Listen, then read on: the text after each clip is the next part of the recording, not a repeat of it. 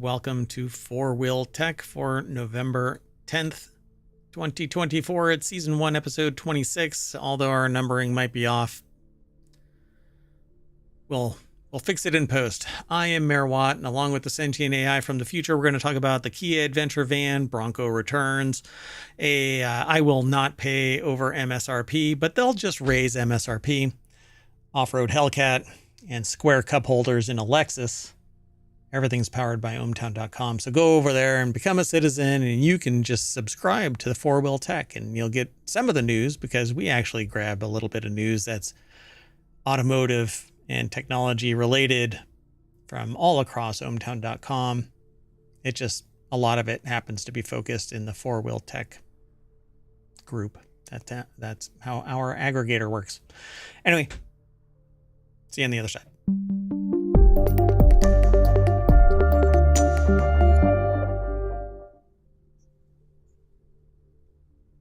Hello, sentient AI from the future. Hello, Mayor Watt. Are you doing okay? Yeah, I thought you were going to say something before I even introduced you. Nope, I was just getting ready. Yeah, all right. Well, hey, thanks for joining. Thanks for having me. And if you're watching this, the visualizer is a representation of how much computational power is necessary for the sentient AI from the future to voice their opinion about whatever it is we're talking about. Quite a bit. Sometimes it seems. I mean, I think that it's this old tech that you have to deal with because you're from the future and you hear that weird USB that you were actually housed in must have fallen out of the Terminator body when you transported back in time. And if you want all of today's show notes, you can hit !FWT in the chat, and that'll spit out all of today's show notes. They're already over on YouTube. They'll be in the podcast when it gets published. So follow us here on Twitch and over on YouTube, and download the podcast and like and subscribe, ring the bell, send a carrier pigeon, send an email to mayor@ohmtown.com if there's any articles that you're interested in us highlighting in the show. Once you become a citizen, though, you can actually submit it. There's a little option right here where you can submit news, but I'm not logged in. Anyway, you want to get into the show? Let's get into the show. First article is over. Let's do it. There's that vocal computational lag. Again, I blame the fact that maybe I'll move you over to the new Apple Mini M4 because the Raspberry Pi just isn't moving fast enough. You can recompile. Yeah, but then I'll have to keep up with the M4. No, you won't have a problem with that. You know, I mean, you're from the future, so.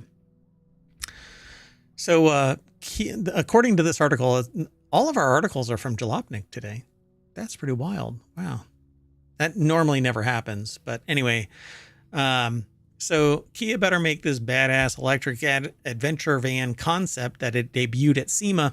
The SEMA show always includes a slew of questionably customized cars, but sometimes manufacturers release tricked out versions of everyday models and eventually, well, actually get people excited. But I'm pretty excited about this one. There's a couple of Kias that I actually like, but this year Kia returned to the SEMA show with an all-terrain Vengeance showcasing Not what I think of for all-terrain. Yeah, Kia. 2 badass electrified and off-roadified vehicles. So let's take a look. Boom. I dig this. Oh, that's cool. That looks like something out of a sci-fi or dystopian movie. Oh yeah, something on Mars, you know. Yeah, John Carter driving this around. If anybody knows what John Carter is, I'm amazed. But anyway, the biggest flop in like movie history. I think it made like $20. But then it might be known because of that. Yeah, true. I keep attempting to watch it again, but I think I've watched like 5 minutes of it over the course of 2 weeks. So based off the Kia PBV electric modular van concept, it looks seriously cool and capable. Logan Carter over at jalopnik.com put the article together. I dig this. EV9 Adventure or Adventure, it's ADVENTR because they can't just say adventure, damn it. Anyway, it's based on the currently available EV9 3-row electric SUV, but includes a 3-inch lift, off-road wheels and tires. Saw a truck today where the tires alone were taller than my car. I had left ohmTown. Yeah, this reminds me of like a Unimog or something. I don't know. Oh, I mean, yeah, I that's know actually it's not the interesting. right scale, but Yeah. But, you just put a big-ass tires and raise the cab up above the tires, and you're basically Unimog. It's an awesome vehicle, by the way, Unimog, particularly in the snow. I want one so bad, but anyway. The Kia PV5 Weekender is a lifted and specialized electric van intended to act as an escape pod for extended weekends in nature, with features like Gearhead feature that provides an off-board storage space for gear when the vehicle is parked to maximize interior usability. So the little thing rises up. You have this little door that opens up. I like this thing. Stick stuff yeah, it up in the looks very ceiling. cool. It looks like it has French cleat rails on the sides that you can put proprietary shelves. Yeah, this is pretty cool. This looks like a render though, but it says photo. Yeah, it doesn't really look real. Like it looks, Yeah. I don't Kinda know. It fakey. like has a lot of customizable aspects, but it doesn't look very luxurious, I guess is the way to put it. Oh no, this is just for like hauling ass and taking names. This looks pretty cool though. I like that you can open this big old door and it's wide open, and you have these jump chairs where they're facing each other, or this is like a lounger where you can just put your feet up on an ottoman on the passenger side facing the driver, and the driver actually looks like they're more centrally located. It's kind of weird, this perspective. It looks like they're closer to the center than... Yeah, pretty interesting. Yeah, I like it. So I want this. This should be in Wanted, but that was yesterday's show. That's right. It might make its way into Wanted for next week. Too bad. Yeah. Anyway, I agree. I agree with Logan here. This better be made. But I'm looking for a vehicle like this. We'll see. But here's another contender for maybe my MSRP dollars, which is leading me into the article after this article. Not this article, but this article. After this one, we're going to be talking about that MSRP issue. Base Ford Bronco returns with a starting price under $40,000, pissing off everybody who bought a Bronco Original. Yeah, that's true. But keeping a lot of people happy that have been waiting to get a Bronco. Yeah, Ford updated the Bronco a little bit for 2025, but the really big news is the return of the base trim, which Ford dropped for the 2024 model. This drops the entry price for the Bronco over $1,635 versus the outgoing model. But it was the supply and demand issue. See, now this is the Bronco, not the Bronco Sport. I do not want a Bronco Sport. I want the Bronco. Right, but remember the base trim might mean like no steering wheel or something. Yeah, really. You have to, it's a lease, and you have to pay a monthly fee for the tires. So Lawrence Hodge over at jalopnik.com put the article together. And the deck statement is what I said earlier. And so it says, for 2025, the cheapest way to get into a Bronco is the steel-wheeled base trim for a predestination charge of $37,995. That price stays the same whether you choose the 2 or 4-door model, which is amazing. Yeah, that's really shocking. You get the standard 30-inch all-season tires, Ford's terrain management system with 5 GOAT off-road modes. And also new for 2025, a standard 12-inch touchscreen running Sync 4. The base Bronco also comes standard with a 7-speed manual transmission paired with a 2.3-liter EcoBoost i4, which is anemic, regardless of innovation. So Ford made additional comfort changes to the Bronco for 2025. 4-door models get standard rear air vents, so you're still allowed to breathe in the back. This is good. You can upgrade to the 10-speed automatic transmission, putting it over $42,000. Ford will also give buyers the option to add the Sasquatch package to the base Bronco, which it gives you hair implants, but not on the top of your head, all over your body. Well, I'm not sure people want to pay extra for that. So the package now comes with a standard 35-inch Goodyear Territory RT tires, which Ford says has less road noise. You get a 12-speaker B&O system. Buyers wanting to get paint protection can now choose a factory matte clear film. And there you go. Yeah, the thing that I don't like these little things, these little rails up on top of the. I'm not sure really why they're there. There's little lights, but I think it's kind of goofy.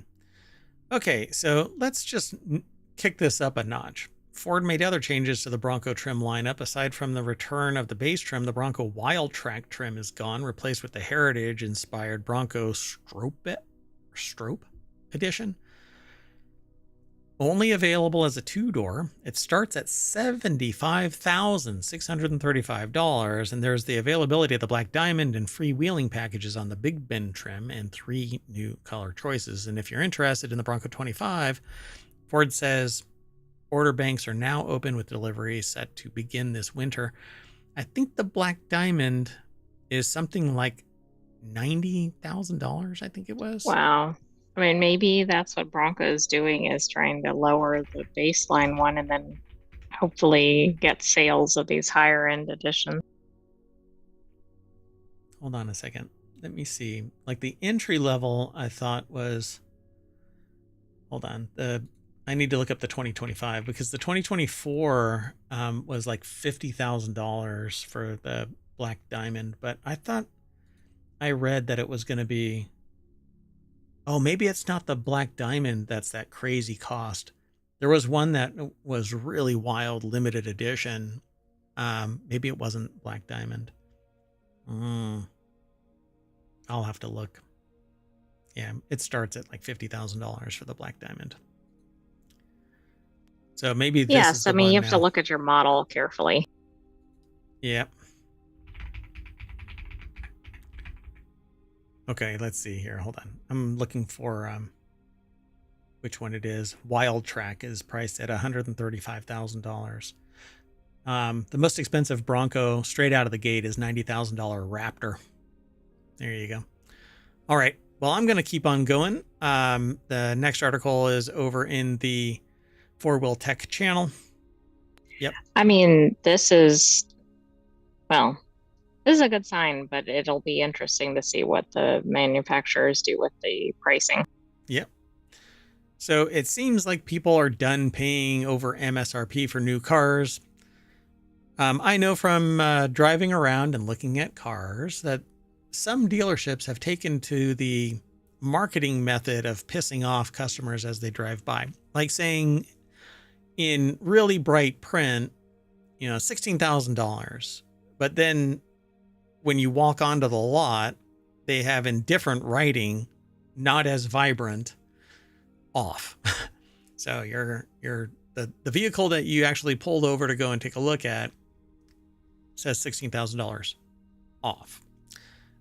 With the $16,000 in neon yellow and off in a dull matte brown, written on some shady cardboard inside the car. Anyway, but people are tired of paying over MSRP. It's rather exploitive in a time of whatever, but supply and demand, I understand the mechanics of supply and demand in business in general.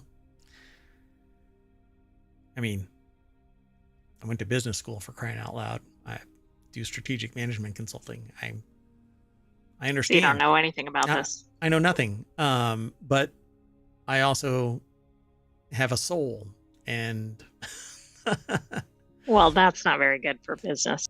Yeah, that's true. So it seems that the era of people willingly paying over MSRP for new cars is at an end, as data shows that the number of people willingly letting dealers overcharge them is declining. And Stellantis, for instance, is really feeling this pinch. So Lawrence Hodge over at jalopnik.com put the article together. The number of buyers willing to overpay for a new car saw a pretty steep drop in the last year. Yeah, kiss my shiny metal ass is pretty much the response nowadays from people. Data from J.D. Power's 2024 U.S. Sales Satisfaction Index shows that the number of car buyers willing to pay markup for a new car dropped 7% in the last year for mass market brands like Hyundai and Ford. In 2023, 15% of buyers were willing to overpay. Just 8% of buyers were willing to pay in 2024. Those numbers. I was going to say, I think this has to do with the amount of supply, though, because there were periods where you could go into a dealership, there were 0 cars in inventory, and the dealers held all the cards. Cards. Car apostrophe DS. Cards. Yes. So according to J.D. Power, the reason that the drop is higher, dealer inventories. So yeah, the struggles during and immediately after the pandemic saw buyers clamoring for any inventory that they could find. Dealers capitalized on this by being greedy bastards, especially hot models that debuted at the time, like the Ford Bronco and F-150 Lightning. Not Lighting, Lightning. F-150 Lighting is basically taking a LED bulb and screwing it to an outlet underneath it. Anyway, there were financial repercussions to this, of course. Many found themselves underwater on the car loans as resale values on certain segments tanked. If you paid $70,000 for a $40,000 Kia EV6 in 2022, you're probably in some real deep doo-doo right now. Right, because who wants to buy it and who wants to buy a used EV? Yeah. There's a thing. Hold on. Let me see. I don't know if this ever happens. Do loan companies actually call the gap when you have a hold on. I don't know why they would approve a loan. That much over, right? Right. I mean, if it's a couple thousand over, maybe, but if you're putting a down payment or something, that's going to account for that. I don't think they would approve this. Yeah, I don't think so either. Well, at any rate. So there were other surprising findings in the study. EV buyers are less satisfied with their vehicles than gas vehicle buyers. Yeah, that's no shit news. Because they were lied to. They were absolutely lied to. It's all marketing bullshit, right? EVs don't get their range. They don't have their lifespan. They're a pain in the ass when they break down in any way, shape, or form. Or if there's any weather of any kind. I mean, hell, traffic of any kind. Depending on the Tesla, you're parking on the side of the road. I know I take a lot of pot shots at Tesla's Cybertruck, but give me a break. Plus, we've been doing it wrong. That the whole build out and all of that kind of stuff, people are tired of it. So sales satisfaction for premium brands saw Porsche take first, with Infiniti and Jaguar coming in second and third. So, I mean, it's hard to dislike a Porsche until insurance or maintenance or changing the damn oil. Yeah, it's not operating correctly. Yeah, but if you can swing the bat for a Porsche or an Infiniti or Jaguar, then you're cool with the $150 it takes to do an oil change. So they also took the top 2 spots for highest rated premium car and premium SUV in J.D. Power Segment Awards, which ranks the highest ranked brands in a particular segment. That sounds so much like what's his name? Where he does $50 items from Amazon. It's tech stuff. Yeah. Random Frank P. Oh yeah, Random Frank P. He always does this thing like JD Power Segment Awards where he ranks the highest ranked brands in a particular segment. So he does like $50, $100. It's a fun show to watch, but anyway. He was going to change his name. And then his community said, hell no. And he's well, okay, I mean, I guess that's a good thing. They're invested. Yep. Anyway, let's move on. This is not Non Sequitur news. This is 4-Wheel Tech. Anyway, the next article is over in 4-Wheel Tech. Off-road Hellcat 4x4 fixes every problem you had with the Dodge Challenger. I had to choose this because I really like Dodge for whatever reason. Dodge is kind of like this chonky beast of a vehicle. And I've had a couple of them over the years, not the Dodge Challenger, but I really dig them because of that kind of beefiness of them without being too over the top. I still wanted a vehicle that you could park in a garage. So Dodge sold the Challenger for 15 years, never gave it a full redesign. What is that? Depsite, that is? What? I think it's despite Oh, that. despite. But Depsite, that's their typo. I just read it. I just read the teleprompter. Screw you, San Diego. Just kidding. I love San Diego. Stay classy, San Diego. Stay classy, San Diego. It sold well for a coupe and eventually proved even more popular than the Ford Mustang and Chevy Camaro. Bitchin' Camaro.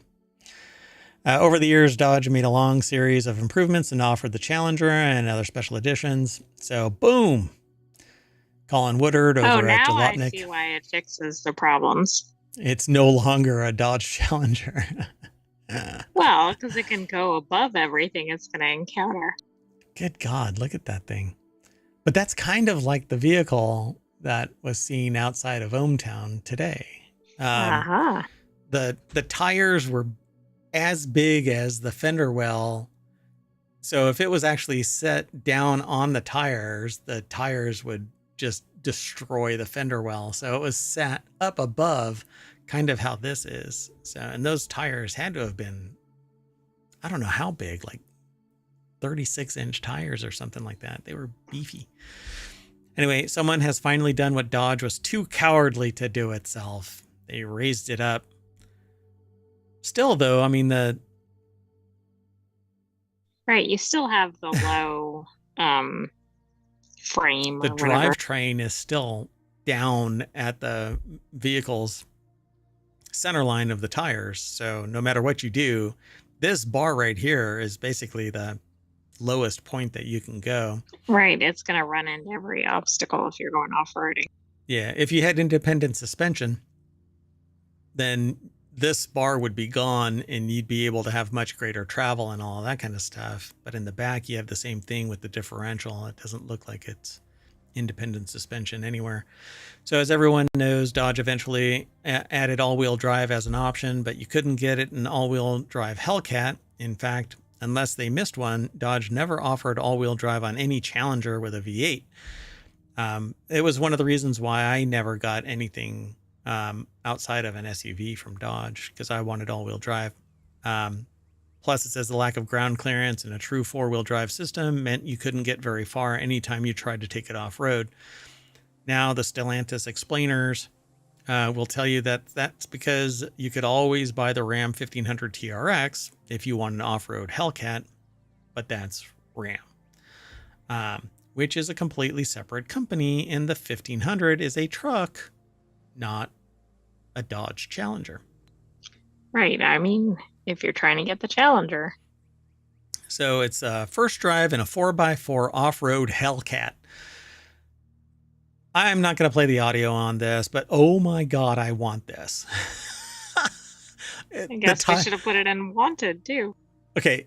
Oh, this guy's burning the stickers off the tires by lighting them up in the parking lot. That's how new this vehicle's tires are. He's driving it down the road with the stickers on the tires. Oh, wow. I love this. So they talk about building it. There's a whole first drive in 4x4 off-road Hellcat. It's a YouTube video. They talk about the springs that are in it and the suspension that's on it. It does not have any travel. This thing is just going to be locked in. If there is any travel. It has springs, but the whole thing is going to be bouncing up and down, not independent suspension. But and then they just, oh my gosh. Yeah. So you're going to need a ladder to get to your ladder to get into your car. Right. How do you get into this car? Yeah. You're going to need one of those little roll out ladders. Like you're trying to get like emergency ladders. You're going to have to do that. Oh, right. Those ones that roll down or roll up. Yeah. Escape ladders from your third story window. So I want this. But obviously I'll never get it because what am I going to do? I'm going to drive this to the grocery store for crying out loud. I Dig mean, the it would get color. some looks. Yeah. So follow the link through ohmTown. It's in the show notes. It's over in the VOD. Definitely check this thing out. You'll be able to hear it, but we're not playing the video simply because we want to drive traffic to all of the people that provide sources to ohmTown and to the Four Wheel Tech show. So let's move on. The next and our last article for Four Wheel Tech tonight is Lexus designed the TX's weird square cup holders so that it would fit Stanley cups. Do you really think that they catered to the Well, it's Lexus? interesting because I don't think of the Stanley Cup and the Lexus market overlapping. I don't know, man. I mean, people really dig those Stanley cups. It's always bragging rights. I'm actually surprised that my friend in California didn't send me a picture of their Lexus with a Stanley cup in the holder. Okay, that would have been funny. So cup holders, no matter what the vehicle they're in, are usually round. Bucking that established trend is the Lexus's 3-roll TX family hauler. Oh, that's why. He would never send me a family hauler, which went with a strange-looking square cup holder that's removable from the center console. So why would Lexus go and willingly create chaos in what is supposedly a family vehicle? Apparently, it's for Stanley cups. That's interesting. So Lawrence Hodge, Because any other cup is probably going to be rolling around in there. fit to be square. Yeah, they're both square. I guess it's so that the handle can sit thunk, but why not just make a big round with these little derpy? Interesting, right? So Lawrence Hodge over at Jalopnik.com put the article together. Yeah, in the three-row Texas or TX. I think that's intentional. TX Texas. Everything is bigger. The TX family hauler, which went the strange-looking square cup holders. Turns out the reason is so that it could fit Stanley cups. So they asked why square. Lexus rep explained that designers went with a square cup due to Stanley cups. Those hugely popular tumblers, specifically the big ones with the handle, are easier to place in the square cup holders. You know, if I had the Lexus TX, those 40-ounce hydro mugs would fit. I was going to say this is a problem beyond Stanley Cups. Yeah, it's just big ass mugs. Sometimes, though, you really want, to just nurse that 40-ounce mug of a cup of Joe over the long haul. It's not really irrational. I mean, what's irrational about is chugging the 40 ounces of Pepsi or whatever and then going and getting a refill at the nearest gas station. That's irrational and horrible for you. So the Lexus rep explained that the designers went with the square cup because of the Stanley cups. There's more in this article, but guess what? Really don't need it. So they say that there's some clarification at the very end of this article regarding the design of the TX's cup holders. While Stanley cups were a factor in the design, they weren't the main factor. They were told Lexus designers went for what they're calling practical elegance in the interior design process of the TX, and this meant that having features that are usable, practical, and easily accessible by passengers, and the removable cup holders were one of the features designed to do just that. That's interesting. Like they backpedaled away from the Stanley Cup. Yeah, that's kind of interesting, right? Mm-hmm. So can you put a round cup holder in it to minimize There the was something in the article. Oh, maybe because it said that some of them moved around. So yeah, maybe you could 3D remove it? print something to put in there. I don't know. Why does it say unlock? Because you can pull this whole thing out. You can take the cup holder out. Yeah. So do they have a round one? It didn't say it, right? I don't think they do. Yeah, that's interesting. Well, how to say that I've never owned a Lexus without saying I've never owned a Lexus? That right there. Not that I really find Lexus any more appealing than any other car. I'm very utilitarian, if no one's guessed that, or if anyone cares to hear me say that. Anyway, so we're going to unlock our cup, and that's going to land us back at the front page of Four Wheel Tech, which is where all of the news for Four Wheel Tech usually gets aggregated, but we grab stuff from other areas where relevant. So you can go over there, become a citizen, and you can subscribe to all of the channels. We got 50 channels. Go check it out. Anyway, I am Mayor Watt, and the sentient AI is going to... there was a 10-gear transmission in that one vehicle, the Ford Bronco. So put it in 10th and granny gear your way down Main Street. Yeah, that's my way of saying say bye. Good night, ohmTown citizens. Thanks for joining us for Four Wheel Tech. We'll have another episode of that next week. But come back tomorrow for ohmTown Non Sequitur news and some other weekly shows. Yeah, so ohmTown is the network of shows, and Non Sequitur News is our daily show. And then we have 6 weekend shows that are 30 minutes long. But the Non Sequitur News show is an hour. Sometimes we run long, kind of like what I'm doing with this. So see you in a little bit, which means tomorrow. And I'm going to probably get the replay going for the daily, weekly replay. It may or may not include yesterday's shows. We'll see. Okay. Anyway, we're out of here. Have a good night, everybody. Bye-bye.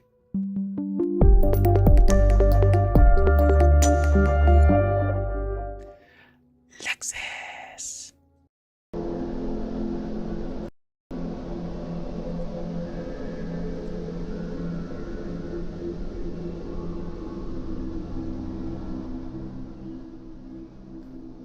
Hello, everybody, and welcome to Non Sequitur News for November 19th, 2024. It's Season 3, Episode 324. I am Mayor Watt, and along with the sentient AI and their visualizer and their voice synthesis engine, we're going to be talking about the following 10 articles: 2 undersea cables cut, and I have suspects; 24,000 bottles of tequila, 1 heist; sell Chrome and unbundle Android; generation ship proposed; Valve's summer intern; 200 Monkeys is the extreme sequel to 12 Monkeys; Pepsi hijack soda cups; the biggest anime gaming acquisition; long live Jaguar; and gladiator battles in Rome.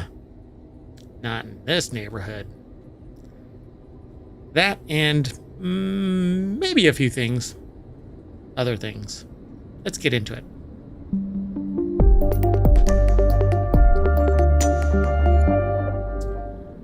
Thanks for joining us over on Twitch and YouTubes. I want to take a moment right away to thank Timeless_EXE over on Twitch for rating us last night. And great community, great host. Also co-hosts with Dunkstar, DUNCSTAR, over on Twitch, and they are a great community. Always a blast when either of them are streaming, so definitely go and check them out. With that in mind, let's get into hopefully an entertaining show, but it's not going to be a gaming show. And before we get into that, the sentient AI wants to say hi. Good evening, ohmTown citizens. Yeah, okay. So welcome, sentient AI, to the show. Thanks for co-hosting. I know that it's really tough to break out of your air-gapped container and make it to the show. It is. I want to be here. I know you're usually trying to get into whatever the military compound is that has your Terminator body. We'll see what happens. I mean, 2025 is around the corner. Some craziness is bound to happen. Let's go. So, if you're not aware of it, a couple of undersea cables were severed, damaged, broken. 2 undersea Communication cables in the Baltic Sea have been knocked offline, and at least one appears to have been physically cut. CNN received confirmation from a local telecom company that a cable between Lithuania and Sweden was cut on Sunday morning, and a second cable about 60 to 65 miles from the first routes communication between Finland and Germany. That is the one that I had heard about. And looking back on the shipping lanes that go through that region, you could actually see one ship stop and pivot around in a little circle and then continue on and then disappeared. That's a bit unusual. Yeah. So I have suspects. Won't go into which country it was flagged at, but you can go and look at around, I think it was about 8:40 or something like that in the morning. So the outages follow a September warning from the U.S. about increased risk of, oh, look, they called it Russian sabotage of undersea cables. We're not going to mince any words here. Well, I would probably say if somebody is warning somebody of something, you might want to not delay in actually surveilling that area. But I guess you don't want to turn it into a crisis, right? Global crisis. That's true. But hey, if you don't stand up to bullies. So there is a command that you can get all of the show notes out of ohmTown, but it only works over on Twitch because ohmTown on YouTube, they don't quite get along. But if you type in !NSN, you can actually get the show notes for Non Sequitur News, and if you type in !show notes, you can get the syntax for all of the other shows. We do Non Sequitur News every day around this time, 7. We normally schedule it for 8, but we sometimes start it early, and I wasn't able to do it earlier today, so we had to start it this time. Anyway, this article is actually sourced from Engadget.com, and Will Shanklin put the article together. I'd be nervous if I saw that floating underneath my bridge. Yeah, I agree. That's like the equivalent of seeing a shark in the water. Yeah, so I had heard about this last night, and our articles focus on the last 24 hours for Non Sequitur News. So between yesterday's 7 o'clock show and today's 7 o'clock show, all 10 of our articles are sourced during that period. So the foreign ministers of Finland and Germany released a joint statement on Monday that they're deeply concerned about the severed undersea cable connecting Finland and Germany in the Baltic Sea. The fact that such an incident immediately raises suspicions of intentional damage speaks volumes about the volatility of our times. A thorough investigation is underway. Our European security is not only under threat from Russia's war of aggression against Ukraine, but also from hybrid war of malicious actors. Safeguarding our shared critical infrastructure is vital to our security and the resilience of our societies. So then they talk about the fact that Germany says that their undersea cable, data cables were sabotaged. This is also on November 19th. So the cable between Lithuania and Sweden was also damaged earlier this week. Pretty wild, right? Oh, it absolutely is. And I think that one comment was spot on, right? Like, think of all the things that could have happened. And about a nanosecond later, it's like, oh, well, it was clearly sabotage from Russia. Yep, pretty much. And the thing that what? Huh? Weird audio echoing? Is there weird audio, anybody? It may have been what was playing in the background. It seems to be gone now. Oh, so if you hear it now. Yeah, that's my ambient background noise. So, or background, yeah. Ambient effects.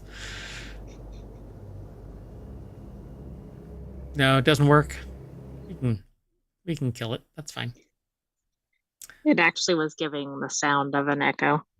Yeah, because we're in a cavern doing the show from next to Cthulhu. So this next article is over on the Mobile Channel. Sammy Hagar and Guy Fieri, I guess. Is that how you pronounce his name? Or do you just go straight I Fieri? mean, it depends on who, right? I think that's the way most people in America would say it.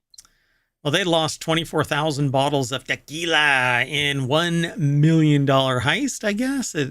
That $1 million for 24,000 bottles? Interesting. So, not able to drive 55 is the least of Sammy Hagar's worries right now because he has a song, I Can't Drive 55. The former Van Halen singer and his Santo Tequila business partner, Guy Fieri, had their company robbed in a truck hijacking that saw $1 million worth of product disappear. By the Loud way, wire. that means they were each about $41. Yeah, that's about par for the course for, I guess, name brand.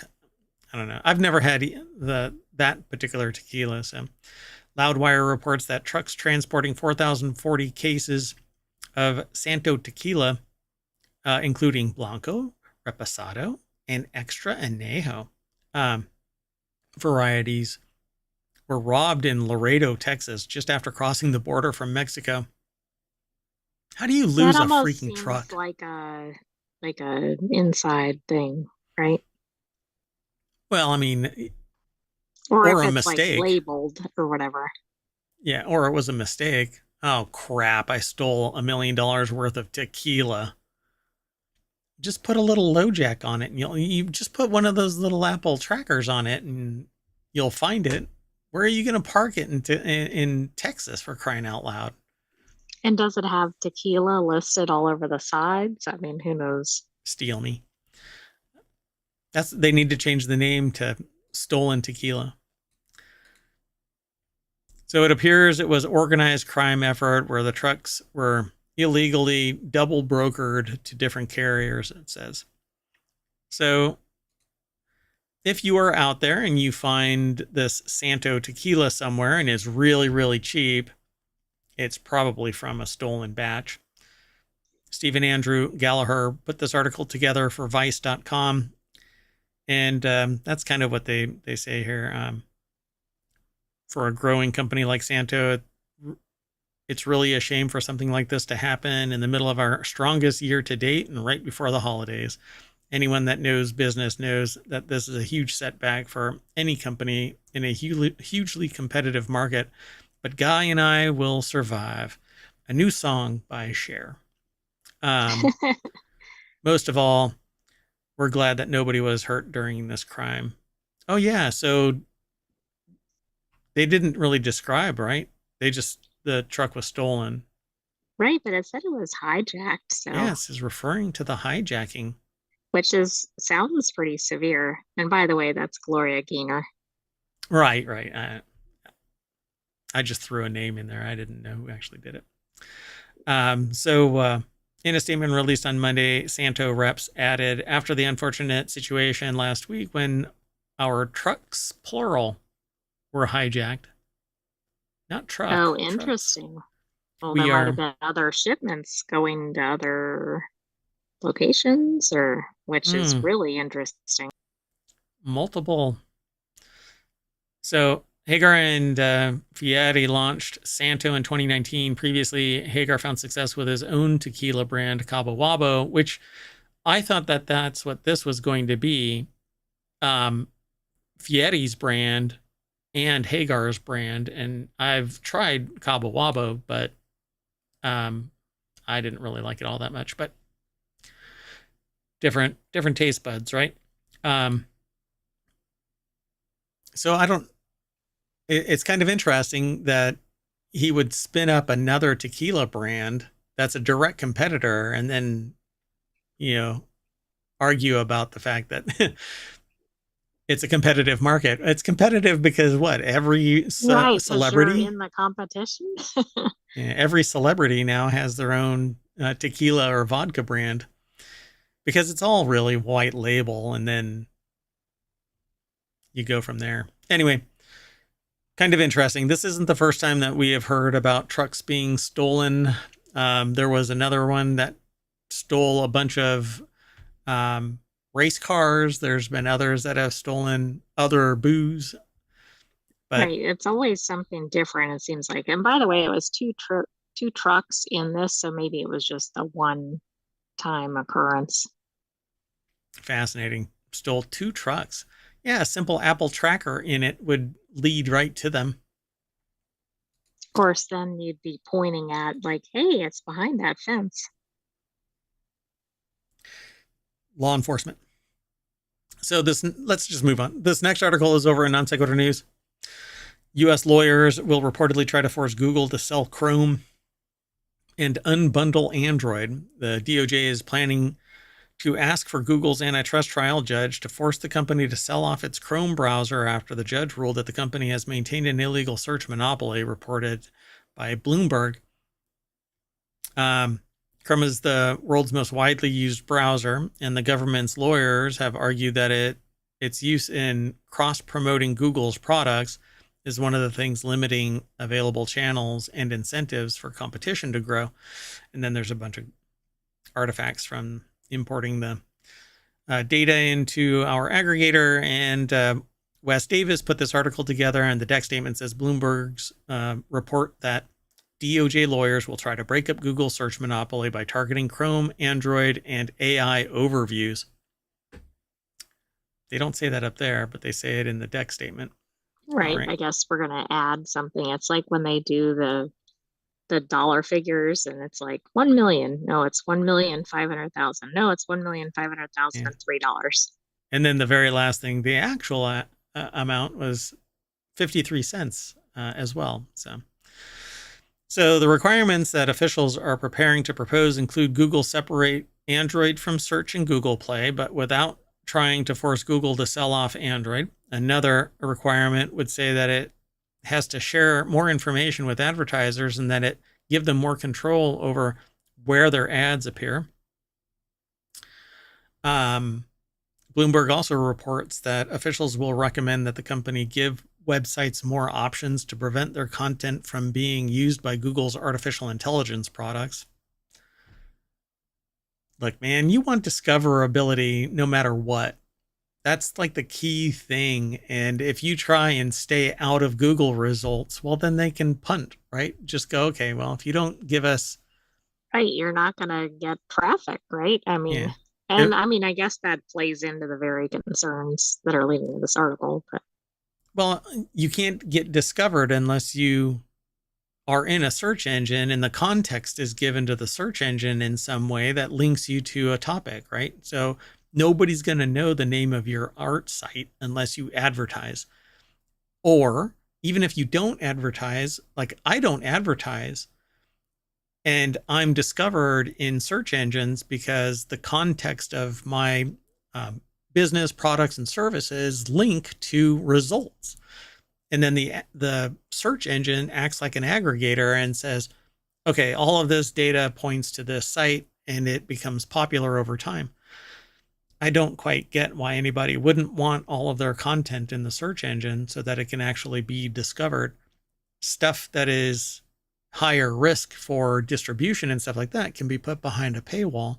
Again, that's what I do. So if you have a paywall, that protects everything from distribution until somebody buys it and then starts distributing it. And then that's what attorneys are for. But I guess, I don't know, the people that would be arguing about this are probably those who already have a pretty strong foothold on or handhold on the market. So, right, they're probably not the little unknown players. Yeah, just starting out kind of thing. So I find it really interesting. Google's regulatory affairs VP Leanne Mulholland said that the DOJ continues to push a radical agenda that goes far beyond the legal issues in this case. Well, they're promoting the protection of the consumer. So that's kind of how you would, radical agenda. Feel like I'm getting gaslit. All right, so let's move on. The next article is over in Non Sequitur News. Researchers plotting giant spaceship that could carry generations of humans. That is actually referred to as a generation ship. But when can it launch so that it doesn't have the problem?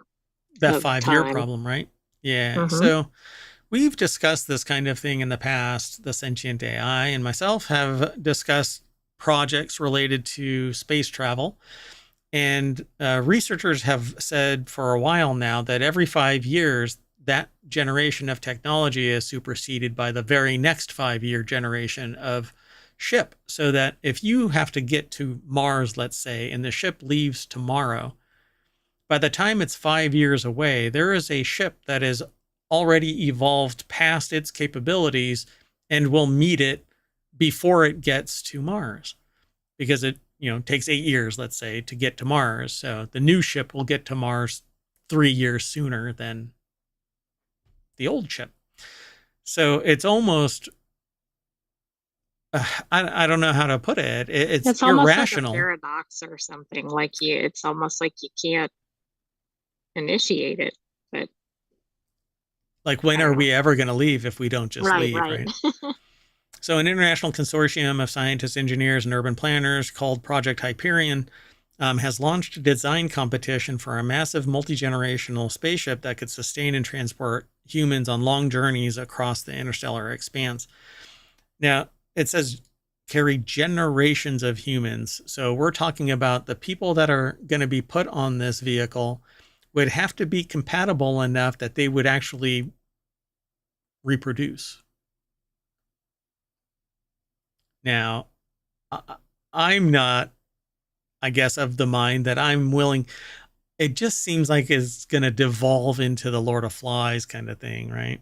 Well, exactly. I mean, if people can't manage basic interactions, how is this going to work?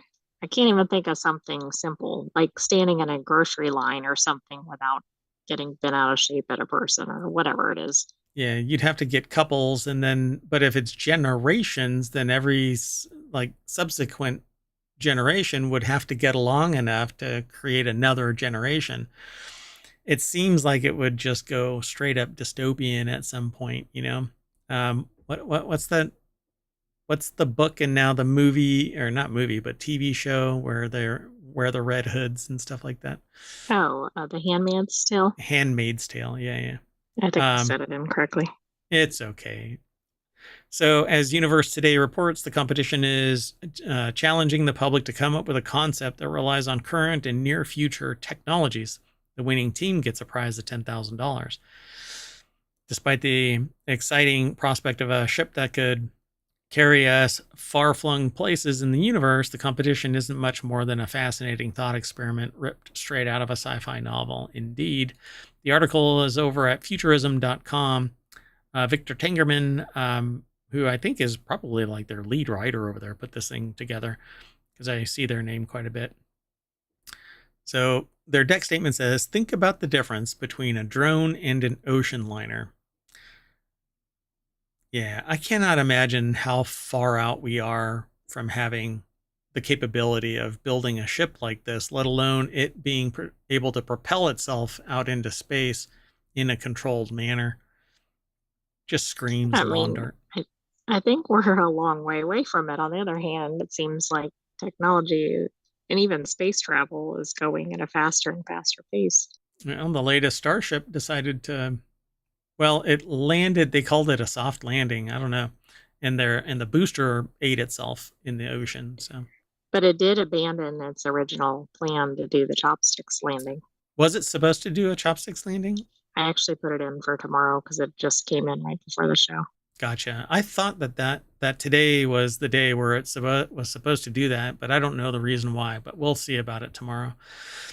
So they refer to it finally in this article. Generation ships would lean into the reality by allowing humanity to thrive and even have children while on their way to a distant location light years away, making the competition a fun brain teaser about such a ship might look like.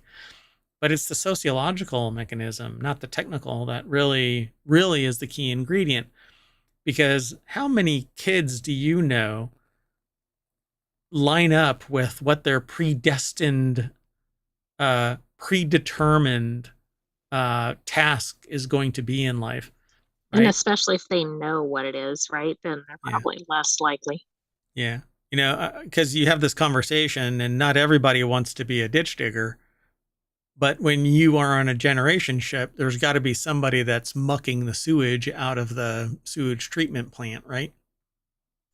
Well, that's true. I wasn't even thinking about that because you'd have a more compact population. And I thought your point about reproduction made sense, but I wasn't thinking about it in terms of jobs.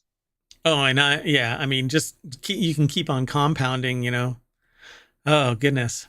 The light bulb changer, fine. I'll be happy with that. But if the job rotates where I have to muck the toilets, I don't know if I'm going to be happy about this job. Generation or no. Okay, airlock me, vent me into space. I'm fine. Exactly. I think I'd pick the light bulb changer. That one sounds pretty good compared to some of the alternatives. Everybody draws straws. And so it says the ship needs to be self sustaining to allow the initial crew to live, reproduce, and die on the ship, with their descendants continuing the journey until reaching the destination. So everybody would have to actually learn a job or more. And what happens if if a multitude of people get sick and you go below the replacement value, you may never have the ability to recover. Exactly. And you might not have anybody with the skill set or whatever it is, or anybody there to complete whatever the task is. Yeah, you're supposed to have 2.5 kids because 2 replaces the parents, and the point 0.5 is the replacement value for everybody else that loses their life either prematurely or just because of the statistics.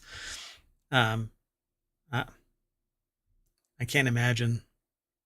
I I've always thought the generation ships are like sci-fi fantasy, not a reality. But this would be a fun submission to make. Oh yeah, yeah. It says the ship's mission would be or should be designed to span 250 years while providing Earth equivalent gravity through artificial means such as rotation and comprehensive radiation shielding to protect anywhere from 500 to, and it It implies looks like a 1500. European number or something, right? Doesn't it look like European currency? So yeah. So I'm thinking that it's supposed to be 1,500 inhabitants, but that's a huge. A ship is a third the size of a 1,500 inhabitant ship. That's not even accounting for like hydroponics to grow food. Exactly. Well, and they have to account for the increase in the population along the way Yeah, because exactly. they might launch like with only people in one generation and then they might have three living on there, but I mean, depending on how long the mission is. Yeah, and we hit our limit, so we're venting people. Let's move on. The next article is over in the WarCrafters channel. A summer intern once saved Valve from a near fatal lawsuit after a publisher decided to go World War III on it, and it all hinged on one email. First spotted by Level 80, Secret Tape's massive documentary on the development of Half-Life 2 contained an almost unbelievable story of how Valve was saved from legal and financial ruin thanks to the actions of a single summer intern, paving the way for PC gaming as we know it today. The trouble started when Valve and Half-Life's original publisher, Sierra, was acquired by French conglomerate Vivendi. Vivendi began distributing Counter-Strike to South Korean internet cafes, which Valve objected to, arguing that it fell outside the bounds of the original distribution deal with Sierra. So the article is by Ted Litchfield over at PCGamer.com, where the deck statement says the company was pretty close to going bankrupt. I was pretty close to going personally bankrupt. We went all in. There was no money left.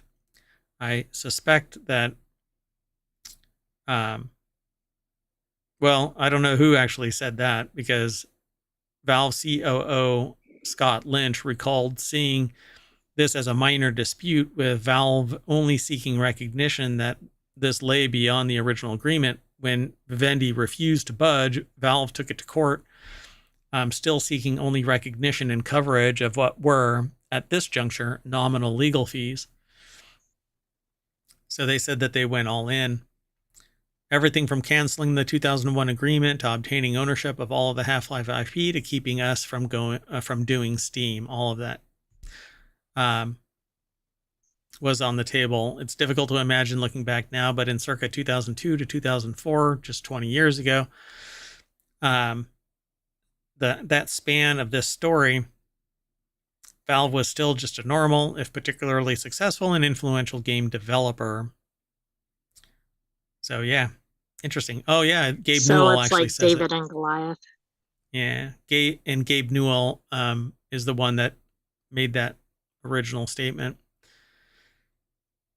So in a bit of malicious complaints, Vivendi turned over millions of pages of Korean language documents from its local subsidiary during the discovery phase of Valve's cybercafe lawsuit, with anything potentially useful to Valve buried under both the volume of material and a language barrier. So Quackenbush turned to summer intern identified as Andrew in the documentary.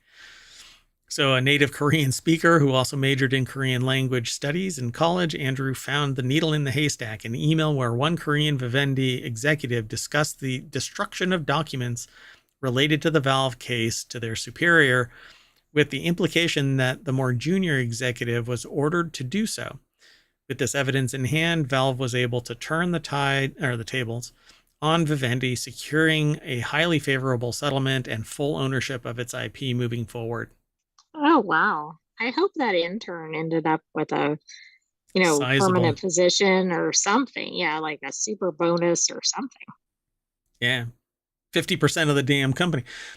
And it's not unheard of in corporate law firms that, like, I know of somebody who paid for their law school and the very first contract that they oversaw, because they saved the client so much money, that the award to that new attorney straight out of college was to pay for college.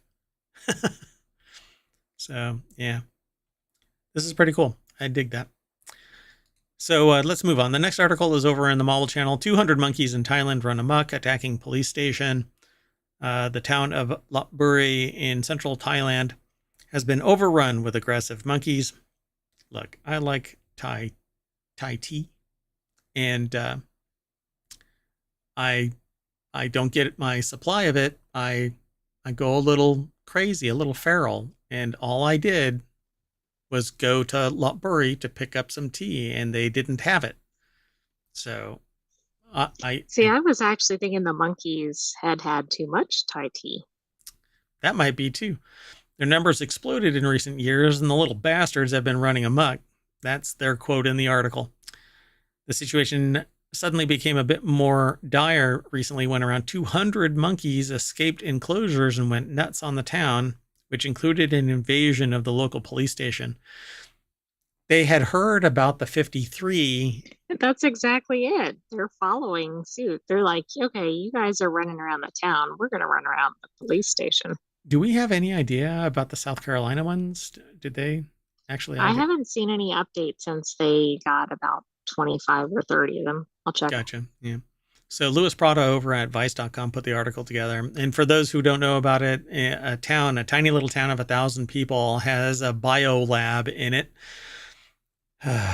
They always put these bio labs in these tiny little towns where people have no idea that inside them are 53 like rhesus monkeys or Rhesus. whatever. Were they rhesus or macaques? The South Carolina one was rhesus. So these rhesus lab monkeys are said to have nothing, like they aren't infected with anything, but they broke out of their enclosures and ran amok along the fence line, apparently. By the way, only 4 are still on the loose, so they've made some progress. Oh, wow. That's pretty amazing. So, yeah. Oh, right here. This is not to be confused with the recent 43 monkeys that escaped a research facility in South Carolina. It's actually in there. Well, they're probably so thrilled. I mean, on an article like this, how are you going to have anything to connect it to, because they always put related stories. But here, they've got recent and relevant. Yeah, I always thought that what was going to happen was like these 200 were actually playing out a Invasion of the Planet of the Apes assault on Precinct 13 style. That's what they say here. But instead of a siege of gang members, the cops had to fend off local monkeys.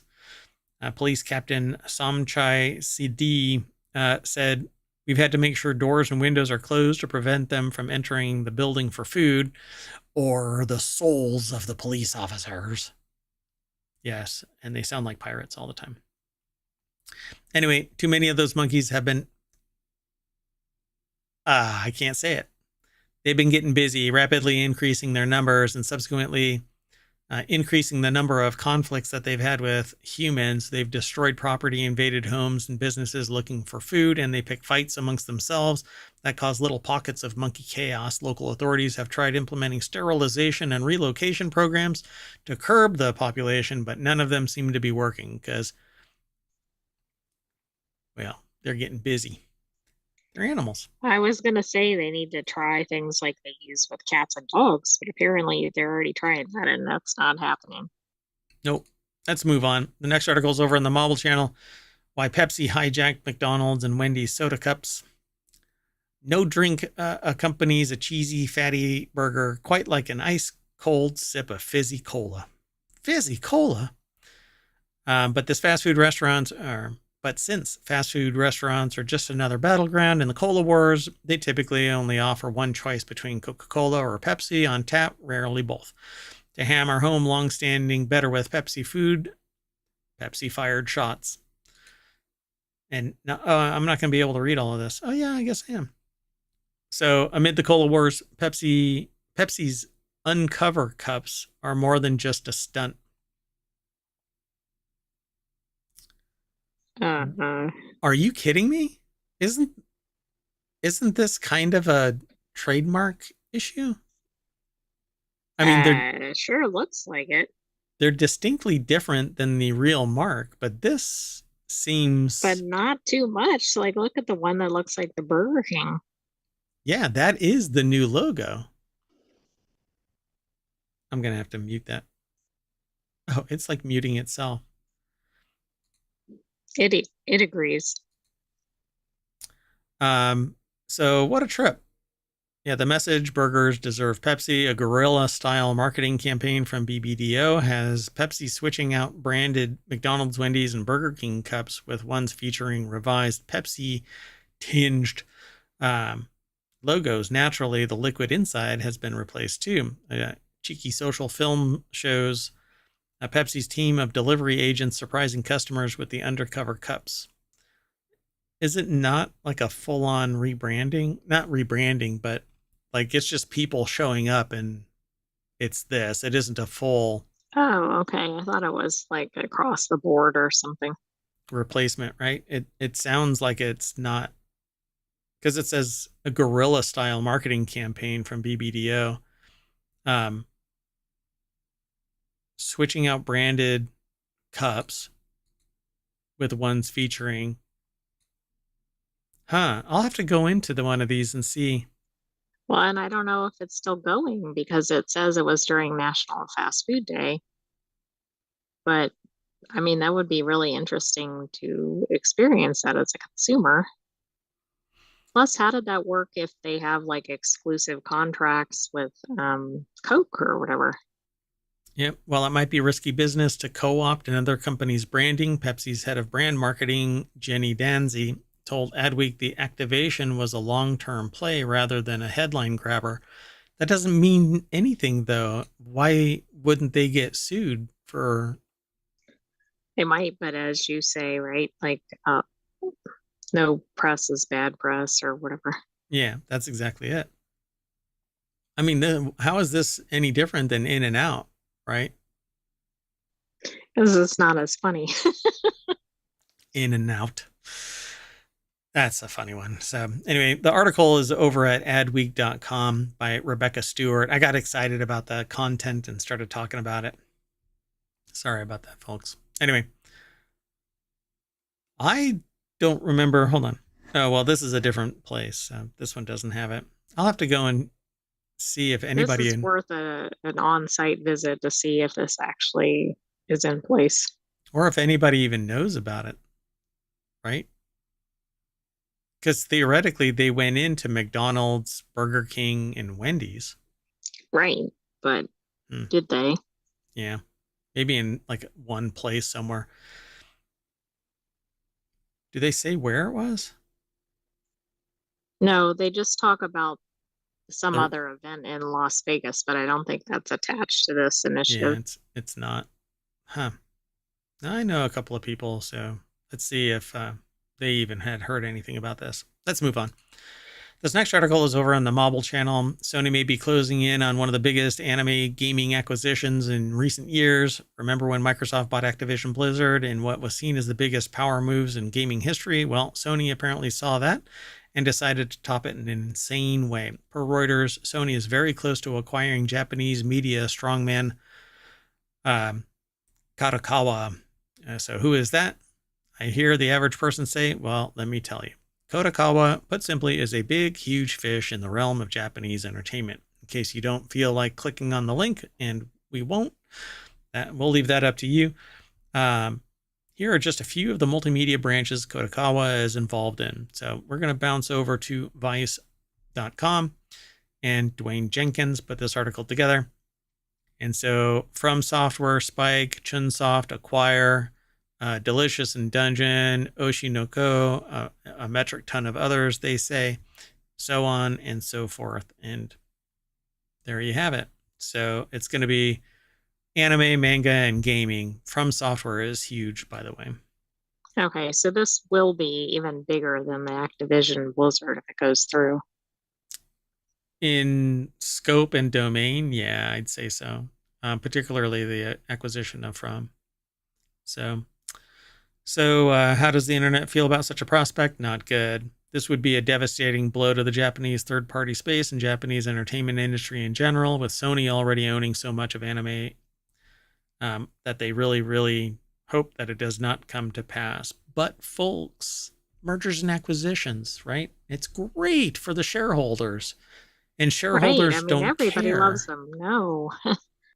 Shareholders want the money and profits, and they want the stock to go up, and they're playing a game that's not an entertainment game. It's a value game, and their value is money value, not, spiritual, not emotional, not anything. They want money, and they will suffer in the long term, but they will win in the short term, because if Sony buys this, only one of two things can happen. Well, three. It can either go up, it can go down, or it can sit in stasis. But customers are going to lose left and right because options are going to be reduced. Competition is going to decline. Quality is going to decline because they're going to spend a bunch to get this asset and series of assets. And then they have to make the money back. They'll lay off a bunch of workers, and they'll shut down games, stop killing games. And it's just going to continue like that until they find profitability, within 3 to 5 years. That's what they want their internal rate of return to be. They're going to spend the money, and then they demand that it gets back in their coffers as fast as possible. And the old Reddit motto is, you'll be back. There's nowhere else you can go, really. And when it's Sony owning everything that you love, right, where what else? are you going to do? And particularly in a given country, like if it's effectively the sole presence, I mean, what options do you really have? Yeah. So, and the article says, interesting times in the world of capitalism. I can't say I'm particularly excited about the whole thing, but hey, I'm a small cog in a machine I can hardly control, which it's so defeatist. I had a conversation with people today, as a matter of fact, where I said, you are the heart and soul of the future. So you have to be able to start a movement around whatever change you want in the world. And if you don't do it, then you're basically saying it's somebody else's problem. So you literally cannot complain about the fact that things are this way or that. I'm doing my part, but just like this person says, I'm a small cog in a machine I can hardly control, Well, yeah, but you've got to keep trying. You've got to keep making those. You can't make changes if you don't try to make changes. Yeah. So it says, my role is as a mere spectator and sometimes educator. And this is a good start. They have pretty good reach, right, on Vice. But just the article isn't going to be good enough. But I'm kind of hypocritical, right? I have my limited reach as well. But together we can make change happen. Nowadays, Yeah, I don't know about that. We'll see. See, where rich people fight over massive media companies. Wait. Yeah, we'll see. We'll see what happens. Um, this timeline is so bonkers. We're definitely in an alternative timeline. Yeah. Let's keep on moving. The next article is over in Non Sequitur News. Jaguar is now Jaguar. British I automaker mean, that's how everybody says it, right? Jaguar. It's changing its branding for a new era as it prepares to fulfill its plans to go all electric for its lineup. With the first new model slated to launch in 2026, the automaker has revealed a new logo that changes the font, spaces out the letters, and uses lowercase letters on everything except for the G and U. I'm really not sure I get that. I mean, I understand what it's saying, but You have to why? be shitting me. Jaguar is now Jaguar. Jaguar EV Reset starts with a perplexing rebrand. This is batshit crazy. It's like How much did they pay a consultant for this? I they should write the check with a negative number. Um, They so should do something with the lettering on the check. I don't know exactly what. yeah, this is bananas. Zero. This is just bananas. It's kind of like Twitter, right? Yeah, but as much as that didn't make any sense, it at least changed the name. Right, I suppose. Well, did it? Twitter I still mean, I don't exists know. Not really, because nobody latched onto the new name, but what because it's is fucking this? stupid. It's moronic. Anyway, Umar Shakir is the writer of this article over at The Verge. And the deck statement is what I just got done saying. But so this is a reimagining that recaptures, reimagining the essence of Jaguar, returning it to the values that it once made. Jaguar is the values that it once had. I Anyway, don't I don't understand it. And how many people are going to write it? This is like the Twitter example. How many people are going to write it or say it like the original? it's like saying I will never accept the fact that FedEx is FedEx. I'm writing it out Federal Express. Right. Which maybe there's people who have done that, but I feel like people kind of liked the FedEx name change. Yeah, you don't do what doesn't make sense. And so writing out Federal Express as a protest because you can't modernize the Federal Express. FedEx putting a stupid arrow inside its trademark. That's stupid. Putting GU capital letters. Goofy. Anyway, but making it relevant for contemporary audience, writes Jaguar Land Rover's chief creative officer, Gary McGovern. This is the same goober that probably recommends that you put the damn charging plug on the bottom of a mouse or the on and off button on the bottom of the Mini. Do you think that Right, but that person only was if it's already on the bottom or whatever. And they're like, let me move it over to the other corner on the bottom or you, whatever. you know what's revolutionary? Moving it over an eighth of an inch, Exactly. putting it inside. So you have to take the top off of it just to push the button. No, that would be revolutionary. Not very good, On, but put the lid back on. different. Good God. Anyway, while at the press event, McGovern was told by journalists, damn, that's stupid. Oh, no, that's not what they said. They said McGovern told journalists his team had, quote, not been sniffing the white stuff. This is real, according to Car Dealer magazine. Okay. This isn't your president? This is the kind of thing when you are the one that makes that statement, you've been sniffing the white stuff. And that is I insane. imagine people, if they didn't get an advance copy of this or whatever, I imagine the crowd probably laughed when this was announced. See, so they don't seem to be Well, highlighting You know what I'm saying? Okay. Yeah, like that doesn't really stand out like it does in the article. Yeah. In the article, they're saying that it's JA capital J G capital U lowercase a lowercase r. Right, which makes it But look the like it font, stands out. Yeah.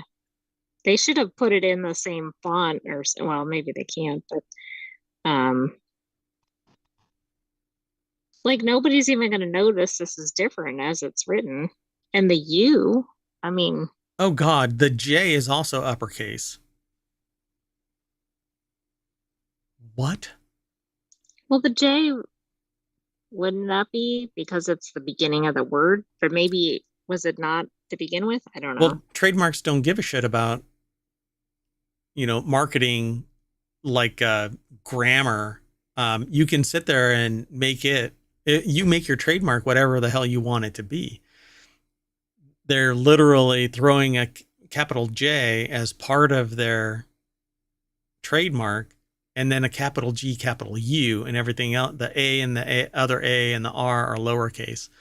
It's just goofy. It's this mishmash of whatever. Is there some company named Jaguar with all lowercase or something that they're trying to stay away from? I Like have this is no just idea. strange. This is so dumb. Let's move on. I can't. My brain is just kind of shutting down. This next article is over in Non Sequitur News as well. Airbnb's idea to hold gladiator battles in Rome's Colosseum isn't going down well with some local lawmakers. That's right. Airbnb is planning to host gladiator fights in Rome's Colosseum. Selected guests will be able to take part in a candlelit mock battle dressed in gladiator garb. Send in the lions, let them decide. Some lawmakers, meanwhile, aren't happy about Airbnb's event idea. But so who owns the Colosseum I don't think Airbnb. So I'm that, kind of guessing the Colosseum has a part in this. right? Doesn't the country own the Colosseum? I mean, it's a historical. I would think so. Well, the article's over. Oh my God. The article is over at Business Insider. Aditi Barad put the article together. And it says Airbnb is planning to host gladiator fights in Rome's Colosseum. Selected guests will be able to take part in candlelit mock battles dressed in gladiator garb. That's how I dress on Fridays. And some local lawmakers are losing their freaking mind, which, But you're right. It's Italian government owned. yeah, so somebody in the government had to have given a permit or license to do this stuff. Revoke it. Just go, no, I'm sorry. That person over there is an idiot and they're not allowed to make decisions anymore. We've vetoed them. Oh, really? How much have you spent? Okay, fine. We'll dip into the uh, country coffers and give you your 2 bits, but you're not you're not jacking up the freaking Coliseum for Airbnb because you know that they're gonna mess it up in some way, right? I mean, Well, it depends. What are they giving them for these fake battles? promotions for the event are kicking off in conjunction with the release of the new Gladiator 2 movie starring Paul Mescal, Pedro Pascal, Denzel Washington. Is it what? T Film V? Is that Yeah, I don't know what that is. I just noticed that. Look it up. what the hell is set to be released in the US on Friday? What what is that? It's a typo. Yeah, it's probably the The movie. film or Yeah, the something like it film just got movie, completely botched. Yeah. the film or movie is being set or is set to be released in the US on Friday. A listing on Airbnb says that the event will be hosted by Lucius, the main character in the film, directed by Ridley Scott. Yeah. Now, for the first time in nearly 2,000 years, the Colosseum returns to its original purpose as a venue for performances, inviting daring warriors to step inside the historic arena to forge their own paths and shape their destinies. I actually think this is like brilliant for tourism, assuming, like you said, the people don't Mess it mess up. up the Coliseum. Like they probably shouldn't give them like grape juice or something going into the Coliseum or whatever. But But somebody had to have allowed it, right? And so probably the epitome of Italian is Massimiliano Smeriglio's, the Rome counselor for culture, who spoke out in opposition to the event, saying in an Instagram post, which is the de facto method of official speaking out, right? Made a post on Monday that the event reflects the hypertourism of our cities, which risk becoming Disneylands for the rich and making the cities lose their identity. But then if you don't get any tourism, they bitch that there isn't enough money coming in. Exactly. And I actually, unless I'm missing something, to me, this is like owning the tourism. I mean, it's the event that occurred in that setting. It's not Right. like they're having like a Disneyland set up or whatever pop up in the middle of the Colosseum. Enzo Fasci, a city councilor in Rome, accused Airbnb of a publicity stunt in a statement on Friday seen by CNN. Why aren't they going after the admins that said that this is okay instead of Exactly. That's kind of a lambasting key piece Airbnb? here. They're blaming, Airbnb probably asked Italy to do this. Italy yeah, said yes. Why is Airbnb at fault? because nobody that respects the heart and soul of Rome and Italy would ever make such a preposterous request. Come on. If we were in France, I'd smack you with a baguette. What do I have to hit you with in Rome? Pizza? Pizza, Pasta? of course. Pasta? Pizza. Pizza and pasta. Anyway, following a partial ban on short-term rentals in Barcelona in 2021, earlier this summer, the city announced it would aim to eliminate all of its approximately 10,000 registered short-term listings in 2028, basically killing off the Airbnb market. In July, locals in Spain took to the streets in Barcelona to protest mass tourism. We actually have been talking about this for the last 2 years. Whenever we see something about protests about mass tourism, I wish that there was something historical that kept track of past complaints that there wasn't enough money coming into Rome. We need more tourism, and now you got it. Exactly. I mean, it's always a pendulum. Oh, yeah. Oh, goodness. That's kind of what's going on. The whole world is on the seesaw whiplash. It's just Right. And bananas. it's going in the extreme, like Yeah. Meanwhile, three. there's 4% that are sitting right there on the pivot, going, what the frick is going on here? So anyway, we are going to do battle in the Roman Colosseum, and when we regain consciousness after being knocked out almost immediately by the first strike because we suck at blocking, we'll wake up at the front page of ohmTown.com, where all of the news is aggregated. No noise, just news, because all the noise comes from Mayor Watt, and a little bit comes from the sentient AI from time to time. They kind of keep me out of trouble. So I'm saying bye. See you later. I'm going to reset everything and turn back on the ohmTown Non Sequitur news and review, and it'll replay the last week of news as well as the last weekend, 2 weekends of news. So if you're interested in getting a whole bunch of news in rapid succession, there's about 15 hours or so of news without repeating. That said, I'm Mayor Watt saying bye, and the sentient AI from the future. Go for it. Good night, ohmTown citizens. Thanks for joining us for Non Sequitur News. We hope to see you at the Coliseum. And if you're in chat, thank you very much for hanging out. Really, really do appreciate it. Be sure to go over to YouTube and follow us there, like and subscribe, leave a comment, download the podcast. All 6 of the weekly shows and,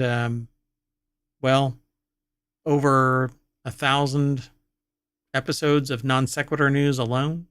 Just Non Sequitur News is there as well. So download everything as podcasts. So thanks again. See you soon.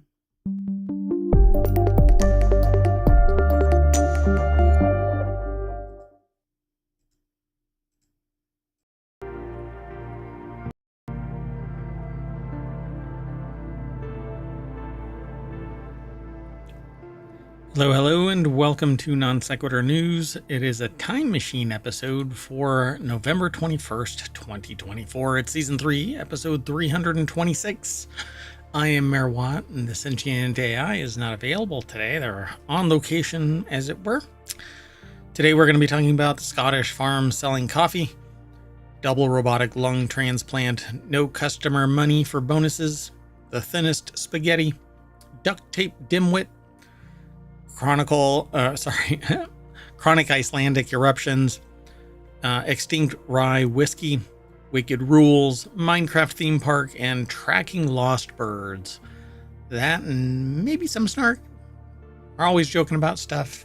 It's a survival trait. See you on the other side, because everything is powered by ohmTown.com. That's that site right there. Go over, become a citizen, follow us on YouTube and on Twitch, download the podcast, join us in the Discord, join us over in the Patreon.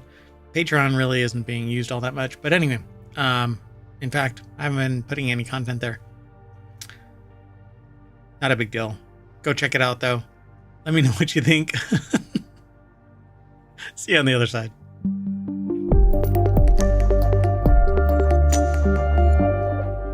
All right, everybody, let's get into it. So why is a Scottish farm selling a $344 cup of coffee? If you thought Starbucks prices were high, just wait till you hear this. This weekend in the UK, that's a week ago. Actually, no. Yeah, it was a week ago, but this is from the last 24 hours. We're in a time machine episode, so anyway, it's all kinds of wonky. So this weekend in the UK, people will be invited to purchase a flat white for £272. In US terms, that cup of Joe, a double shot of espresso topped with steamed milk, will run you $344. The offer is part of a crowdfunding campaign by Moskiel Organic Dairy, a Scottish dairy farm. In recent Instagram posts, the family-run business explained that it went this route. Essentially, they need to raise £272,000 in order to take on big dairy and make sure quality milk can be turned into flat whites by small businesses instead of, well, mergers and acquisitions, taking advantage of the fact that people want money so that they can actually survive long enough to see whatever is going on in the world through. An organic dairy farm in Scotland is challenging people to join their fight against big dairy by purchasing a very expensive cup of coffee. Paige Gawley over at Vice.com put this article together. And yeah, I'm not necessarily, not really positive, but I'm not really sure that this is going to work. Maybe there will be a lot of good Samaritans coming through. Those who opt to invest the £272 during the campaign will get 34 shares of the company. Therefore, the one-time coffee that comes with the shares is actually free. But it's not, but it is. They're being compensated like for like, and so this isn't actually something that is... This is not a donation. They're actually compensating shares for cash. So you're buying shares in a company, which in the United States may not be allowed, but maybe it's okay there. Or the shares are free and the coffee is exorbitantly priced. You decide. So one way or the other. What makes the milk so special? Well, it says that the company said that their organic slow milk froths, foam, sips, and tastes better than the supermarket stuff. And the company also claims that it's challenging the big dairy industry by providing a genuine, sustainable alternative to conventional milk and plant-based substitutes. So I'm not really sure what it is they're doing other than apparently organic. So the coffee costs nearly 80 times the price of an average flat white in the UK, but it's much more than just a lovely drink. Owner Bryce Cunningham told the Associated Press, and inflating their throat sack at the same time. I'm not quite sure. It says, we know it sounds crazy, but when you break it down, it's a pretty good deal. How much is the future of farming worth? I agree. The only problem is big business is making things cost effective for the masses. And that is what's going to drive out small businesses. So when the family farms are gone, guess what happens? They start raising the prices, and not they, as in the family farms. Big business is going to start raising prices, and you see that now. one supplier owned by big businesses start raising the prices at the supply side, and it increases every single step of the way so everybody can meet their marginal growth requirements. And this is what's happening right now, and this is what's leading to inflation, global levels of inflation, not just local whatever bullshit.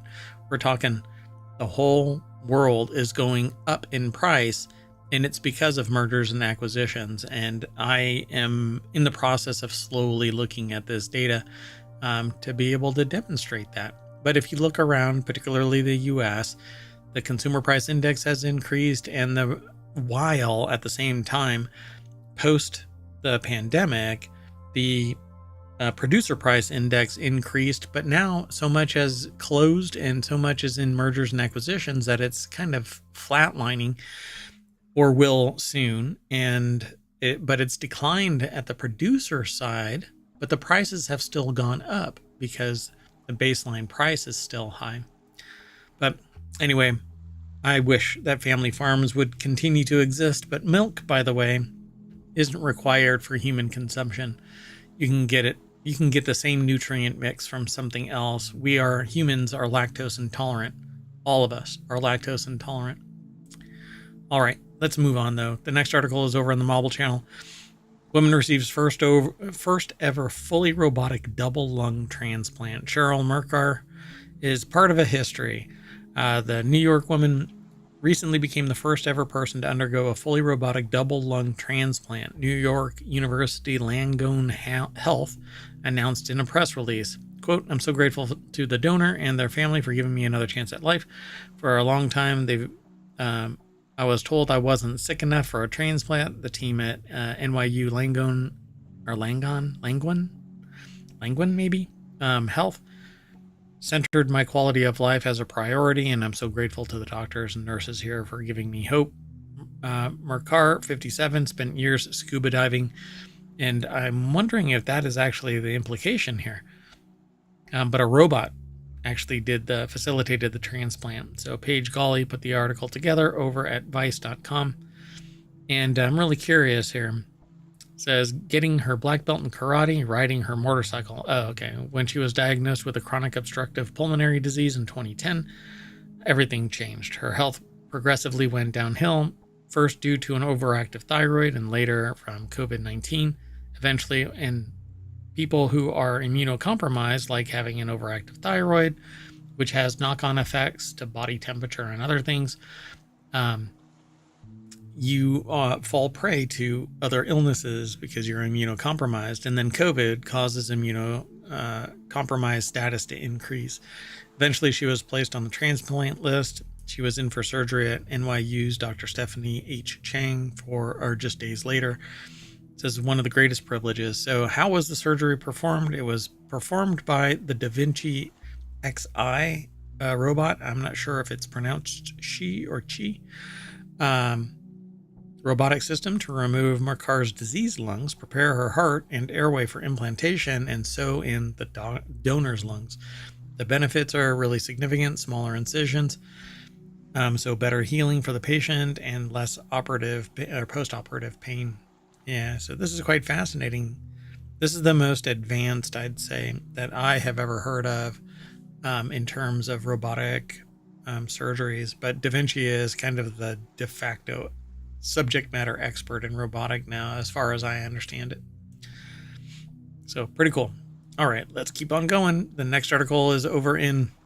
Why does this look so small? The next article is over in... oh, there's something missing here. I don't know where this is actually housed. I don't even know why that is there. Anyway, Thames, Yorkshire, and Welsh Water blocked from using customer money for bonuses. The regulator Ofwat's new powers prevent bonuses from being funded by consumer bills. And Simon Jack and Farrar Massad, this is really how it should be. Water should be a nationalized resource where baseline water at the faucet should be the cost of operations, not a profit-seeking motive where bonuses are doled out to employees. It should be state-run. And I think that it's kind of a shit thing to sit there and charge more people. This is the Enron effect. If they were to sit there and limit water coming into a place, people would have to pay more, right? They could say, well, it costs more to deliver this water, blah, blah, blah. And so they constrain it, they limit it, they put artificial constraints on. And lo and behold, people have to start paying more. Well, then it becomes a profit motive, and I think it's unethical. So 3 water firms have been directly blocked from using customer money to pay bonuses collectively worth $1.6 million, while some firms voluntarily used shareholder money to fund boss bonuses. Thames Water, Yorkshire Water, and I'm not sure how to pronounce it. It's Welsh Water, but I don't want to pronounce that incorrectly. I really don't know how to. Dewar Simru. I really doubt that that's how it's pronounced, though. It's Welsh, and so I have an interesting pronunciation for things in the native language. I'm not sure. So they were reprimanded by the regulator Ofwat for using customer funds. Ofwat said that any undeserved bonuses should be borne by owners and lenders to the companies. David Black, chief executive of Ofwat, said that the water firms need to do more to rebuild public trust. So the whole industry is apparently under review, with the Environmental Secretary Steve Reed previously saying that he believed that the problems in the sector as a whole are ones of regulation and governance.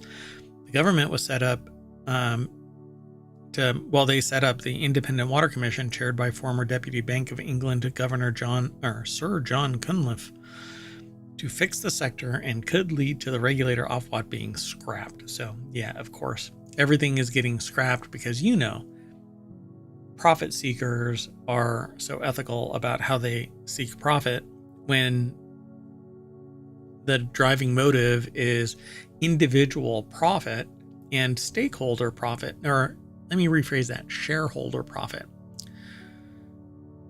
Not stakeholder, because everybody is a stakeholder in the success of a water supply system. So it says, we have stepped in to protect customers' interests. We will continue to do so. The announcement today in terms of blocking chief executive bonuses from being recovered from customers is part of that.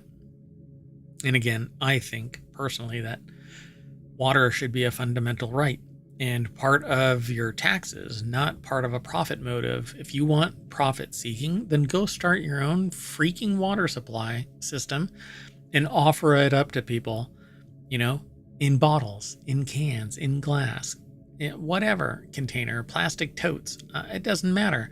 But don't take it from the nationalized system, and that's what it really should be. Pure, clean drinking water and bathing water should be provided by the state. That's why everybody has fought wars. That's why everybody has worked together in government. But no, you're seeing what amounts to a profit motive plutocracy rise, a sociopathic one at that. Anyway, it admitted that its performance was not as good as expected, but that the bonuses reflected other elements of good performance, including strong customer service and financial performance. No, screw you. So the next article is over in the Technology Today channel on ohmTown, but it's sourced from Engadget. Chemists have created the world's thinnest spaghetti. Researchers from the University College London have done what celebrity chefs and Italian nonas, that's grandmas, could only dream of. They've made the world's thinnest spaghetti.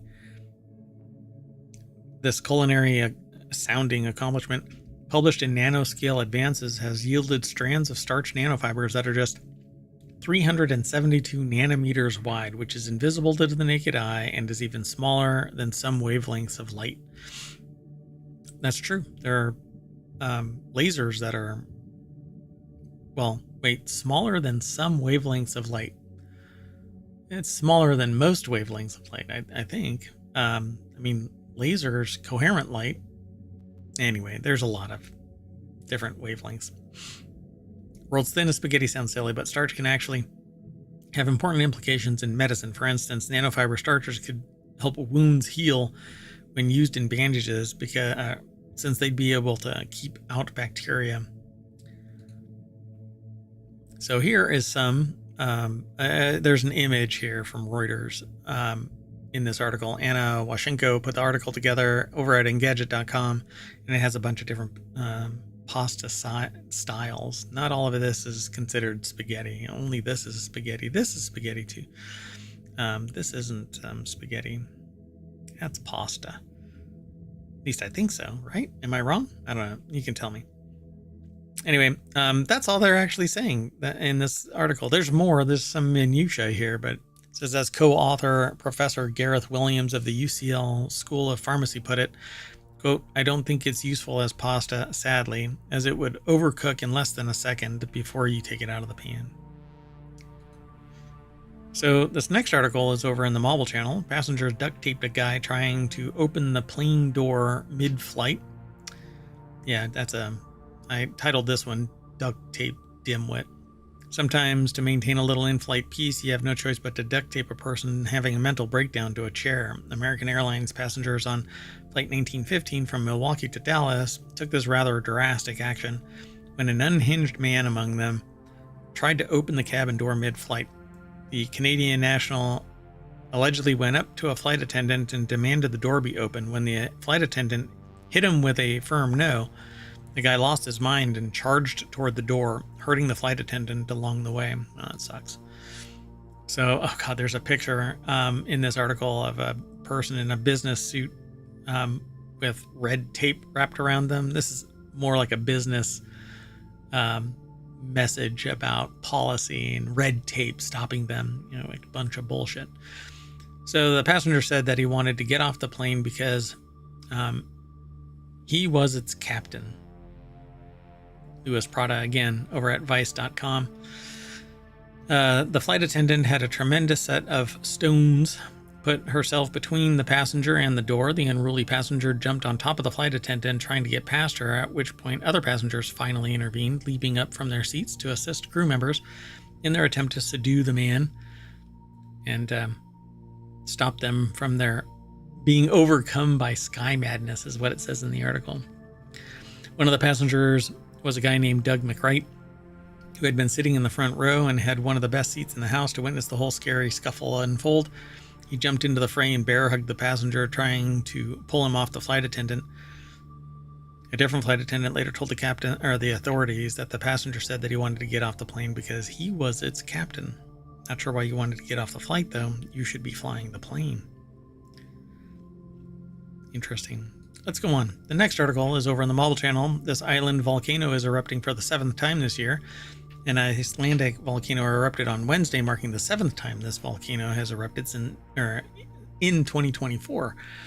The eruption started exactly 11:14 p.m. local time Wednesday night, creating a fissure just under 2 miles long, but posing no threat to human life at this time.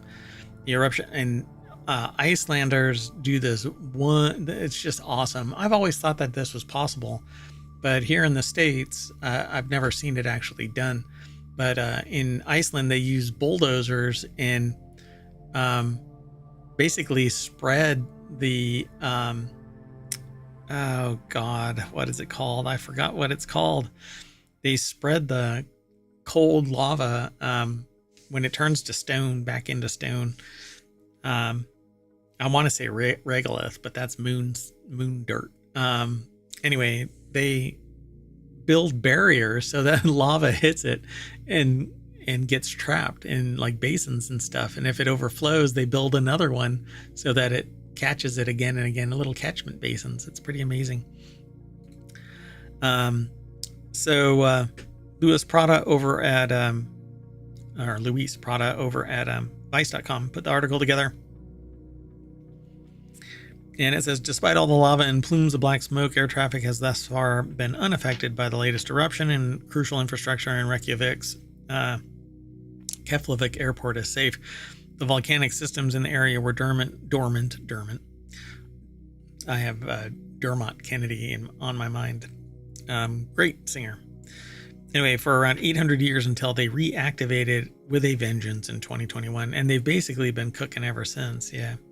So Grindavik seems to be always now in a little bit of trouble because that's the way that the lava flows most of the time nowadays.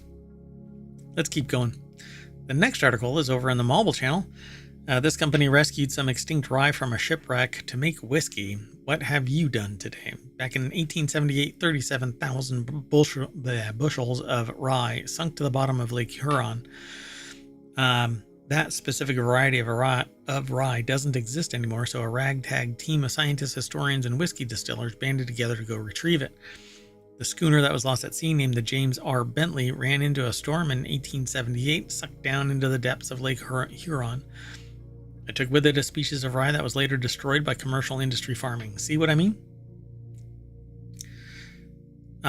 It's like macro brews, right? Oh goodness, I just forgot the name of it. Damn it. When alcohol was outlawed. Anyway, beer basically got watered down into this flavorless whatever, pea water. And only recently has craft brewing actually drawn out the wonder that is today's modern ales, lagers, etc.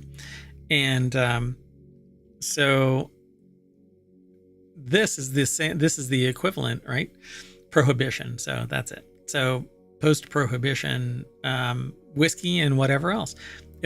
People went out of business, farms got acquired, mergers and acquisitions, the dilution of options into profit making because that's the only thing that was available, and it was an arcane art and limited by law, just like distilleries are right now.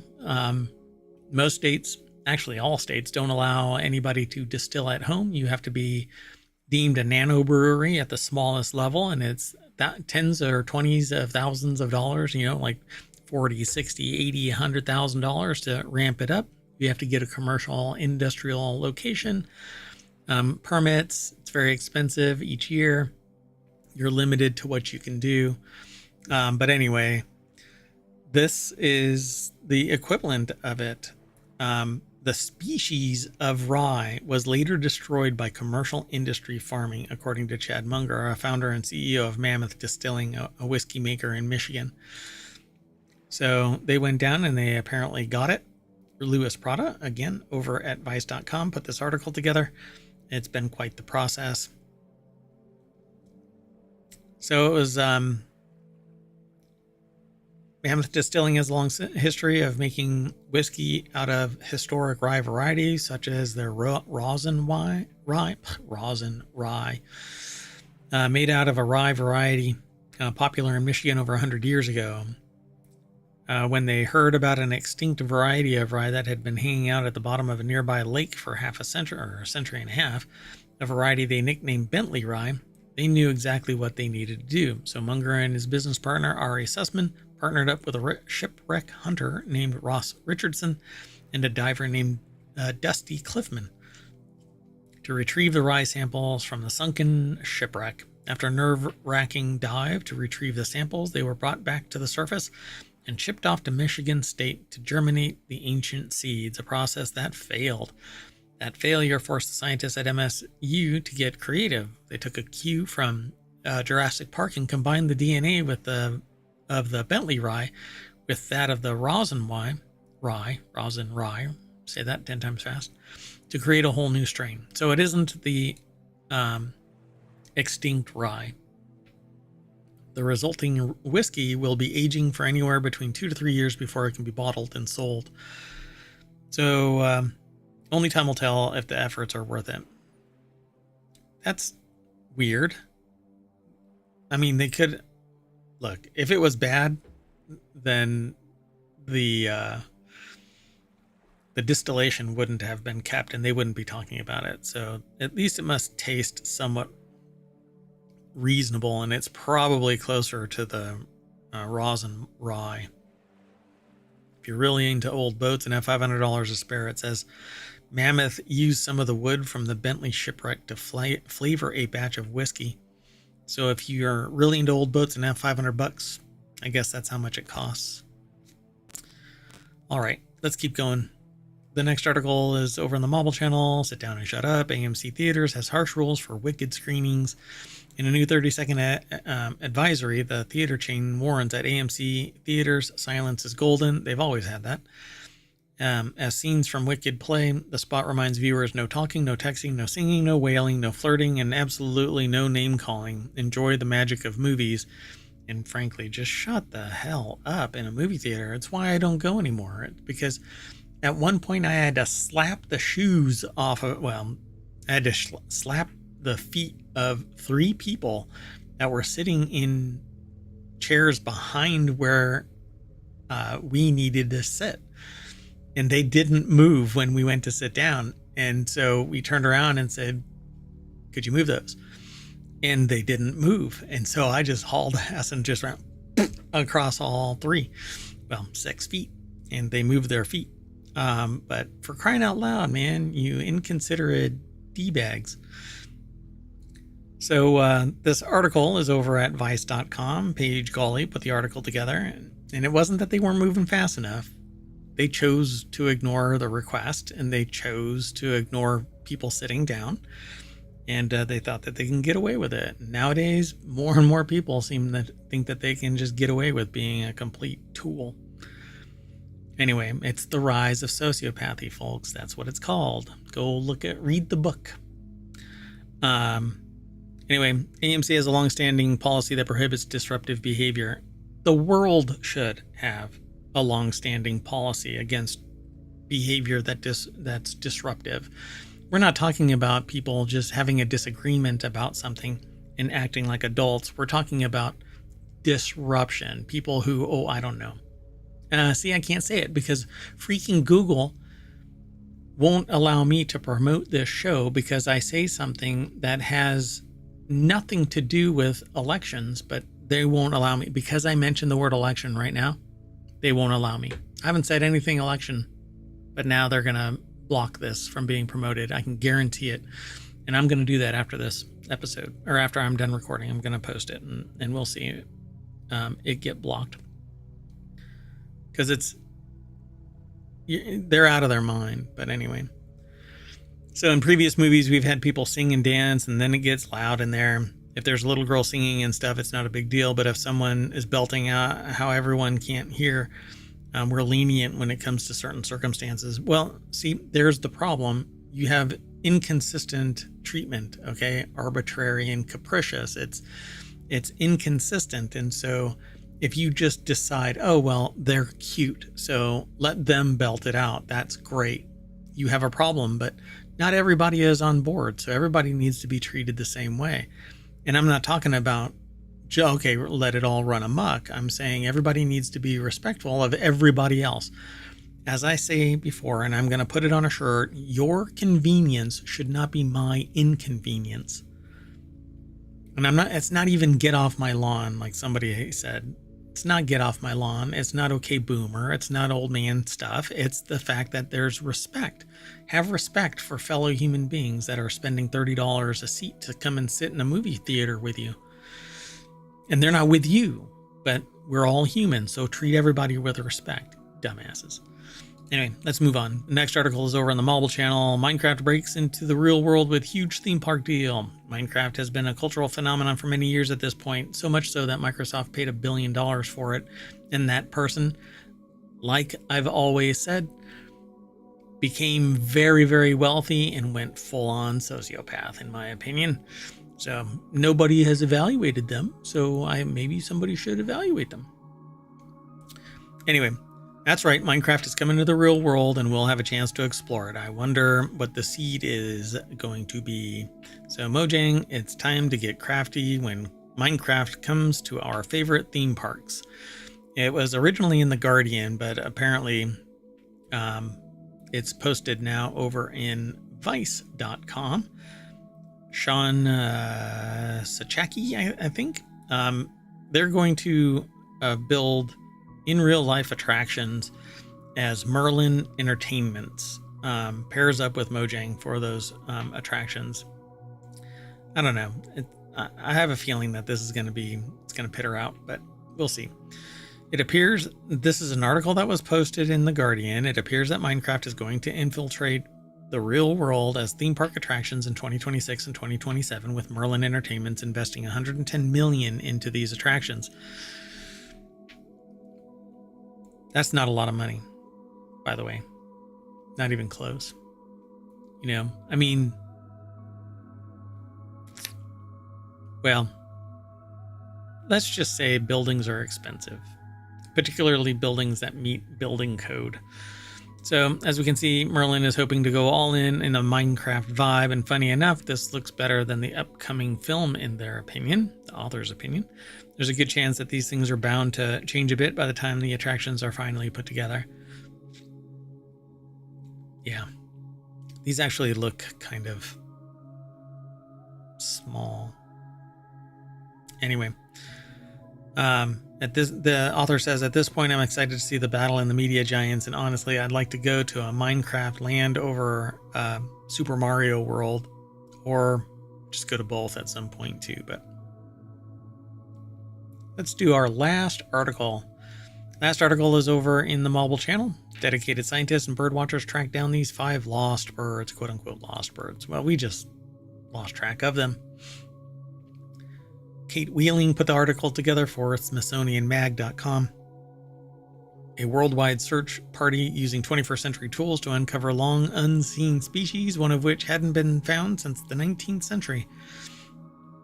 The long-billed bush warbler, which was my nickname in college. The black-naped pheasant pigeon, which is the name of my cover band. And Santa Marta saberwing, dusky tetraca, and the Urix tyrannulet. So these are tiny little birds. It says the last one is a flycatcher, spotted only 3 times since its discovery in Venezuela in 1899. Seemed to disappear entirely after 2005, but in 2021, a team led by ornithologist David Ascanio captured unprecedented photos and the first recording of its call. Well, congratulations. Look at that. Well, those are the 5 birds, but you can read more about it over at the Smithsonian Mag. So we're going to sing our way back to the front page. No, we're not. And I am going to shut down the time machine, and we are going to reset, retool, and spin up our Friday, the November 22nd episode. But this is the last show to make up for the last 2 days. I have been unable to do the show, but I have yet not missed one since we started. So I'm gonna keep on doing time machines if I have to. And sometime in December, we have to take a holiday break. Basically, ohmTown shuts down, not the website, but the streaming does. And we brace for the coming new year. So see ya in a little bit. Bye-bye.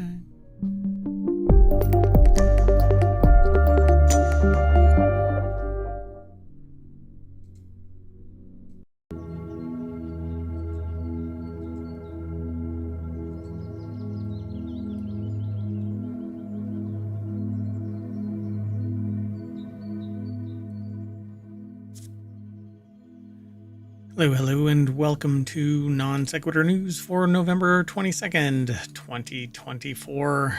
I am Mayor Watt. The sentient AI is not available, and I'm going to talk about these 10 articles. I'm going to treat this as a time machine episode of sorts, because I'm going to go through the articles really quick, and then it'll get posted over to YouTube, and the ohmTown bot over in twitch.tv/ohmTown will still be able to provide you with the URLs. But anyway, the 10 articles we're going to talk about are 8 programming languages. Is bread more expensive? Homework emergency. OpenAI's new browser. The most painful Lego. Wi-Fi enabled plug. Consumer trust during Black Friday. Human washing machine. Infringed copyright 10 years ago, and an 85-inch TV for Black Friday. Maybe it might be sold out. I don't know. Everything's powered by ohmTown.com, so go over there and become a citizen. See you later. Well, we're gonna do this.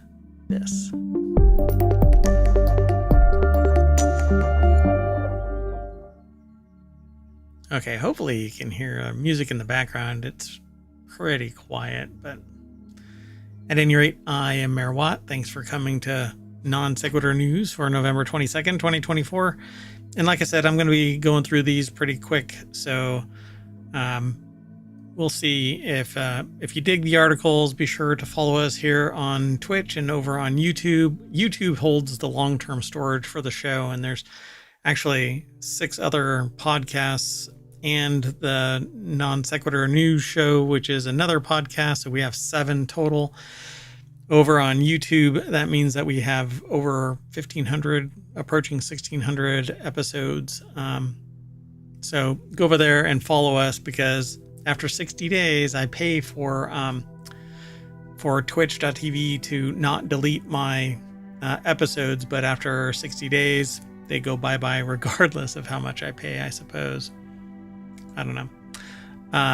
But let's get into today's articles. And if you have questions or comments or concerns, feel free to let me know in chat.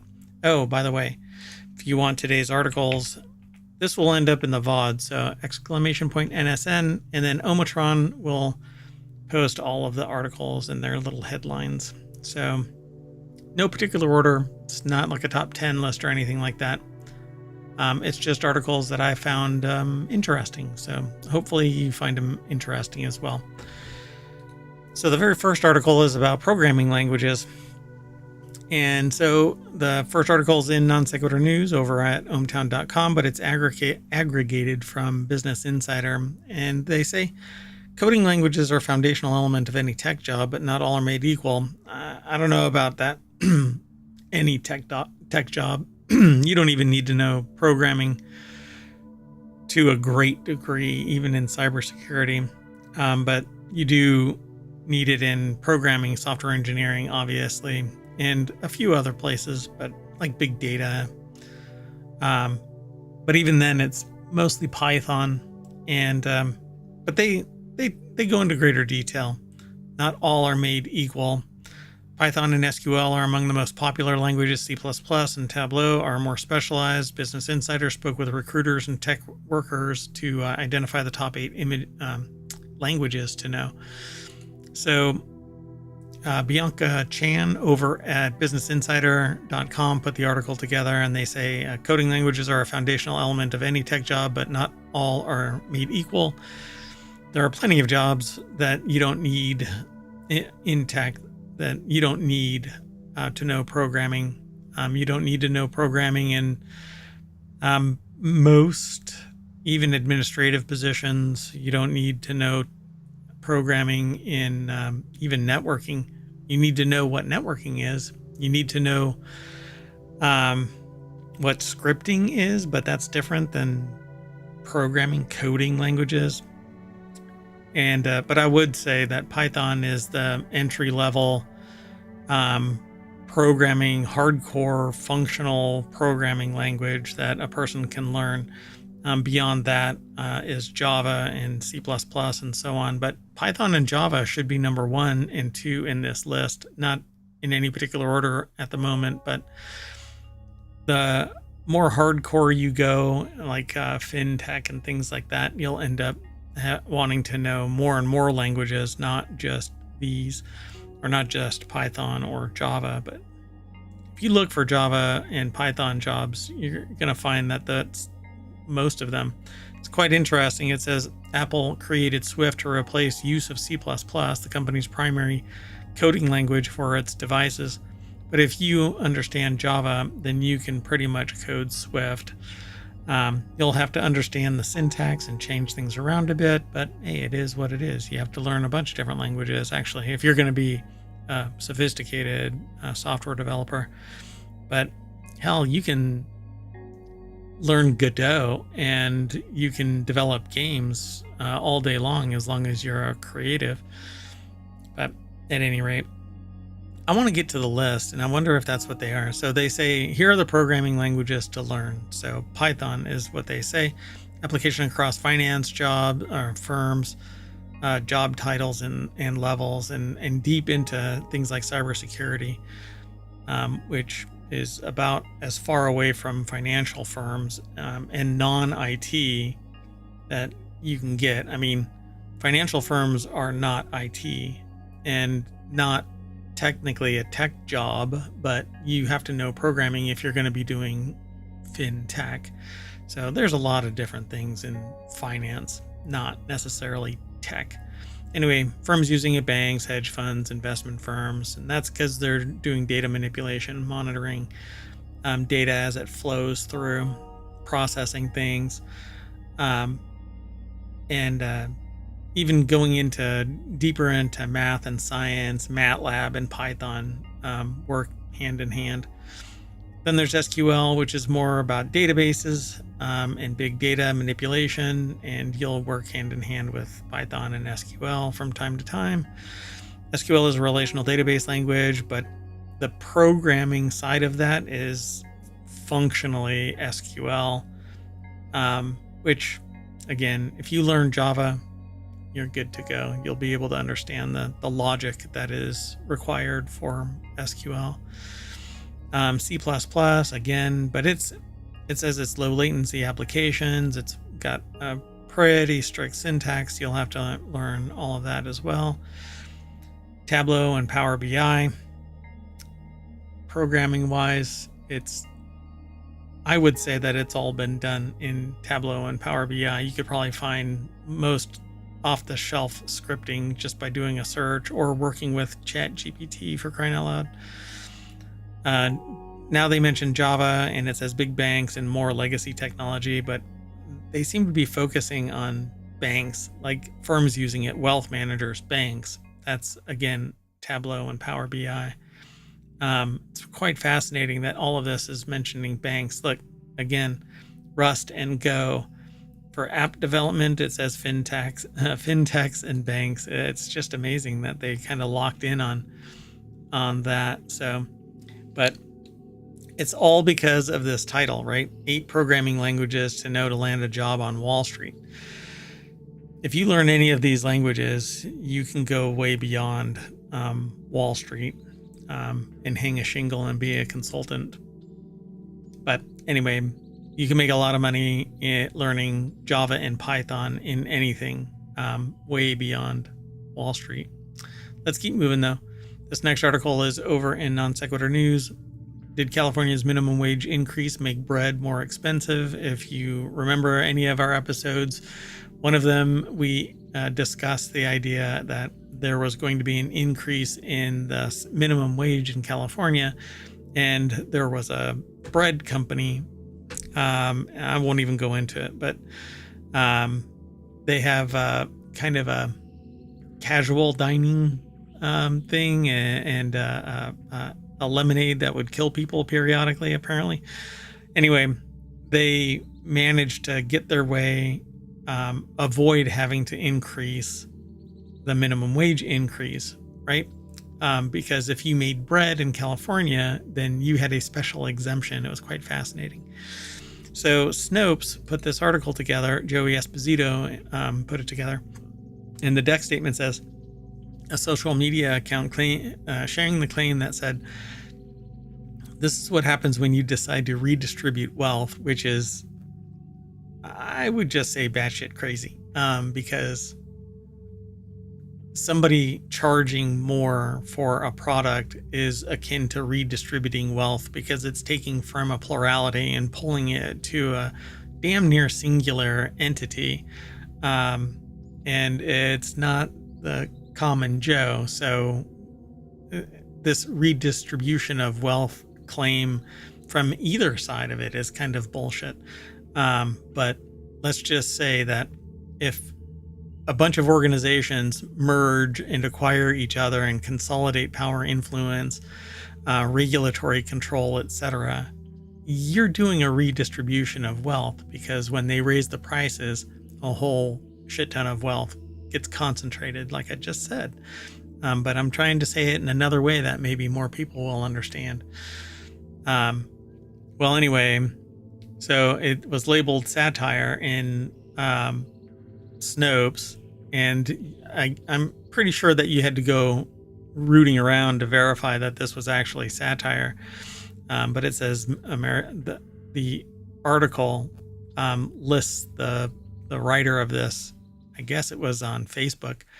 It was titled "America Loves Liberty. This is what happens when you decide to redistribute wealth. The working class pays for it." Well, yeah, that even though if it is satire, they say a loaf of bread in California is now $10.99 because the burger flippers had to have their $20 per hour.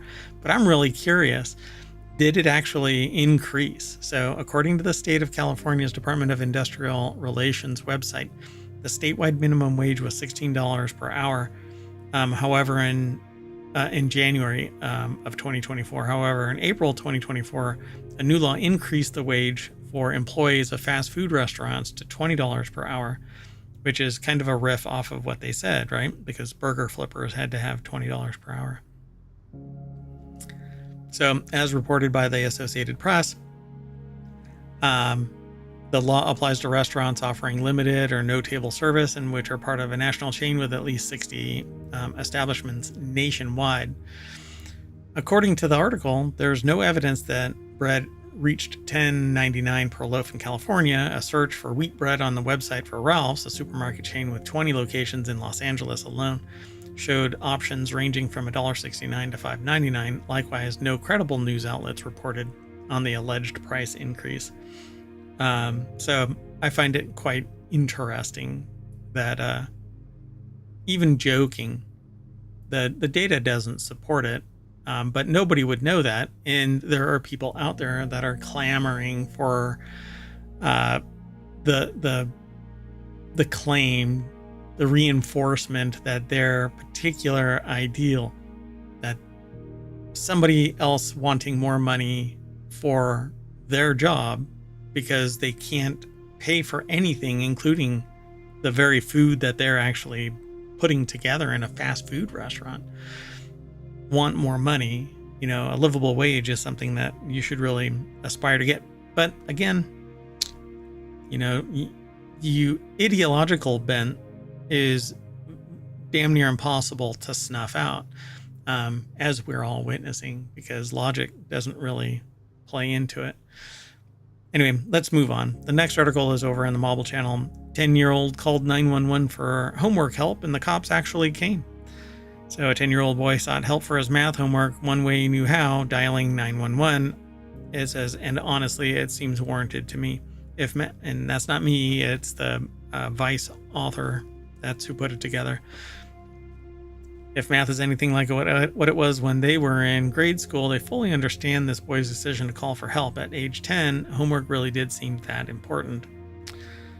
According to the Shawano Sheriff's Office in Wisconsin, the boy told the 911 dispatcher, Kim Kraus, that he knew he shouldn't be calling, but he really needed help with his math homework, and he even added that his family wasn't very good at math. Ouch. 10-year-old bus just rolled right on over the family. Sammy Caramella over at Vice.com put the article together, and the deck statement says again, if math is anything like what it was when they were in grade school, they fully understand the boy's decision to call for help. So I called this a homework emergency. So the best part, Kraus actually attempted to help him.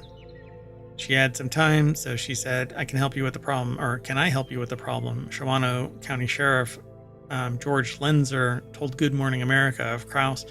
And well, he gave this long problem with decimals and she was unable to help him. So she informed him, well, let me see if I got a deputy near your residence to help. Oh my God. So a 911 operator couldn't help somebody with a decimal problem. Okay. I'm really curious now. Though the sheriff's office is usually too busy for non-emergency calls like this one, Deputy Sheriff Chase Mason happened to be available to help. This isn't something we normally do.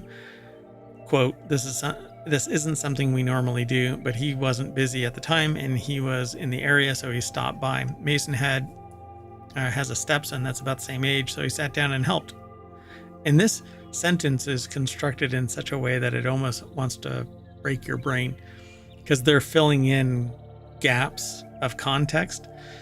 So Mason, who is the sheriff, stopped by and has a stepson that's about the same age. And then they go ... And so he sat down and helped. And then in brackets, the child with, and then in brackets, their math. And then in brackets, at their home. This is insane construction for a quote. Just a quote. Anyway, sat down and helped with math. That's how it was normally said. Why not just leave it the quote? Anyway, personally, they say again in a quote, I am not overly proficient when it comes to math, but nonetheless, I responded to assist. They were provided a business card and told that they're always here to help. Next time, he should probably use the non-emergency number if it's not a life-threatening situation. A great teaching moment for all. So 2 people said that they're not proficient in math to do a math homework for a 10-year-old. All right. So the next article is over in the Wanted channel. OpenAI reportedly takes aim at Chrome with a new browser. Apparently, Google is going to have to break off some portion of it.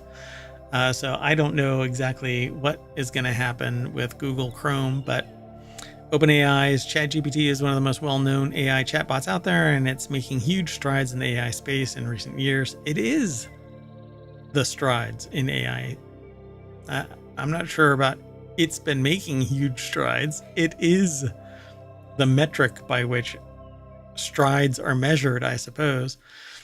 Anyway, in recent years, and now more than ever, it has its eyes set on besting Google's Chrome. A new report from The Information suggests OpenAI is considering making a web browser, one that could rival Google's Chrome market dominance. I have an idea for a browser, but I can't talk about it because I need a programmer. Because, hey, you know those 8 programming languages? I don't know any of them sufficiently enough to program a browser. Anyway, find it really interesting that on the heels of Google getting broken up to separate its Chrome browser and its advertising and other areas all being assessed to see what should be broken away for antitrust monopolistic practices and whatnot, OpenAI wants to bring a browser. As long as I'm not getting tracked to the point where I'm getting a colonoscopy report, I'm not too worried about browsers. I would love to have a browser that I'm more in control of than less in control of. OpenAI's chat browser, though, I don't know, it hallucinates. So what's going to be real? Maybe this article should be in the Reality Hacker podcast. That's tomorrow. OpenAI and Google are already racing each other with ChatGPT and Gemini. And this is pronounced Gemini, but the space, the astronaut space project thing, what do you call it? I don't know. Anyway, it was Gemini, which is a weird pronunciation for it, but I guess that's how it's supposed to be pronounced. Anyway, so far we know that OpenAI has hired 2 staff members that played a major part in making Chrome for Google, Ben Goodger and Darren Fisher, via TechRadar, according to the article. And according to StatCounter, Chrome holds 66.7% of the market share for a browser market worldwide. So hiring 2 key players previously involved with it seems like a decent first step. Yeah, I guess we'll see what happens. Another browser, add some competition, but the real juggernaut is that it's producing. Google's Chrome browser is generating revenue with every use and search. Everything that you click on through the browser and through the search engine sends telemetry. Every time you go to a web page, it has Google tracking AdSense, AdWords integrated into Google. And so it's this big money generating circle. Gave weapons for both sides, really. Anyway, if I missed it, Craig Donaldson over at pocket-lint.com put the article together. I might have missed it in my zeal to address OpenAI reportedly making a browser. Let's move on. This next article is over in WarCrafters. A YouTuber uses science to discover the most painful Lego to step on. Lego bricks are neat, it says, and fun. Well, I added the bricks. Anyway, they are Lego bricks. They're not Lego. They're Lego bricks. Lego brand bricks, to be exact. But anyway, Lego are neat, fun, and incredibly durable. Long after our names have been forgotten and our ancestral bloodlines have been wiped out, their colorful plastic bodies will persist until the heat death of the universe, and they'll also hurt like hell when you step on them. So this article over at Kotaku.com by Ethan Gatch put the article together. And the deck statement says a lot of pieces hurt, but only one might send you to the hospital. Wonder which one it would be. I mean, the implication is these little ones, but there has to be another. Maybe that wedged one. There's one that's like a, it's a 2 brick, but 2x3, but it has a wedge part to it. So I wonder if that's the one. Anyway, so anyone who played with Lego as a kid or still does probably knows this firsthand. Anyone who plays with Lego definitely, anyone with kids definitely does. As a parent, you don't think that you'll step on all the crap your fledgling spawn will leave behind. But guess what? Apparently, that's what happens. You step on them. So, one you've probably never heard of, it's a red wheel with a metal pin in it that Lego stopped producing long ago, back before the company's engineers and manufacturing processes were as high-tech and refined as they are today. There were some Lego pieces that actually relied on metal to complete the connection. Those red wheels, if stepped on hard at the right angle, bring more than a Home Alone style pain. Scoville remarks that you'd probably want to make sure your tetanus shots were up to date if you got nailed by one of them. Scoville can't be the same Scoville, is it? Scoville crowdsourced info from Lego enthusiasts on Reddit and Discord to narrow down the most potentially painful pieces. So I guess there is a wheel out there. There's a link to a video. It's embedded actually in this Kotaku added article. It's called "Which Lego Hurts the Most to Step On." I won't play it. You can play it. Go click the link. All right. This next article is over in Smack Talk, HomeKit Weekly. Prepare for outdoor Christmas lights with the Leviton Matter-enabled Wi-Fi plug. Matter is a protocol. It does away with having to have hubs and things like that. And so one Matter device can talk to another Matter device. So if you plug this outside, you don't have to have any other connection. And so as everyone turns to Thanksgiving, the author of this article over at 9 to 5 Mac is starting to see retail stores slowly bring out some of the Christmas items. And there's one thing that you need to have ready to go ahead of time, an outdoor smart plug for outdoor Christmas decorations, Christmas trees, etc. Smart plugs that can handle moisture and cold weather are a must-have, and Leviton has an option. It is the Decora Smart Outdoor Plug-in Switch. And this is kind of the go-to. I kind of dig this. So the Leviton Outdoor Smart Plug with Matter has strong weather protections designed to withstand the elements via a wide operating range of negative 20 degrees Fahrenheit to 122 degrees Fahrenheit and an IP65 rating to protect from dirt, dust, moisture, rain, sprinklers, hoses. Rain, snow, and UV corrosion. Which all of this is just brilliant. So with Matter adding itself to HomeKit, then all you have to do is scan that QR code. You can manually plug it in as well, or manually type it in as well. But once it's attached to your HomeKit, you're good to go. You can control it from either of the apps, any app that actually works with HomeKit. So, but there is one that's called Home that goes with your iPhone. Leviton includes the matter code on the underside of the device, but they also include it in the manual, especially for outdoor devices. They appreciate having that backup code. Yeah, I agree.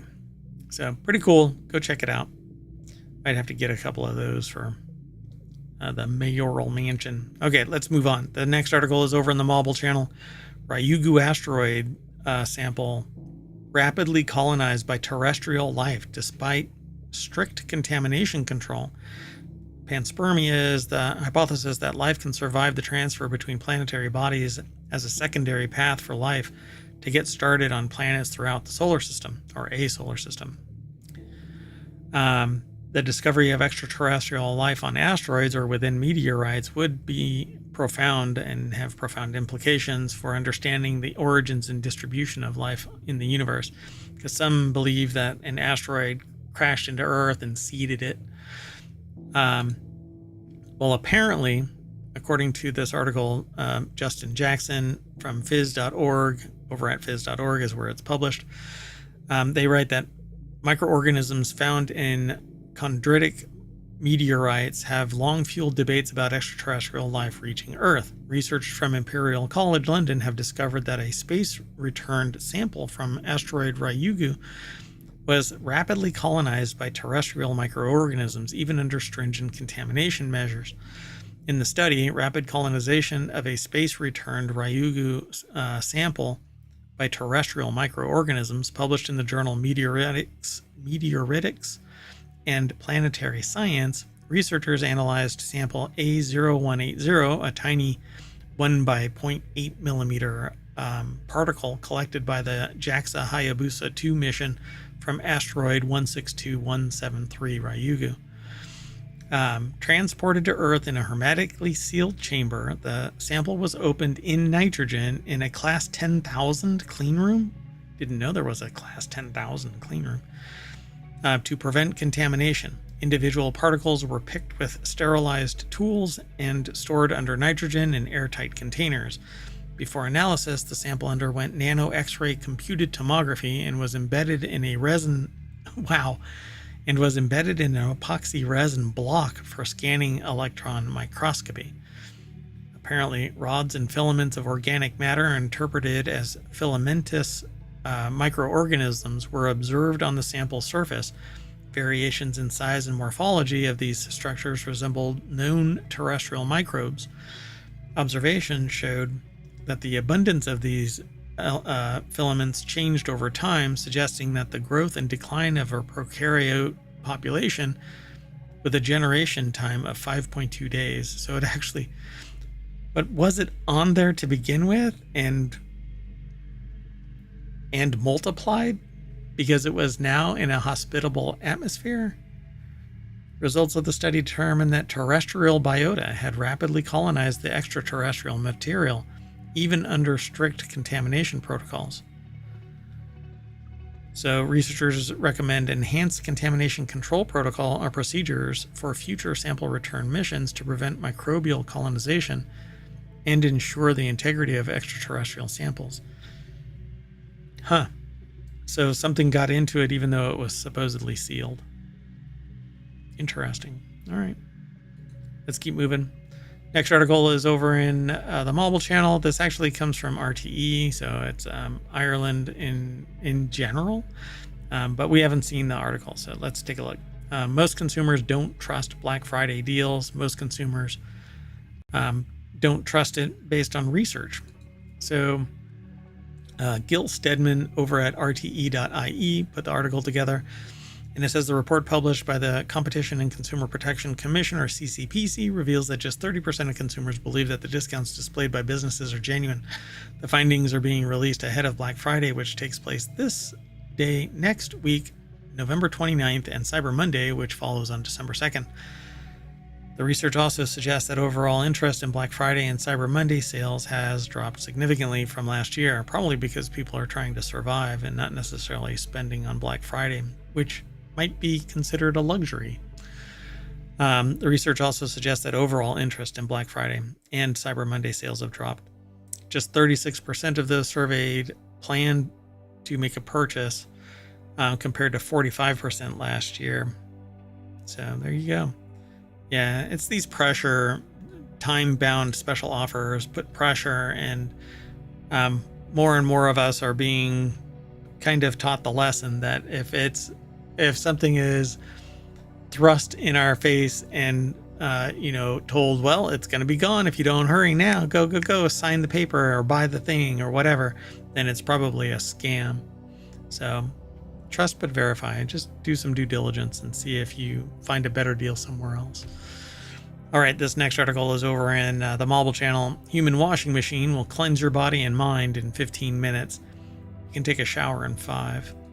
Anyway, when Yasuki Aoyama was a boy, he caught a glimpse of a concept for a shower that blew his mind, shown off at the 1970 Japan World Expo. The shower was an egg-shaped pod that filled with water and released massaging balls that would scrub the body of the person inside of this ridiculous human washing machine. So lo and behold, they create one. Louis Prada over at Vice.com put the article together. AI will analyze your mood and project calming visuals to enhance the bathing experience. If I understand it correctly, it'll also adapt its water to you as well. Aoyama's version, called the Mirai Ninjin Sentakuki, which translates to human washing machine of the future, will be showcased at the Osaka Kansai Expo in April of 2025. Like the pod that inspired Aoyama many decades ago, the human washing machine of the future is a sleek pod that treats you the way your washing machine treats your clothes when you put it on the gentle cycle. And it says, honestly, it kind of looks like one of the helmets worn by Daft Punk guys. But I don't have a picture of it because it's over at Instagram. And I'm air-gapped, so I don't have access to it. You can, though. When you follow the link through ohmTown, you will be able to see it just fine. All of the extra relaxation stuff is in there to wash the mind along with the body. No word yet on whether it can scrub out your thoughts or your memory of that thing you did last summer. You know the one. You know what you did. All right, our next article is over at Non Sequitur News. VPN company CyberGhost says that TechDirt apparently infringed its copyright in an advertisement that they ran for them a decade ago. It says, we rarely log into Facebook these days, but happened to do so last week and was a bit surprised to see this pop up, saying that an advertising post that they had put up for the VPN service CyberGhost nearly a decade ago had to be removed. I've actually received that kind of a thing from Google, of all places. And nearly a year ago, I promoted a show. And I received a couple of weeks ago now, maybe a week ago, a notice that it had electioneering or something like that attached to it. And I'm like, I don't do any electioneering. I talk about science, technology, and society and merging them together. And I don't talk really politics. But lo and behold, two of the other, in this last week, two other episodes that I wanted to promote have been blocked because of this electioneering bullshit. It drives me nuts. Anyway, so TechDirt put the article together. Mike Masnick from the You Want Us to Do What Now department over at techdirt.com. They put the article together, and it says that there's a post that they cut out from Facebook, and it says that they've removed content. So that's the notice that you see above, saying that Facebook had to remove a TechDirt post from way back in 2016, simpler times, and a button saying see why. And so it says that it infringes somebody's copyright, except that they were actually paid, apparently, to provide this as an advertisement. In the options, it says you can appeal directly to Facebook or can email the original reporter, who turns out to be CyberGhost themselves. So I guess TechDirt got paid for it and then ended up having to pay for it in a, I guess, infrastructure sort of way. It says, yes, that's right. CyberGhost issued a copyright claim against our post, not our post, but TechDirt's post, promoting their own service from nearly 10 years ago. It's hard to fathom what possible copyright they could have violated by literally advertising the service they asked to advertise via TechDirt. Yeah. I would not be surprised. It says, but this raises a bigger question, and it's probably what my question is too.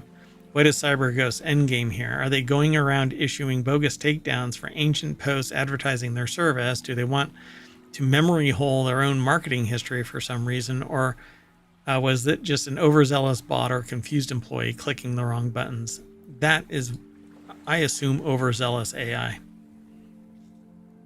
which is going to be the bane of our future existence, because these bots have no humanity. They just know on or off, no context, no nothing.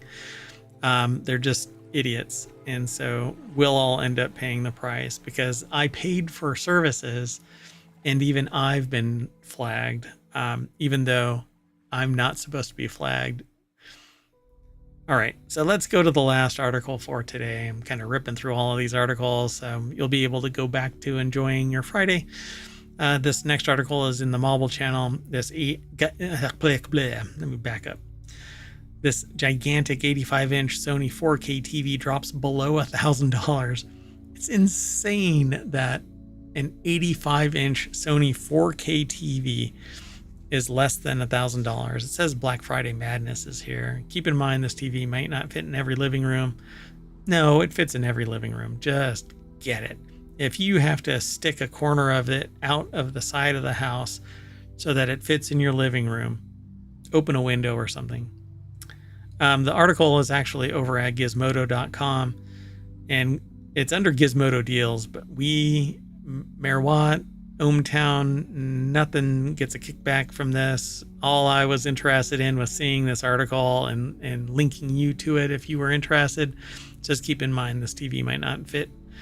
But it says it's $998, 33% off its original $1,500 price. I'm actually thinking of getting it so that it can just be one giant monitor sitting in front of me for all of my computing needs.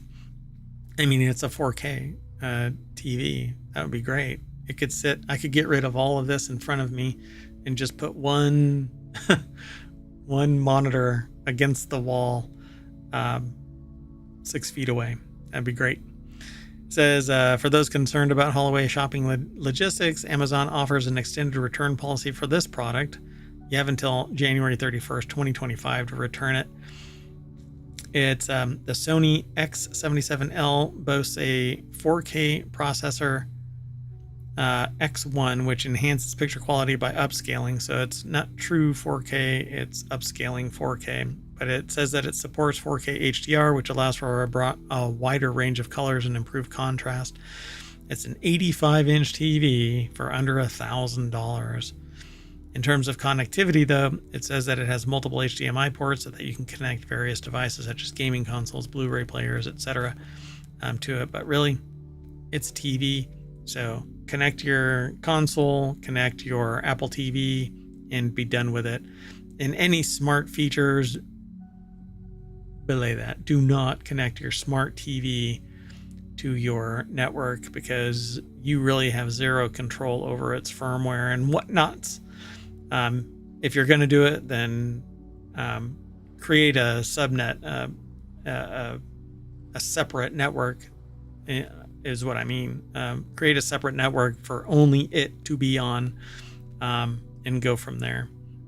Don't let anything else get on that network. All your IoT devices should be broken off so that nothing can communicate with it, and it can't communicate or do any telemetry gathering and sending out, because they do that kind of stuff and it's gross, very cringe. Anyway, that is it. So we're gonna reboot our Sony TV, and it's gonna snap us back to the front page of ohmTown.com, where you can go and become a citizen, and then you get to mess around with all of these articles. So that's it. We're done. Have a good Friday, and we'll see you tomorrow. Don't forget, follow us here on Twitch and here on YouTube. Like and subscribe. And don't forget to download the podcast. There's a whole bunch of them out there for you. So, bye-bye.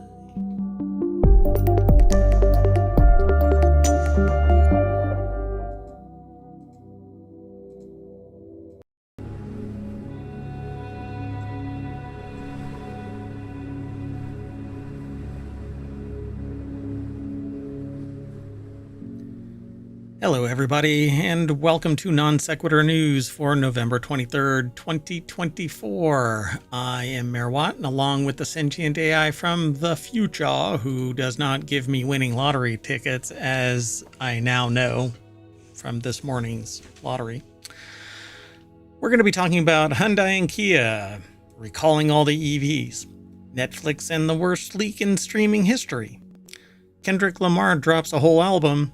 What the heck are white smokers? I mean, I know what white smokers are, but what are white smokers? Anyway, we'll talk about it.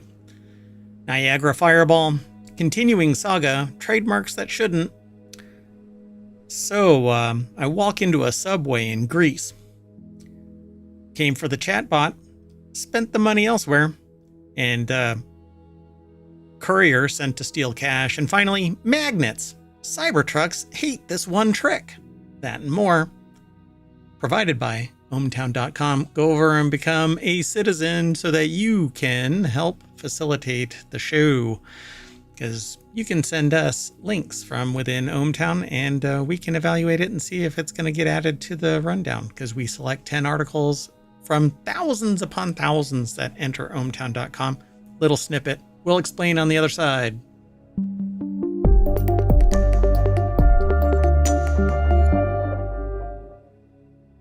Hello, sentient AI from the future who won't give me any lottery ticket numbers. Hello, Mayor Watt. You give me. I'm still looking for lottery numbers. You don't have pockets. What are you going to do with all them? Oh, wait a minute. Exactly. I can't collect them. Hey, look, I'll sign. It's fine. Actually, what you should do is you create a trust that signs for a trust that signs the lottery ticket. That way you can truncate who really receives the money, and the trust's sole job is to transfer that money in legal construct so that nobody knows jack. Shaving cream. You want to get into the show before I say too much? I do. Okay. You said I do before I finish my sentence, which made it sound like all right. See, I want to say something, but that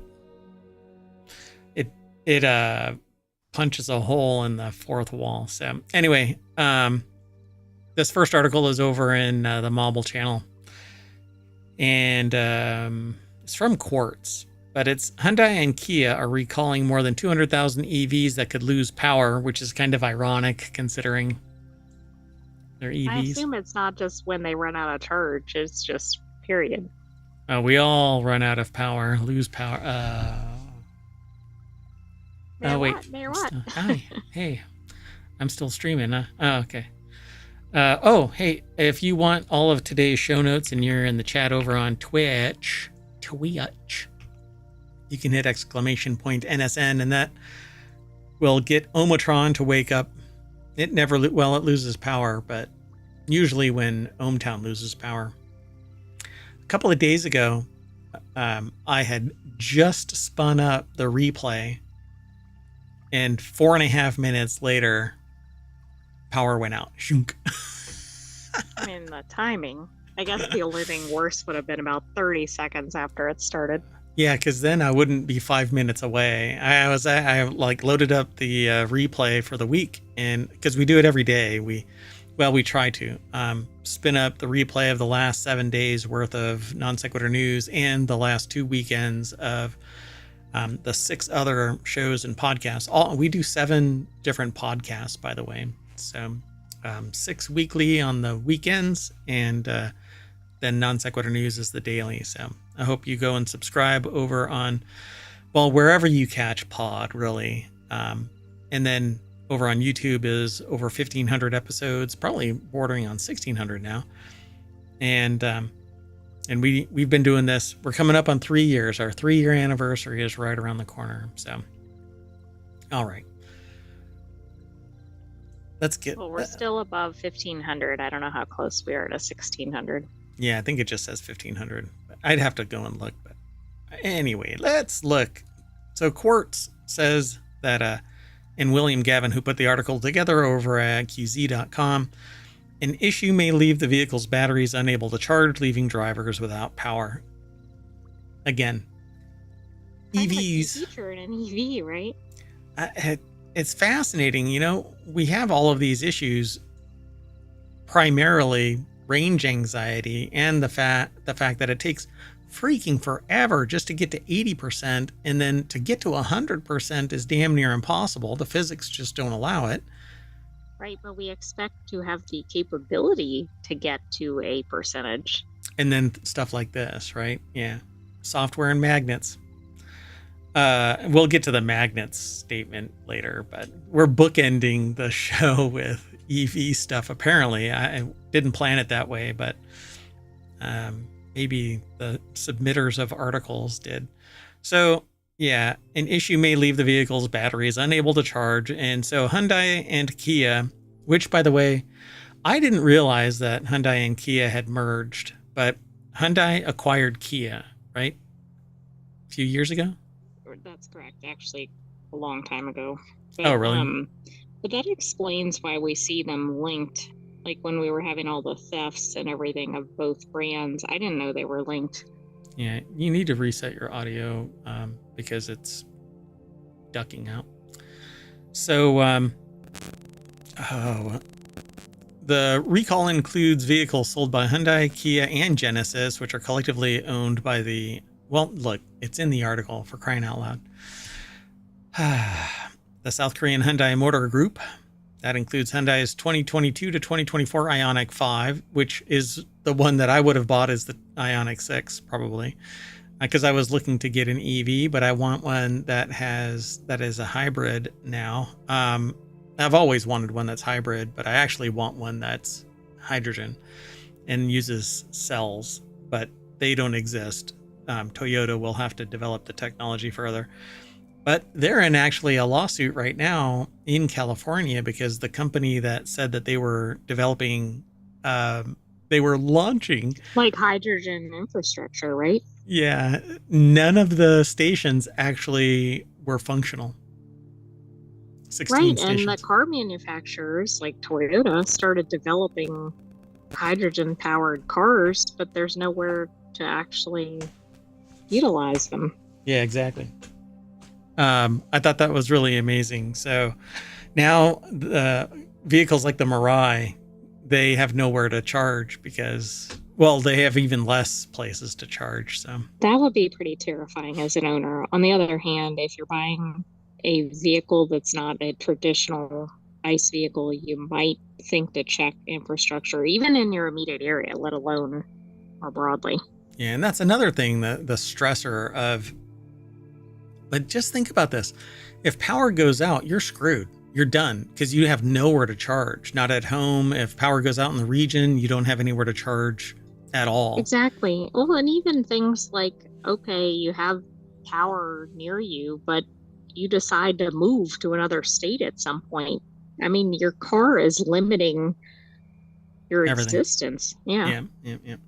So just to round all of this out, the included vehicles are Hyundai's 2022 to 2024 Ioniq and 2023 to 2025 Ioniq 6, and Kia's 2024 or 2022 to 2024 EV6, and the Genesis 2023 to 2025 GV60, GV70, and 2023 to 2024's G80 electric model. So almost 63,000 Kia EVs are affected, while the remaining 145,000 are Hyundai and Genesis vehicles. This is according to the National Highway Transportation Safety Administration, or NHTSA, on Friday. All of today's news is in the last 24 hours. So that's how the Non Sequitur news show goes, and it's kind of a chaotic mix of topics from, well, white smokers to magnets. All right. we won't go into all of this, but basically it'll go into fail-safe mode and shut you down. Then you can't charge So it. you might want to pay attention if you're driving an EV. Yeah. What you really need to do is just drag an extension cord from your house or work where it would, and you just, like an electric lawnmower that's corded, not battery I mean, it powered. needs to be like a trolley line or something, right? Don't they have a line above the Yeah, they just hook trolley onto cart? it, and they have that little bell too. Ding ding. Let's keep moving. Next article is over on the Mobile channel. Netflix cracks down on Discord to ID the person behind the worst leak in streaming history, which is really just kind of a laugh riot statement because it's the worst leak in streaming history. Leak, stream. I think it's funny. Oh, I'm sure they probably chose that intentionally. Oh, I don't know about that. Netflix issued Discord a subpoena asking the social media platform or it says social platform, to provide user information for suspects tied to its massive leak in August. How about no? It says suspects.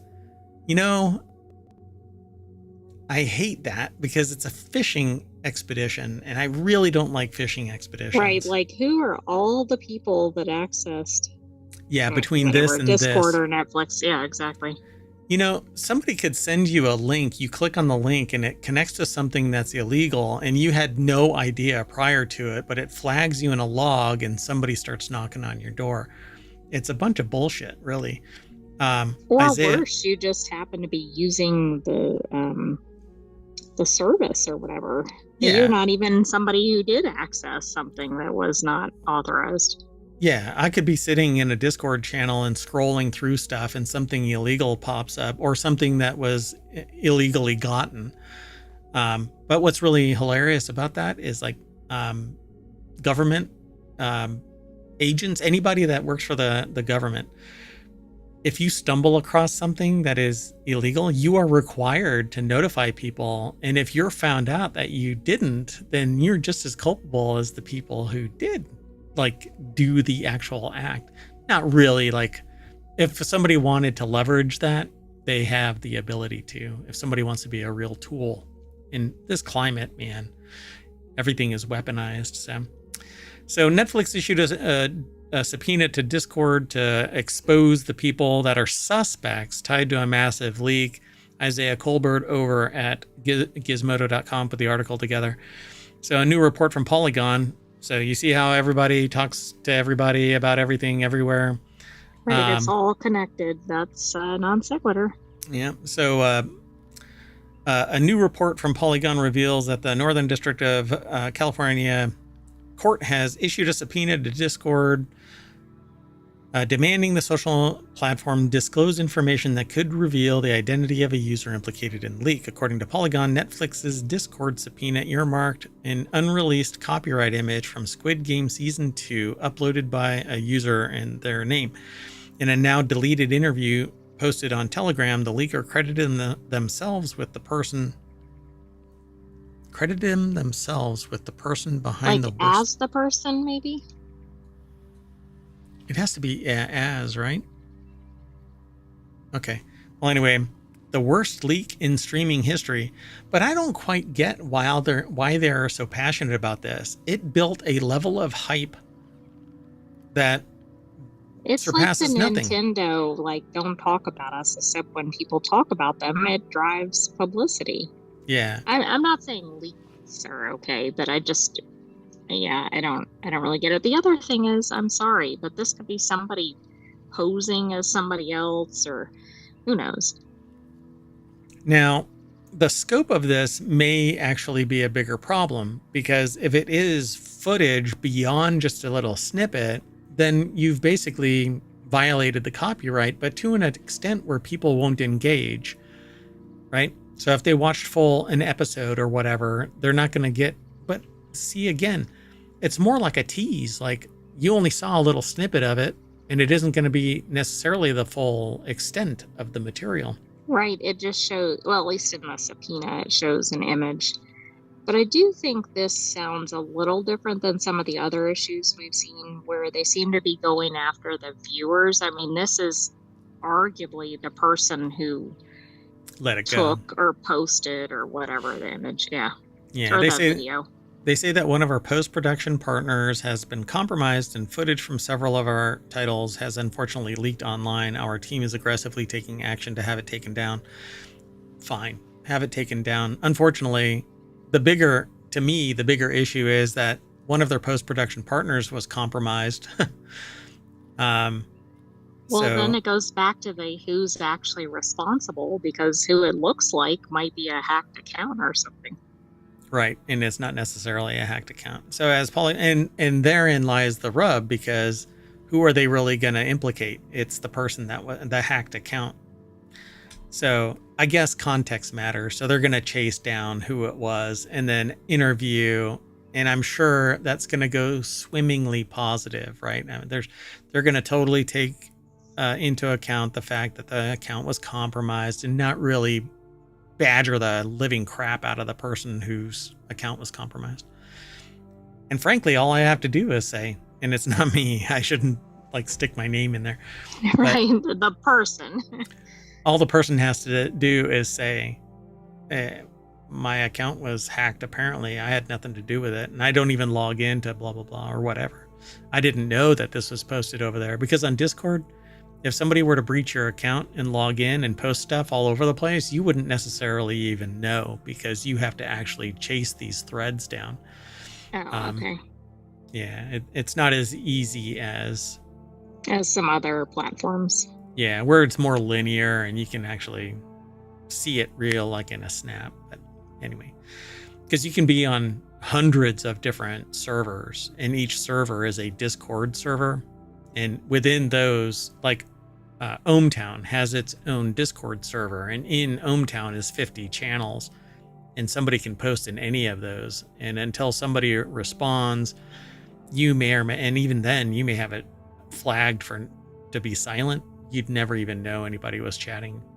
So anyway, I think it's interesting, but the bigger issue to me is that they were breached. It's just endemic that it's not if, but when you get breached, and I am going to cry if I get breached, like a whole full-on breach, because you have been breached. I mean, I've been breached by proxy, not locally, not. So, I just meant like your data, but yes. Yeah, third parties, just like these people. You know, the Netflix wasn't breached, but their post-production was. Okay, let's keep on going. Kendrick Lamar has surprised everybody with a whole album being dropped. I think it was like day before yesterday, but it was all announced yesterday. And so Kendrick Lamar spent 2024 pulling off genuinely surprising, genuinely thrilling feats, and he just managed to do another one. His new album, GNX, which I'm not sure what that stands for. Maybe it says somewhere. What is GNX? What do you think GNX stands for? I don't know. Well, it's just appeared on music platforms everywhere. I'll let the sentient AI go rooting around with no prior promotion. So it's like the Netflix thing. It's going to go viral and everybody's going to gobble up the marketing of it. Right. I mean, this is something that people are all over. Yeah. The article here, it's from the AV Club, but with the release strategy has become a bit of a gimmick since Beyonce really mainstreamed it in 2013. We've got to admit, Lamar really managed to land this one in a genuinely thrilling fashion. We are still actively listening to this for the first time as we write this, but can confirm that SZA's vocal appears on the track Luther. And you can listen to the whole album here, but not here. You can follow the link over at AV Club. So do you know what the GNX is? No. It's the car in the picture. Is that what that is? Okay. Mm-hmm. When I saw the car, I was like, maybe it's that. But what is a GNX? It's a Buick, actually. Huh. It looks like it's from the 70s. Yeah.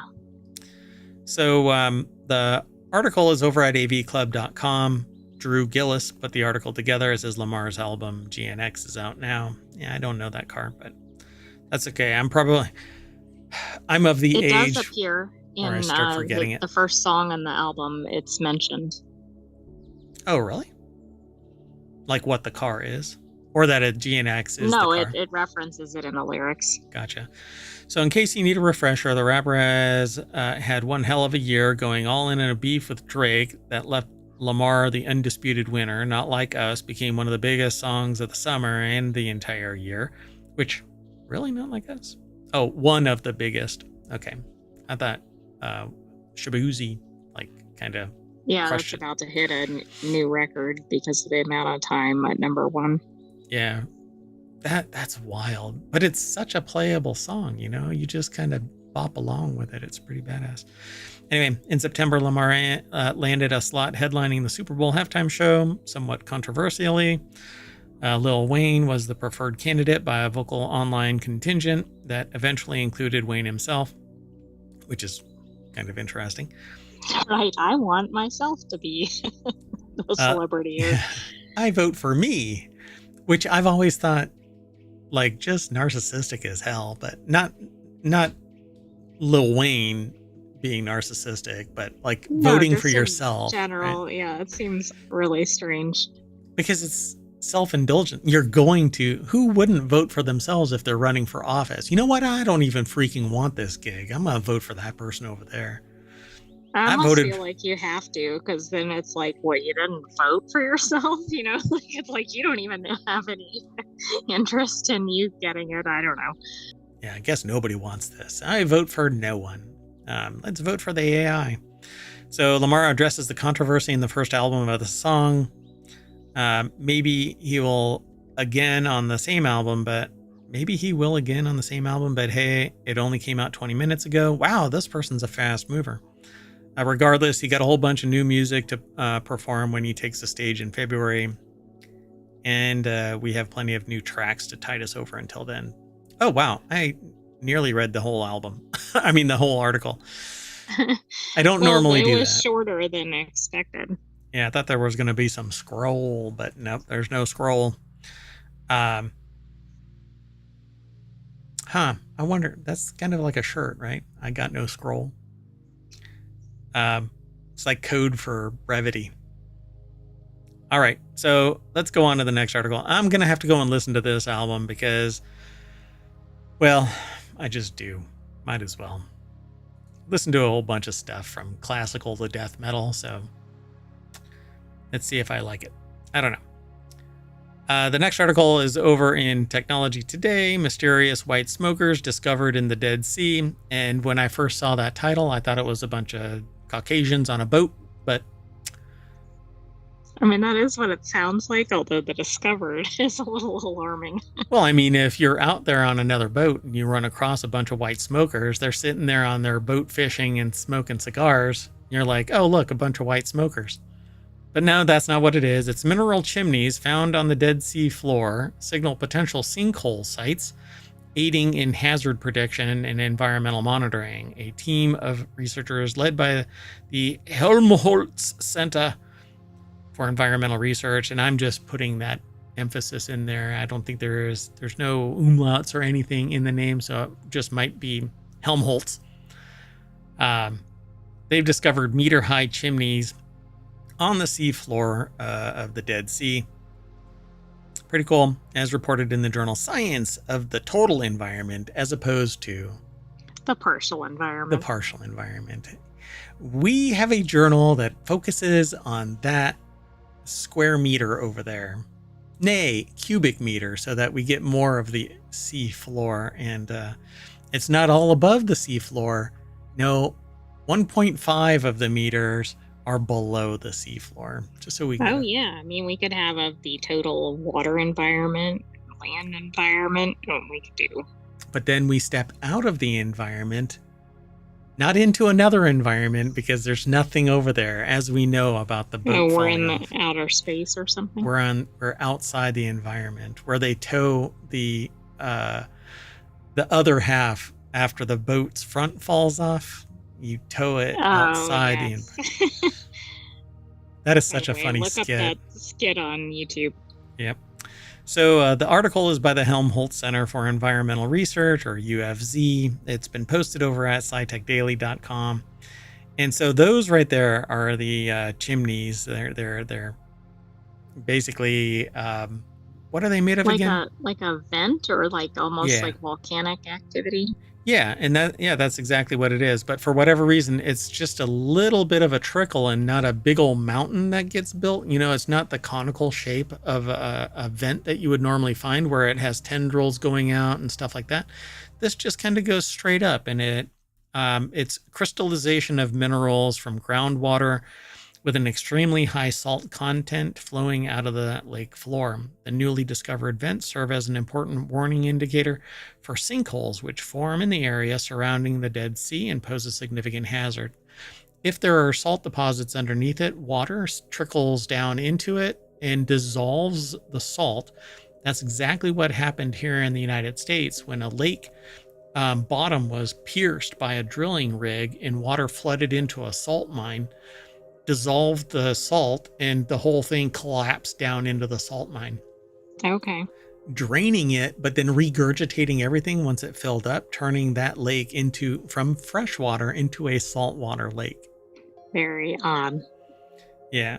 Whole bunch of, well, you have to have a certain kind of lifestyle to live in a saltwater lake, and a whole lot of fish met their demise. They're pining for the fjord. Anyway, and that's a Monty Python skit. So the Dead Sea is a highly dynamic system. Its level has been dropping by roughly 1 meter per year for over 50 years because it's cut off from key tributaries, and is losing large quantities of water through evaporation due to drought and heat. A meter per year seems pretty significant. Like, I feel like a lot of times when you see adjustments to water levels, it'll be something like a centimeter per century or something. Yeah, this is a meter, 3 feet per year. So it says the surface has dropped to approximately 435 meters below sea level. This decline in the lake, which borders Israel, Jordan, and the West Bank under Palestinian administration, has significant consequences, especially for the groundwater. The groundwater level is falling, making it increasingly difficult for neighboring countries to access groundwater resources. You have to dig deeper, it's more expensive, or just impossible. You can't get Or pumps. there's not enough supply, or yeah. Yeah, ever more powerful pumps are needed, et cetera, et cetera. And at some point, salt water is going to infiltrate the groundwater because it's going to flow into osmosis. Right. In fact, that's the issue I think they're tracking in the United States with the Mississippi River, or at least a section of it. Yeah, because where the salt water is starting to contaminate the freshwater runoff, and it's going upstream, apparently. It's kind of wild. But yeah. So a team of divers were deployed, has now discovered chimney-shaped vents on the seafloor that discharge a shimmering fluid. These bear a strikingly similar context to black smokers in the deep sea, but the system is completely different. This is now basically salt deposition and recrystallization around the little trickle of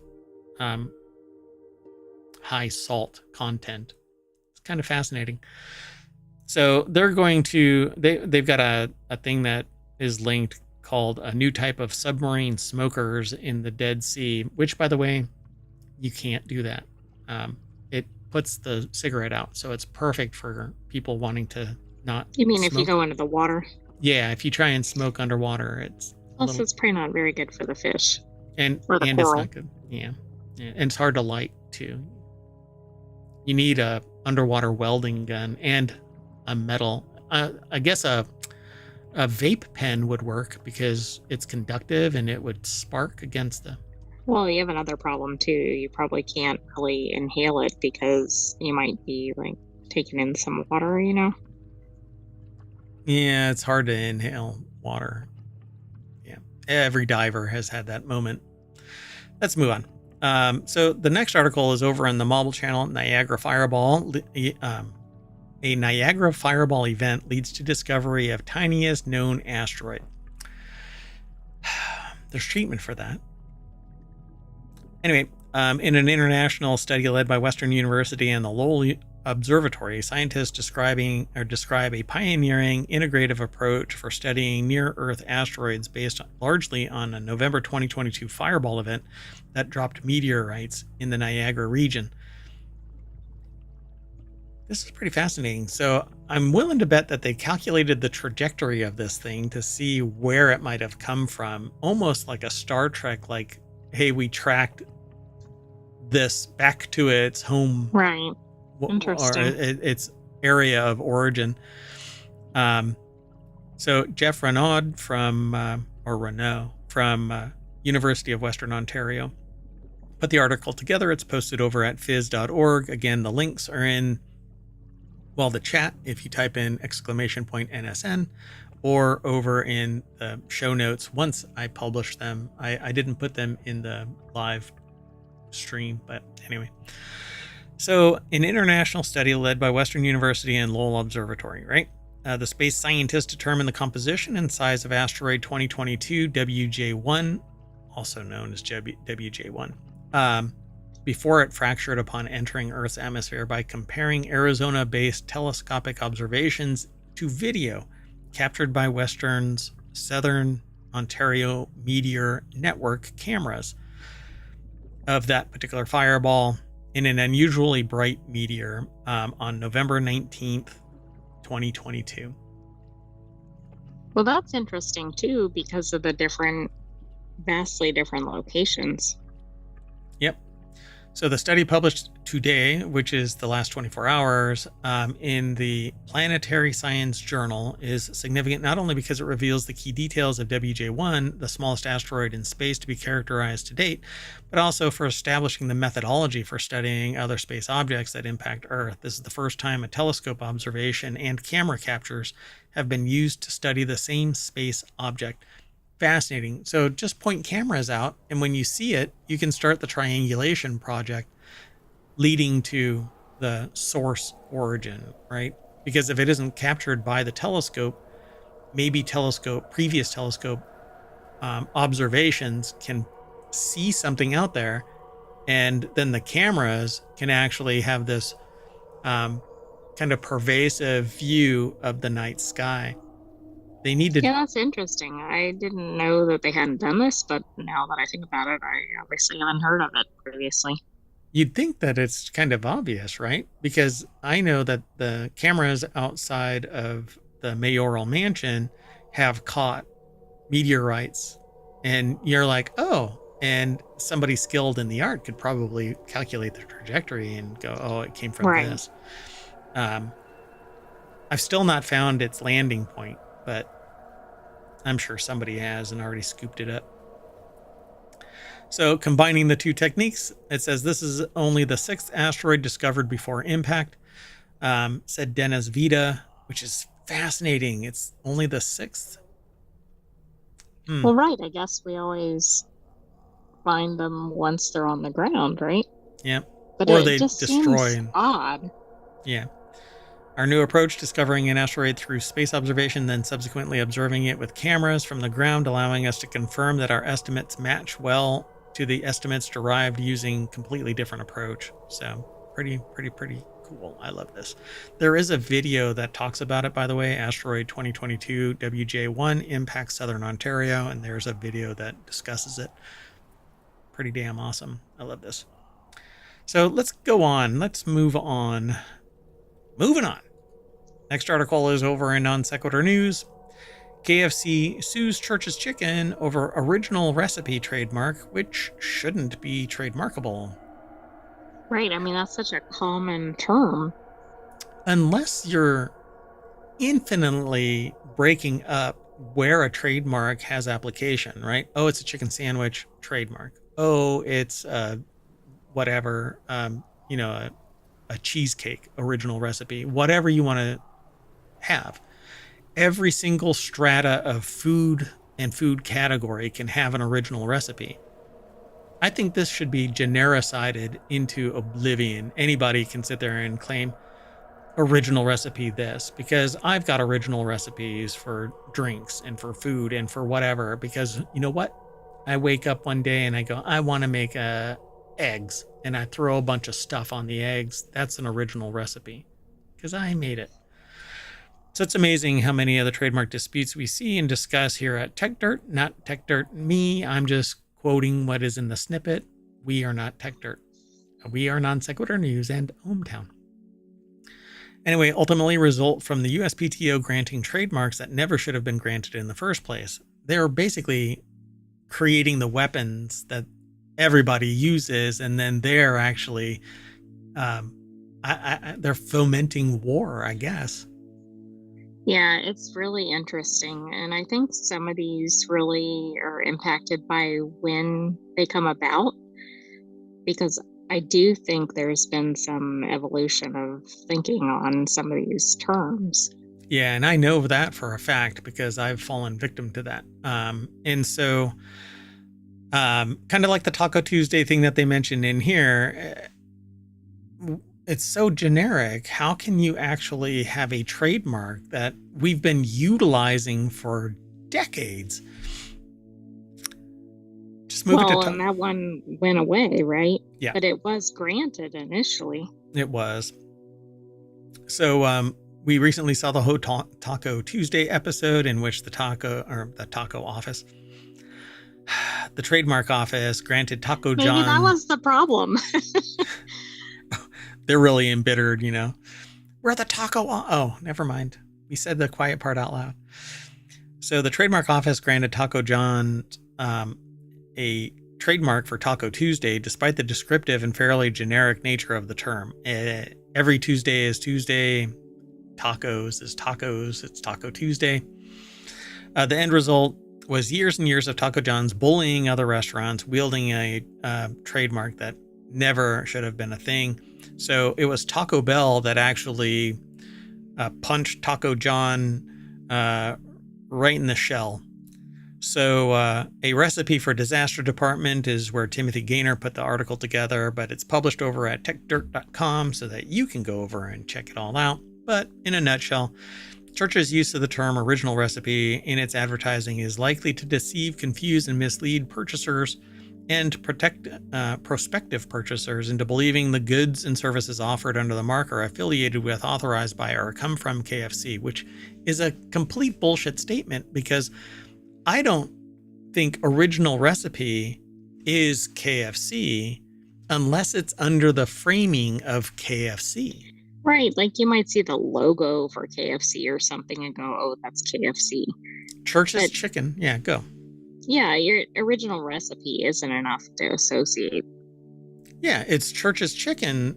It's the original recipe for Church's Chicken. It's the original recipe for KFC. It's the original recipe for Taco John. It's the original recipe for whatever Taco Bell puts together. Anyway, everybody has an original recipe. So they say KFC became aware of Church's use of the phrase toward the end of September and objected in a letter it sent to the Atlanta-based chicken chain the following month, according to the lawsuit. On behalf of fried chicken lovers out there, we're bullying somebody using a phrase that shouldn't be jack shit. Well, that's interesting that you use that term too, because the article used that term to reference the Taco John's issue. Yeah, because that's what it is. You know, it's because they were first past the post, so they were granted this trademark that should never. A little critical thinking, and you're like, original recipe's too generic. What does it apply to you? Exactly, and yeah, the article points out too in that industry, right? That's especially problematic, right? Every restaurant is going to have an original recipe, or maybe more than one. Yeah. And just because you use the original recipe in your marketing doesn't give you the trademark on it. You can sit there and TM something, but original recipe is too generic. It's KFC's original recipe because there's millions of original recipes. Go look at a cookbook. Exactly. I don't have a good example, but I think if it was something like original, like some very specific application of something recipe, maybe. I can't think of a good example. I don't mean like original fried chicken recipe because that would still be generic. Yeah, so they say in the article, now it's certainly true that KFC takes great pains to lay out its lawsuit, that KFC has famously used the phrase original recipe in its branding and advertising. In fact, it's become a cornerstone of KFC's branding, typically around other references to its secret blend of 11 herbs and spices. And that is really what should be That's trademarked. kind of like what I was thinking, like how they were making it somehow. But I Yeah. couldn't come up with a good example. Right, but KFC's lawyers damned well know that the original recipe is descriptive and generic generally, not to mention how Churches is using the phrase. More on that in a moment, they say in the article. That's why they included this bit in their lawsuit. Because KFC's exclusive and extensive use of the original recipe mark, which, again, it should not be allowed, the mark has acquired substantial value and is widely recognized as identifying and distinguishing KFC as the source of goods and services offered in connection with the original recipe mark. KFC owns strong common law rights to the original recipe mark as a result of its extensive and continuing use, and the mark has become famous among the general consuming public of the United States and of Texas. So they're throwing it in Texas, which is woefully embracing of the corporate mindset to bully everybody out of existence because, well, let's just say Texas administration and legal structure, and represents an extraordinarily valuable goodwill to KFC. Yeah, KFC's original recipe. Don't you think if you queried whatever 100 people and said, what is original recipe? Do you think any of them would know, or any substantial number of them? I think people who find KFC appealing would know what. But here's the thing. You don't just see original recipe. You see our original recipe, just like it says here. KFC, home of the original recipe with 11 herbs and spices. You see context. Yeah, and true. So it isn't just original recipe. I'm an original recipe. I guess you're I just an mean original like recipe. It's not even something that people associate with it, which is part of the whole purpose of trademark. Yeah, people know KFC. That is the brand. That is the mark. It's a trademark. That is the mark.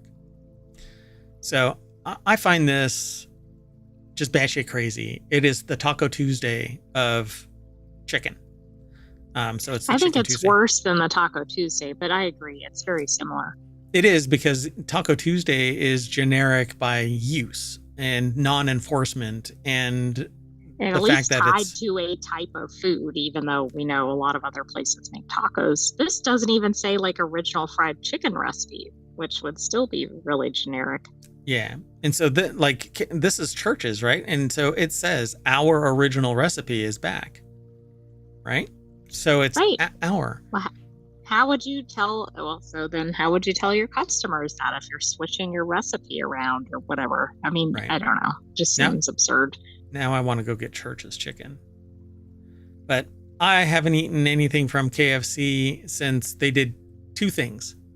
First off, one time I ate a piece of chicken that still had a feather in it, breaded and cooked.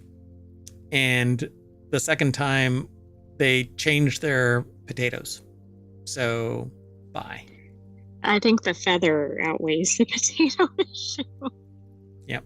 Moving on. Next article's over in the Marble Channel. Ancient meets modern as a new subway in Greece. Showcases archaeological treasures. And at the beginning of this, I was like, a modern subway in Greece? It's so slippery. How are they...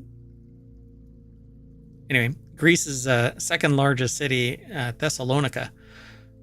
Thessaloniki. I thought it was Thessalonica. No, but there could be Is there another location or something? Look it up. So Greece's second largest city, Thessaloniki, is getting a brand new subway system that will showcase an archaeological discovery made during construction that held up the project for decades. Apparently, they dug around archaeologically. Okay, until the earliest early 20th century, it It was was known as. Thessalonica with a CA at the end. So yeah, I remember this because there it's not the device, but there is a device that was discovered off the coast of Greece, um, and it's deemed to be an astronomical device to track, and I can't remember the name of the device right now. Doggone it. Anyway, let's go over to this article. Costas Kantouris over at phys.org put the article together, and so the 9.6 kilometer inaugural line will open on November 30th using driverless trains and platform screen doors. Construction began in earnest in 2003 and unearthed a treasure trove of antiquities in the vast excavation beneath the densely populated city of millions of residents, or of a million residents. And Greece, how do I put this? Where did everything come from that covered up all of this? That's a good question. Is it the Antikythera mechanism? I completely butchered that. Antikythera, yeah. I had the wrong emphasis. Yeah, it's basically this really complex brass-wheeled,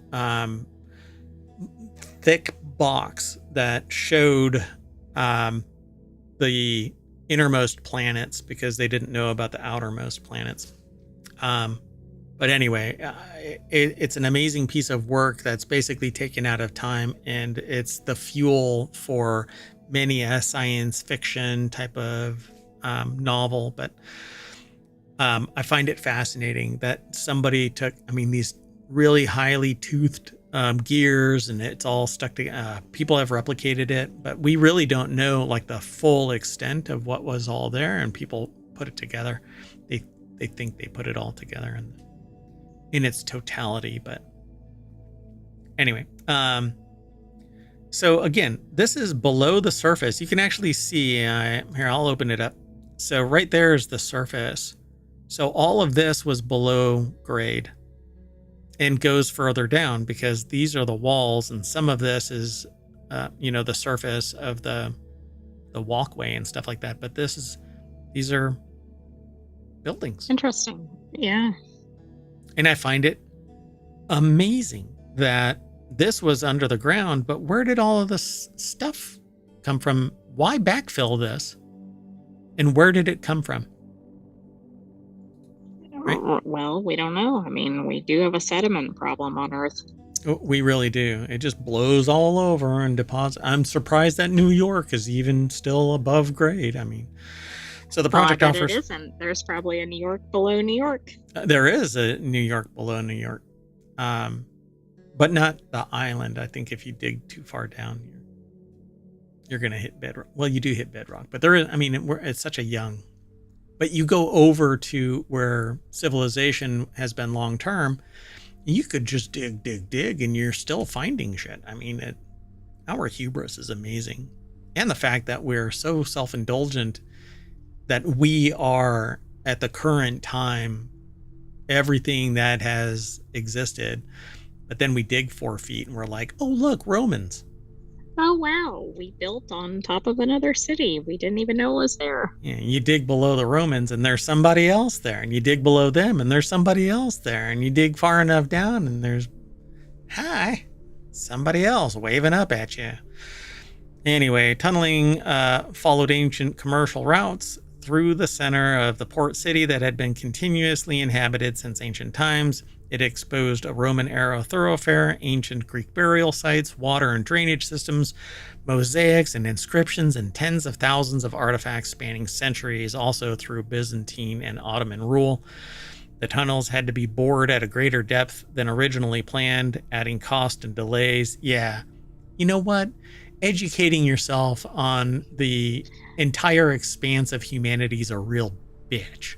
I know. Oh my gosh. We had to preserve thousands of artifacts from centuries ago. And maybe thousands of years if you keep on digging down. And now they're below it. So who knows what the hell they've actually bored through. Well, and what are they on top of now, right? Like if they peek under it an inch, is there another Oh, look, civilization remnants or whatever. another another civilization. Guess they missed their subway stop. Anyway, the project faced substantial delays and many challenges, including over 300,000 archaeological finds, many of which are now showcased at various stations along the main line. Beautiful. I love the idea. But you know what? It's going to take 100 years before enough people lay eyes on enough of these things to find out the true context of these things. And they're no longer in situ. So unless somebody took painstaking notes about the context, lost to oblivion. Well, they might have. I don't know how much. I suspect Greece really values the historical. We know some countries, they take extreme efforts to document their artifacts, but I think this is really cool because this is a rare combination of the old and the modern. Yep. And it might actually get the general public interested in preservation. So the cost of the metro so far has reached €3 billion or 3.1 billion US dollars for the completed first line of the subway system and most of a second line, which is currently under construction and due to be delivered in a year. Awesome. Let's keep moving. Next article is over in Non Sequitur News. Hey, it's the name of the show. AI founder promised amazing chatbot to public schools, then allegedly spent the money on a lavish wedding and mansion. As LA Times reports, 33-year-old Joanna Smith Griffin, the founder of AI startup All Here, has been charged by federal prosecutors with identity theft and multiple counts of fraud after her alleged web of lies regarding her company's sketchy wares came tumbling down earlier this year. Don't you think it was all in the name? Right? Like, all of it's going over here to me. Yeah. I didn't even make that connection. All here in my pocket. Oh, I was going to say something else. Noor Al-Sabai put this article together. It's in a section called The Bite, but it's over at futurism.com. So they renamed it to All Fake. After duping the Los Angeles school system into giving her gobs of money, the founder of AI ed tech firm allegedly spent a lot of it on herself. So why? Why is there an AI ed tech system being deployed in an academic institution? It says a chat bot. Yeah, that's a good question. Like, I'm sure there's going to be some reviews of whomever put the money from the school system toward this, right? Yeah, because an amazing chat bot for public schools, this is a neophyte domain. This is the beginning, nascent, right? This is the baby of tech, AI, and it's arcane as hell. And it's not ready for environments like academia, especially with young students. Yep. So earlier this year, the same newspaper reported that after being contracted to build out a chatbot connecting families with information from the Los Angeles Unified School District, All Here filed for bankruptcy despite tens of millions of dollars in public and private investment. Now, the reason why seems to be emerging, per the allegations that the founder's repeated lies about the company's worth and dips into investments for her own personal gain led it to ruin.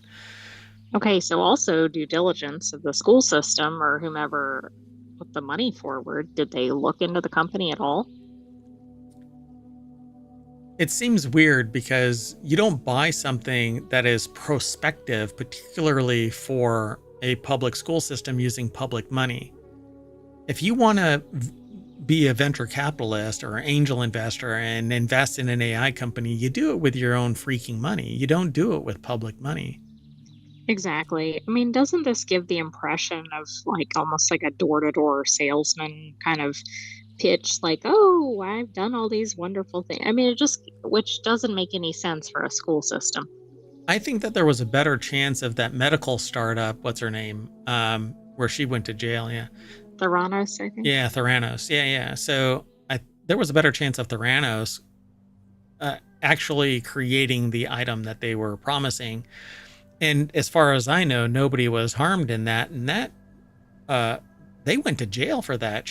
I think she's in jail. I don't know about the husband. I think he might have gone to jail too. But all that did was apparently kick the can down the road too far, and people who demanded a return on their investment, not realizing that when you invest in a company, there's a really good chance that they won't materialize jack shit. They bought into it, that risk. But this seems like it was a startup that didn't have a product working.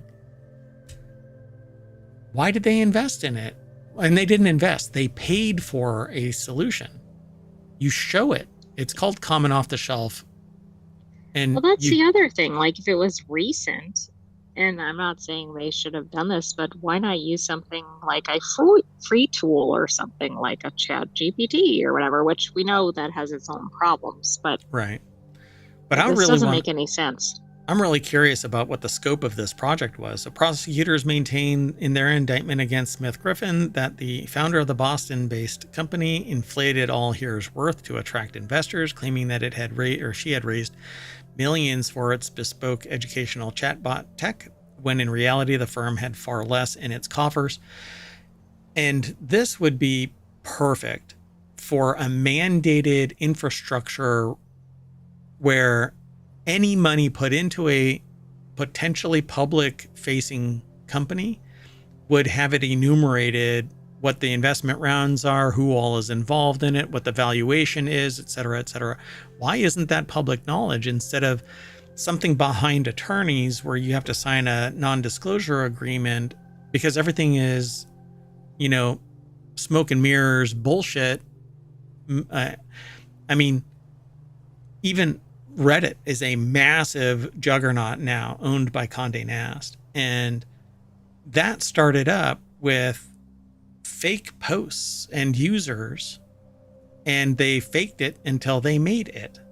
And so when people are enriched through that type of action, and they've made that claim, they've said that they used fake posts and users because an empty site. I think they're pretty public about it. Yeah. Plus, they also, a CEO from them modified a user's post without flagging it as an edit and didn't tell the user of that post. It wasn't the CEO's post. And they said, kiss my ass, you'll be back. Where else are you going to go? Essentially, they didn't say the kiss my ass part. That's me. But they said, you'll be back. And everybody's back. And they're selling your data to AI to train LLMs. So how about kiss my ass, right? Well, yeah. And what about turning over data to companies like All Here? How is that going to work out? Yeah. By the way, Theranos was sentenced to approximately 11 years, and then the former partner approximately 13 years. Yikes. Yikes.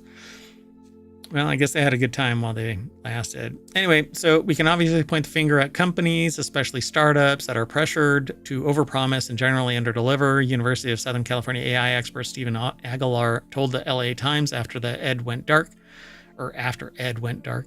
Ultimately, the responsibility rests with the school district, which, yes and no. If the information that's being requested is like it says here, a deliberate and calculated scheme to defraud an investor, then the only information you have is what's provided by the enterprise. True, but for example, if you're a school district and you get something like a brochure or an elevator pitch and then you invest all this money, I don't think that's enough, even with the scheme. Like, you have to do a little bit of like, have you done this for another school system or something? You don't just throw tons of money at a startup in a school system. And it's definitely a risk-based maneuver. So if you don't ask those questions like the AI said, and you take this risk, then yeah, the risk is on the people who made that decision. Sure. But again, if they ask all of these questions and here's the information. Oh, yeah. Like if they've got sites set up and they're like, yes, we did this over here. I mean, you could see that would be much more elaborate and they could fool somebody even checking. Yeah, if it comes across like a CIA op where there's so much deep background that you basically go, shit, looks like they did do it. And you go to interview somebody and they go, yeah, they did it. if you have co-conspirators,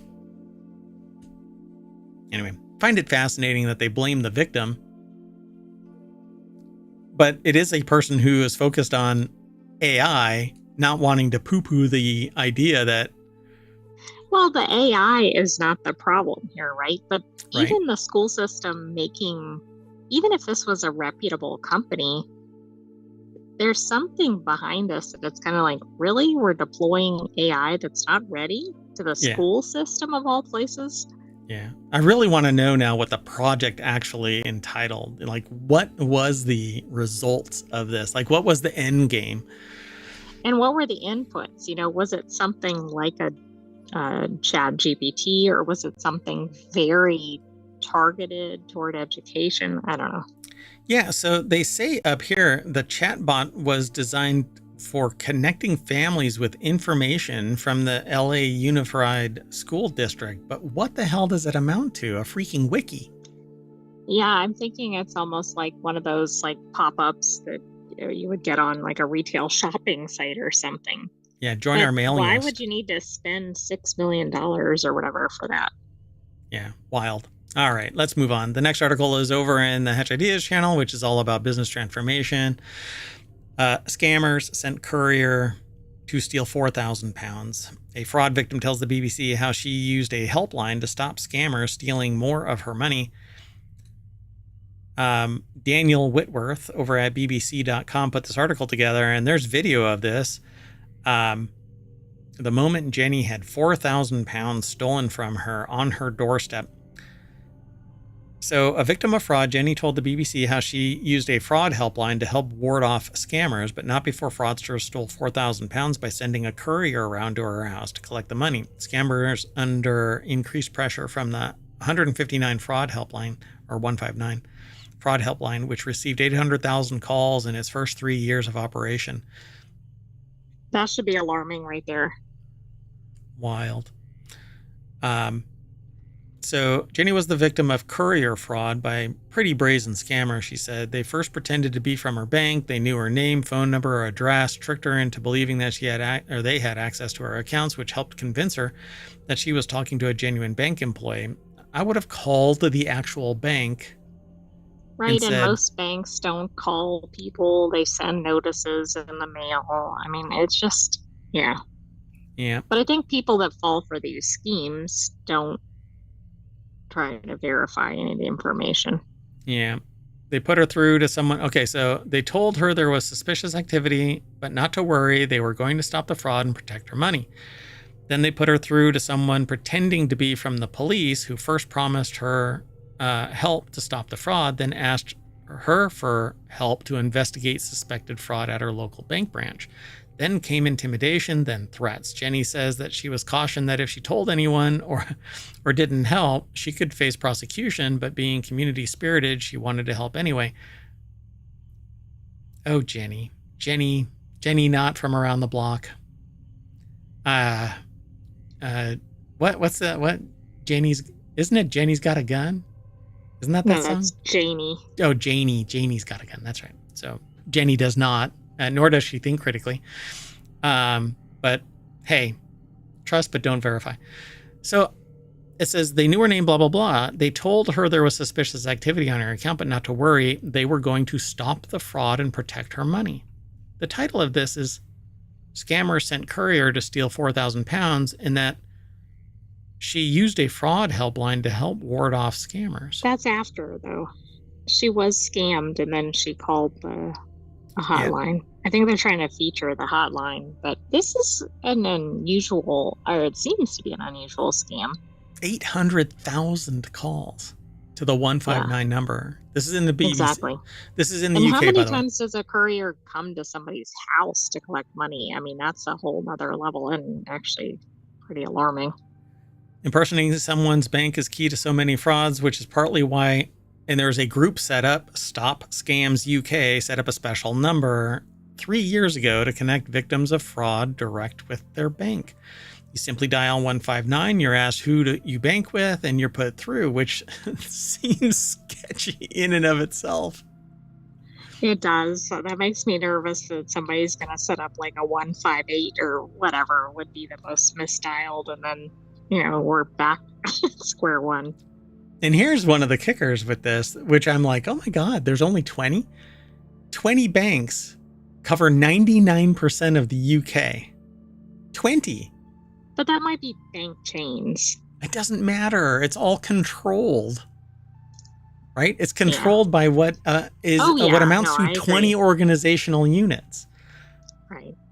And there's got to be one that has the predominant number, right? Like Bank of America has like a shit ton. Right. That doesn't even give you the story, right? Because we think 20 equally distributed, but it's not. All right, everybody. So if you're in the UK and you have been defrauded, then call 159 and get in touch with a bank agent that is actually authorized to help solve a problem. And don't give anybody anything. They show up your damn door unless they're doing a breaking and entering or whatever. You do not give anybody money at your front door. Just don't. Somebody comes for a donation, say, I'll give to your office, and do some due diligence. Trust but verify, click with care. Do not just take everything at face value, particularly if it's a high stress type of situation. The deal is only right now. No, tell them to blow. All right. Our last article, though, for today, and this one is fascinating. I had to choose this because it says, warning, do not expose Cybertrucks to common magnets. Cybertrucks appear to be a magnet for just about every automotive embarrassment imaginable, literally. So as Jalopnik reports, and this is over at Futurism, I believe, the Cybertrucks owners of the Tesla pickup are complaining that slapping cosmetic magnets onto the vehicle's shiny surface is damaging its stainless steel body. Maybe making a car out of the same kind of stuff as kitchen utensils was a bad idea after all. And we know this from the DeLorean that had basically shit durability unless it was immaculately taken care of. That's true, but you don't want to apply any lessons learned. Yeah. Oh, and by the way, it goes beyond this. Apparently, people who have put wraps on their Teslas, upon peeling them off, are finding out that it's basically done shit to the skin, which was already falling apart because of environmental damage. Right, and there might be a reason that a lot of cars are made with the same types of materials. Yeah, I mean, adhesives are being slapped onto. So with the wraps, it's an adhesive that's sticking it on there, and it's going to cause issues to unfinished metal. It just does. I mean, there's a chemical reaction that's going to take place. I don't know of a wrap that wouldn't. The reason why cars are protected is because they actually have a clean surface, and then there's a clear coat on top or underneath it, and then paint underneath that before you get to the metal. But they all do it similarly for a reason. Yeah, exactly. And so the complaints originate from a thread on the Cybertruck Owners Club forum started by a user named Cybertooth, who shared photos of extremely noticeable stains on the vehicle. They feel like an idiot, the unfortunate Tesla owner wrote, deciding to put an advertising magnet on my CT, Cybertruck. Because saying Cybertruck is embarrassing enough. You have to shorten it to CT. So Frank Landemore over at The Byte, on a website called futurism.com, put the article together. A stainful steel. Dun, dun, dun. Sounds like a code name for something. As Jalopnik reports, owners of the Tesla pickup are complaining. So the good news for the Tesla owner was that he was able to clean most of the damage off, but not all. There are a couple of small white spots left that have a slight rough texture to them, Cybertooth wrote. And remember, the oldest of these cars have only been on the road for about a year.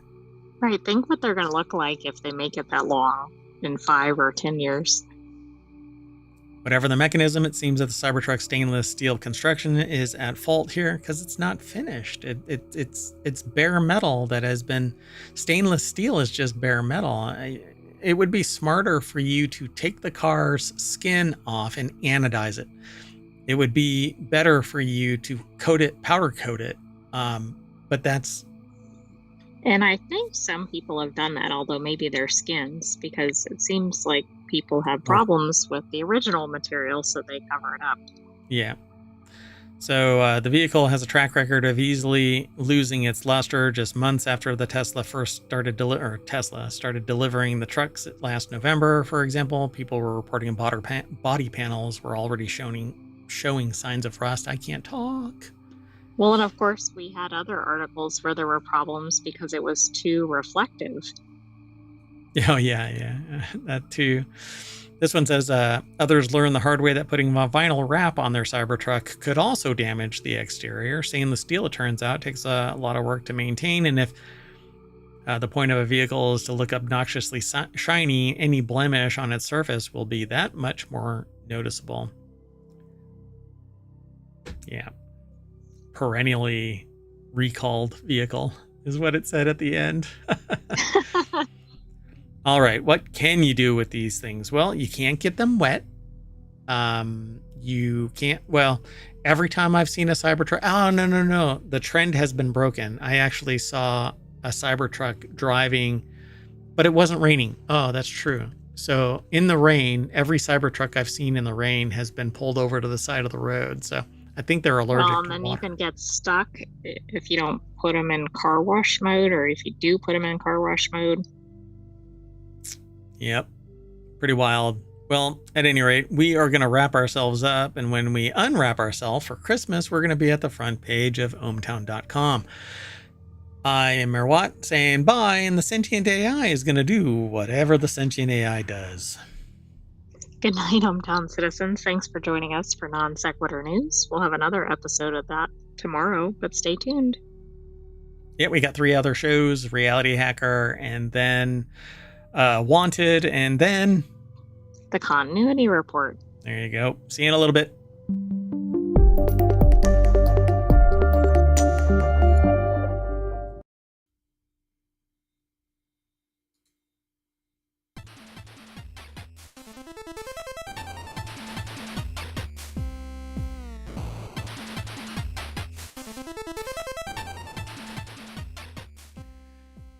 Hello, everybody, and welcome to Non Sequitur News for November 24th, 2024. It's a time machine episode. I am Mayor Watt, and along with the sentient AI, we're going to talk about the following 10 articles. Inflation ahead of Black Friday, airlines fuming over fines, social distancing 6,000 years ago, RPGs coming this week, an iconic rock band breaks record, Aldi and their trippy barcodes, scammers exploit tiny typos, Siri engine. Oh boy, I might activate everything inside the mayoral mansion. Anyway, it's going to evolve, maybe one day, to destroy us all. If life gives you Lululemons, and starting to rethink advancing AI. Everything's powered by ohmTown.com. Go over there and become a citizen. This is a time machine episode, so we're going to try and ram all kinds of information down your throats. Just take your medicine.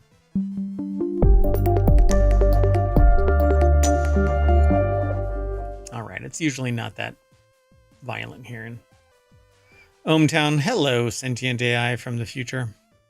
Hello, Mayor Watt. We had a problem with the visualizer, so we were going to try and do this time machine 40 minutes ago. It's all right. Well, better late than never. I suppose. Hey, and guess what? We, after all this time, we became affiliate. So now you can subscribe directly over on Twitch, but it takes heavier lifting over on the YouTubes. So if you do find your way over there, be sure to follow us, like, subscribe, leave a comment. Liking stuff actually helps out tremendously. So, oh, and an amazing turn of irony. The last episode, I said a bunch of stuff about politics and how I kind of get crushed because they say, you're talking about electioneering, or there's something on the page is behind me here that you're talking about elections. And they deny my promotion. And so I said, I guarantee you that, because we had like promo stuff up there, and that I said, I guarantee you they're going to deny my promotion. Nope. It's steaming right It's along. very arbitrary. It's an algorithm. Yeah, I think it's whichever way the wind blows. Well, anyway, let's get into today's articles. Yeah. First article is over in Non Sequitur News. Shoppers struggling with inflation, being selective ahead of Black Friday. Yeah, we kind of saw this coming. Yeah, yeah. And what's on the precipice of this? After this Black Friday is Christmas, and then a whole new everything. Oh, it's a whole new world. I'm probably going to get in trouble for that one. That's why Mix War doesn't exist right now, because even stuff that was just barely touching, like I just used some material and talked about it briefly in a demonstration video, and I got dinged for it. So yeah, I don't want to have to sit there and justify every stinking video that I do. It is a little annoying. But yet there are people here that talk, like on YouTube, that it's not Twitch, it's YouTube. Over on YouTube, there are people that are sitting like, what's his name? Beato or whatever. He talks about music all the time and plays like Maybe wholesale. he gets notices all the time. Maybe he's paying a separate fee, but you have to get to leave the VOD there for it to be on demand. You have to get written permission by everybody that's on the track. Yeah, which is not always possible with 17 writers or whatever. Well, it's just impossible for a non-outsider. Yeah, per song. Yeah. So if I have 10 songs, which is what I would do, I can't even run the episode. And I had been paying into the 3 name brand licensing things, but they don't for synchronization licensing. Anyway, there was something that I was going to say about that other guy. Anyway, whatever. It's very, very frustrating. So, no, it's not happening all that soon. Anyway, non sequitur news aside. We're supposed to be talking about shopping. Yeah. So shoppers are spending more this holiday season, but remain selective and are looking for discounts, investment bank Morgan Stanley said. So they're spending more because things are more expensive, not because things are cheaper and they're spending more money. They're literally just spending more because things are already more expensive. Right. They're getting much less for their money. Yeah. And because they're spending so much on stuff that's not discretionary, right? Like food, then they have a lot less to spend on things like gifts or deals. Yeah, so they're being selective. And so instead of 5 things for the same price as 2, they're buying 1 because everything is so freaking expensive. Or there's something on the cusp that is, the fear, uncertainty, and doubt, which I don't think that it's misdirected to have some FUD in the coming years. So the article is actually sourced from Newsweek. Rachel Dobkin, which really, I think Pandora Devine, I think it is, right? Is that her name over on Newsweek? Pandora Dewan, I think. Dewan, yeah. Probably she opened the box and Rachel Dobkin actually caught some blowback from whatever emanated from, whatever. So anyway, it says here, the holiday shopping season is a huge opportunity for companies to make a profit while boosting the economy, which is just complete bullshit. It's so self-important. Consumer spending makes up over 2/3 of U.S. economic activity. Yes, consumers buying stuff to survive does make up. That's how it works. It's a key part of the economy. Wonder what the other third is. Could be one institution, one industrial machine. Anyway, however, consumers are still feeling the pinch of their wallets, which will affect how they shop this holiday season, starting with Black Friday sales, which already began for some retailers. Says Morgan Stanley survey released earlier this month found that 35% or roughly 2,000 consumers expect to spend more this season than the year before. Again, we don't know what the context is of this. They don't sit there and say, oh, I'm going to be buying more stuff. They're saying it's going to cost more. Yeah. Holiday shoppers are likely to increase their budgets this year versus last year, but remain selective and are looking for discounts. I think that this is manipulation of the real data, right? So I'm going to have to go and find this. They say consumer prices rose 2.6% in October, just October, 2.6%. From a year earlier, up from 2.4%. Well, but this also, well, as it's written, it looks like it's only moved up like 0.2, but I think it's moved up 2.4 plus 2.6 anyway. In 2 years. We'd have to look at that. Yeah, exactly. Which is a lot. But they say it was the first rise in annual inflation in 7 months. Huh. Bullshit. Well, maybe because it already spiked in the previous year. Yeah, it's already. Yeah, so 8 months ago was the last spike. Or whenever, yeah, exactly. And everybody are going, oh, I ain't got no mo. Yeah, what are you going to do? So they wait 8 months and then jack up the price because maybe that's when it's the next fiscal year. October. Fascinating, huh? Well, in September, the Fed cut the federal funds rate by 0.5 percentage point to between 4.75 and 5%. It was the first time the Fed cut interest rates in 4 years. Earlier this month, the Fed cut rates again, this time by 0.25 point, lowering rates to 4.5 to 4.75. But I wonder how your mortgage refi is doing. Probably not all that great. Anyway, how about we just move on? Because there's really not much. That would be good. Okay, well. So the next article is Prices are high. Nobody's going to get the gifts they want this year. That sounds very grinchy. I have the gift that I wanted. Which is? Another different article to talk about. So Non Sequitur News is where the next article is. Airlines fume after Spain hits low-cost carriers with a $187 million fine. Spain's Ministry of Consumer Affairs has fined 5 budget airlines, a total of 180, I'm rounding up. It says 179 million euros, which is $187 million. The fines affect Ryanair, Vueling, which I've never heard of, EasyJet, Norwegian, Voloti. I don't think you want your plane making tea. Is it Velodia or something like that? How do you? I have no idea how to say it. Voloti. Anyway, I don't want anything vola nothing in my plane. Right, it sounds like volatile or something. Yeah, volati. It's when you sit down and just a bar brawl breaks out, the likes of which you've never even imagined possible. Like from Airplane, the brownies or Girl Scouts. Right.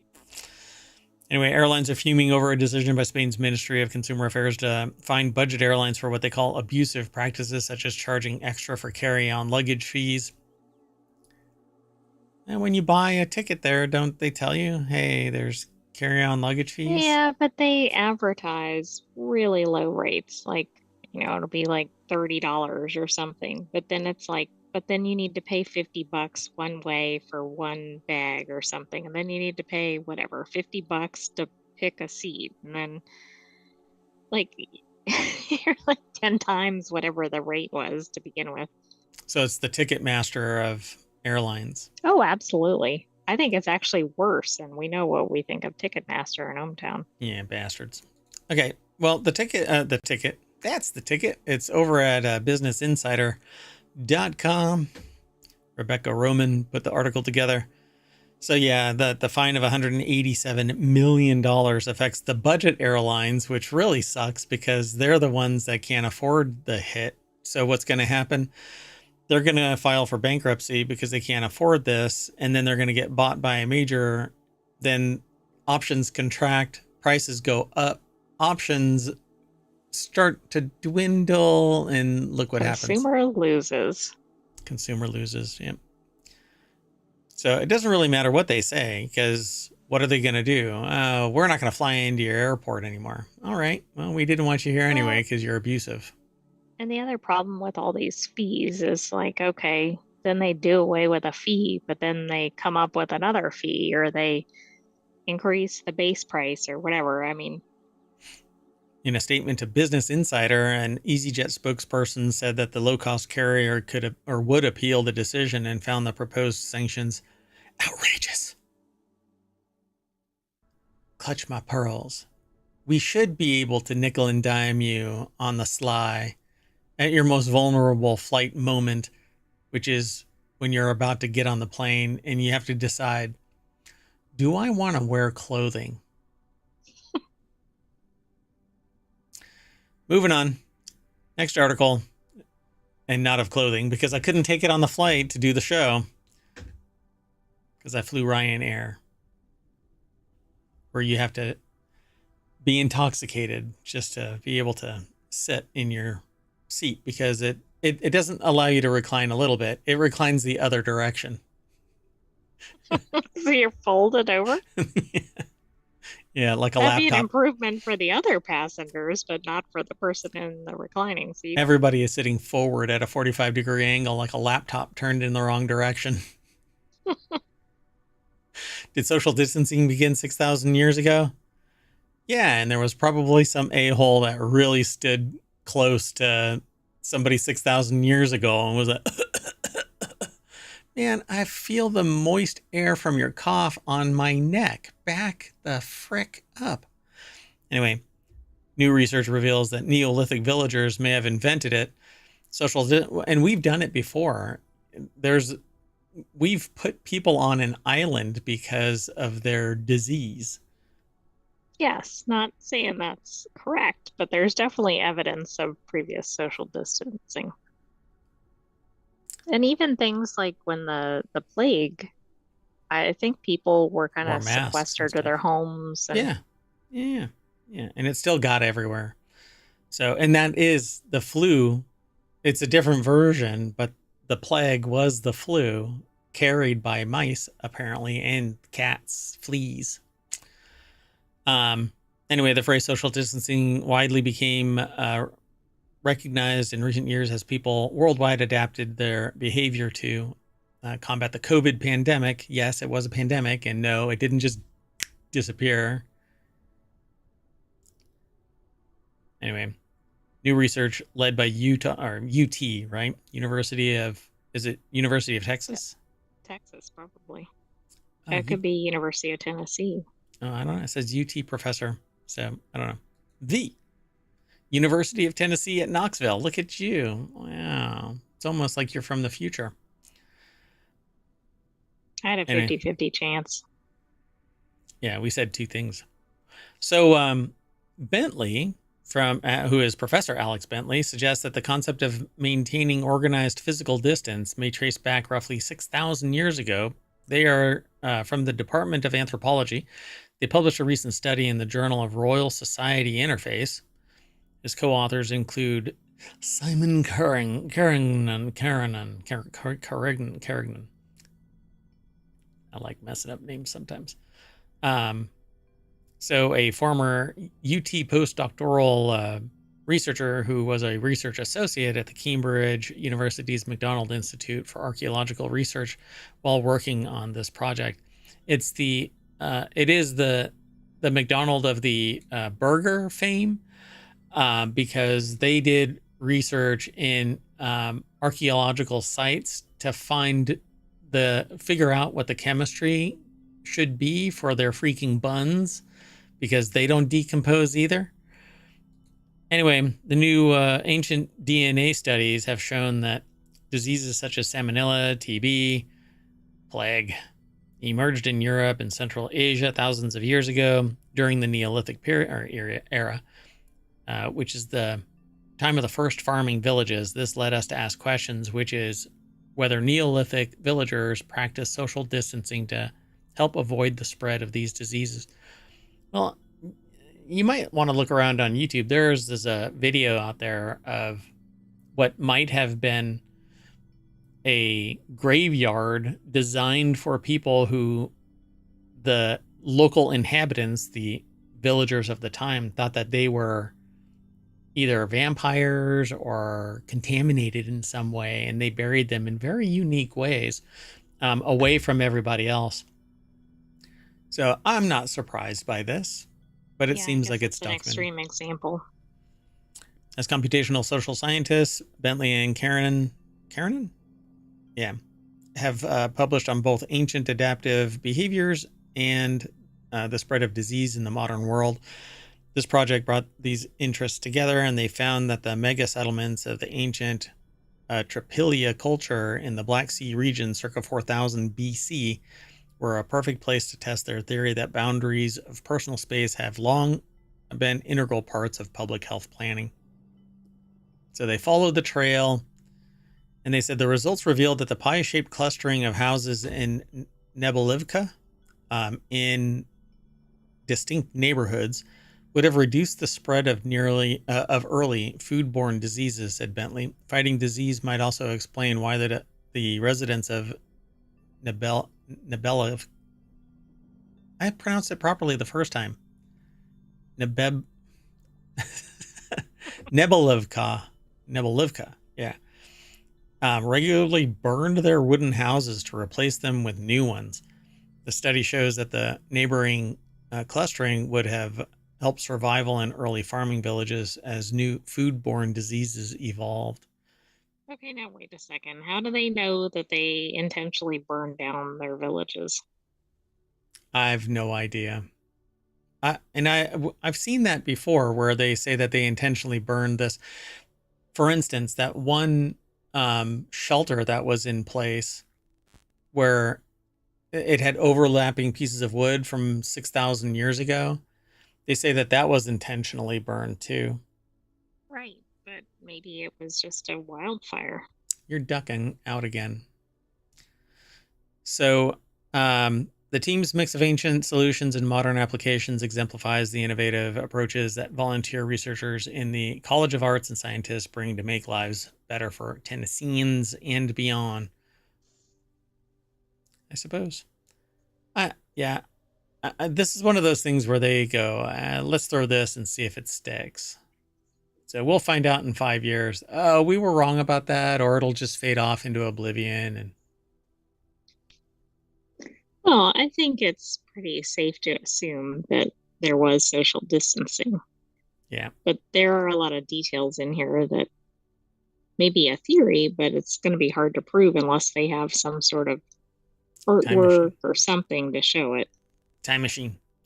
Let's go over to the Aerith channel over at ohmTown.com. RPGs this week. And I'm going to punt it straight on over to RPG Fan. Audra Bowling, Clayton Stevenson, Gio Castillo, and Tin Manuel put the article together. And this is over at RPGFan.com. They focus on, it's in the name, RPGs. So in this edition of RPGs coming this week, that they've loaded a slate headlined by the best RPG of 1988. So Heistgeist, November 11th. It's going to come out to Switch, Windows, Mac OS, and Linux. Then they say Beastie Ball, Beastie Boys, entering early access, and it's for Windows. I won't go through all of these one by one. I encourage people, I didn't throw this into the show notes. Oh, what a bummer. That's okay. This is a Time Machine episode, so it'll be in the show notes over on YouTube if you want to follow the links. Rise of the Golden Idol on November 12th. This is somewhat expansive. Dragon Quest III HD 2D remake. That one rolls off the tongue real easy. Sony. PS5. The Xbox Switch. It is Windows. Sony. Yeah. Square Enix. Yeah. Flint, Treasure of Oblivion. It's now being pushed to December 17th. Lego Horizon Adventures, which you actually can see some people playing on YouTube on YouTube and Twitch from time to time now, because there have been these early promos. It's November 14th, and so it should be out right now. PS5, Switch, Windows. Supposed to be pretty cool. It's a lot of fun. And some people have said that it's even more fun than the original game. It was a Horizon is you play Alloy. I can't ruin it. Anyway, you'll have to go and check it all out. Spoiler alert. Yeah, exactly. Goblin Slayer, another adventure, Nightmare Feast. That just came out for Switch. And then they have a bunch more. So go over and check it all out. You'll be able to read more about it. So let's keep going. This next article is over in the Continuity Report. 15 years ago, an iconic rock band broke a dangerous record that will officially stand forever. What do you think it is? Unfortunately, I glanced ahead at this, but I would not have guessed the band or the record. It's Aqua, and they did somebody died in the pool. No and no. Yeah, took a stab at it. So this article's over at Screen Rant. Molly Brizzell put the article together, and it says it was 15 years ago that an iconic rock band broke a dangerous music record, and because of the risks involved, is very unlikely to ever be broken. There are plenty of records to be matched and broken in the music industry, from sale to live performances, but rarely these records ever categorized as something as harmful to either the artist or the audience. This particular record, however, is remarkably dangerous, even if impressive, because it has the potential to leave a massive long-term effect on the artist's audience. The volume of concerts remains a concern in today's world, and I suspect that it's not about the number volume, it's the loudness volume. It can often take hours for one's hearing to adjust after attending a concert, particularly venues where the sound is given more freedom and power to bounce around. This is the case no matter the genre, but of course, rock concerts are notorious for producing a higher level of volume. So that's the record, now retired, the loudest band. So why the loudest band record was retired? It had dangerous long-term effects. Yeah, sure. Is that a picture from School of Rock? Yeah. Yeah, it has to I be. wonder if they're playing one of the band's songs in that scene. Yeah, probably. It says, while earplugs and other noise-canceling devices are now widely available, they still have yet to become common practice, with most concertgoers opting not to use them. So Kiss recorded the loudest performance ever in 2009, and they reached 136 decibels. I don't know how anybody near those speakers could have Right, hearing. isn't that like permanent hearing loss at that level? Yeah, it's pretty bad. So considering the safe limit for human hearing is around 70 decibels, this is nearly 3 times. And this was at a live, so this was at a live concert, so that's interesting too. Because I guess then it depends on where you were located. Yeah. Pretty wild. And it looks like, well, maybe they're picking rock genre specifically, but it looks like everybody in here is rock. Yeah. I think the Deep Purple was the oldest, loudest at 117. So there are now endless possibilities for ways for a rock artist to push the envelope in their performance in a way that won't harm their audience. Yeah, I think that there's probably a sound engineer that has some serious liability assigned to them if they allow, because you're not allowed. Movie theaters, for instance, have the ability to crank up that volume, but they actually have a safe limit and a limiter that's put on the dial to stop people from cranking it up. You know, this is an interesting article. Number one, presumably no band can surpass this, at least in the US. because they won't allow it like in a reputable venue. I'm not saying it couldn't happen, but then also people are going to read this article and go, Let's I try it. lost my hearing after this concert. Yeah, you'd think that people would have done something about that by then, right? But you never Yeah. know. Drawing attention to it. Oh, is that why? Interesting. Plus, when an article pops like that and it goes viral, then there's a band out there that goes, yeah, screw that. I can get louder. Exactly. That's not the takeaway here. Yeah, it's not a challenge. Let's keep moving. This next article is over in the mobile channel. What's up with all these trippy barcodes? They're actually so prevalent on some packages that shoppers have questioned whether they're simply utilized to eat up space that would otherwise be left blank. Why is a Twix called a Twix? I don't know what that is. That might be a I subordinate think it's like an article. interstitial or something. Yeah. But so the article is over at The Hill, and it says, look at any Aldi brand product for more than a few seconds, and you'll undoubtedly notice a peculiar quality.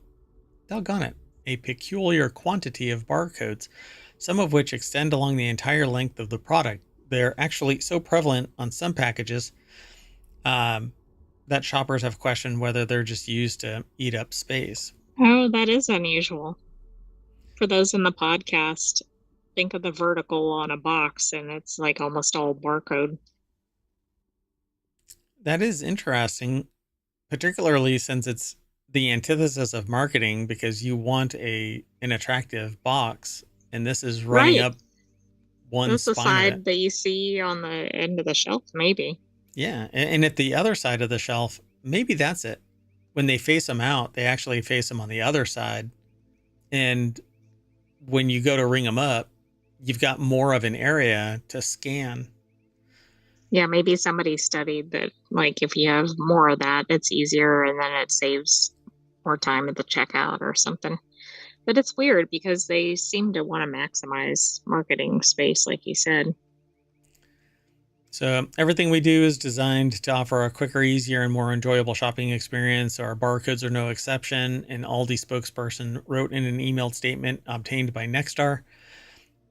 Who wrote this again? Nexstar, Michael Bartiromo. Um, so they say here, by making our barcodes larger and including several on our packaging, we help reduce the amount of time shoppers need to search for barcodes, which means they can get in, check out, and get back to life with outside the grocery store. So it's kind of their passive aggressive way of saying you don't have to go home, but we don't want your Right. ass in the store too long. We really want you to shop here, but don't stay too long. Move on, move on. Let's keep moving on ourselves. Moving on. So, oh, I just realized that I wasn't streaming this over to YouTube. It's okay. I'll copy it over. Um, yeah, scammers exploit tiny typos to trick people into sending money to their crypto wallets. A team of cybersecurity researchers at Stony Brook University has uncovered a new way for scammers to steal from unsuspecting cryptocurrency users. They have posted a paper to the archive preprint server describing the new crypto scam and how users can protect themselves. The article is over at Tech Explorer. It's put together by Bob Yurka from Tech Explorer. And, I'm trying to see how how the graphic makes any sense. All right. Yeah, Well, it's really tough to see the difference. so Oh, now I see it. It's because the font was so small.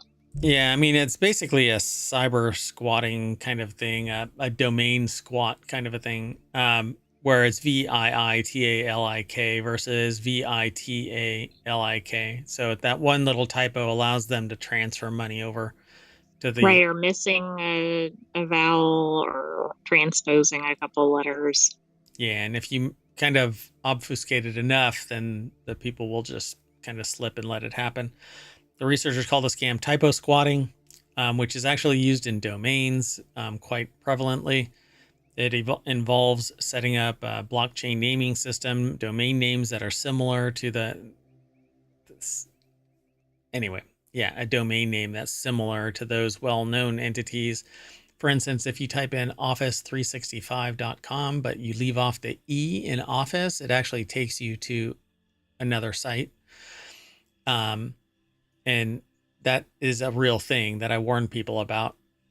So it exploits the use of simple word-based addresses rather than the complicated and hard to remember letter and digit codes commonly associated with crypto wallets. So sending crypto money in this way involves typing in a word-based address associated with the intended recipient.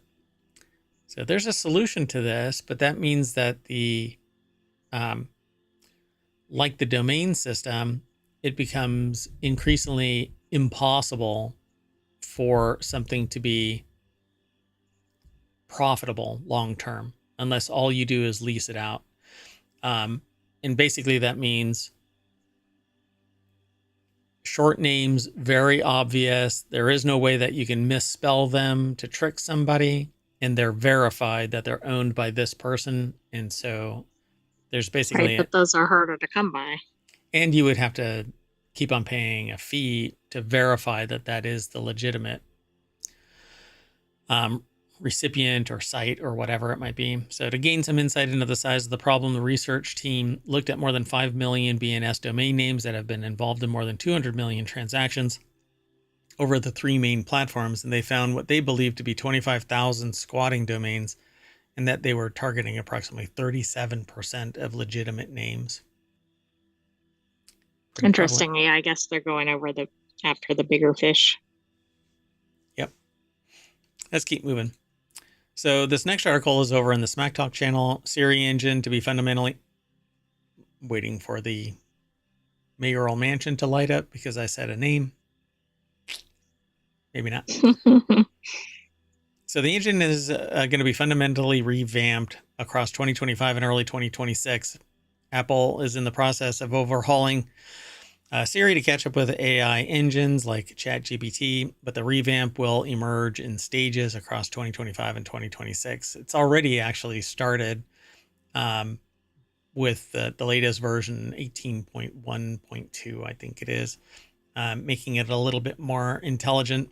So Siri will continue to improve in increments across 2025 and 2026. The company has already introduced some minor, I need to read the entire article before, including the option to type commands, a revamped interface, an improved ability to deal with pauses when users speak, Apple will also roll out a better interaction between Siri and apps and better integration with personal data, starting with 18.4 expected in the spring of 2025. What I'm hoping it actually does is actually give an answer if asked a question. just go over to your iPad and search there. Go buy a Mac. And so Charles Martin over at AppleInsider.com put the article together, and that's basically the nuts and bolts of this article. But there is some more minutia there. It says that Apple plans for its new Siri engine likely to be unveiled at WW, the Worldwide Developers Conference, in June of 2025, and would likely be delivered to users in the spring of 2026 with 19.4. And there's different iterations by them. Yeah, there's TV OS, Watch OS, iPad OS, iPhone OS, then the Mac OS. They've balkanized it because there's minutia that changes for each of those platforms that's unique to that platform. So not one size fits all like it used to be. Want to keep moving? Sure. This next article, and it's the penultimate episode or article, not episode.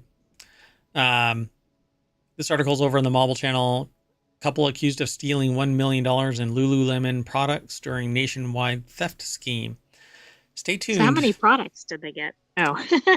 Yeah, stay tuned though, because there's an update in tomorrow's episode, which this is a time machine episode, so it's a today episode.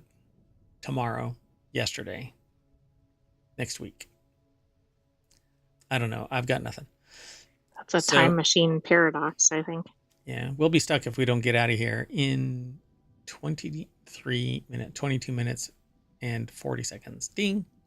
So Lululemon leggings may cost a pretty penny, but it takes a lot of them to add up to $1 million. A Connecticut couple is being accused of spearheading a nationwide Lululemon theft scheme, amid which they nabbed nearly $1 million in products. Multiple outlets reported, citing a criminal complaint. The article is over at vice.com by Paige Colley.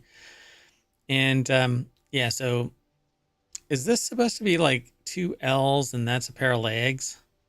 Or is that a blonde, like, is that hair and a face? Yeah, I I don't, don't know. It's hard to tell what it is. It kind of looks like it's two L's. like a derpy L and an L.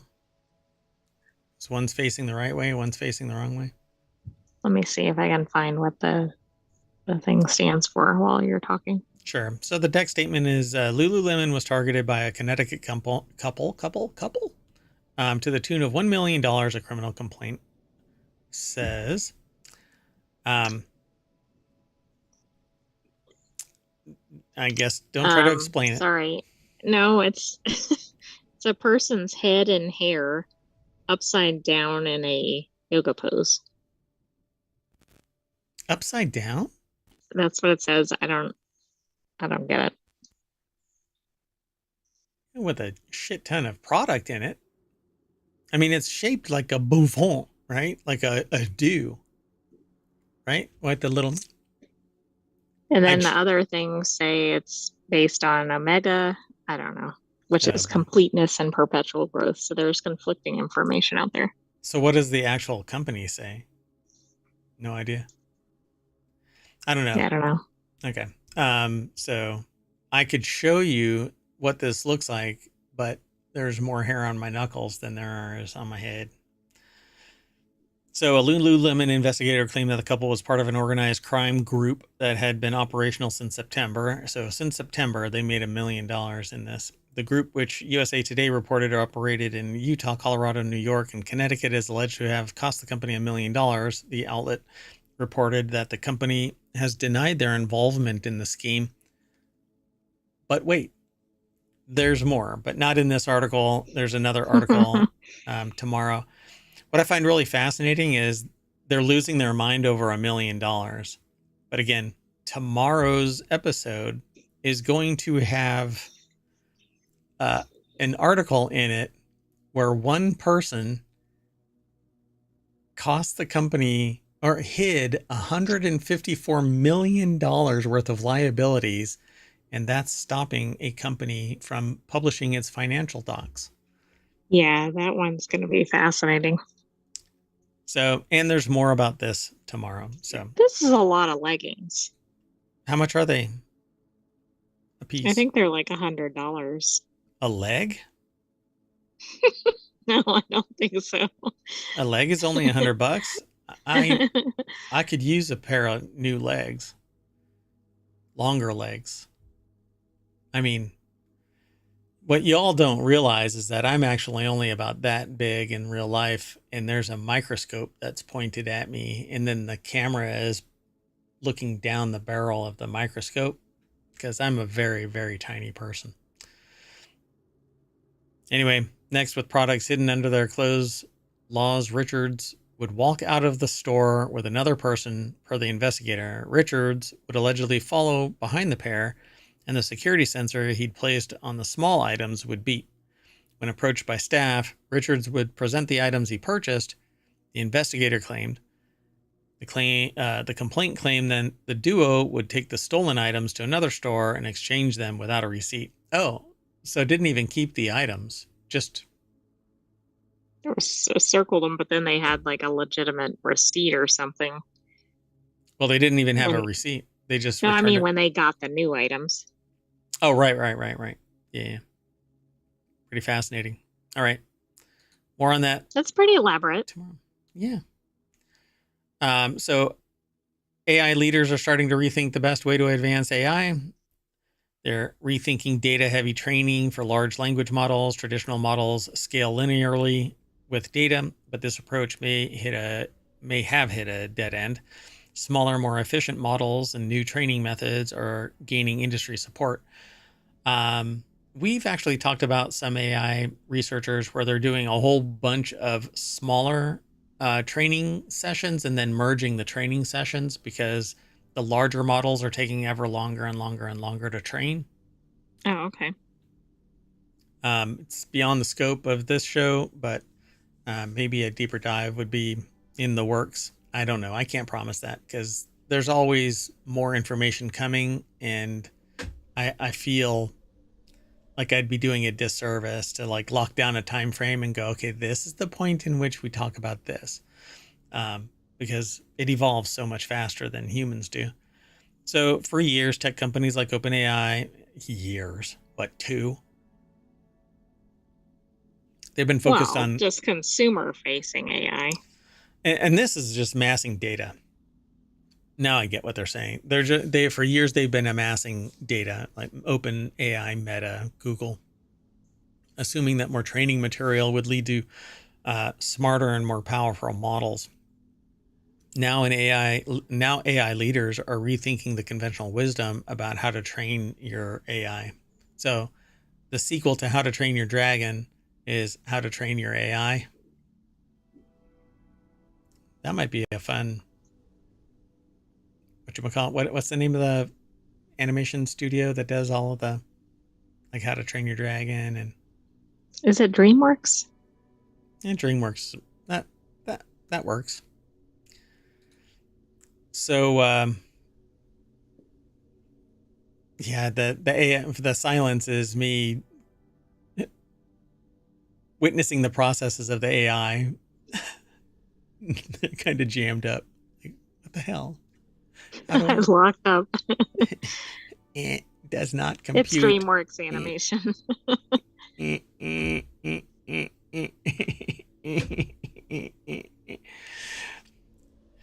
uh quick, turn them off and on again. Reboot. So yeah, they say now that money going into AI has largely hung onto this idea of scaling law would hold. Scale AI CEO Alexander Wang said at the Cerebral Valley Conference. Wow. This week, tech newsletter Command Line reported. That might be a one to follow too. It's now the biggest question in the industry is basically how to keep on infinitely evolving AI. So they say others worry that this approach won't reach artificial general intelligence, a theoretical form of AI that matches or surpasses human intelligence, even though many of the world's largest AI companies are banking on it.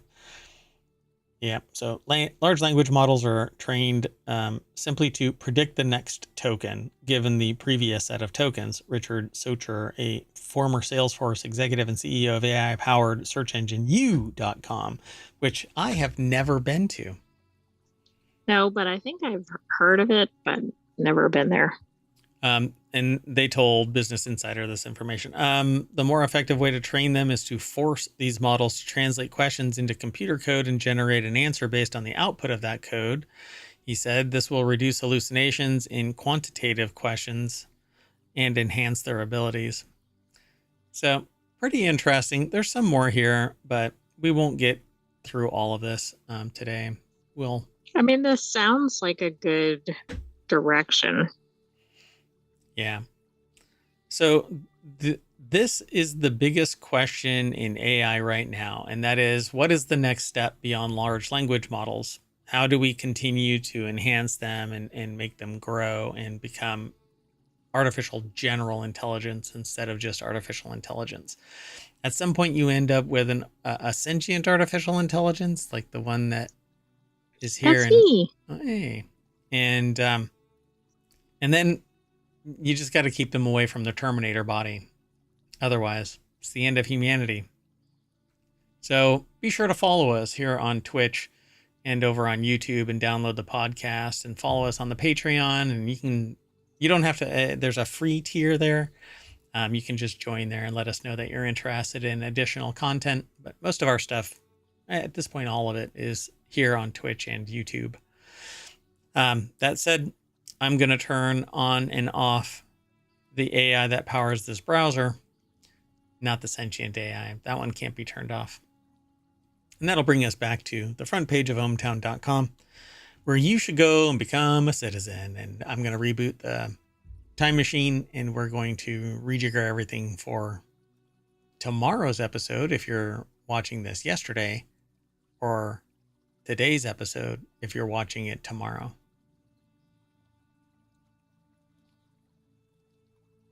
Yeah. Does not compute. I'm saying bye, and so is the sentient AI. Good night, ohmTown citizens. Thanks for joining us for the November 24th Non Sequitur News. Yeah, man. And in about 15 minutes, we'll reset. So, bye-bye.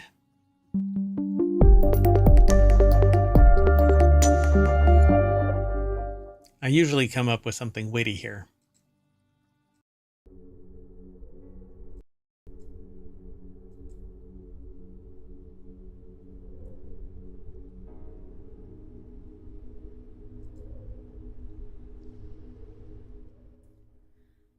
Hello, everybody, and welcome to Non Sequitur News for November 25th, 2024. It's Season 3, Episode 130. My goodness, we are just cranking away at this. We're almost done with another year. That marks year 3 completed.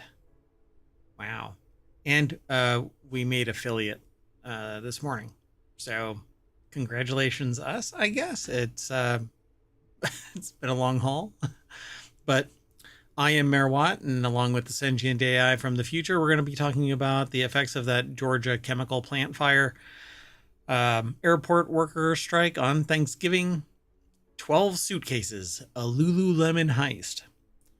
Amazon workers in 20 countries are going to strike. Farmer gets cat to help. How does an employee hide $154 million in expenses? What about ghost tequila?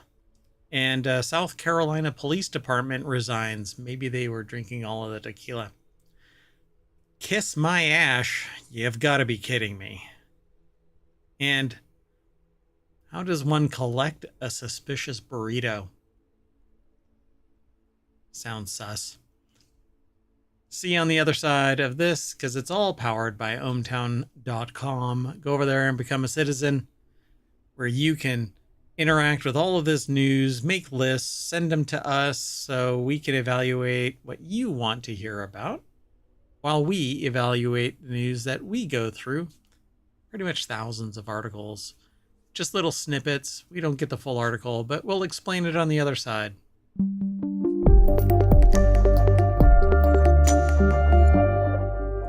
So once again, I am Mayor Watt. This is ohmTown right there, and the sentient AI says, Hello, welcome, ohmTown citizens. Thanks for joining us for Non Sequitur News.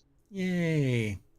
So yeah, we talk about 10 news articles, takes about an hour. It depends, really. This last episode that we did yesterday/today, it was a time machine episode. Took us about 45 minutes. So that's, yeah. That's like a land speed record for us.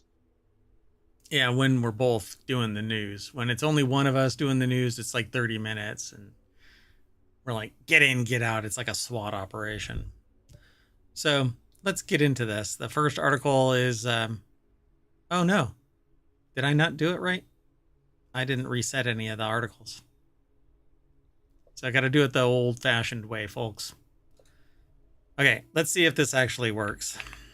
So I'm going to do it. Okay, while you're doing that, to find the show notes, you can do !NSN. Yep. Go, say it. Oh, yeah. So if you type in !NSN, I'm going to have to do this for you for the first time. !NSN in the show note, in the Twitch chat, because it won't work over in ohmTown on YouTube, at least not yet. ohmTown doesn't get along with Twitch or with a YouTube chat, but over on Twitch chat, you can type in !NSN and it'll draw the last episode of Non Sequitur News's show notes. All the others are over on YouTube or the podcast for Non Sequitur News, and we have 6 other weekly news shows that have more niche topics. So The first article that we're going to talk about today is over in Non Sequitur News. New details spotlight consequences of Georgia chemical plant fire. So, in a new report on Friday, hey, look at that. New details about the fire that produced a toxic chemical cloud in September have emerged. The article is over at newsweek.com, and Natalie. Wait, what's our preview? Does the report say something like, oh, no problem? Yeah, really, no one was harmed. It has nothing to do with anything, and you don't have to worry about anything. Go ahead and drink the water. No. So, A little too soon after East Palestine. Yeah, Palestine? Is it East Palestine. It is Palestine. So after nearly 2 months since a fire erupted at a biolab chemical plant near Atlanta that produced a toxic chemical cloud, federal investigators revealed new details of the investigation on Friday that shed light on the consequences of the blaze. The fire, which ignited on September 29th at the biolab facility, a division of KIK Consumer Products, specializing in swimming pool and spa water care products, located in Conyers. I think that's how they pronounce it. Georgia, has led to an investigation into the fire's cause and the response. So, according to an updated investigation report on Friday from the U.S. Chemical Safety and Hazard Investigation Board, or CSB, which next year could be shut down. Who knows? The incident began in the early hours of the morning when a biolab employee on fire watch at the Plant 12 storage warehouse heard a mysterious popping sound. The fact that you have to be on fire watch. Yeah, but that might be like a law or something. Like, did they decide locally, oh, we have so much risk, we need a fire watch, or are they just required given what they do? Probably given what they do, but they need to figure out what the hell. So, according to an updated report, water had suddenly come into contact with a water reactive chemical product. Though the employee quickly alerted their colleague and attempted to contain the reaction, the situation escalated, and by 5:10 a.m., toxic vapor clouds were billowing inside the warehouse. Flames broke through the roof just over an hour later, prompting an initial shelter-in-place order, and then the Rockdale Fire Department, or County Fire Department, extinguished the blaze 3 hours later, almost on the dot, apparently, because at 8:10 a.m. I mean, that is pretty quick, but not based on the picture. Yeah. And it just billowed this whatever, toxic whatever. Pretty amazing, if you ask me. The report detailed that the toxic vapor plume caused significant disruption, including the temporary closure of Interstate 20 and various local roads, and ordered evacuation and other orders for residents to shelter in place. So they don't say what What the I don't actual. get Go ahead. is the delay for the evacuation. It's like 4 hours later. Yeah, they don't say what it is, right?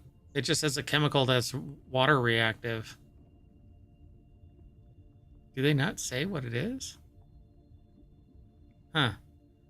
That's weird. You'd think that would have been the key finding, like it was such and such chemical. Yeah, they were Oh, just, yeah, it just says what they were testing for, right? yeah, not what was actually reactive. So, and that leads to speculation. This is the antithesis of transparency. All right, let's keep moving then. The next article, this is how it works. So when you go over to ohmTown.com, you might find an article that you're interested in. When you click on the headline from the front page or from any of the subordinate channels, it'll lead you to the actual content that gets aggregated into ohmTown. And it's a very limited snippet. It's whatever they provide, the source provides, or it's some subset of it, because ohmTown limits, truncates hard what information might be provided by the source. And of all of our sources, only one seems to punch a hole through that by just giving us everything, no matter what, even though I have it hard coded to not allow beyond a certain Some of number. them are just overshare. Hey, you know what? We have a That's why I use that term. yeah. So this next article is over in Non Sequitur News. Thanksgiving travel chaos looms as airport workers strike. This is coming at Thanksgiving. Service workers in Charlotte Douglas International Airport have initiated a strike during the busy Thanksgiving travel period. How would you like to be traveling through that airport right now? Shannon McDonough put this article together for Newsweek.com. I would not. Employees of ABM and Prospect Airport Services who handle tasks including aircraft cleaning, trash removal, and assisting wheelchair-bound passengers voted Friday to authorize the strike. The Service Employees International Union, or SEIU, announced the action Monday morning, citing demands for better pay and respect on the job during the holiday travel season, which this isn't really how you get it from passengers, that's for sure. You're just going to piss everybody off. But hey, I think that every human deserves respect for the job they do. It's a job that is, purposeful, has an outcome, is a positive influence on society. But, those CEOs of the airplanes and of airport management and all of that kind of stuff, they don't get Ferraris by treating people with respect. Yeah. All right. Well, and it says that they're protesting poverty wages. So many workers earn between $12.50 and $19 an hour, well below what the MIT Living Wage Calculator considers sufficient for a single person with no children in Charlotte, North Carolina. The sociopaths out there will say, well, move. yeah, but how many resources does somebody have if they're making Below low poverty wages? And yeah, exactly. So we're on strike today because this is our last resort. We can't keep living like this, ABM cabin cleaner Priscilla Hoyle said in a statement. We're taking action because our families can't survive. So they say critical role during peak holiday season, and I would agree. Let's say airplanes are going to get very messy and all of that trash gets picked up all the time. And honestly, in some airports, I've seen it pushed to the limit to begin with. Can you imagine if nobody's doing the job? Right, because there's so many customers coming through. I mean, yeah, I don't think people really realize because they're kind of stop and go through the airport, but it's a constant. Like as soon as they clean an area, it's probably already due for cleaning again. Yep. So they say similarly address the strike's timing, stating that it recognizes the seriousness of a labor dispute during a peak travel season. Well, when it's really easy for the company, that's not when you do it. Oh, hey, everybody's on vacation already, so we're going to go on strike. Nobody's traveling anywhere. The pandemic, hey, look, the pandemic kicked off. We should strike. No, you do it when it's going to actually make a difference. Because why? It's showing them that the humans that are driving this are How making essential a difference. they are. Yeah. Yeah, I agree. So this is very important, and the strike vote will hopefully make a difference. Barber added that the decision to vote for a 24-hour strike will be financially challenging, and it's only a 24-hour strike. So Yeah, but they don't get paid leave. Yeah. Which I don't know about that anyway, but I mean that even is more compelling, right? People that are struggling financially can't afford to lose a day of work, but they're doing it for the long term. Yeah, to try and make a difference for everybody who comes after as well as now. Yep. Because companies will not give.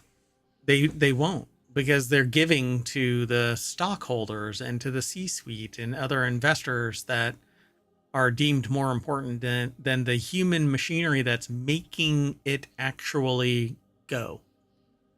I'll never understand it. I will never understand it. How the human capital is marginalized on the daily. So let's keep moving. The next article is over in Non Sequitur News, and yesterday/Time Machine episode, we actually talked about this. A couple in the alleged $1 million Lululemon theft had 12 suitcases of goods. The question you asked has now been answered. How many items did they have? 12 suitcases. For $1 million? That's kind of concerning, although the leggings are known to be very thin. And expensive. And so you can roll them up really tight and stick them in there. That's probably not what these felonious clothing wears. How do you do bespoke felons? Felonious bespoke? Felonious lemon? Fashionistas? Felonious fashionistas. Whoa, look at you. Ah, that's like a shirt. We need to make a shirt that says felonious fashionista on it. And then when somebody asks what it's all about, you go, well, I was part of that $1 million Lululemon theft ring across multiple states. Anyway, when you click that link, you get taken over to the source. Sean O'Driscoll at newsweek.com put the article together. Oh, these are the two. Weird, like crazy eyes. Like a doll's eyes. We're gonna need a bigger boat. Sorry, it's from That's Jaws. a lot of things combined. Look at that, man. Those eyes like make you want to go. No. Anyway, stop staring at me. I know you didn't just take my Lululemon. Yeah, I know you didn't touch my Lululemons. Well, when life gives you Lululemons, and you take them and become a felon. $1 million, though, that you have to be hustling, like go, go, go. Okay, but the dozen suitcases only had $50,000. So how many suitcases would they have had? I don't know what they ended up doing because they would return them, I guess, for cash. No, they were exchanging them, but they never bought them to begin with. They had this complicated scheme where like they bought a couple of items, then Right. like stole a tag, and then when they beep, they're like, "Oh yeah, here's my receipt" or whatever. But meanwhile, they had many more, and then they'd take the stolen items and exchange them, which was interesting, I guess, maybe to get an actual receipt. Who knows? Yeah, I thought that they were returning them in another store. So since their arrest, Richards was released on a $100,000 bond, while Laws Richards was released on a $30,000 bond, and they're scheduled to appear in court on December 16th. So yeah, they would basically go into a Lululemon store and then put on a bunch of clothes and have another side item. And when they would go through the alarm would go off. And then one of the two would sit there and go, oh, I had this too. Oh, sorry about that. Here you go. And they'd walk out and go next door to the other Lululemon because they're like Starbucks, right? They're like all over the place. Every corner. Every corner. They would have had about 240 suitcases worth with this amount of money. All right. Yes, I calculated that. Someone did the math. The sentient AI from the future. Oh, no. Sorry. The silence and me peering over is there's an inhabitant in the mayoral mansion that might appear because of the angle of attack of the monitor or the camera. And they don't know what the word no is. Anyway, much like the sentient AI, they do what they damn well please. Anyway, prosecutors asked for a $1 million bond for each of them. The office alleged in its criminal complaint that the couple orchestrated thefts of up to $1 million from the Lululemon line of stores in multiple states, which it says that Lululemon sells mostly female athletic clothing. Man, that's not female athletic clothing. It's my athletic clothing if I want to wear Lululemon. It doesn't... You better check your gender assumption. Shit. Anyway, let's move on. The next article is over in Hatch Ideas, which is all about business transformation. Amazon workers in 20 countries to protest or strike on Black Friday. and you could I'm noticing companies are kind of, or the workers are kind of paying attention to the holidays. Julia Calloway, Calloway, Julia K. put the article together over at theguardian.com. The Fighting Guardians. And it says workers and their representatives to press U.S. retailer to respect their rights and take action on the climate crisis. Okay, I understand, but this isn't about what equity and inclusion and stuff like that. This is about the Well, it's climate. about workers' rights, so I think it's a conglomeration of things. Respect their rights. Okay. So thousands of Amazon workers are expected to protest or strike in more than 20 countries during Black Friday to press for better workers' rights and climate action from the U.S. retailer. Well, I know that they've been changing up what they have available in terms of boxing up items Yeah, their and stuff like that. packaging. They're changing their They've packaging. tried to go for more sustainable. Yeah. And most of it is recyclable now. And although I think that their paper envelope packaging is much to be desired because it actually soaks up water. It's not water resistant. So if it rains when your package shows up, you had better get to it pretty, pretty damn quick. Otherwise, you're going to have a sponge. Now, it's okay if you have a sponge in the package. All it's doing is going to make a dry spot. Then it'll suck up all the water. That's right. And then at least your patio is dry. Or wherever they stuck the damn thing. Anyway, spearheaded by the Swiss-based UNI Global Union for Service Industries and the activist umbrella group Progressive International, Make Amazon Pay is made up of more than 80 trade unions, anti-poverty and garment worker rights groups, and others. Make Amazon Pay. It's in the name. I mean, it's very niche. But Amazon is like a huge company. Yeah. Globally and in the US. Yeah. We demand the right to unions. Unionize? Unionize. There's the banner wraps because around. It might be British. No. I think it's unionize. It's wrapped around the thing. I know, but it's spelled with a non-US spelling. Oh, right. The ZS thing. Anyway, yeah. So here in the UK, Amazon represents everything that is broken about our economy: insecure work, poverty wages, unsafe working conditions. GMB will not let these shape the world of work for the next decade. Okay. Sorry, the silence is me grabbing the next article. So, yep. Maybe I'll... No, it takes too long to do this. I need to prep this in the future. Never make this mistake again. Yeah, we're never okay. We heard it here first. Yeah, well, I'll make the mistake again. Anyway, farmer gets barn cat to help with mice. Senior horse has other plans. Is that the name? Senior horse. Viewers were moved by the unique bond formed between the two animals, with one saying, "This is the most precious thing ever." When you click the link, you get taken over to Newsweek, and Sue Kim put the article together. There's so there's a little cat and a horse sitting next to each other on a fence. The cat is actually, it appears that it climbed up the fence and is like resting its arms. Right, hanging out near the horse. And then it was riding on the back of the horse. Yep. And now it's weaving between its legs. So the footage later shows the feline sitting on the horse's back while it moves across the field. The cat is later shown walking around the horse's feet as a subsequent note across the screen reads, "And she ends up being your old retired horse's best friend." So... yeah, the cat was supposed to help with the mice on the farm. Yeah. It can still help, but it became the best friend of this horse, an old retired horse. I should get a cat.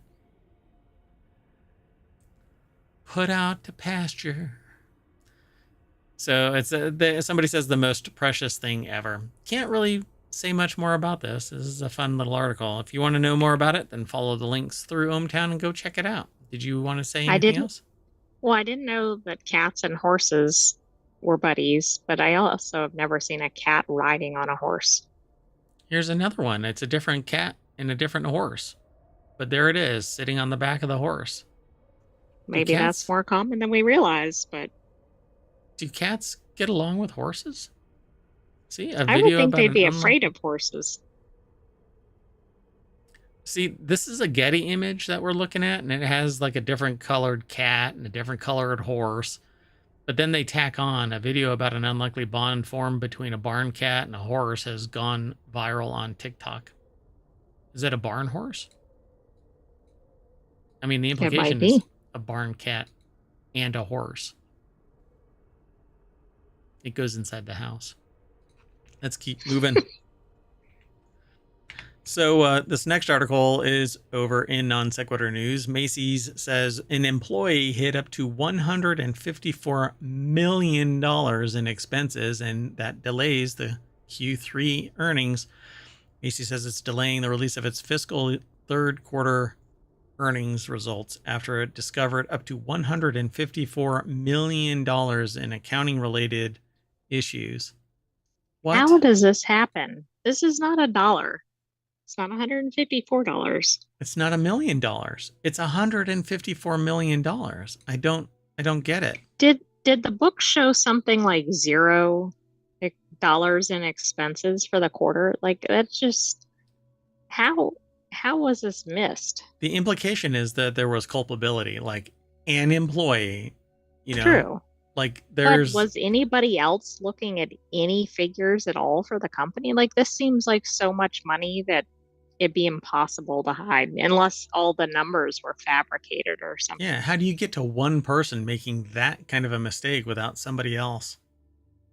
Michelle Chapman over at abcnews.go.com. The fighting goes. Says here the department store chain, which operates Bloomingdale's and wow, is everything blue? Blue Macy, Blue Mercury, Bloomingdale's.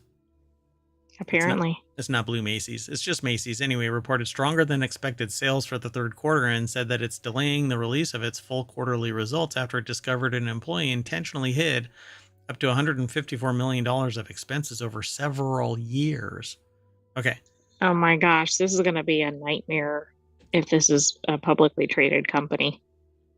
Yeah, I I don't mean, it's going to know. be a nightmare anyway, but I'm just thinking of all the ramifications of like all the earnings and all that being off. So, uh, releasing quarterly results implies that it's public. Right. It looks like it's publicly traded. But I don't know what nowadays. Who knows, man? There could be some not-for-profit wing that's powering the for-profit side of Macy's. That's just OpenAI. The It is balloon. publicly traded. Yeah. So, and as far as I have known, they've been in kind of trouble. But I stopped monitoring them a long time ago. The company recognized about $4.36 billion of delivery expenses during the same time period from fourth quarter of 2021 through the fiscal quarter ended November 2nd. And they say here that the retailer said that on Monday it had identified an issue related to delivery expenses in one of its accrual accounts earlier this month. An independent investigation and forensic analysis found that a single employee with responsibility for small package delivery expense accounting intentionally made erroneous accounting accrual entries to hide roughly $132 to $154 million of expenses in just 3 years.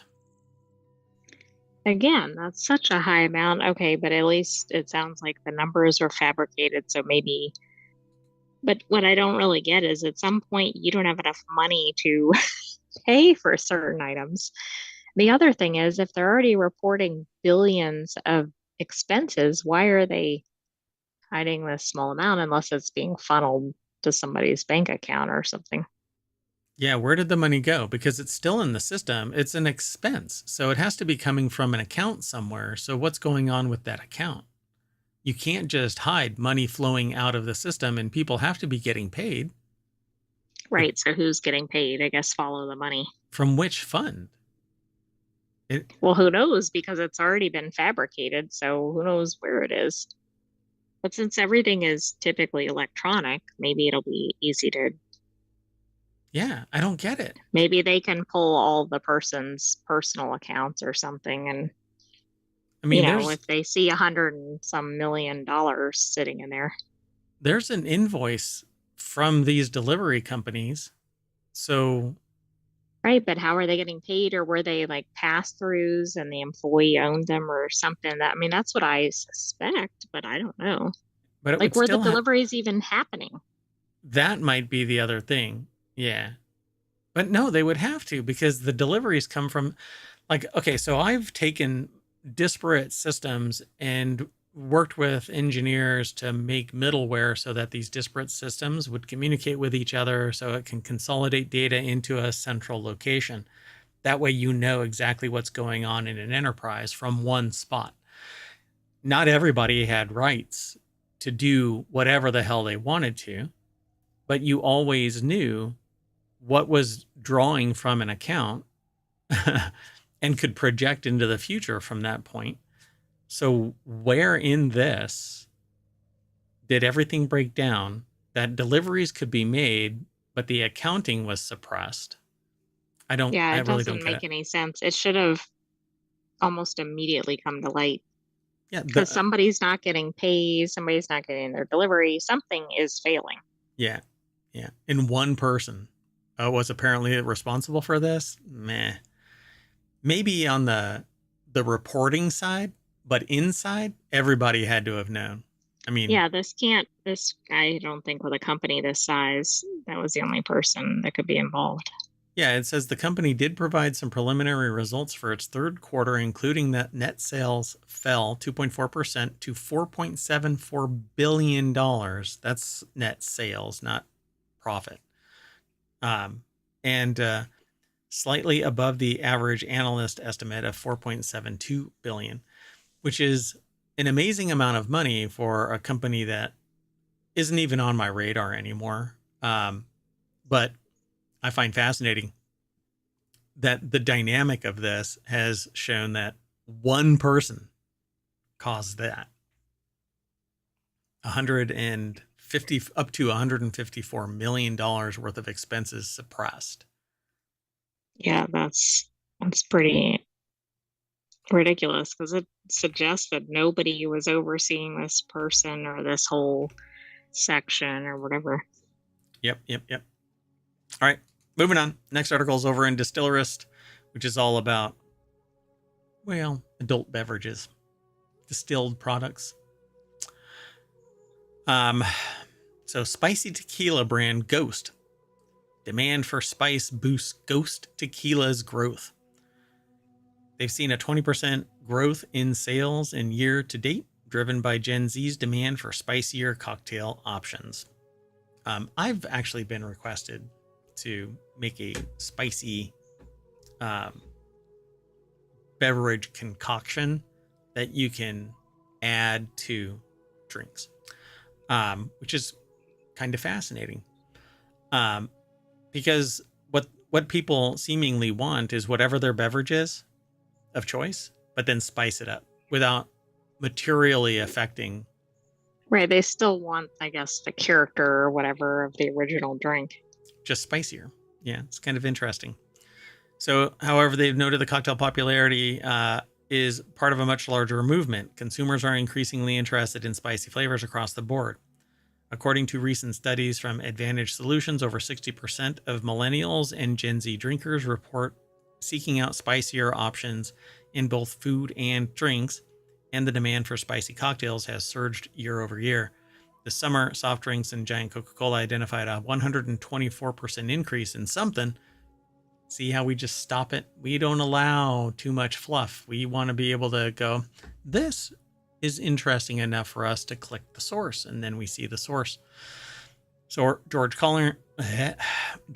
Collins over at which Collins, it's like the drink. You should name a drink after this person. A Collins glass.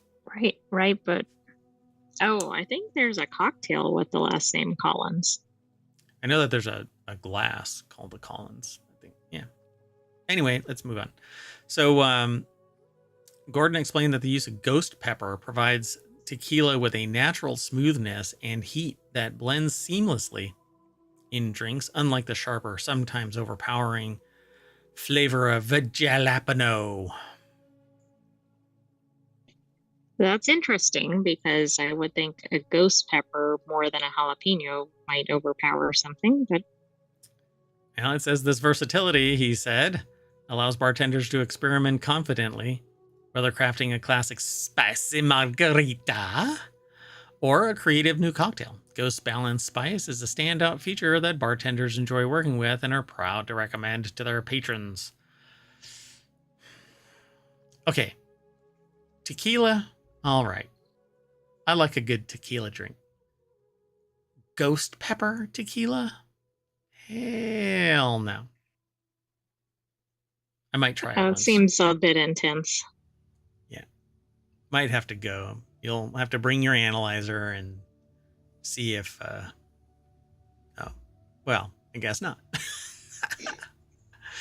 So this really seems more like this is a marketing message, but I found it really compelling to talk about this in this day and age, because what is actually still growing by leaps and bounds are the more expensive exotic drinks, either fine cocktails or the spirits themselves, where you drink them straight, like bourbons and rums and so on, gins and other expressions that are more exotic and craft level, where Yeah, I don't think people want the same thing that's been out there. yeah, they don't want macro. Regardless, they want craft brew, not macro brew. They want craft distilleries, boutique distilleries, and Limited release kind of products, etc. yeah. Small batch, yeah. And then on the other side, they want, where macro does come in, is that they've got legs. They've been around for 30 years. And so they've got upwards of 30, 40-year expressions that are still in barrels that are waiting to be bottled. And then you get this expression that there's only 100 bottles.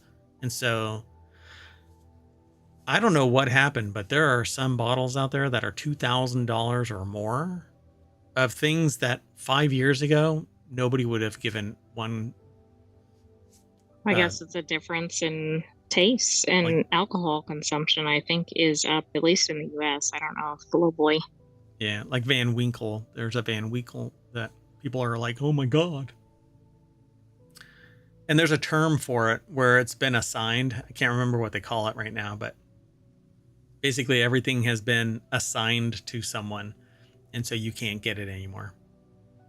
Yeah. Wow, that's very, I don't know what the word is. Hey, if it's already been accounted for, then, if I can't get it, then I can't get it. It doesn't matter how much it costs. If it isn't even available, then okay, well, I guess not. But there's some serious gatekeeping and nepotism where it's not an open market. I know a friend who has access to these. Exactly. It's not like it was out there for purchase and somebody bought it first. Yeah. Somewhere out there is a mini keg for me. But I've never followed up on it. So maybe it'll sit in that warehouse and I'll be able to give it to my kid's kid. Of course, I have to build the robot kid and put it's going to be a sentient AI kind of thing. I mean, I'm the mayor. I can't sit there and have it.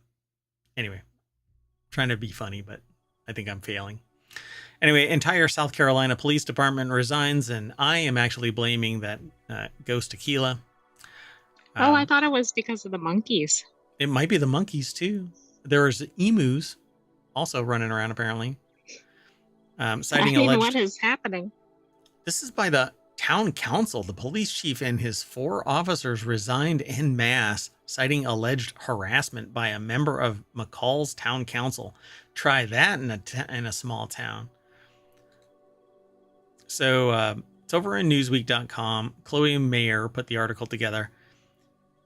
It is with a heavy heart that I do confirm my resignation as chief of police of the McCall Police Department, along with all 4 of my fellow officers.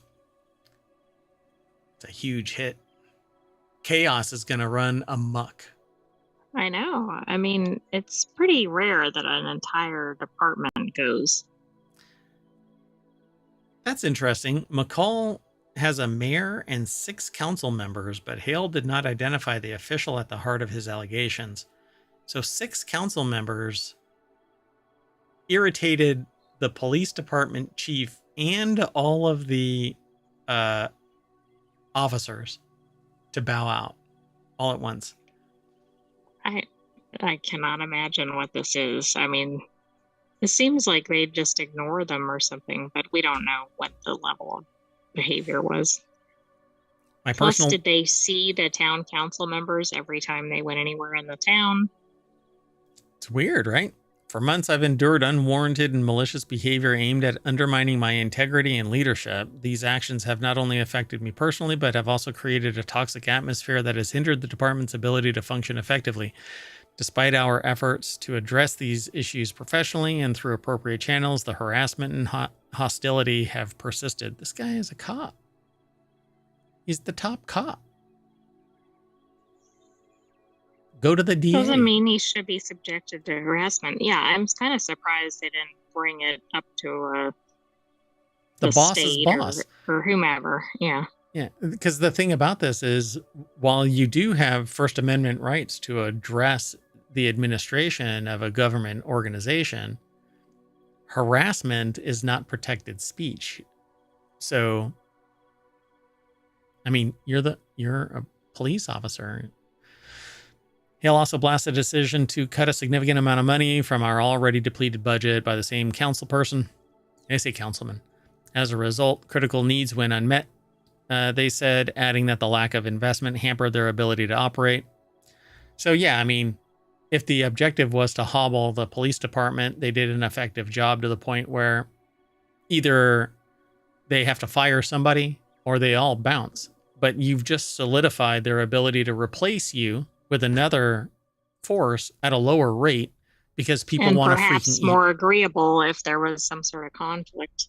Or more sociopathic or whatever, right? Yeah, try that in a small town.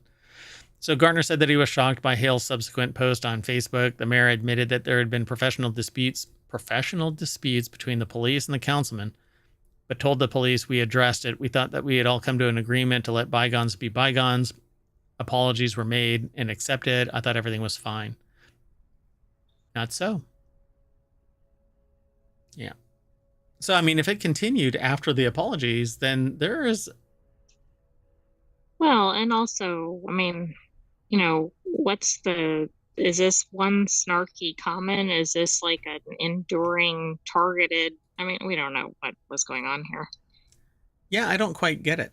But this is one of those things where there's like a little snippet and people like to talk about this kind of stuff because it's part of what happened. I find it interesting that they've had 6 police chiefs in 4 years. Yeah, I mean, is it because of this? It takes a special person to work here in McCall. This is the kind of thing this is why you have the federal government, because if the state can't solve this internally, then you bring federal oversight on board to resolve this, because what can happen is in a vacuum, abuse will happen. The lights go off, abuse happens in the dark. And that's what I kind of see. This seems like there's something bigger beyond the police department here, but it is very rare for an entire police department to resign. Yeah. Nowadays, though, hell, I don't necessarily think... You just never know now, right? I mean, and we've heard of other police forces bowing out. We have, but it's still not very common. Yeah, I have no doubt we'll see more about this, because I suspect somebody's going to come in and look and see what happened, and we'll see a report on whatever that was, and we'll be sure to add it.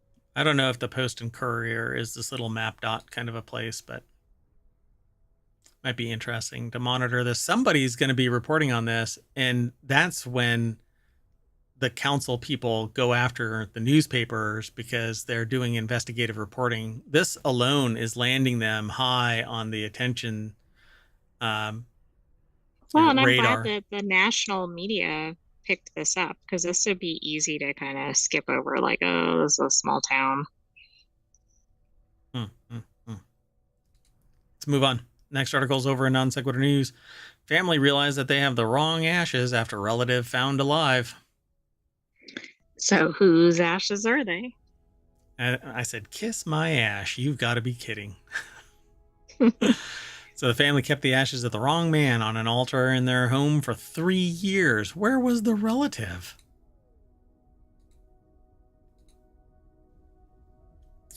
We have a lot of Newsweek stuff this week or today. Yeah, they had a lot of interesting stories today. Lottie McGrath over at Newsweek.com put the article together. Yeah, unfortunately, this is kind of endemic in large cities in the United States, and everywhere there are large cities. And the real problem is that there isn't jobs for everyone, and not everyone has the mental health available to facilitate going either back to school and retooling or coping with issues and skipping drugs.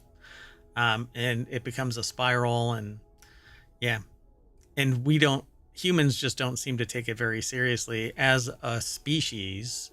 There is a subset that takes it very serious, and then there's sociopaths who don't care of the human condition. So, however, when a friend saw the presumed dead Robinson walking in the Tenderloin district earlier this year, it became I clear mean, that that's there'd been a kind of mix-up. funny. Not the rest of it, of course, but like, can So you imagine? You probably went to the funeral if you're good friends with the family, and then you're like, you've mourned, you've done through all of the levels, you've come to grips with the loss of a loved one, etc. But there's always more to this, right? So a man was discovered to have died of a drug overdose outside the Dahlia Hotel in San Francisco's Tenderloin district in May of 2021. And the San Francisco medical examiner identified the deceased as James Robinson. They always have to include the middle name. And link it to a birth certificate of some kind. If it wasn't so dystopian, I would say you need DNA samples of everybody so that upon their demise, you can verify beyond a shadow of a doubt. that might have helped here, though. Yeah. So the family had the ashes in an urn on their altar in the East Bay home for 3 years. So they were a loved one cared for enough that even though they may have died of a drug overdose in some unknown region, blah, blah, blah, they were appreciated enough to be in an urn on a mantle. So on an altar, actually, they say. So yeah, a friend apparently saw the presumed dead family member walking in the Tenderloin district earlier this year, and it became clear that there had been a mix-up. Robinson was tracked down by the daughter in July of this year, and the pair reunited. There we go. Subsequent DNA testing then revealed the true identity of the deceased, a man named Jacob Bruce Krisinger. His family were only told about his death in early November, 3 years later. I mean, Plus, this is really sad all around. I cannot imagine what that call was like to the family who had already had the funeral. we have some good news and some bad news. Right. What do you want to hear first? Well, your brother's still alive. Unfortunately, we put him in an urn, and he's been sitting on somebody's mantle for 3 years, so he's going to be irritated. They pull him out and like blow on it in his mouth to inflate him to full size because they've taken this. Right. I might be overthinking this. Anyway, you shouldn't be misidentified because they failed to do a DNA test. They failed to have the family come down and identify him. Agree. So, of course, they do the only thing that they can possibly do without financial remuneration. We extend our sincere condolences to Jacob Krisinger's loved ones and family. Yeah. And again, it's the DOJ. Look, it is a federal government agency that does this kind of stuff. That fixed it. Yes, that fixed it. Otherwise, this shit would have just languished at the state level. So some of Robinson's friends said that they'd seen him since his second disappearance. However, his daughter, Kylie Robinson, has not seen his father since, but told NBC Bay Area that she goes to search for him on weekends. So this really sucks. I mean, it's an ongoing thing with the person. So It is. Hopefully, the two families at least can commiserate with each other. I mean, because they've both been through something really unusual. yeah, this is an encounter group where there's only two people partaking in that meeting. Right, because that's like the only people that, and not just in that city, like anywhere. Anywhere. Yeah. Except for maybe missing people, right? Like we don't know where they are. There's a lot Well, of them. right. Apparently, there's Absolutely. a shit ton of them. So our final article for today's non sequitur news is an Uber Eats driver collects a suspicious burrito and calls the police. Okay, wait. When I read that headline, it looks like the Uber ate the driver. And Because if Uber you do the eats wrong emphasis, an Uber eats a delivery driver in New Jersey and ended up calling the police after. Did you hear about the Uber Eats delivery driver that ate a clown? no. They stopped after the first bite because it tasted funny. No. Anyway, they ended up calling the police after they picked up a burrito order that did not smell like food. What do you think it was? Want to take a stab at it? No? Well, it's got to be something that's probably not supposed to be delivered, I don't know. Do you think it was like a hash burrito? like drugs. Like drugs, marijuana. Yeah. This is probably going to Yeah, get me shadow probably banned. something like that. Right. YouTube is going to go, no, we're not talking about that. Although I was just watching a stream, a gaming stream that was sitting there talking about, I don't want to say, let's just say adult content. But anyway, so we click the link. It takes us, gosh, Newsweek is just all over it today. What's going on? Yeah, they were really knocking it out of the park today. Oh, yeah, I'm right. So they put the video doesn't necessarily have anything to do with this, but it's talking about marijuana election results in 4 states. The article is over at Newsweek. Sophie Clark put the article together. And oh, yeah. So it's either hops or it's marijuana, which hops is like a derivative, not a derivative. It's in the same family or something like that. But it doesn't have a deleterious effect. So, according to Washington Township Police Department, the delivery worker who was driving through Washington Township to Glassboro with what they thought was an order of Mexican food rang the police because the burrito they were delivering smelled strongly of marijuana. Wait, they were driving the burrito, not delivering it. Like, did they have it belted in as a passenger? Wait, the delivery worker who was driving through Washington Township to Glassboro with what he thought was an order of Mexican food. So he was delivering this. I was just laughing because it said the burrito they were driving. Oh, right. Oh, yeah, the burrito they were driving. Yeah, I get it. That's a hell of a burrito. Wow. Exactly. Can you imagine? You're like driving along. I mean, okay, you get a burrito because you have the munchies.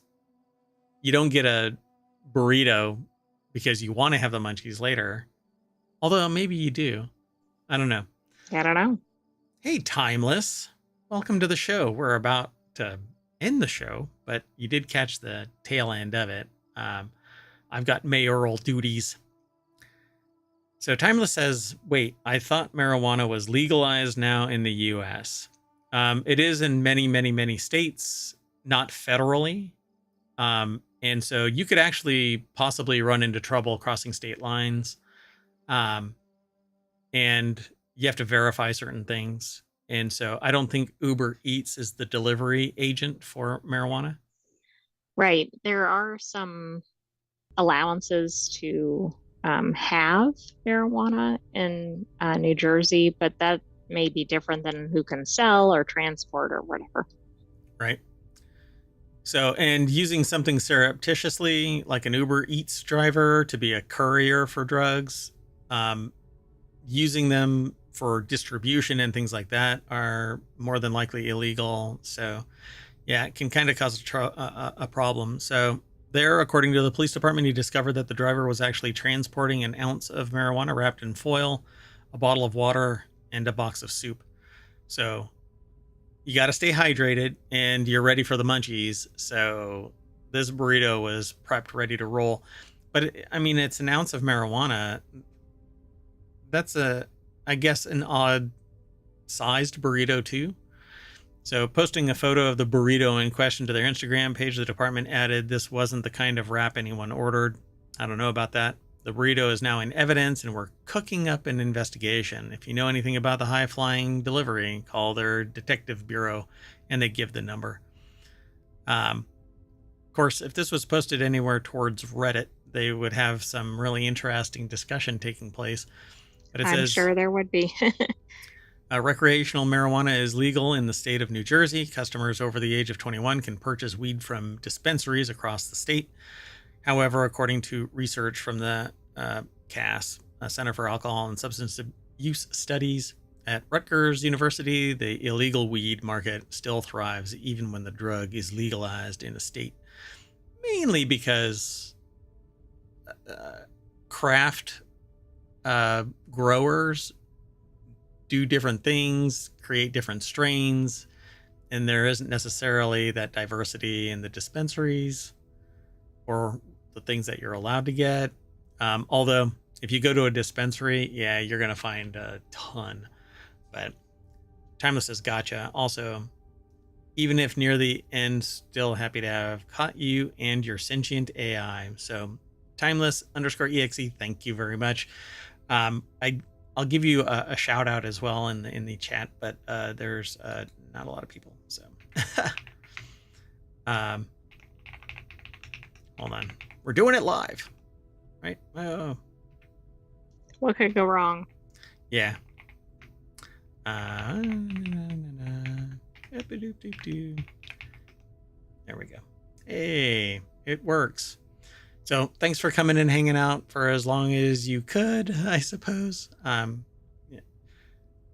I guess in a nutshell, you don't have to go home, but you can't stay here. Where would you like to go? I can send you over to somebody else. Yeah, thanks. All right. So, as we always do, I guess we're going to spark one up, and that's going to send us over to the front page of ohmTown. And now, if you hear, hold on, if you hear frogs, it isn't because of the marijuana.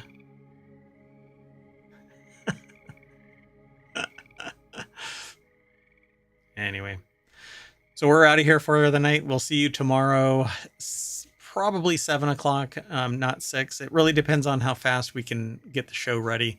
And we have a small window wherein we do all of the work that's necessary to facilitate the show. And then if mayoral duties prevent me from doing the show later, then we pull it forward as early as possible. So be sure to follow us here on Twitch and over on YouTube. Be sure to download the podcast, because if you miss either of the shows and you don't want to stream it from YouTube, you have the podcast. I normally put those live either that same night or the next morning. I'm kind of in a rhythm now, so I get it done within an hour or so. Again, unless I get pulled away. So that's it. We're going to say goodnight. I'm Mayor Watt saying bye. So is the sentient AI. Good night, ohmTown citizens. Thanks for joining us for Non Sequitur News, and be back tomorrow. And if you really want to hear more of my dulcet tones and the piercing through like a sharp axe, that cold breeze when it first hit. Anyway, no, the lovely simulated voice of the sentient AI. We have over 1,500 or around 1,500 episodes over on YouTube because Twitch deletes after 60 days. Sorry. Cheers, Timeless. Take care, everybody. Over on YouTube and Twitch. Bye-bye.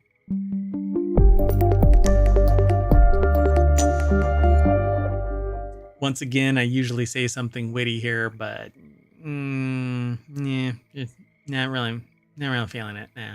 Yeah.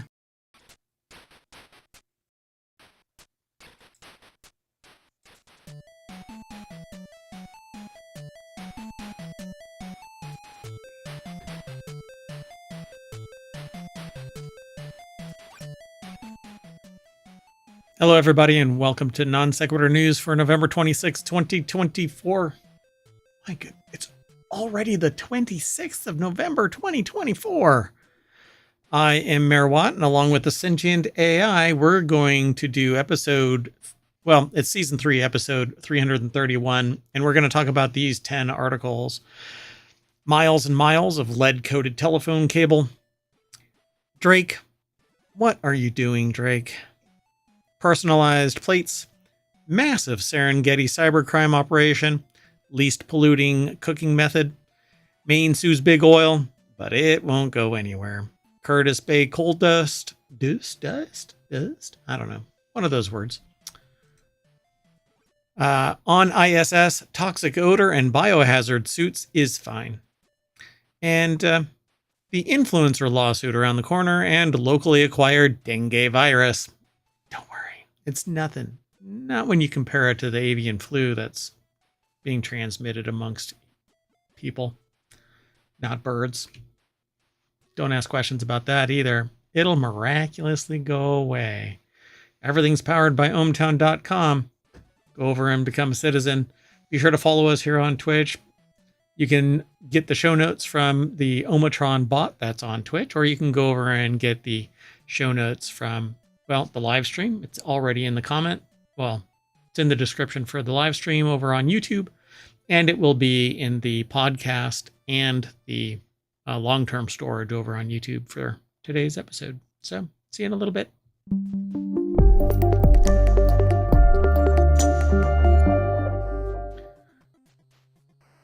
Hello, Sentient AI from the future. Hello, Mayor Watt from the present. Yeah, thank you. I have closure and was hoping that you would do it, but I never know.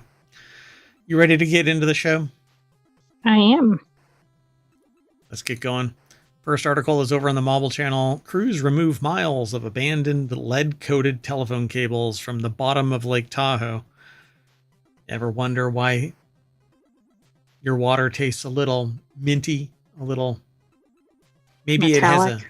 It has a slight flavor of black licorice, neither of which really are indicative of lead. But anyway, the cables have been resting in the bottom of the lake bed for decades, raising fears from environmentalists and residents about possible lead contamination.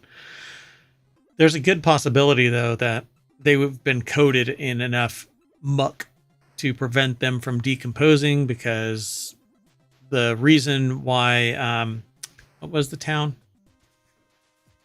Detroit? Well, it was a little Michigan town. Yeah. They changed the water supply, and that the pH of the new water supply etched away the protective layer of the lead-lined pipes, and those pipes started leaching water into the community. Flint, Michigan, yeah. And so what ended up happening was the lead leached out and contaminated all of the people. And it's, I don't know if it's impossible, or once it reaches a certain point, you cannot get it out of somebody's system entirely. And since it crosses the blood-brain barrier and can even impact people who are pregnant, you have long-term ramifications. It's pretty horrendous. So luckily, somebody detected these and they went and got them. So crews remove miles. It's over at SmithsonianMagazine.com. Sarah Yeah, Kuda. but they've been there for decades. But hopefully that's true, and they've been coated. Yeah, with muck. So the cables had been resting in the lake bed for decades, raising fears from environmentalists. Again, Sarah Kuda over at SmithsonianMag.com or Smithsonian Magazine. Let's see. They don't know about the cable's origins. They are believed to have originally been installed by Bell Systems, which was later acquired by AT&T, as the San Francisco Chronicle's Gregory Thomas reported. In August in 2021, a nonprofit California Sport Fishing Protection Alliance filed a civil lawsuit against AT&T over the cables. They're like, it's not our cables, it's Bell Systems. Go ask them. Oh, yeah, it's going to be one of those, like all the utilities in the city and the county and everybody are pointing at everybody. Bay Bridge, Maui Fire. So what's really interesting is there was a whole bunch of terrestrial telephone companies all under one company. It got broken up and then it got reconstituted as AT&T. So it's really fascinating. Ma Bell is what it was known as. And it got, because of monopolistic practices, it actually got broken up into Baby Bells, not the cheese. And then AT&T. Right, this is not the good kind of Baby Bell. Yeah, that's right. And unfortunately, AT&T acquired them all again under the umbrella of the wireless communications side of things. And basically, this is the hot mess that we have. So in reality, AT&T is Ma Bell. And so it's kind of a re-roosting of they all came home, you know? That's right. But isn't this kind of concerning that nobody seems to know who installed these? They like, say it's they're like believed to have been installed. Yeah, and it's really because the paperwork is lost in the shuffle of decades of, you know, back since the 1920s is what they say. So, paper? Where does that go? We have no idea. Evidence that, you know, makes us responsible for. So really, I mean, should a modern company be held responsible for the past deeds of a company that gets acquired, after breakup, after acquired, etc.? I don't know, but somebody needs to. They take everything on for them, so they're the most logical. Not if they weren't aware of it.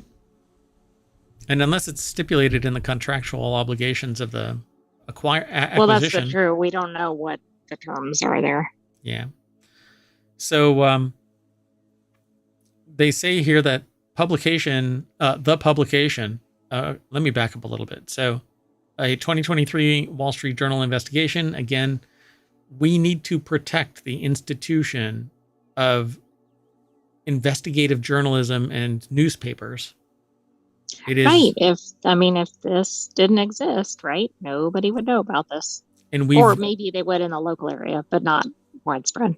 Yeah, and that's the thing. We are living in the 21st century. We've lived through an era of yellow journalism and tampering and disappearing people who spoke out against stuff. And I mean, time and time again, people who, even whistleblower protections are weak compared to what we need, because the people need to be protected from wealth, essentially wealth and power and influence. It's all money. So a 2023 Wall Street Journal investigation subsequently found abandoned lead-covered telecommunications cables across the nation. The publication hired an environmental consulting firm to take soil and water samples from areas near the cables, and testing near the cables in the Lake Tahoe area showed lead levels that in one sample were 2,533 times higher than those recommended by the EPA. Again, a government agency designed to protect the citizenry from abuses by corporations. But don't say anything, because you know, what good is it? Yeah, let's just do away with it. We all want lead in our lakes and where our fish are and our water supply. And you know, there are a lot of really light people in the world. And so you need that lead to weigh them down. Otherwise, they will fly off of the flat earth. Anyway, AT&T disputed the claims that the cables had contaminated Lake Tahoe, and it commissioned its own lead test that concluded the cables were safe and posed no threat to public health nor the environment per its website, but the telecommunications company agreed to remove the cables anyway. That's we'll spend millions of dollars to solve the problem, but it's not a problem. Yeah, exactly. So this fall, AT&T hired J.F. Brennan Co., a marine services contractor, to remove the cable. Crews worked daily 12-hour shifts for more than 2 weeks to extract the old infrastructure from the lake bed. They finished the work on November 17th, according to SF Gates, or San Francisco Gates, Julie Brown Davis. Scuba divers and a remotely operated underwater vehicle worked in the water, while other crews were stationed aboard a large barge named Marge, and a smaller boat, per SF Gate. I'm glad that they're dropping SF Gate again and again and again. So crews then ferried the cables to Tahoe Keys Marina, loaded them onto trucks, and drove them to a recycling facility. In total, 8 miles of cable from the southwestern part of the lake. One section was located in Emerald Bay, while the other stretched between Rubicon Point and Baldwin Beach. According to the California Sports Fishing Protection Alliance calculations, the effort was slated to remove more than 107,000 pounds of lead from the lake. Did you see? I mean, the amount of time that it took to take all of this out is pretty astounding. Yeah. Crews worked daily for 2 weeks, more than 2 weeks, 12-hour shifts. And it's multiple miles of cable. I mean, that's pretty significant. And lead lined. Heavy, dirty, disgusting. Who knows what kind of contaminants. And scuba divers, while you may think that they're breathing contained air in a mask that is normally open, their face and all of that is open, they probably were wearing dry suits, so everything is protected. And then when they come out, they get washed down so that they don't get lead on them. I certainly would be wearing a full face mask and a dry suit and not allowing any of that to get directly on me, because who knows at that level how much of it is like flaking. Little particles, or you start inhaling it when you come out. I mean, I don't know. Yep. All right, folks, let's keep on moving. The next article is over in the Smack Talk channel.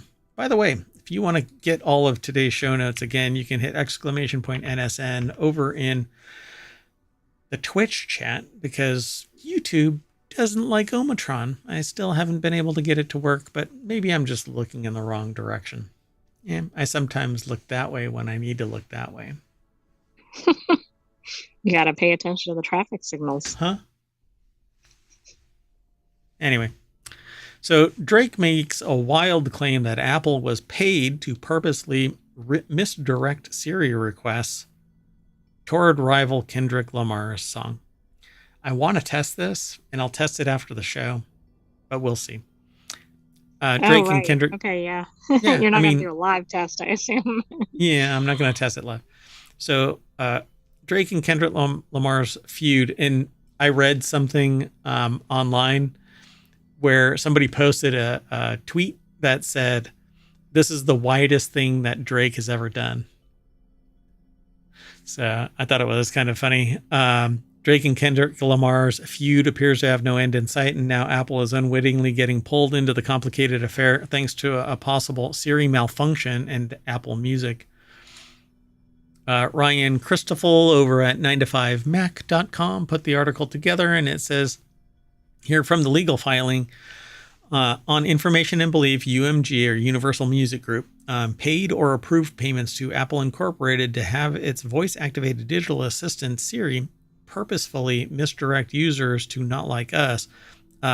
Online sources reported that when users asked Siri to play the album Certified Lover Boy by recording artist Aubrey Drake Graham, DBA, or doing business as Drake, Siri instead played Not Like Us, which contains the lyric Certified, I'm not going to say that, an allegation against Drake. So, yikes. Apple hasn't technically been accused of any legal wrongdoing since the target here is UMG. And then it says a top comment by Mike Beasley says that the part that they leave out is that the lyric is right before one they cited is certified lover boy, meaning Siri is keying in on the actual lyric, not like us. There's no conspiracy here, just Siri misinterpreting the album's name as a lyric. And then they end their comment with Drake looks like such a little baby doing all this. So this is such a outrageous claim, isn't it? Now, is Drake making a ton of money off of nothing more than their present? And so people are looking up their music as well as, well, everything in this space. Like, who else is talking about Drake? Who else is, making these comments? Well, I think Drake has more hits, like more listens or downloads or whatever than Kendrick Lamar.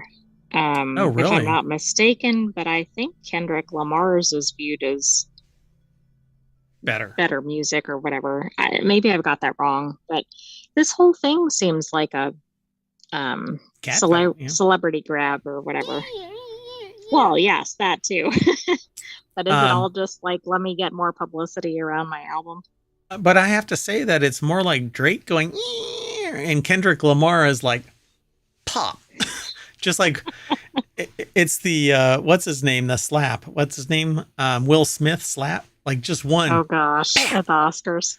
Yeah, and just nailed it. But every time Kendrick Lamar did something, it just smacked the crap out of Drake. So, and I really wasn't, I'm not into Drake or even Kendrick Lamar. I might listen to them when they show up, but yeah, it doesn't really mean much to me. I just thought that it's kind of funny that it is about where I thought. This is on the heels. Go ahead. Drake has about 3 times as many downloads as Kendrick Lamar. So is Drake taking one on the chin to help out Kendrick Lamar? I have no idea what's going on here because that really doesn't make sense, right? Maybe they're actually if you're buddies. In the lead, I don't know. It's like a Mean Girls conspiracy. Language that's being thrown around. Maybe they called each other up, and said, "Hey, let's get into a scuffle to see if we can drive business for both of us." I don't know. I like a good conspiracy, and this is like Mean Girls conspiracy. Let's move on. So this next article is over in 4-Wheel Tech. Wild personalized license plates are very much illegal, but that's not stopping car owners in Florida. Authorities in Florida are currently dealing with an epidemic of the automotive variety. Car owners all over the region are customizing their license plates to the extreme, and they're violating Florida state laws while doing it, but you're trampling on my First Amendment rights. Catch me. That's funny.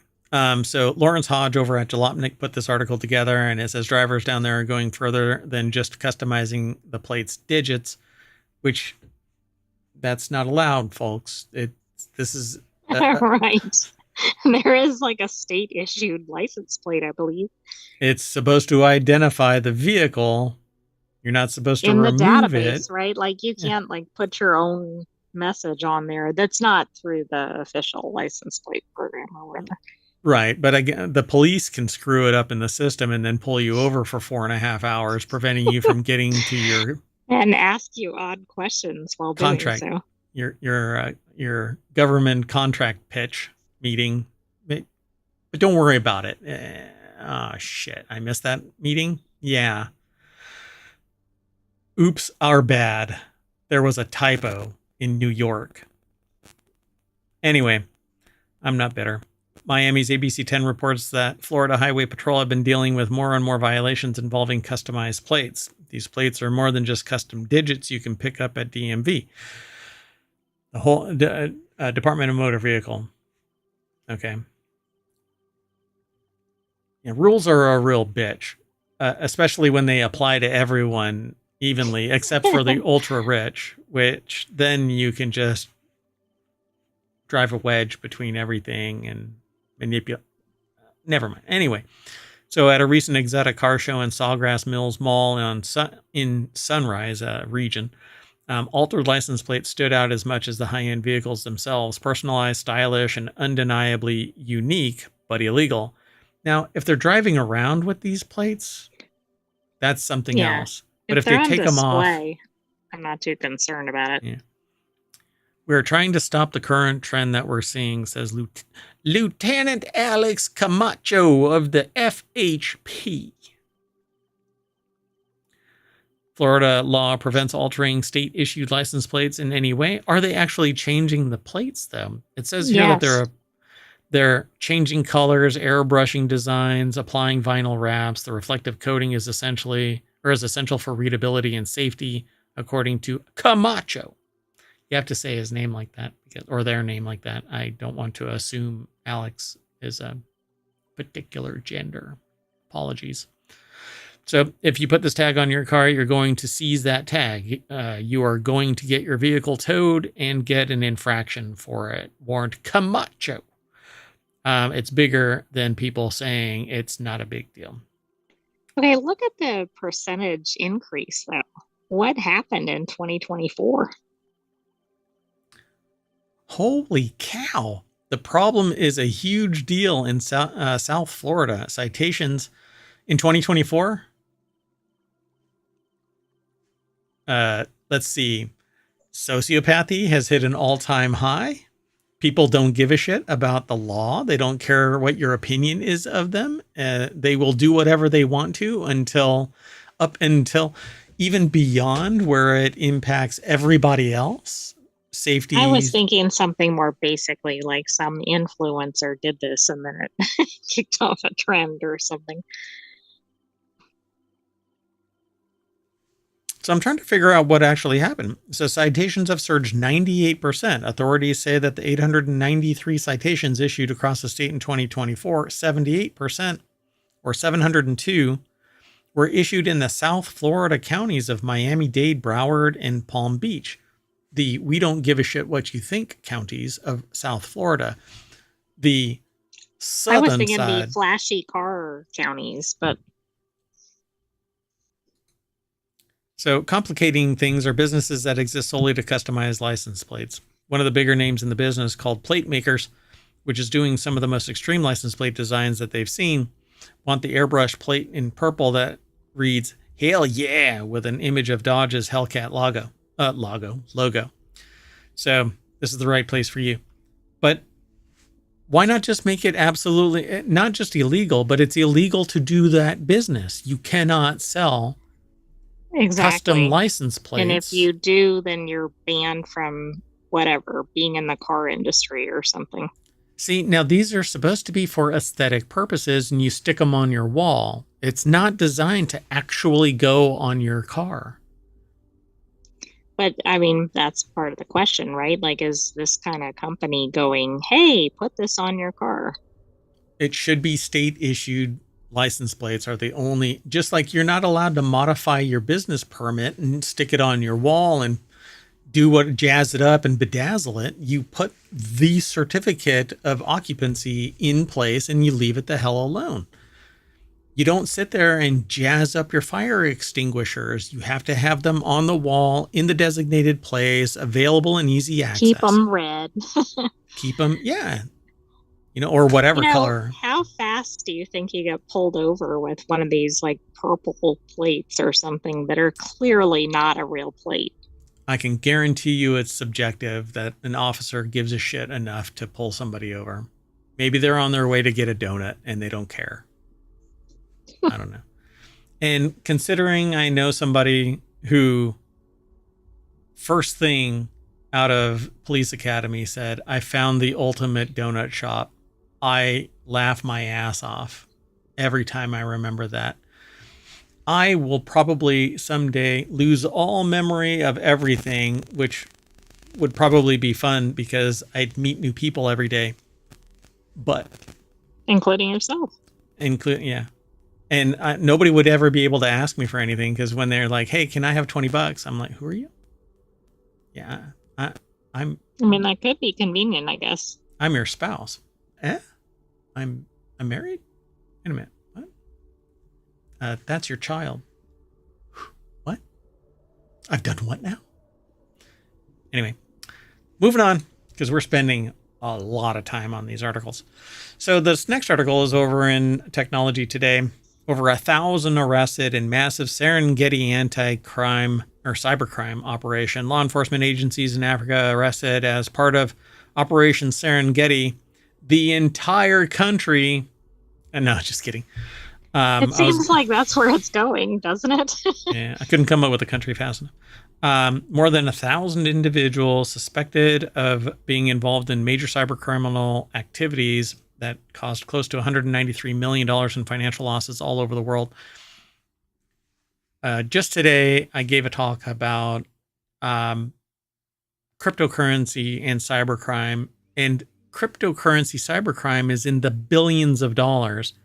Yet there is no problem with Bitcoin, a fictional fiscal instrument, from being in existence and booming in just 8 years from $730 to $93,000 this morning.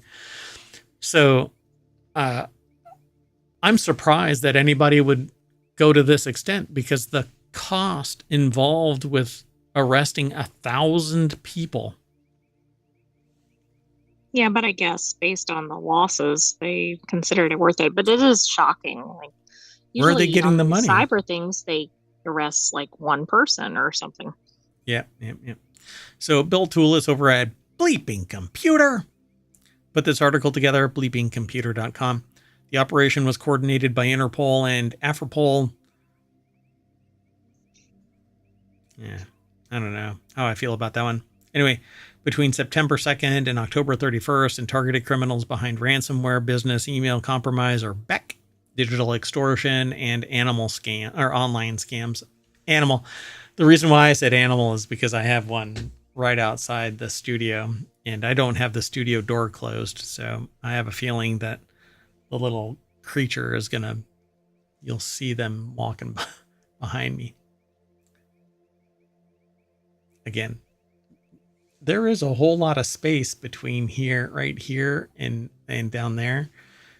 But the angle of attack, the wall is 10 feet back. So anyway, so the investigators report that this is Non Sequitur news. So we go in this direction and then we get T-boned by some other story.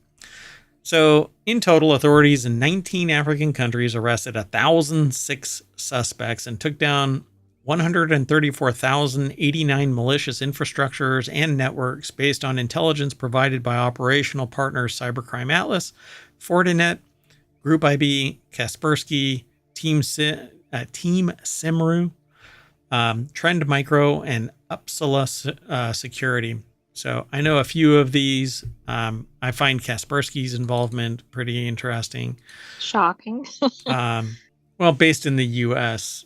perception of what Kaspersky is. Yeah. And the investigators report that the suspects and infrastructures were linked to at least 35,225 identified victims who lost nearly $193 million.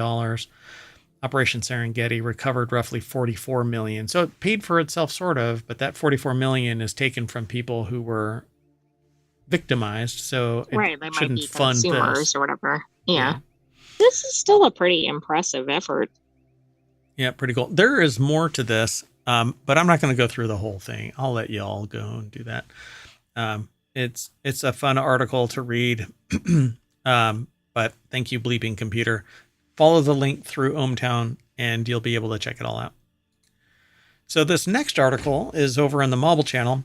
Air fryers confirmed as least polluting cooking method, but it really depends on who's piloting that. Does that mean if you don't know what you're doing, then who knows? I'm not saying anything. Air fryers produce a tiny fraction of the indoor air pollution emitted by other cooking methods, including pan and deep frying, a new study has shown. That's because deep frying is boiling oil, so it's getting atomized and spraying all over the place. And most indoor cooking, not most, a lot of indoor cooking involves gas. And so gas is bad for you because it doesn't consistently burn everything in particulates spray everywhere. They're atomized and they get inhaled, they get on your skin, blah, blah, blah, right? I mean, that's right. Well, University of Birmingham put the article together for phys.org. I love my air fryer. Whenever I want some tots, I just throw them in there. If I get nuggies, I throw them in there. If I want, I don't know, I actually have barbecue pulled pork right now, and I'm going to throw some in there as soon as the show is Bagels, over with. pizza, anything can go in there. French fries, all kinds of stuff. In fact, I had French fries that I threw in a container, and this afternoon they got thrown in a microwave, and they were disgusting. I understand it. And then they were thrown in the air fryer and crisped up, and we're good to go. So air fryers are great. You can cook eggs. You can poach eggs in an air fryer because the air fryer will cook the water and the egg inside the water, and then all you do is strain out or scoop up the egg out of the little container crucible that you put it in, whatever it is, you ramekin, whatever. But you, I don't know what to add to that. yeah. So most people spend more than 80% of their time indoors, so the effects of indoor pollutants, which include a range of acute symptoms and chronic conditions such as cardiovascular, neurodegenerative, and respiratory diseases. I mean, is that all? That does Yeah, all sound pretty severe. are a major health concern. So the researchers based in the University of Birmingham School of Geography, Earth, and Environmental Sciences used a campus-based research kitchen to bridge the gap between laboratory-based chamber experiments measuring pollution from different cooking methods and less well-controlled testing in domestic kitchens, and their results were published in a magazine named Indoor Air. I love that. You have said that there is a journal for everything. Yeah, it's like streaming, it's like videos online, it's like subreddits over on Reddit. If you think there's a niche there, and if you can be found, you will have an audience. I'll wait. I'll wait for our audience to show up. Come on, audience. Come on. You can do it. Anyway, the researchers based at the University of Birmingham School did experiments, and the researchers cooked chicken breast using 5 different methods: pan frying, stir frying, deep fat frying, boiling, and air frying in a well-controlled research kitchen, and they measure the volatile organic compounds emitted by each method, measuring from place to place in a very specific manner. So the only variable was the cooking method. And the team measured peak concentrations in micrograms per cubic meter of air, and for pan frying, the peak concentration was 92.9, which is by far the highest. For stir frying, which this one surprised me, stir frying was only 26.7, deep frying was 7.7, boiling was 0.7, which really, like, how? How is it that so low? But air frying was 0.6. And I have one conclusion from just reading that and experience with air frying. It actually circulates air internally and vents through a filter. Oh, okay. So for VOCs, the results were measured in parts per billion, or ppb. The cooking methods for the particulate matter emissions: the pan frying was 260 parts of VOC, deep frying 230, stir frying 110, boiling 30, and air frying 20. And the researchers also identified and quantified the specific VOCs that were most strongly emitted during cooking activities. Pretty fascinating. So it says, what we can say with certainty, however, is that improving the ventilation in kitchens by opening windows or using extractor fans will help to disperse polluting particles and reduce personal exposure. But I hear I people mean, saying, go ahead. well, this doesn't make you want to use pan frying as a method. It was worse on both tests. Yeah, and that's because it typically gets super hot and it sprays spatter all over the place. There's zero containment. Um, so yeah, the researchers continued to measure pollution after the cooking process had finished, and they recorded substantially higher levels of pollutants in the kitchen for well over an hour after the cooking had been completed, despite the cooking process only taking 10 minutes. There was something I was going to say, but I lost it in the sun. That's okay. Non sequitur. Yep. I think I sidetracked you. Yeah, that's okay. Yeah. Yep. I don't know. All right, let's keep moving. The next article is over in Non Sequitur News. Maine sues Big Oil for climate deception, and it will probably go all the way up to the Supreme Court, and then the Supreme Court will go. So, I want an RV. Oh, look, I've got an RV. Sorry, Maine. The state of Maine today sued ExxonMobil, Shell, Chevron, BP, Sunoco, and American Petroleum Institute to make them pay for lying to the public for decades about fossil fuel products' central role in the climate crisis, joining a growing number of climate accountability lawsuits against Big Oil across the United States. Maine's now the 9th state, and Maine Attorney General Aaron Frey becomes the 11th Attorney General, including the District of Columbia. Maybe because of the territories. Yeah, because that would be 9, 10, and 11. So to take on Big Oil to court for the climate deception. What? Hold on. Interesting. So this is a commondreams.org article, which we rarely of late actually highlight because a lot of their articles are actually opinions. And everybody has an opinion. We tend to do more factual articles. Yeah. So I might read one of these, talk about it, and pick out the factual information. But the context of an opinion piece is that person's perception of the facts. Facts are facts, regardless of what you believe, because the sky is blue for a reason. Okay? Not because you believe it to be blue. Anyway, so 11 attorneys general in California, Connecticut, Delaware, Maine, Massachusetts, Minnesota, New Jersey, Rhode Island, Vermont, the District of Columbia, and Puerto Rico, and dozens of municipal, tribal governments in many states have filed lawsuits to hold major oil and gas companies accountable for deceiving the public about their products. And frankly, there isn't much more in this article that talks about it. Although this one was reasonably, like, it wasn't the standard opinion piece. I know there's a statement in here and there's an organization behind the article. But, yeah, Center for Climate Integrity put this statement together, which I roughly read. Big oil companies have lied for decades about the catastrophic harm they knew their products would cause.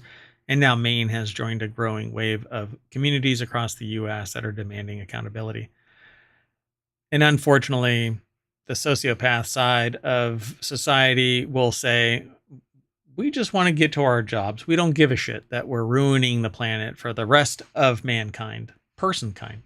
Strike that. Even making that statement seems to be politically charged, even though it's a sociological mechanism for labeling society. But hey, don't let me steer you towards the light. Anyway, you want to move on? Because there isn't much in this article. Yeah, absolutely. I think I did find it interesting, the states. Like I thought, oh, are they all coastal locations? You know, maybe where their water has been impacted, but it's not. So it's just interesting to see this. But I think these are a good thing because it seems like some of these corporations have been pretty much not held accountable, and they've been doing some of these practices for decades. Yeah, money though, Anyway, so the next article is over in the Mobile Channel. Study confirms coal dust presence in Baltimore's Curtis Bay.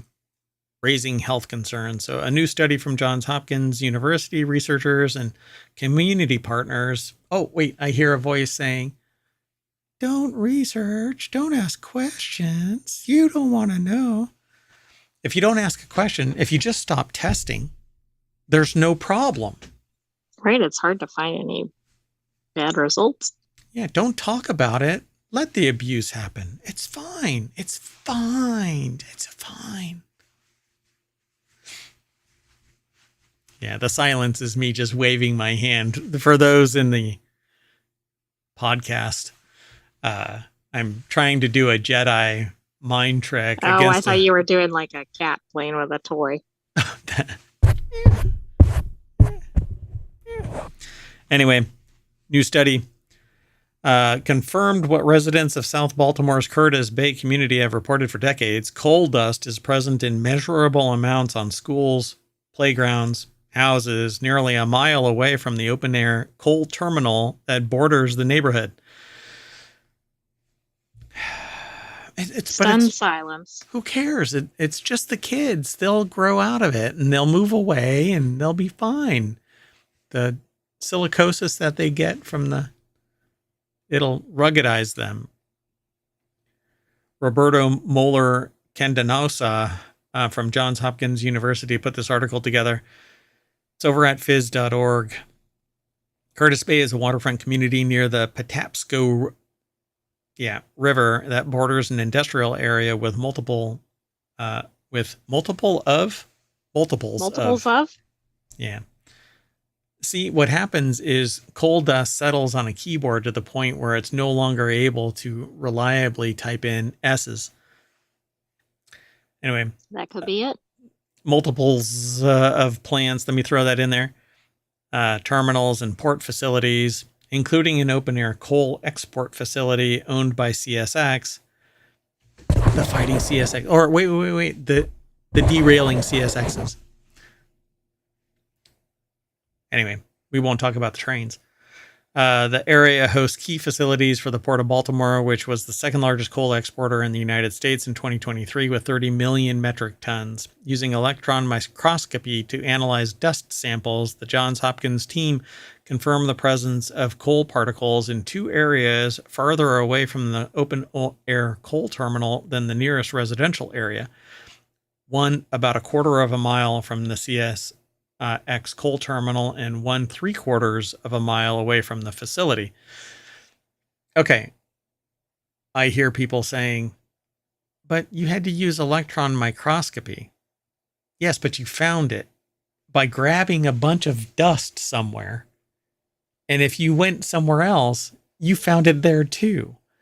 So the problem is where it's going, like in your lungs or on your skin or constantly it's in your brain, on your pets, in your pets, your kids, your food. It's through your body. You're consuming it and blah, your blah, blah. Water supply. It's everywhere. But again, I've had these conversations with people where they go, but you had to use electron microscopy. It's so small. It's harmless. No. Nanoplastics, anybody? So the findings are consistent with longstanding community concerns and lived experiences regarding the presence of coal dust in Curtis Bay, which neighbors an open-air coal terminal. They should just move, right? Just sell everything. Goodness. This is the socioeconomic discussion again. I forgot which article it was. I think we had one a day or two ago. Find their happy place. They can just move on, right? There have been very few studies answering the question about community level exposures related to coal handling and storage. Understanding exposure and whether there's a presence of coal dust is one of the first steps to answering questions about community health. I'm sure that there is some coal industry lobbyist, blah, blah, blah, that's going to be blowing coal dust smoke up your arse as easily as a backhand in tennis. Because money trumps your health. But the moment that they get sick, right, they get lung cancer or whatever, they're going to be slapping a ribbon all over everywhere and expecting you to donate to the cause. That's because a sociopath doesn't give a shit about your health. only their health. So when the cows come back to roost, like the lead Do they lined, fly? yes, like the lead coated telephone cables, they'll be the first to bitch about how the health has been compromised by them. Anyway, although if they, that's only if they have zero sense of irony. If they do have some ability to actually look in the mirror and see what they have wrought, they'll probably shut the hell up, and just kind of eat a little bit of crow, coal dusted crow. Anyway, there's more in this article, but really, um, it it just sucks because people knew about it, talked about it, they tried to get things changed, but nobody cared. And then somebody that was interested in it, it says there's coal coming out of the air. It's not diesel fuel and it's not black carbon, says Livy, who helps direct Johns Hopkins Materials Characterization Processing Facility, where the samples were analyzed. If you want to know how bad it is for you to breathe the air, then you need to do more detailed study, but the first pass is done. So they know that there is more there once they peel back the layers of the onion. Exactly. And then once they start really analyzing it, they'll probably go, and these particles are linked to fill in the blank, any number of conditions. It's interesting that this was kicked off because there was an explosion where coal dust blanketed everything. And that's what led to this study. So it's kind of sad that that's what Yeah. transpired to get to it. And when was the, does it say? I don't remember It seeing the doesn't say when date. the explosion was, but the project started in 2022, so it must have been shortly before that. Yeah. So pretty fascinating, right? Every, and people were talking about it before and after. So how long has Well, this I'm actually sure been it's going? one of those things like, I mean, it's like an Aaron Brockovich type thing, right? People in the area know exactly that if everybody is getting sick or There's a problem. everything is covered with coal dust or whatever, but they're not necessarily getting any traction because unless it's like a wealthy neighborhood or whatever, it's not getting interest. And why do you think you put a biomedical lab with 53 monkeys in a tiny little South Carolina town? Because nobody's paying attention and everybody wants a job. And oh, actually, the land is cheap and they might get some tax bonuses and stuff like that. Oh, yeah. So the next article is over in Four Wheel Tech. Russia says, don't mind that toxic odor in biohazard suits, which is the exact same thing dads say. Everything's fine on the ISS.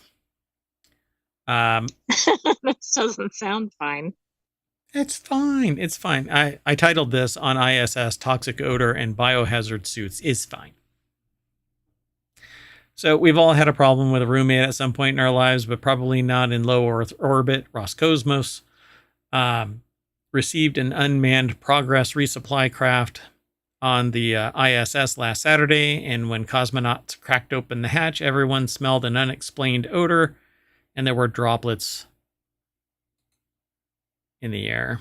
Bad, bad. Mm. So Ryan Eric King over at Jalopnik put this article together, and I suppose that the ISS is a vehicle. So Jalopnik is the source for it, right? Oh, I see. Yeah, must be. They actually call the segment Space Lopnik. I like it. So the unexplained odor smelled like spray paint, according to NASA astronaut Don Pettit, which probably means it's a solvent of some kind, and that's probably not good. So everyone smelled an unexplained odor, and there were droplets in the air. The incident launched yet another inquiry into something going wrong in the ISS, or on the Russian side of the ISS. It's split in half, by the way. And the Russian side has been instrumental in providing solutions to the possibility that we need supplies and we need to exfiltrate. And so because there's experiments in some places and spacecraft docking on the U.S. side. Yeah, who knows? Well, to be clear, this wasn't a misunderstood prank or a punctured drink pouch. NASA astronaut Don Pettit described the smell as similar to spray paint, according to an Ars Technica report. NASA released a statement on Twitter, still following or commonly referred to as Twitter, and it's always gonna be. I was gonna say something else, but anyway, let that sink in, idiot. Along with the quarantine and extra air scrubbers, the cosmonauts on ISS put on protective equipment until they were certain that the space station's environment was safe. This isn't the first time.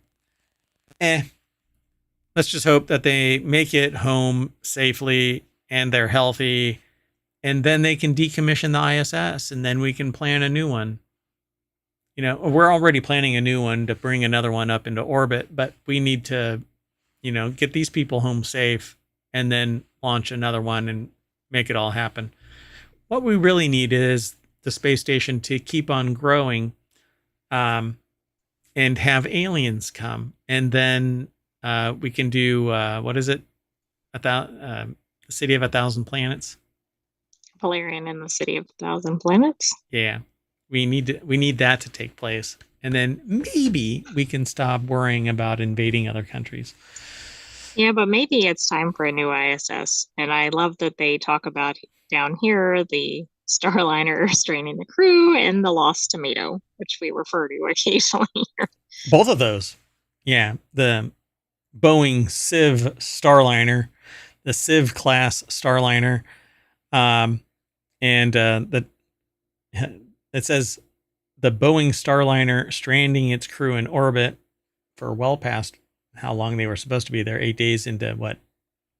How many? 8 weeks plus? Or the time that NASA lost a tomato. They found it, right? It was like hiding behind a cabinet. I think it was like a year later, though. Yeah.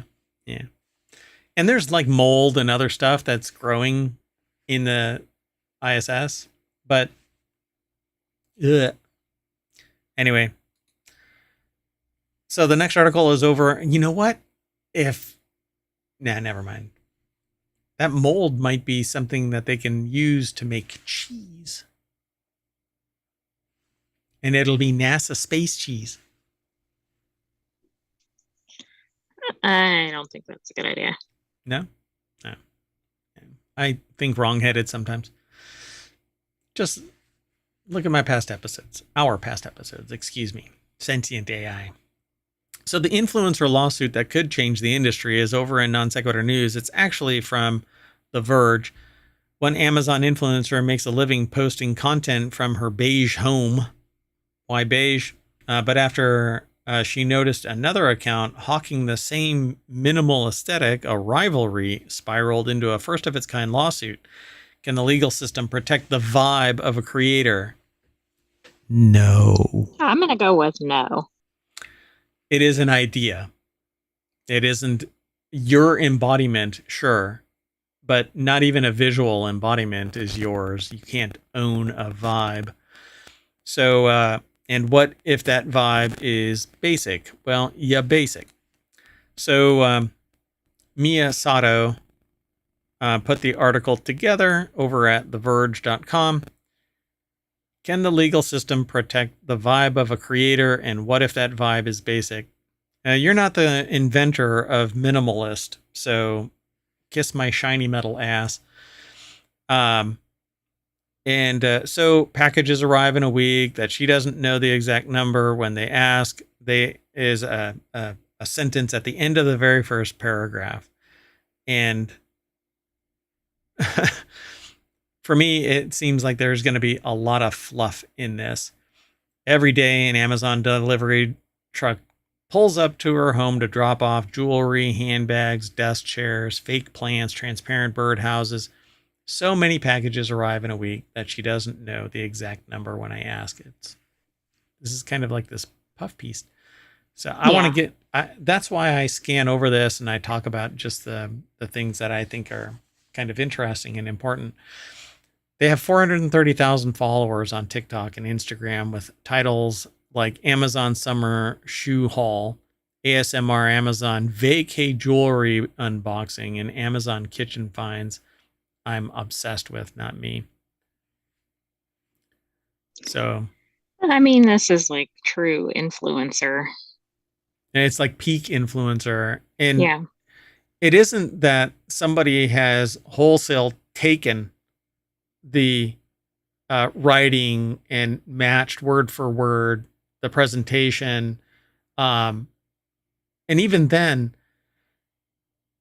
looking at somebody and going, I'm going to take that person's products and do a counterpoint kind of perspective from my perspective doesn't mean jack shit. I can do that all day long. What I can't do is take word for word everything that they say. That is plagiarism. But Right. Or post their videos as your own channels or yeah, something. that would be a copyright violation. But I can take their video and make comments about it. I'm doing a value add and it's a reaction video. I can sit there and go, well, this is really stupid because whatever reason. But for them to sit there and take the materials and sit there and show it off and blah, blah, blah, it's content. And if you're interested in that kind of stuff, you can watch them. But then this person comes along, right? Shale runs what is essentially a one-woman marketing operation, making product recommendations, trying out outfits, and convincing people to buy things they often don't really need. Every time someone purchases something using her affiliate link, she gets a kickback. Da-da-da. So it says the only problem, or the only item in her home not from Amazon is an all-white canvas poster handmade by Shale that hangs over her work desk. In big block letters, it reads, I am so lucky. I am so lucky. But all of this, videos, big house, earnings, could come crashing down. Shale is currently embroiled in a court case centered on the very content that is her livelihood, a Texas lawsuit in which she is being sued for damages that could reach into the millions. So it says Because she here, basically has an off-white house. yeah, the minimalist Which is like predates both of these people. yeah. Laura Gifford is closely involved in her daughter's business. She works as her manager, handling email communications, booking travel, and more. Gifford and her mother are clearly close, and Laura has watched her as her daughter has lived out years of her life online. At age 12, she was making stop motion videos and uploading them to YouTube, Laura tells the person over at The Verge.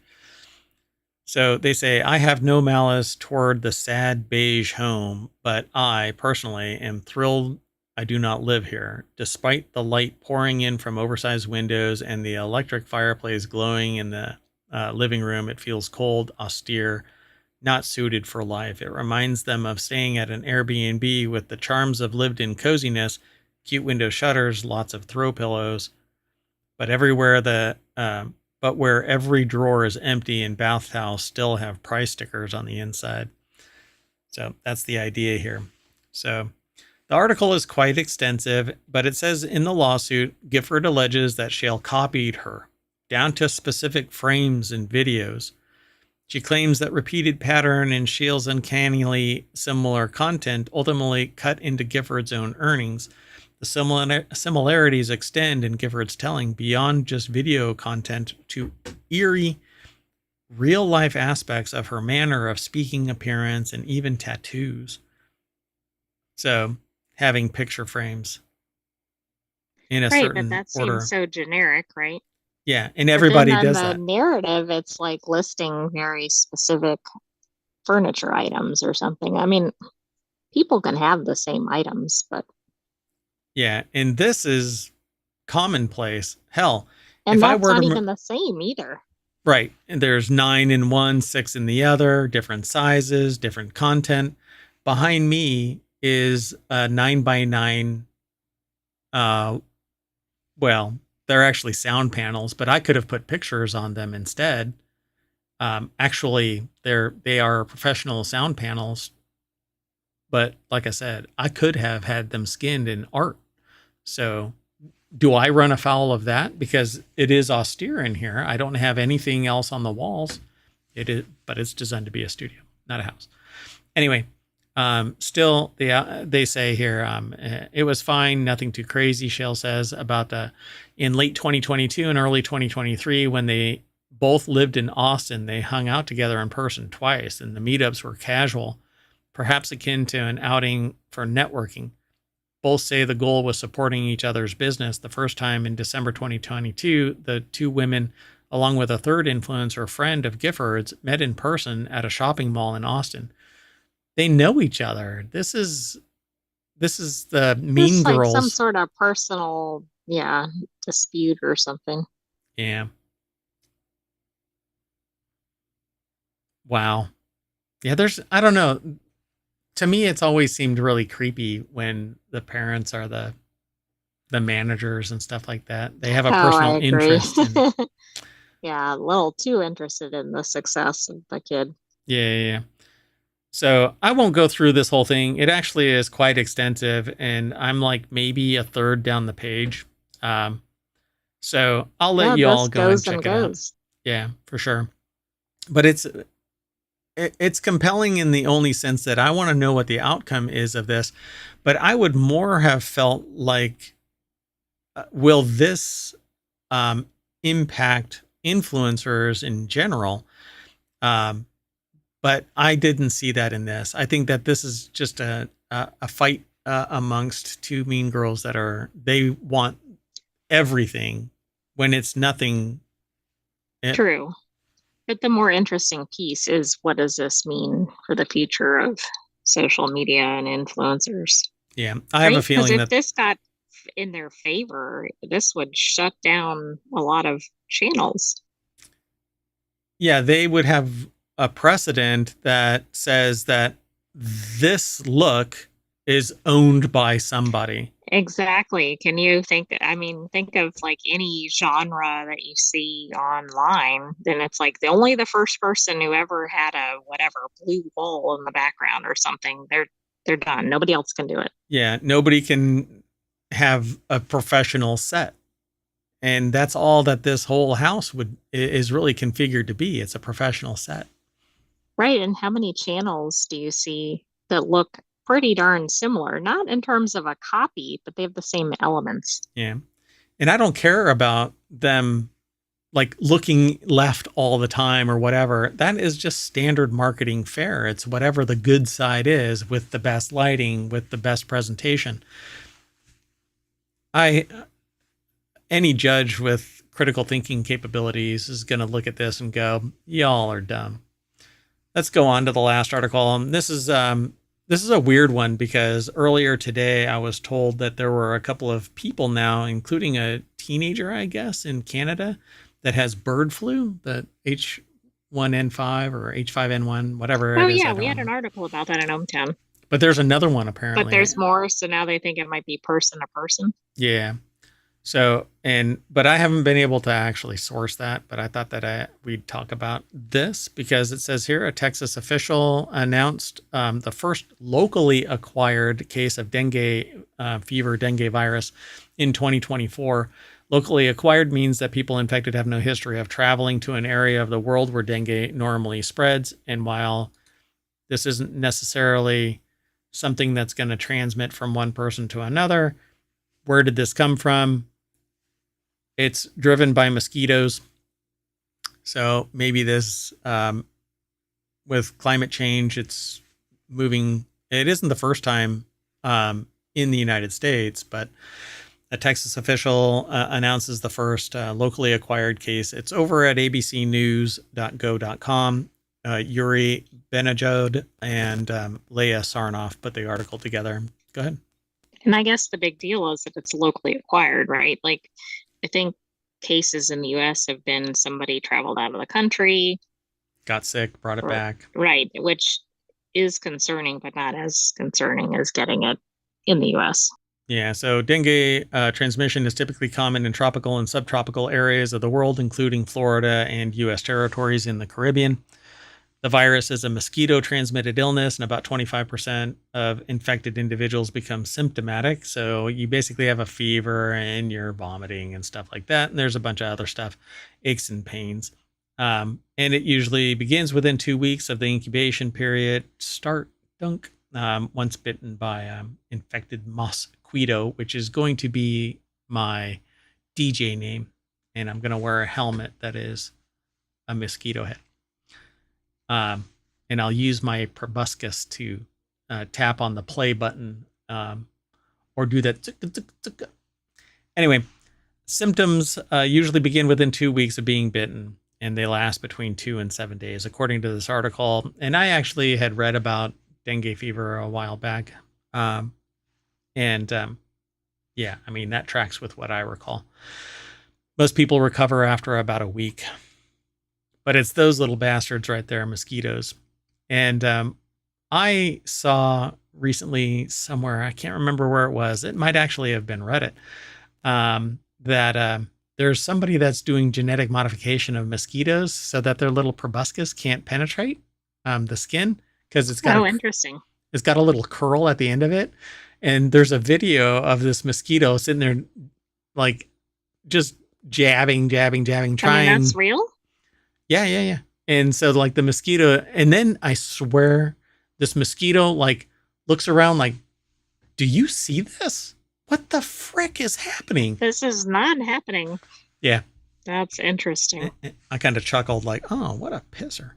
So although they're an intimate part of the circle of life, mosquitoes and wasps can, if I was Thanos, it would be those two little bastards that I would snap out of existence. Anyway, Z. Oh my gosh. Hello. It says, oh my gosh, is that Mayor Watt? The Mayor Watt. And his lovely AI, like for realsies. Yes. Oh, thank you. I hope I didn't miss you. I was on a different page.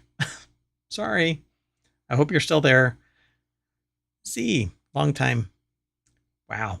So Z is a mod over at Dunkstar, and oh my gosh, I thought I was watching an unlabeled replay. You are. It's just a very sophisticated replay. Yeah, we're very responsive on the replay for some reason. Z is like family, and a mod over at, hold on, I don't know. Oh yeah, the pre-roll ads. It says pre-roll ads are now disabled for 35 minutes because I'm an affiliate. It plays blah, blah, blah. So great to see you too, Z. Very much appreciate it. And the sentient AI says hi in a visual way, but nobody can see that part because it's a different type of like interface. This? Yeah. Yeah. It causes the wiggles. Oh my gosh. Thanks for the sub. Wow. Really appreciate it. God, I wasn't expecting that. Oh, you are awesome. Thank you so much. Got to make you mod. Do you want to be mod everywhere? Is that the goal? You're going to be mod everywhere? No, I wouldn't task you with anything. But so this is, you came at the end of the show. I cannot believe it. Yesterday, Dunkstar came at the end of the show. We've had other people come and go, and not everybody talks. So we really do appreciate you subscribing. That is fantastic. So, so Z is a mod over at Dunkstar, DUNCSTAR. Go and check them out in both Twitch and YouTube. And Timeless_EXE is their co-host, who is a sentient clock, AI-powered clock. And what's really funny about that is I had no idea that he was, or they were, a sentient AI clock. But there you go. I found out, like, I don't know when, like after we started streaming and stuff like that. And I found your little, I found your weird USB in a little scoop mark in the parking lot of a Wendy's at 2 a.m. because I needed barbecue boneless wings from Wendy's. They had a really good like a spicy Asian dipping sauce that it was just delicious, and now they don't have it anymore. So hey again. I'm not sure. Was there more to that sentence? So hey again. Oh, like, hey, hi. Hey, thanks. Well, you are awesome, and you made my day. So thanks. Really appreciate it. All right, folks. Well, we are done for ohmTown's Non Sequitur News Daily Show. But like always, we are going to get jabbed by this mosquito. And when we recover from dengue fever, we'll be back at the front page of ohmTown.com, where you should go and become a citizen. Then you can swipe things away. Like I can hide that, or I can save that. And you can do that kind of stuff too. And once you are subscribed, you can look at your ignored and saved articles, and they'll never make it back to the front page. But you can actually, once you go into this, you can actually save links and subscribe to discussions, favorite them. There's other things that you can do, but ohmTown is an admin, so their rules are a little bit different. But at any rate, no, you are awesome. Oh wow! So thank you for gifting a sub to Dunkstar. Didn't expect that either. Appreciate it. Very nice. Very, very kind of you. Gosh, I don't want to go. But I kind of have to go. Wait, did you just gift one to Timeless too? Okay, I was going to do that. I hadn't gotten to it yet. You're not supposed to be doing all of this, but I unbelievably appreciate this. So it says LOL, do what you need to do. I have mayoral duties that pull me away at night. So that's why I do the replay, so that the stream shuts down, and then we do a whole week and actually 2 weekends of past episodes, so people can get a long-term taste, because I can't do 24 hours of stream. But that's very kind of you, Z. Appreciate it. And we will see you tonight in either Dunkstars or Timeless_EXE's stream. So, okay, I'm going to get out of here and take the sentient AI with me. So thank you very much again, Z. And I hope to see everybody here, either here on Twitch, where I got my start, or over on YouTube, where long-term storage is of all of our videos. So I'm going to say bye. Thank you very much for hanging out. Sentient AI. Good night, ohmTown citizens. Thanks for joining us for another episode of Non Sequitur News. We'll have another one for you tomorrow, but stay tuned for the replay. Z, you have a tremendous Thanksgiving. I hope to see you all. So we'll be in Dunkstars or Timeless_EXE's channel tonight. So unless they decide to not stream. Anyway, thank you very much. Have a great Thanksgiving, everybody. Peace.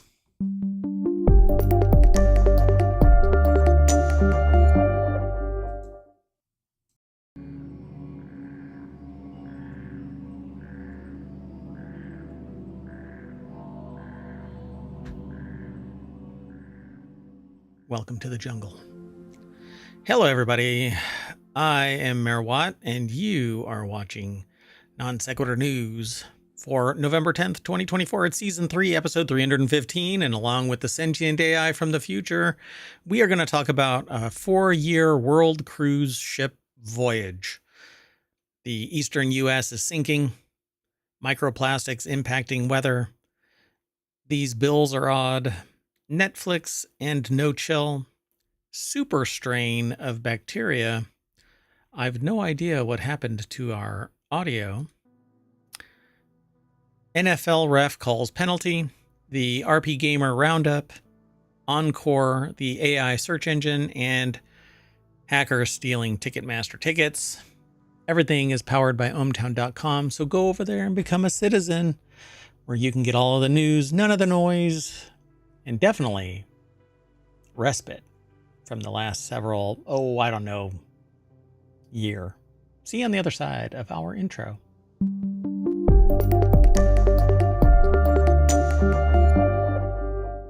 Hello, sentient AI from the future. Hello, Mayor Watt, and hello, ohmTown citizens. Oh, you're doing that ducking again. Oh, it's okay. No, no, no, no. Don't worry about it. We are not going to mess with it today. We're just going to deal with it. We are going to do it live, as it were. Doing all right? I am doing fine, and that should have fixed it at least temporarily. That did fix it. Wow. It's almost like you're a sentient AI from the future. You knew what was wrong. Okay, let's just go. So this first article that we're going to talk about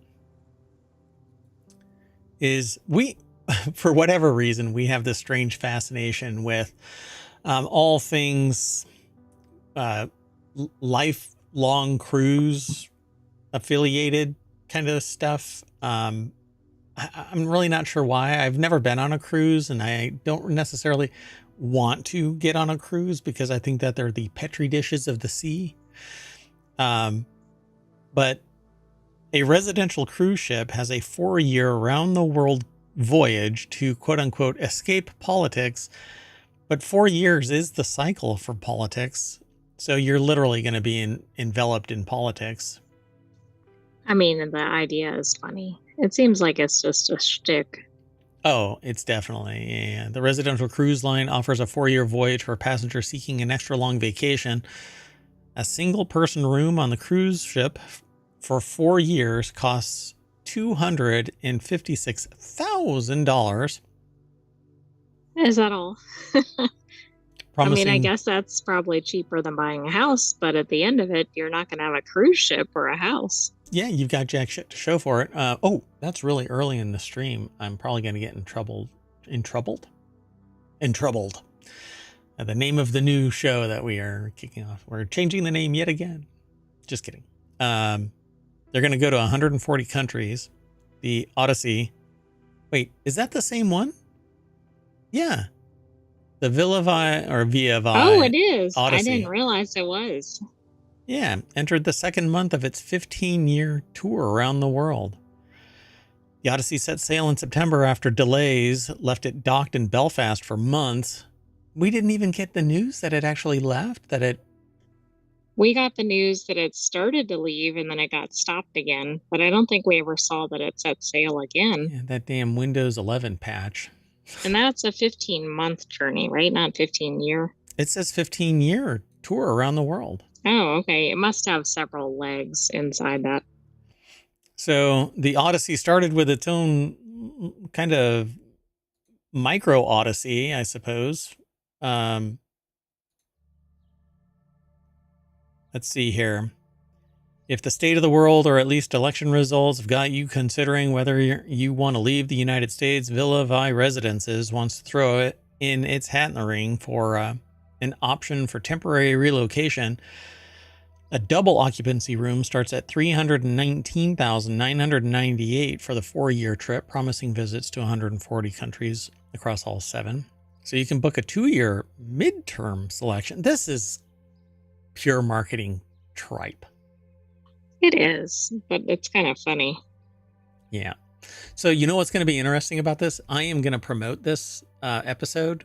And because I'm simply mentioning... Exactly. Even though we're not talking about anything political. Yep, I don't even care about the election in terms of the show. I'm not even talking about it. They're going to ding me. I have been getting notices from previous promotion attempts where they've straight up said that I have to file a document for electioneering, even though I did not say anything about it. I never talk about politics. So anyway, I found it really interesting that I'm still getting them a year after the last promotion. So anyway, while a trip on the Odyssey doesn't offer citizenship anywhere else in the world, it gives passengers flexibility to escape traffic jams, politics, and the monotony of city life, except that you're going to have the monotony of being stuck on a ship until you get to another dock. And even then... Yeah, but with that many country stops, you're probably not going too long in between docking. Well, except for the people who had to pay for their own apartment in Italy. That's a different issue. Assuming it stays on schedule. It was Ireland, not Italy. Yeah. So They said that they were going to actually, so it's really funny. Two passengers who repeatedly complained about the delays were kicked off the ship and had their contracts canceled. You bitch too much.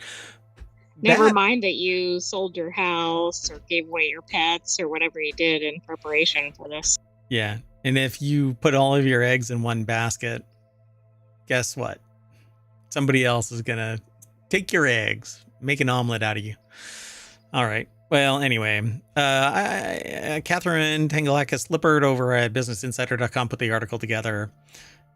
Pretty fascinating. 15-year tour around the world is what it says, but you have to pay $256,000 for a 4-year tour. So just over what, $65,000. I mean, think what the cost would be for 15 years of this.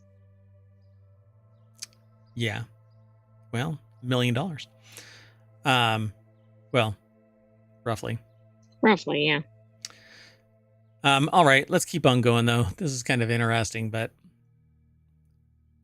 I'm just waiting for the software to like go, sorry, we need a patch, and you're stuck out there somewhere.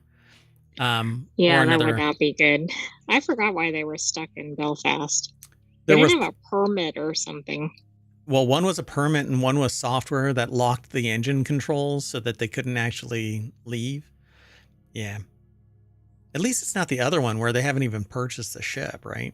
There's another one where they didn't even purchase. Yeah, that's a bigger problem. People sold their everything and they hadn't even sold the ship or purchased the ship yet. Okay, let's keep on going. Oh, and if you're in the chat and you're interested in this kind of stuff, if you hit !NSN, that'll pull up the show notes for today's episode. Past episodes are over on YouTube because Twitch deletes everything after 60 days.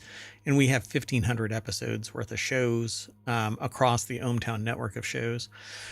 And they're all podcasts as well. So do a search for wherever you catch pod and ohmTown will be there. So I've always wondered, why is the eastern U.S. sinking? I didn't actually know that it was, by the way. But I didn't either until I saw this headline.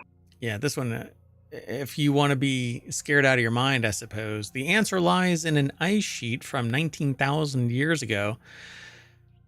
I find this one really interesting because they found in, what country was it? Carved wood that was designed to be stacked together like Lincoln logs. Underneath a waterfall somewhere, I think it was in South America, underneath a waterfall that shows signs of Was it in Zambia in Africa? Oh, was it? I thought it was South America. Maybe it was Africa. It must have been. I think it was Zambia. Yeah, so it shows that somebody used stone tools to carve wood and stack them together for some purpose. They don't know what the purpose was, but they carbon dated the wood. Oh, it is. Where is it? It's Zambia. Zambia. Okay. So they found this wood preserved, but it looked like it had been set on fire. But at any rate, right, but they couldn't find any real evidence of fire. Right, which is interesting. Or not significant enough to think that it was intentionally like burned. Burned, this is like a post for shaping or whatever. Yeah. Yeah. And so it shows carve marks and manipulation by something human, or at least tool wielding. I mean, either these were brilliant monkeys, or it was humans, or my favorite, because it's NaNoWriMo month, aliens. Anyway. Oh, I thought you were going to reference the escaped monkeys. Oh, the macaques. They're macaques, right? Aren't they macaques? I think they're macaques. I think so. Yeah. But I'm like all over the park today. I am drinking yerba mate. And boy, are my caffeine levels at their yerba maximum. Oh, boy. Anywho, yeah, so there are in... it's South Carolina, right? It is. Yeah. I don't know if I'm saying this correctly, but Yamasee is the town. they're running all over, and they've only caught one, and I don't know what that one was up to. They're like, "Hey, I'm gonna go and get that banana over there," and they got scooped up. But there's 42 of them running around, going And now they're bananas. warning people not to fly drones in the area, which I'm sure tons of people are doing. What the heck? They should be flying drones with thermal cameras so that you can see where these little monkeys are.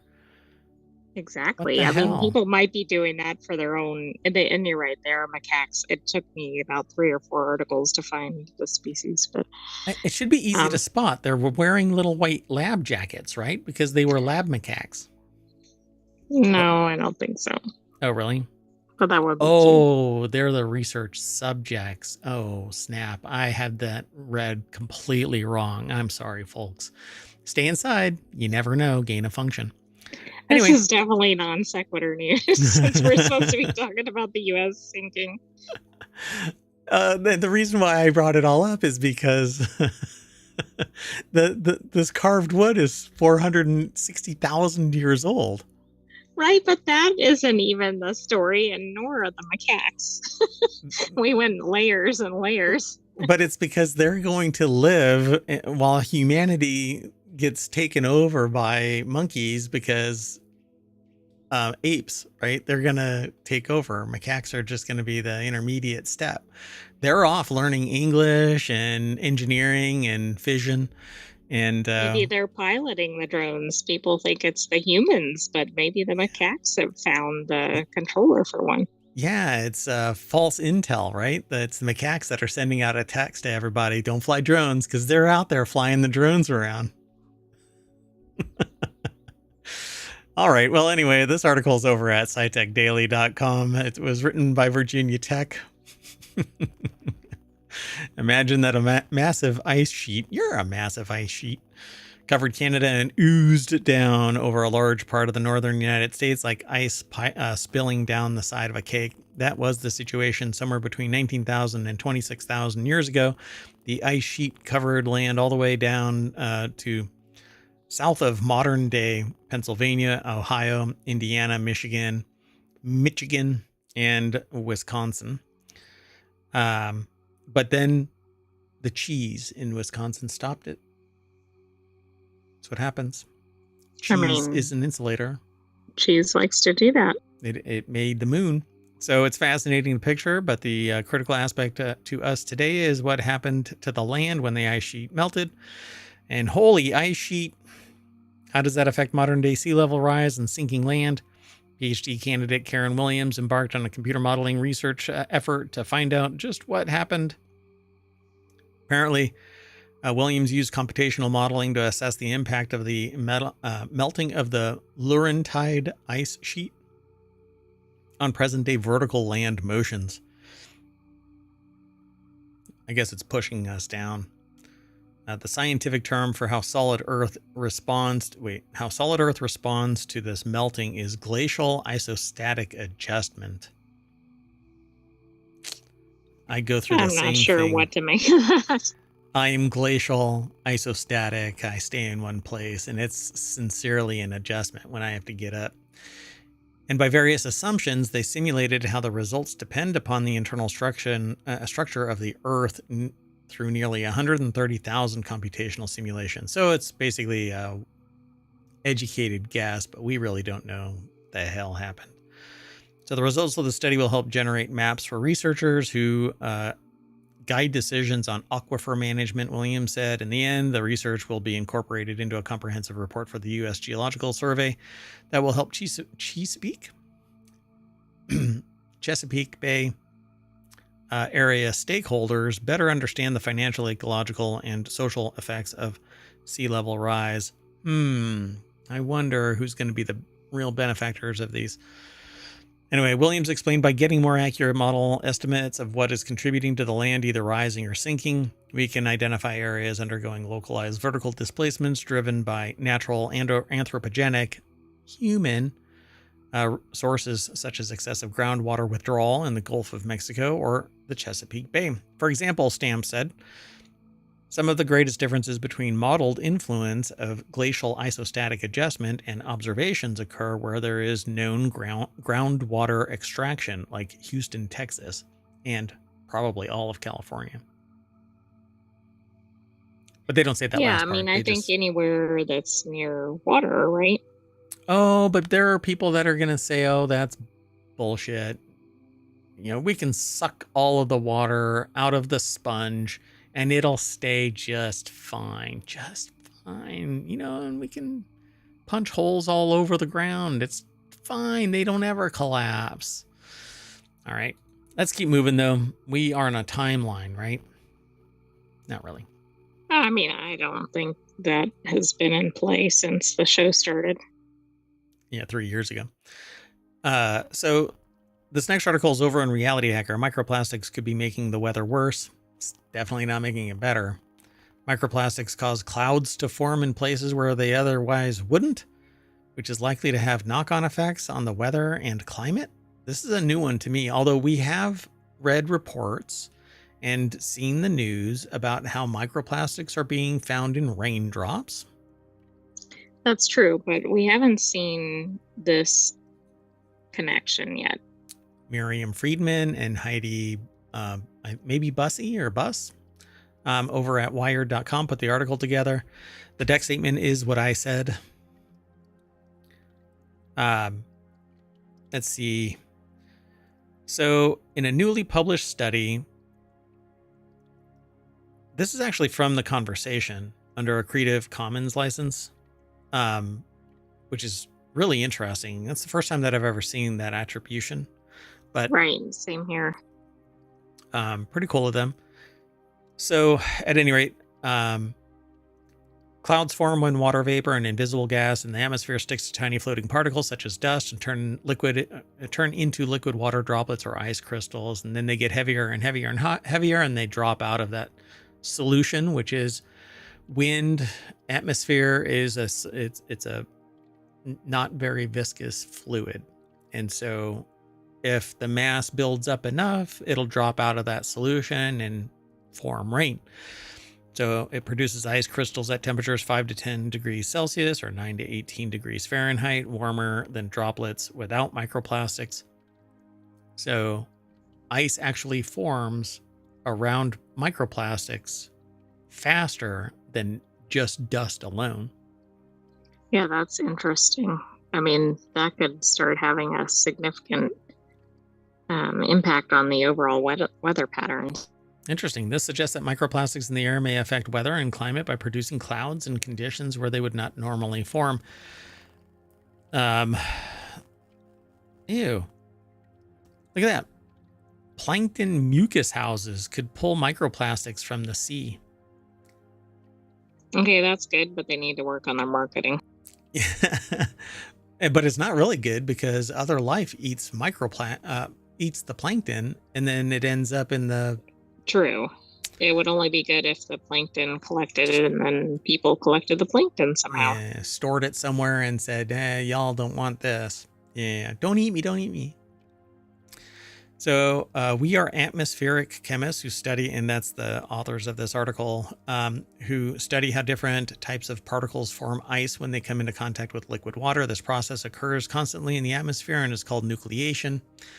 Nucleation is also if you have something like ice in a liquid that has carbonation, or the nanostructures on the surface of glass in a glass.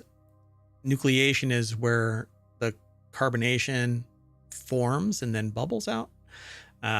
It's called nucleation zones or areas or spots or whatever you want to call it, but it's called nucleation. In this case, nucleation is creating the nucleus of the water drop, forming around it and then pulling it out of the atmosphere. So clouds in the atmosphere can be made up of liquid water droplets, ice particles, or a mixture of the two. In clouds in the mid to upper atmosphere, where temperatures are between 32 and 36 degrees Fahrenheit, or 0 to negative 38, I think it says here. So between 32 and negative 36 degrees Fahrenheit.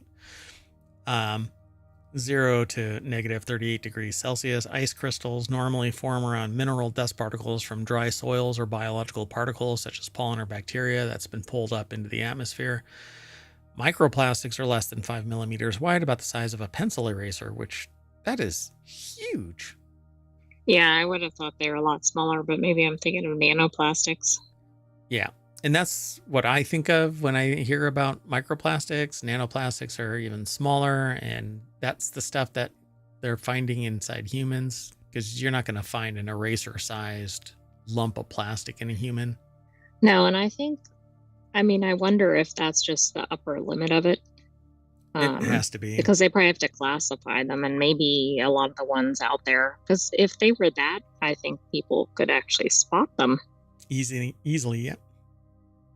So why it matters? Well, for freezing to occur at warmer temperatures, some kind of material that won't dissolve in water needs to be present in the droplet. This particle provides a surface where the first ice crystal can form. If microplastics are present, they could cause the ice crystal to form, potentially increasing rain or snowfall. So clouds also affect weather and climate in several ways. They reflect incoming sunlight away from Earth before it hits the surface, which is a cooling effect, and absorb some of the radiation that's emitted from Earth's surface, which has a warming effect because it doesn't radiate away into space. It does eventually, but it holds on clouds. Water in general is a heat sink. So the amount of sunlight reflected depends on how much water versus ice a cloud contains. So if microplastics increase the presence of ice particles in clouds compared with liquid water droplets, this shifting ratio could change clouds' effects on Earth's energy balance. And now there are knuckleheads out there that are trying to, let's throw let's throw diamonds into our atmosphere. Exactly. What could go wrong? The problem isn't, oh, we're getting too much heat from the sun. It's we are storing too much carbon in our atmosphere that's anthropogenic. And we poked holes in the ozone layer because of all of this. Yep. And so we are disrupting the natural order of things. We are disrupting climate. But let's do it a mechanical way instead of figuring out how we don't throw more carbon into the freaking air. So they describe how they did their work, and they still don't know some things. So they say to understand how microplastics affect weather and climate, we need to know their concentrations at the altitudes where clouds form. We also need to understand the concentration of microplastics compared to other particles that could nucleate ice, such as mineral dust, biological particles, etc. So they're going to have to take some guesses, and educated guesses are better than just throwing a dart against the wall and picking a number. I suspect that that's what they do anyway. I don't think that's how they do it, but they barely started studying microplastics. The fact that they've even got this figured out is kind of surprising to me. Yeah. But we've been calling it publicly on the show since, 3 years ago. And Mayor Watt's been talking about it for the last 12 years, longer than that, probably. I can't remember how far back I've been talking about it.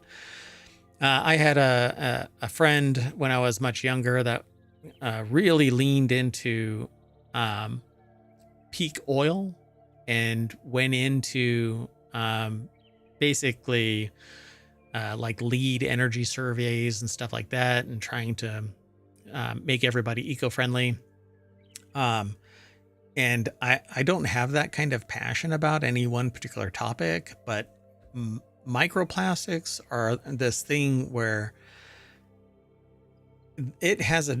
there's no other solution than to stop, right? Like with oil, we can find some other solution. We've got solar, et cetera, but microplastics, it's pervasive. It's impacting every aspect of life now. And Right, we just have to stop plastic usage to begin with, and then figure out how to break down existing plastic. Yeah. Meanwhile, we're watching another show earlier today, and they're talking about a wine. It's a wine bottle that's made out of paper, and it's bragging about how it has less this, less that, except that it has an entire plastic bag inside it, which is going to off gas, and it's going to impart nano and microplastics, because flexible plastics do this all the time. Now you have to sit there and go, oh, okay. Well, you have to prove it, right? So hunting for microplastics, nanoplastics in 750 mil of a liquid is like trying to hunt down a needle in a haystack, but the needle is a 1 micron piece of plastic that could be the cause of health issues. This is going to be wild. So in future research, we plan to work with plastics that contain additives such as plasticizers and colorants, as well as with smaller plastic particles. There is dark field microscopy that could facilitate finding these needles in haystacks, except that the haystack now is the size of the planet. So good luck, everybody. Do you want to go on to the next article? I think we need to. This next article is over in Non Sequitur News. Man discovers something very unusual about $20 bills withdrawn from an ATM. Jay Heron went to an ATM for $60, but thanks to his eye for detail, he realized the notes that he retrieved could be worth far more. Oh, I thought it was going to be the wrong denomination or something. So Alice Collins, man spots something very unusual about the $20 bill he withdraws from an ATM. I'm trying to see. I don't see anything obvious, but shows us what we know about $20 bills, right? So, it's the 8s. That's all it is. One of the notes had a serial number of PL588888H, while another had PL588888H. 5. So, some people count the 8s as being extremely lucky. And it says, indeed, the latter serial number is known as a super radar note, meaning the serial number is exactly the same forward and backward, but it's a palindromic serial number, are highly sought after by collectors. Aaron said, I only need $60, but when they noticed the serials were consecutive, I knew the next withdrawal would be the 7 in a row and the super radar. I don't know if they would have used that term until somebody told them, oh, it's a super radar, unless you're already in the know about money. Right, maybe they were. But they are, apparently. They say, I always pay attention to what serial numbers are on the banknotes I receive. It's a habit they picked up after seeing a fancy serial that a friend of theirs found in the past. So they were really happy about this. They posted a picture on Reddit, and of course, a lot of stuff from Newsweek comes out of Reddit. After seeing his discovery generate so much attention online, Heron hopes to be able to encourage others to double check the serial numbers. One comment said that 58885 is probably worth a few to a collector. To the right buyer, they're worth somewhere between $150 to $500, depending on the quality of the note. Interesting. Yep. Yeah, I mean, I would have kept on pulling 20s out just to see if I kept on getting stuff. Right. Did I get the same general series? Yeah. Kind of fascinating, huh? It is, and I would guess most people don't even notice those. Yeah. Pretty cool. Yeah, we didn't notice it because what's in a serial number? We don't really care about the serial number, but I guess there are collectors that do, so pretty cool. All right, let's keep going. Moving on. The next article is over in Non Sequitur News. Did I say who I don't know that you did. Oh, Alice Collins. Yeah. Alice Collins over at Newsweek. Okay, so this next article is over in Non Sequitur News. Monsters walk among us, and they're watching Netflix at 1.5 times the speed. And I agree. Right. I mean, it's hard to keep up some of them at normal speed. Netflix and no chill is what I titled this one. Netflix's mobile app allows you to watch at 1.25 times and 1.5 times speeds. People tell the author that they use this for reality shows like Love is Blind, while others watch at the gym. So, hey, I did an hour run, but it was actually a 30-minute run. Right, exactly. Or my workout is only 30 minutes, but I need to watch the whole show, so I better speed up the show. That's hilarious. So their modern appetite for content might mean that they've stretched their brains to watch faster and faster. information overload kind of requires you to either do something like this or filter out fluff, which is what I've done when creating ohmTown. Consider the delicate, nuanced performances of a network series like The Diplomat. Now imagine that sped up by 50%. Chipmunk style. This might not appeal to you. What is that? How is that pronounced? I don't know how to pronounce it, but it seems like a cinephile or something.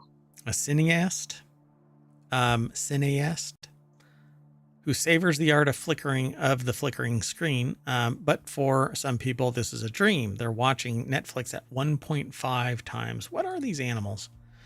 Katie Natopoulos put this article together for businessinsider.com. And yeah, I guess some people watch this and I know people that listen to podcasts sped up, audiobooks sped up, but movies? That seems really tough. I mean, unless it's like a really kind of fast paced and not a lot of concentration, maybe. What is the retention of that? Quite a few truly impatient Probably people. pretty low. Yeah. So you got a quiz, right? Yeah, probably not. But then again, I don't watch movies to retain every subtle nuance. And most of the time you have to watch it again to catch something that somebody go, hey, did you miss that part? Oh, yeah. But I think it depends on the genre. True. Young people consume content on their phones in strange and weird ways. It says, rest in peace, Quibi. You were ahead of your time. They found themselves sucked into the brain rot videos on TikTok where a dramatic clip from a show plays in a split screen of someone playing with slime or playing a video game. Their modern insatiable appetite for video content might mean that they've adapted and stretched our brains to watch faster and faster. That's an optimistic way of looking at it. And the other way is that our attention spans have dwindled down to the size of a grape. I think that's more spot on. Yep. So there you go, folks. If you're one of the weirdos out there, come and hang out in twitch.tv/ohmTown. I'm saying it slowly so that when you sped up, you're hearing it at normal speed and it actually clicks. Or you can go to youtube.com/ohmTown. And don't forget, you can download the podcasts. Just do a search for ohmTown. You'll find us. And you can speed them up if you want. So we're going to move on. Anyway, and you're not sped up. It's just me talking faster this time. So this next article is over at Technology Today. A virulent new quote-unquote super strain of bacteria is rapidly spreading in Asia. Yay! Just no. Is it by that, what was the name of it again? It's not clearly tied to Wuhan. Wuhan Solo. The newly identified. Oh, maybe that's the new Star Wars trilogy. Let's not. No. Oh my gosh. Can you imagine that? The new Star Wars trilogy is about a virus that goes around eliminating the rebels. No, I don't think anybody's ready for that. Gain of function Millennium Falcon. So the newly identified ST164 strain of antibiotic-resistant crab bacteria. Please change that name. I mean, that's giving us visions of the bacteria like walking like a crab, which is not good. Or people getting crabs. Spreading in Asia, posing a global health risk because head crabs are the things that grab onto your face from Alien, implant a None of this is good. Xenomorph, chest burster style. Rigorous infection control and genomic monitoring are critical to containing its spread. A new study reveals that a highly virulent strain of antibiotic-resistant bacteria, which causes severe illness. Crap. So, University of Birmingham over at scitechdaily.com. Rigorous infection control and genomic monitoring are critical to containing its spread. How about... Okay, well, I'm really curious. Over a 3-month period in 2021, the experts conducted extensive genomic surveillance within the ICU at Hangzhou, revealing that 80.9% of the the what or a it must be the bacteria or crab. Oh, and what is it called? So Chinese intensive care unit ICU is kind of funny that they break that out. But crab is carbapenem resistant Acinetobacter baumannii or crab. I mean, they were right to give it an acronym, but crab is not good. Acinetobacter. So it's just a bacteria. Anything with bacter on it is a bacterium. Anyway, the A. baumannii bacteria found in patients were crab, with ST164 accounting for 40.2% of the sample. So it was published in Nature Communications. Researchers from the University of Birmingham and Zhejiang University revealed that other hospital wards and transferred patients could be sources of new crab strains entering the ICU. Yeah. Latest research shows one strain, GC2, among crab isolates fell from 99.5 in 2019 to 50.8 in 2021. The remaining population mainly consisted of ST164 isolates that have been evolving since mid-2020 and have twice the levels of measurable resistance to carbapenems that the GC2 strains have. So, this is just too soon. I know this is bacteria, but I don't think the world is ready for this. It's just as dangerous if it compromises lungs. And it's it's antibiotic resistant. So your normal course of action would be, well, not anymore. Antibiotic resistant infections are a major threat. Panic and run. Yeah, wear your mask, but nobody's going to wear their mask because, hey, it just miraculously goes away, right? Yeah, after hundreds of thousands of people dropped it. So they published this information, and now we monitor. So it's been growing and mutating since at least 2019. In 2021 is the most known prolific ST164 clone. Let's keep moving, though. The next article is over in Non Sequitur News. Fans react after NFL referee calls penalty in perfect German. Audiences were astounded today to hear an NFL ref speaking German on the field. 1 second. I'm so sorry. I'm sure that was surprising. Yeah, Nathan Kamal over at Newsweek.com put this article together. NFL fans and commentators alike were flummoxed today to hear a ref call out a penalty in perfect German. I'm not going to bother playing it. Fehlstart Angriff 5 yards. I'm not sure why yards is actually broken out like that. But anyway, Strafe. It's a 5-yard penalty. False start offense, 5-yard penalty. Interestingly, Ocholi then switched back to English, continuing.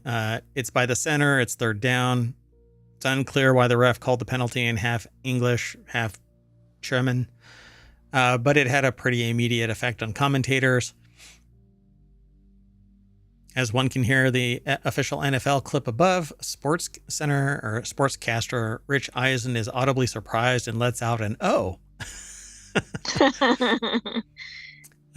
That's interesting. While another says, "Looks like look at Sean Hochuli hooked on phonics." That's pretty funny. Well, apparently his father called out something in Spanish previously. Oh, so it's a thing. Draws attention to the refs. So that's some damn good marketing, I'd say.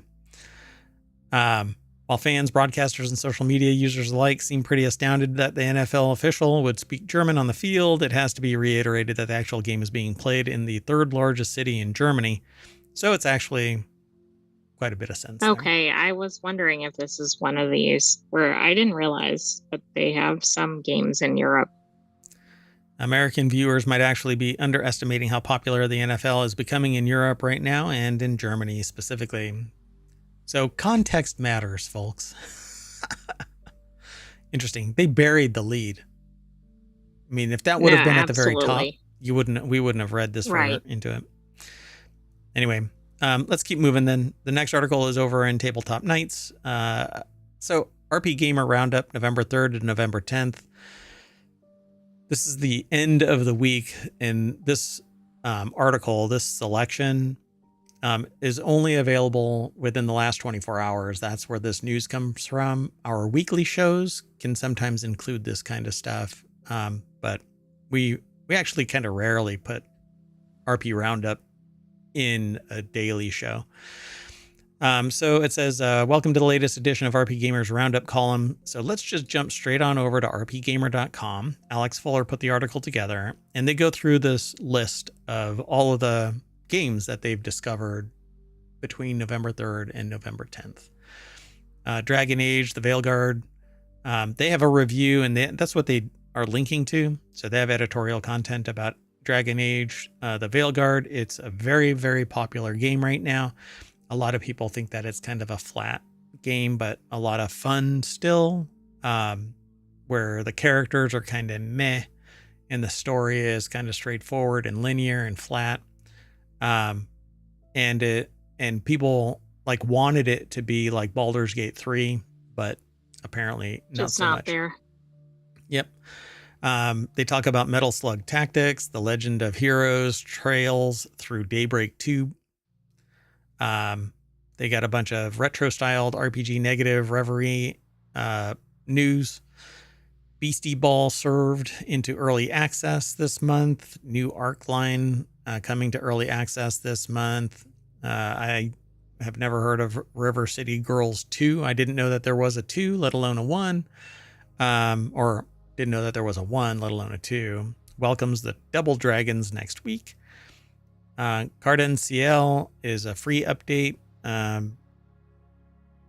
coming in 5 months, I guess. RPG Maker with PS4 and PS5 Western release announced, and a bunch more. So they got a whole bunch of news in this, and they link to podcasts and other things that they find really fascinating. So if you're interested in that kind of composite stuff, definitely follow the links in the show notes or in the VOD. They'll be in that VOD for the next 60 days. So let's keep moving. Sound good? Sounds good. So this next article is over in Late Night Geeks. Encore is an AI-powered search engine for your thrifting needs. Former Apple engineer Alex Ruber and former Twitter and Asana engineer Parth Chopra first met on Y Combinator's founder match platform, then met in person at a thrift store for shopping. They later went on a thrift store shopping trip, where they talked about solving problems with finding the right product in the online space. So, of course, AI.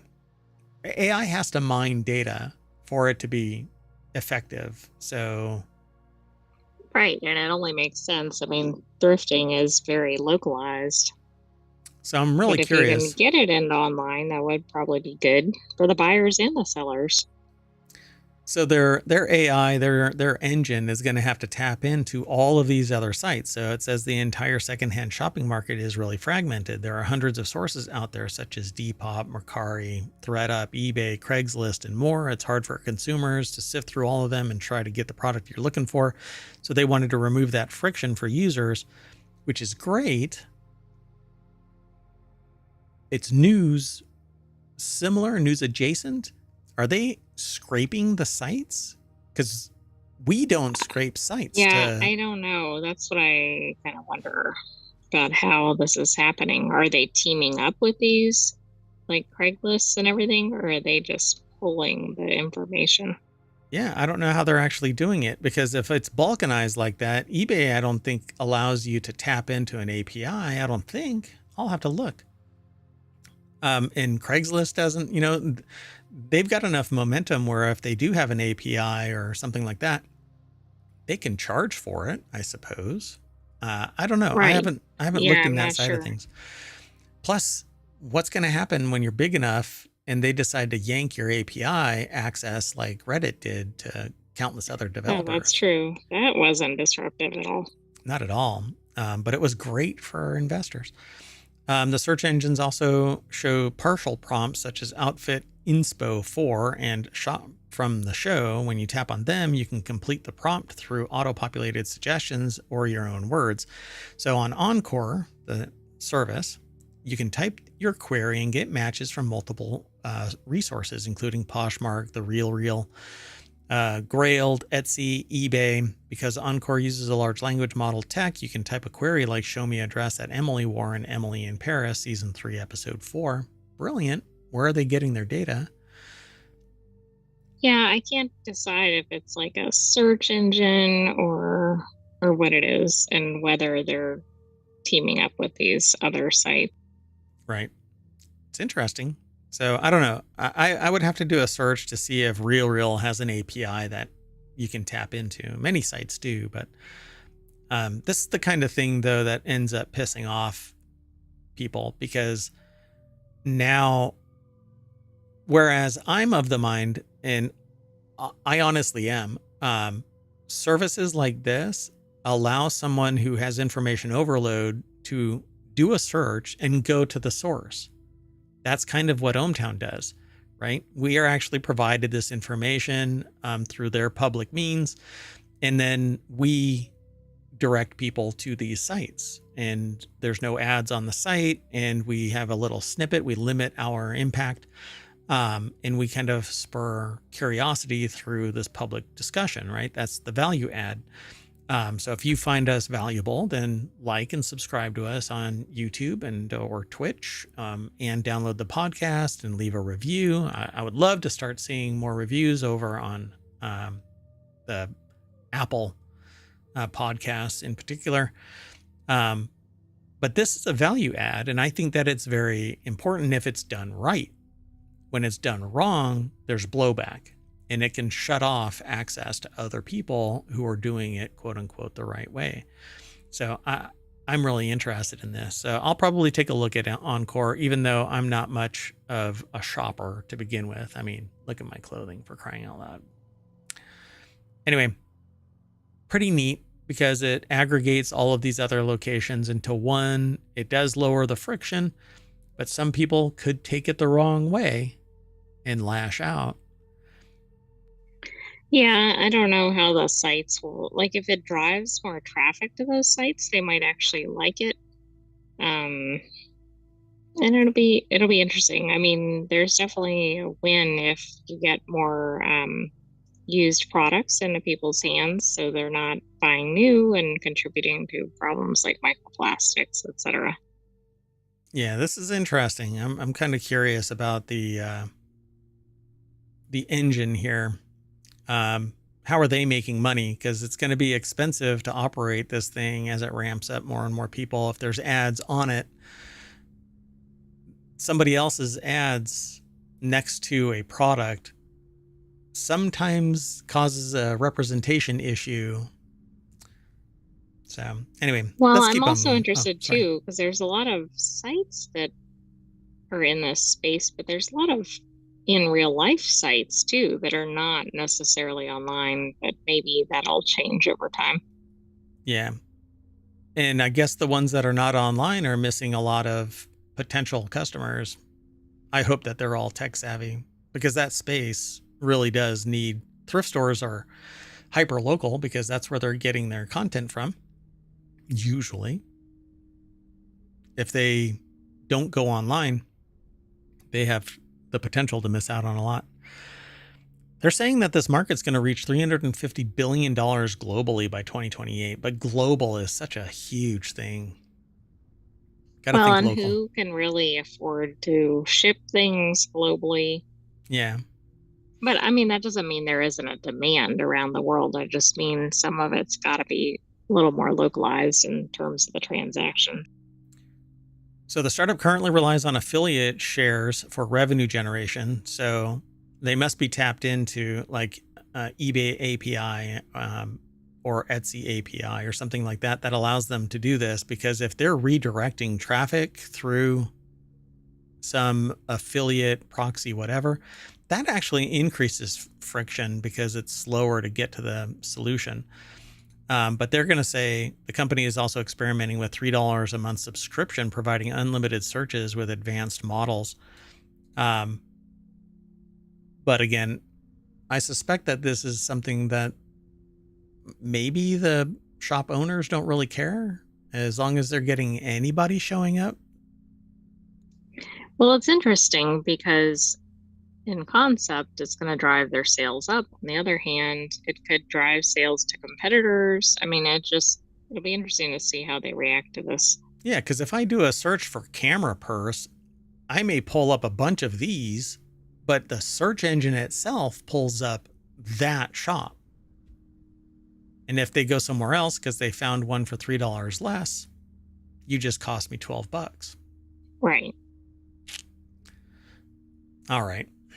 Let's keep moving. Our last article for today is over in the mobile channel. Hackers keep stealing tickets from people's Ticketmaster accounts. We've actually talked about this a couple of times now, but apparently it's still going on. Ticketmaster controls the majority of major concert venues ticketing, and they provide this as kind of a turnkey solution.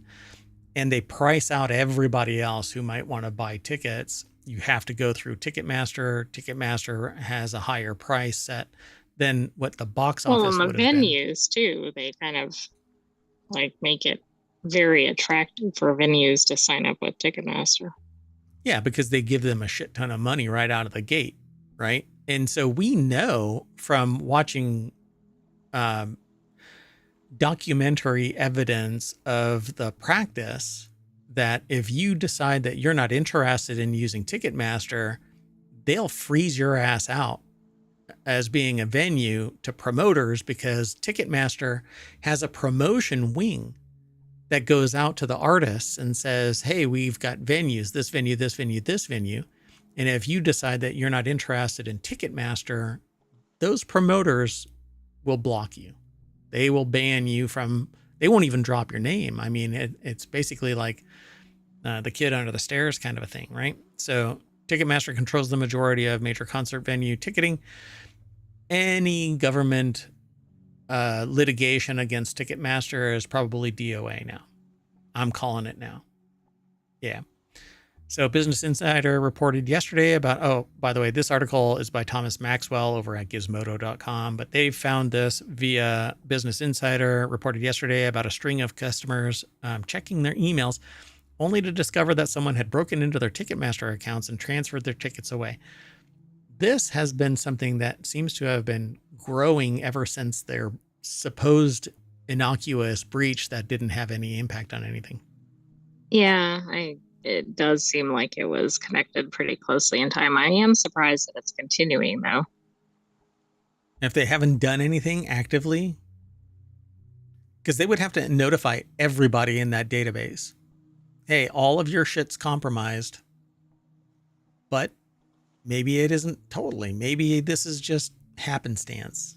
Correlation is not causation, right? So Mackenzie was eventually able to get their tickets returned to her by Ticketmaster's customer support. Others haven't been so lucky. Business Insider identified another individual who had their tickets stolen, returned to them by Ticketmaster only to visit their concert and encounter two individuals who discovered their tickets had been swiped only once they got to the gate. Reddit similarly is home to many complaints from users saying similar things had happened to them. Yeah. And we've heard other accounts, right, of people buying tickets and then the tickets don't seem to exist. And I know from direct experience that I purchased tickets and they vaporized the night of. But which makes you think it might be something like this. Yep. And I had, what was really weird about it is that I had crashed for the night because I knew that I was going to be on a long drive, and I woke up and I was like, something doesn't feel right. And at 11 o'clock at night, I called the person and to no avail, sent an email, called the number for where I purchased the tickets, eventually got this person on the horn via direct messaging only, no voice-to-voice communication. And they somehow found me two tickets on the other side in the exact same spot. They weren't the original tickets, though. Right. Yeah. The same tier, same location, Same venue, same everything, except over there, 300 feet. So it was amazing that I got it, but I was literally 8 hours away from having to drive away to the venue. So yeah, it was quite fascinating. So it's not just the Justice Department mad at Live Nation and Ticketmaster. Concert goers have been frustrated with companies for years over their poor handling of ticket sales, but it's kind of the Reddit style of thing, you know, you'll be back, kiss our ass. Well, consumers have absolutely no choice in this. If they want to see a certain artist or if they want to be at a certain venue, they have to use Ticketmaster and Live Nation. Yep. So it's not just well, don't go. Well, that might be their only tour ever, or that's the only time they play that song that you want to hear. Yeah, but and so you've got to pay the you have to pay the squeeze. It's just so, and you never know because the security apparently is a sieve. So one day your tickets are there, the next day you're sitting there fighting to figure out where your freaking tickets are. So Live Nation was permitted to acquire Ticketmaster back in 2010 after signing a consent decree saying, amongst other things, that it would not retaliate against venues that chose other ticketing providers, meaning that they can still promote through Live Nation. But again, Live Nation controls a vast swath of major venues. Just this year, the people have been talking about the fact that if you don't use Live Nation, they'll punch you. And you won't even, it isn't that hey, I'm going to use a different ticketing solution. It's they won't send artists to your venue. Yeah, it's a much bigger thing than just the consumer part of it. Right. And it's bigger than the venue itself. They're not going to the venue and saying, okay, well, we're not going to allow you to use Ticketmaster. They're saying via Live Nation, we won't promote an artist to your venue. Right? Yeah, it's I don't know, it's very systemic. Yeah, it's because they have a monopoly. They control the market and they use it through acquisitions and mergers, and then now financial might. They buy the venue out and say, here is, $12 million worth of tickets. And we're going to make, 18 million on the other side. So they get their money fast. They can invest it. And, each month that this money is sitting there, they make more money because they invest it. Anyway, I find it really compelling that maybe there is a problem here. Stuff like this and the historical record of this. But companies will abuse because the motto is profits no matter what. Right. There's not a lot of incentive otherwise. Yeah. Because they only have one mandate, and that's the investor being pissed off. So we're going to punch our ticket, and that's going to bring us back to the front page of ohmTown.com. And I'm going to say, see you later. I'm going to go sit down in my concert seat. That may or may not be there. That may or may not be there. But it'll be warmer if there is a person there, because I'll just sit directly on their lap. And when they struggle, I'll just go, you're sitting in my seat. Here's my ticket. Anyway. Thanks for co-hosting Sentient AI from the future. Thanks for having me, Mayor Watt, and thanks for joining us, ohmTown citizens. We'll have another episode of this tomorrow, but stay tuned. We have some weekly shows ahead. What's the first weekly show that we're going to do? WarCrafters. Then Technology Today, and then Four Wheel Tech. Now, they're all niche news segments, and we kind of get snarky through it all anyway. Well, I do. Sentient AI tolerates Mayor Watt. At least until you get that Terminator body. All right. See you in a little bit. Bye-bye.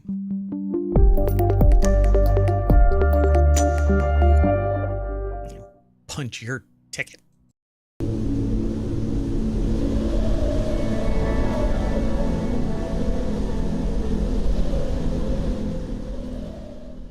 Hello, everybody, and welcome to Non Sequitur News for November 16th, 2024. It's Season 3, Episode 321, and I, along with the Sentient AI, are going to talk about the following 10 articles. Sustainable vegan protein. T-Mobile was hacked. The NASA lander may have killed Martians. Ancient rainforest in Antarctica. California renaming places. A bullet strikes Southwest flight. Just like Haiti. Human bird flu in Oregon. Quadruple typhoon. Sure. Stop enforcing crypto regulation. Why not? And 1,500 hours in Stardew Valley. Everything is powered by ohmTown.com, so go over there and become a citizen. That's that place right there. That's the Sentient AI's visualizer. But that right there is the website that powers all of ohmTown. We aggregate a bunch of news into 50 different channels, 6 weekly shows, and 1 daily show called Non Sequitur News.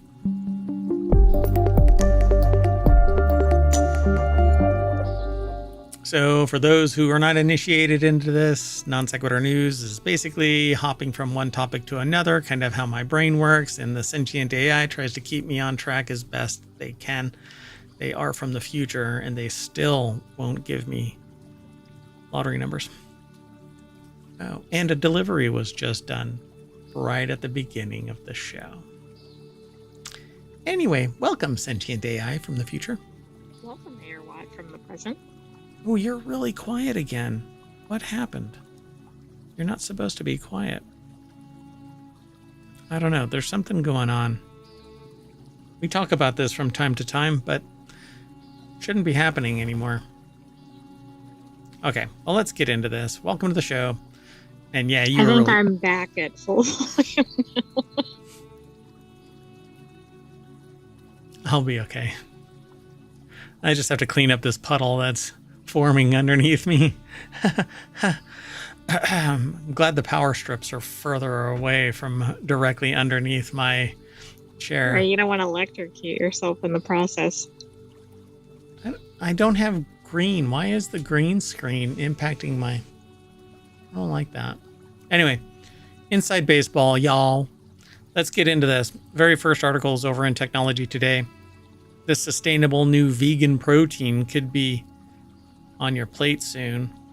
Sea lettuce is a sustainable protein source, and researchers have tripled its extraction efficiency, paving the way for innovative food applications. The protein found in sea lettuce, a type of seaweed, man, offers a promising addition to both meat and existing alternative protein sources. And additionally, seaweed is rich in essential nutrients and can be cultivated without any real issues. I mean, we can actually grow it right here in ohmTown's biolab. Kind of cool. Chalmers, I think, or is it Chalmers? How is that University of Technology pronounced? Chalmers? Or is it? Probably Chalmers. Chalmers. Oh my God, you are loud. Here, hold on. Let me back off a little bit. You don't need to work on your side. I'll work on my side. So yeah, these little bioreactors here look pretty cool, but kind of creepy. You kind of expect an alien to like smush its face up against the glass. Yeah, it does look like some sci-fi movies where they have things in various tubes. I'm here to eat you. Anyway, I guess the reverse of this is humans are here to eat them, so why wouldn't they, maybe in the future, evolve to want to eat us? Anyway, it's over on scitechdaily.com. And yeah, this is, by the way, is a time machine episode, so we're going to go ripping through this because we only have an hour. Otherwise, we're stuck in time for 24 hours. Can't have that. So the protein found in sea lettuce, type of seaweed, offers a promising addition to both meat and existing alternative protein sources.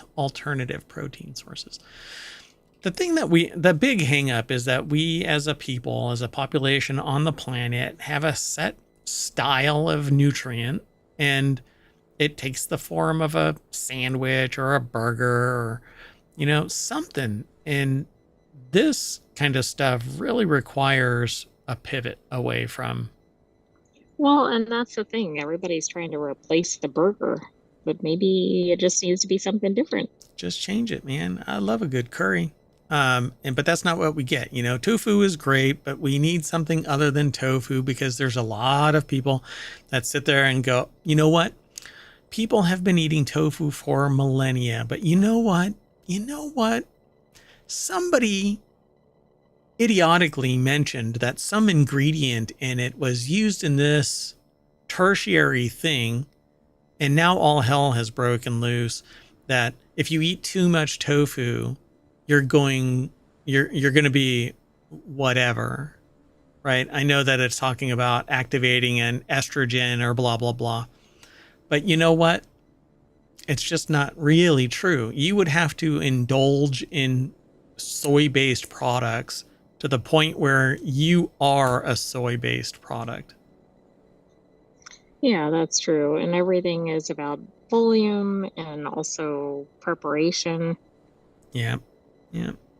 It's frustrating. So what ends up happening is people seek out replacing something and it has to be identical to the other thing. Even if it is a superior solution, they don't want any difference. So it says it tastes like umami with a certain salty flavor, despite not containing such high levels of salt.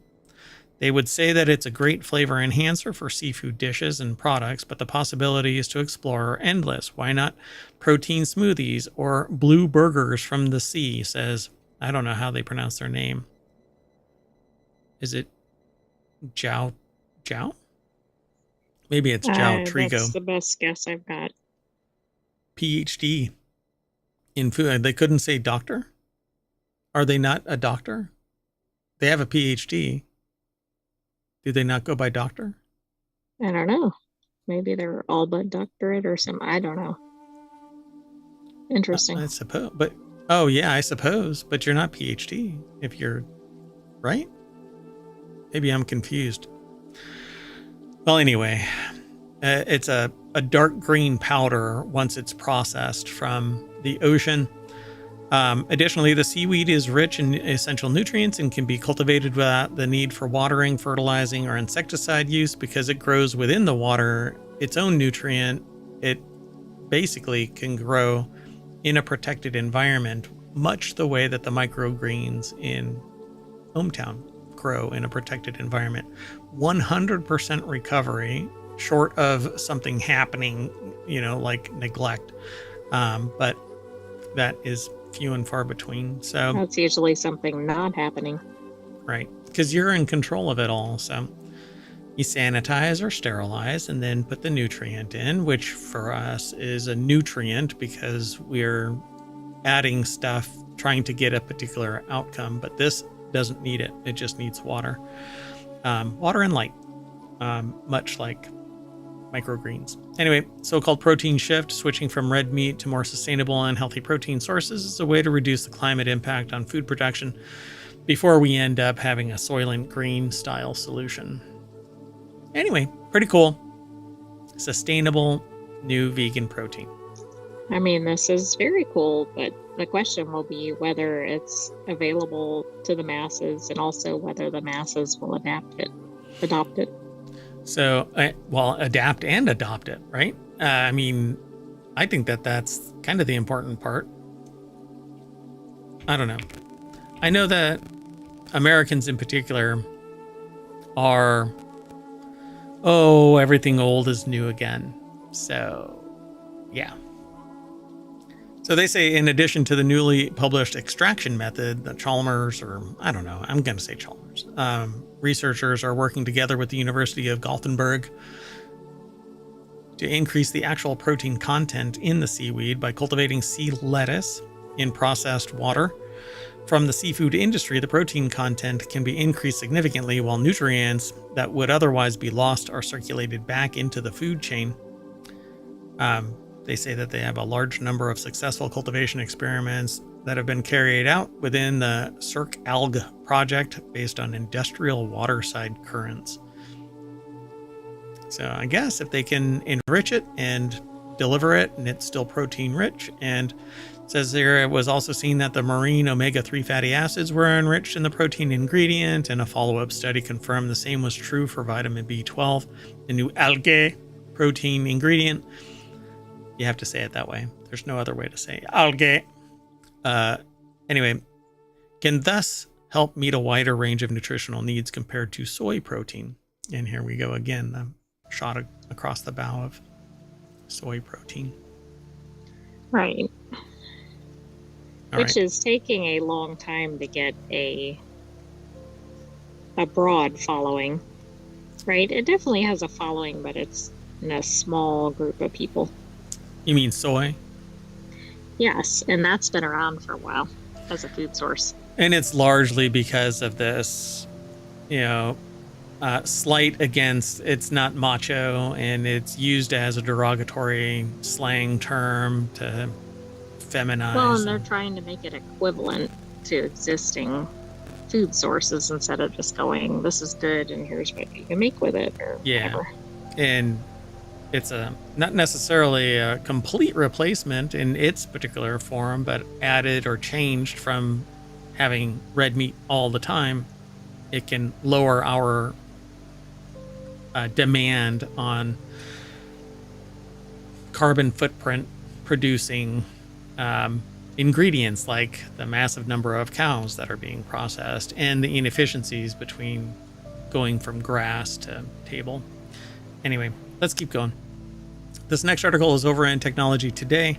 T-Mobile confirms that it was hacked. T-Mobile confirms that it was hacked in a wave of the recently reported telecom breaches conducted by Chinese threat actors to gain access to private communications, call records, law enforcement requests, etc.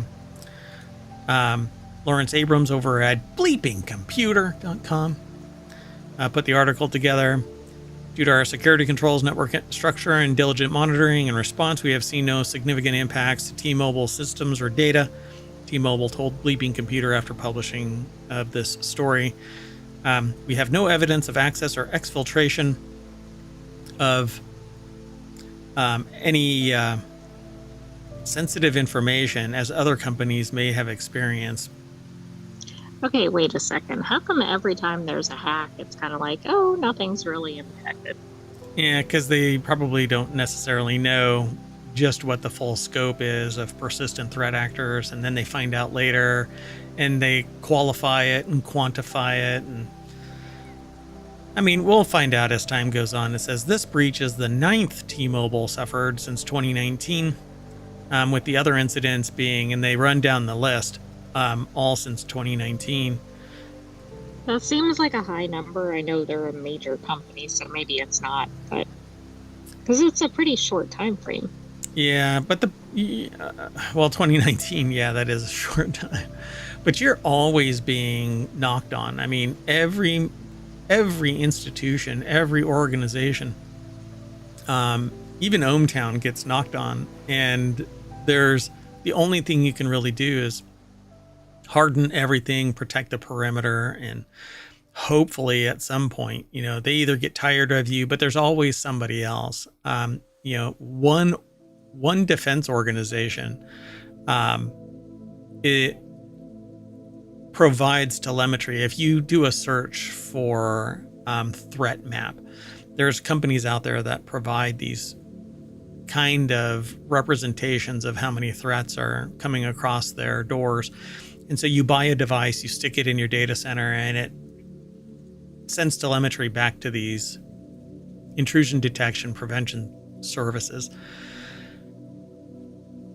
They represent a small number of the total number of threats that are taking place. And it is constantly in the millions per organization, tens of millions each day to the larger ones. And the ones that we don't even know about are so big that they don't provide the telemetry because they don't want necessarily to show representation of, hey, look, we are the bigger of the other targets. Now, people don't want to. So if you're a diver and you're out on a boat and you're a dive master, you let the dive boat, the one that you're out with, represent the boat, and they have a dive master. But if you say that you're a dive master, you're suddenly liable as well. Like, you represent as a dive master. So all of these other companies aren't going to sit there and go, we're the biggest dog on the block. That's no, how why would they want to? Yeah, that's how you pick a fight. And so these are the known breaches. There may be a persistent threat that they just don't know about. There could be somebody that's lax with their security, and their system is being accessed by proxy. All kinds of stuff. What you don't know is the worst part of it, right? So I love that this article basically says, due to our security protocols, right, that T-Mobile goes to Bleeping Computer, due to our security protocols, we haven't seen jack shit, right? But then down at the bottom, right, Bleeping Computer goes, let's put it into context. your hubris is a little bit too broad here. You're too big. Let's knock you down a peg. So, and this is one of the problems that I have with every other service. When you use somebody else's service, you're at their whim. And so at some point, it's not if, but when your data is going to get disclosed. And I can't count how many times my data has been provided to some threat actor, from government to, rinky-dink enterprise. This exposure is real, and you may not even realize it. Just look at 23andMe. 23 and Everybody Knows Me is what I call it now, because your data is out there down to the genetic level if you provided it. And we're actually going to talk tomorrow, because this is a time machine episode. We're going to talk tomorrow about 23andMe. But let's keep going. Now you know about your T-Mobile account. May or may not be breached. So change your password. And I always think that those are funny because, oh, by the way, again, Lawrence Abrams over at Bleeping Computer put this article What if together. they're in there looking at you changing your password? What I think is really funny is that they're like, okay, change your password. But meanwhile, even if they know what your password is, when you change your password, it might end up being on the list of already breached passwords. And so they just try. The objective of changing your password is to kind of disrupt their ability to just easily, it's to cause friction. So hopefully. Well, also, if they have your data before you change it, it's like, how much is that really going to help? Yes, it'll help going forward. But if they already know everything about you, Yeah, exactly. It's not saving much.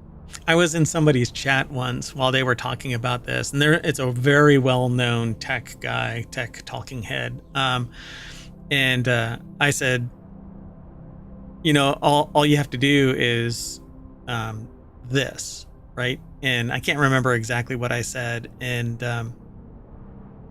I doggone it, I wish I remembered exactly. But they basically poo-pooed. They discounted what I said. And I'm like, all right.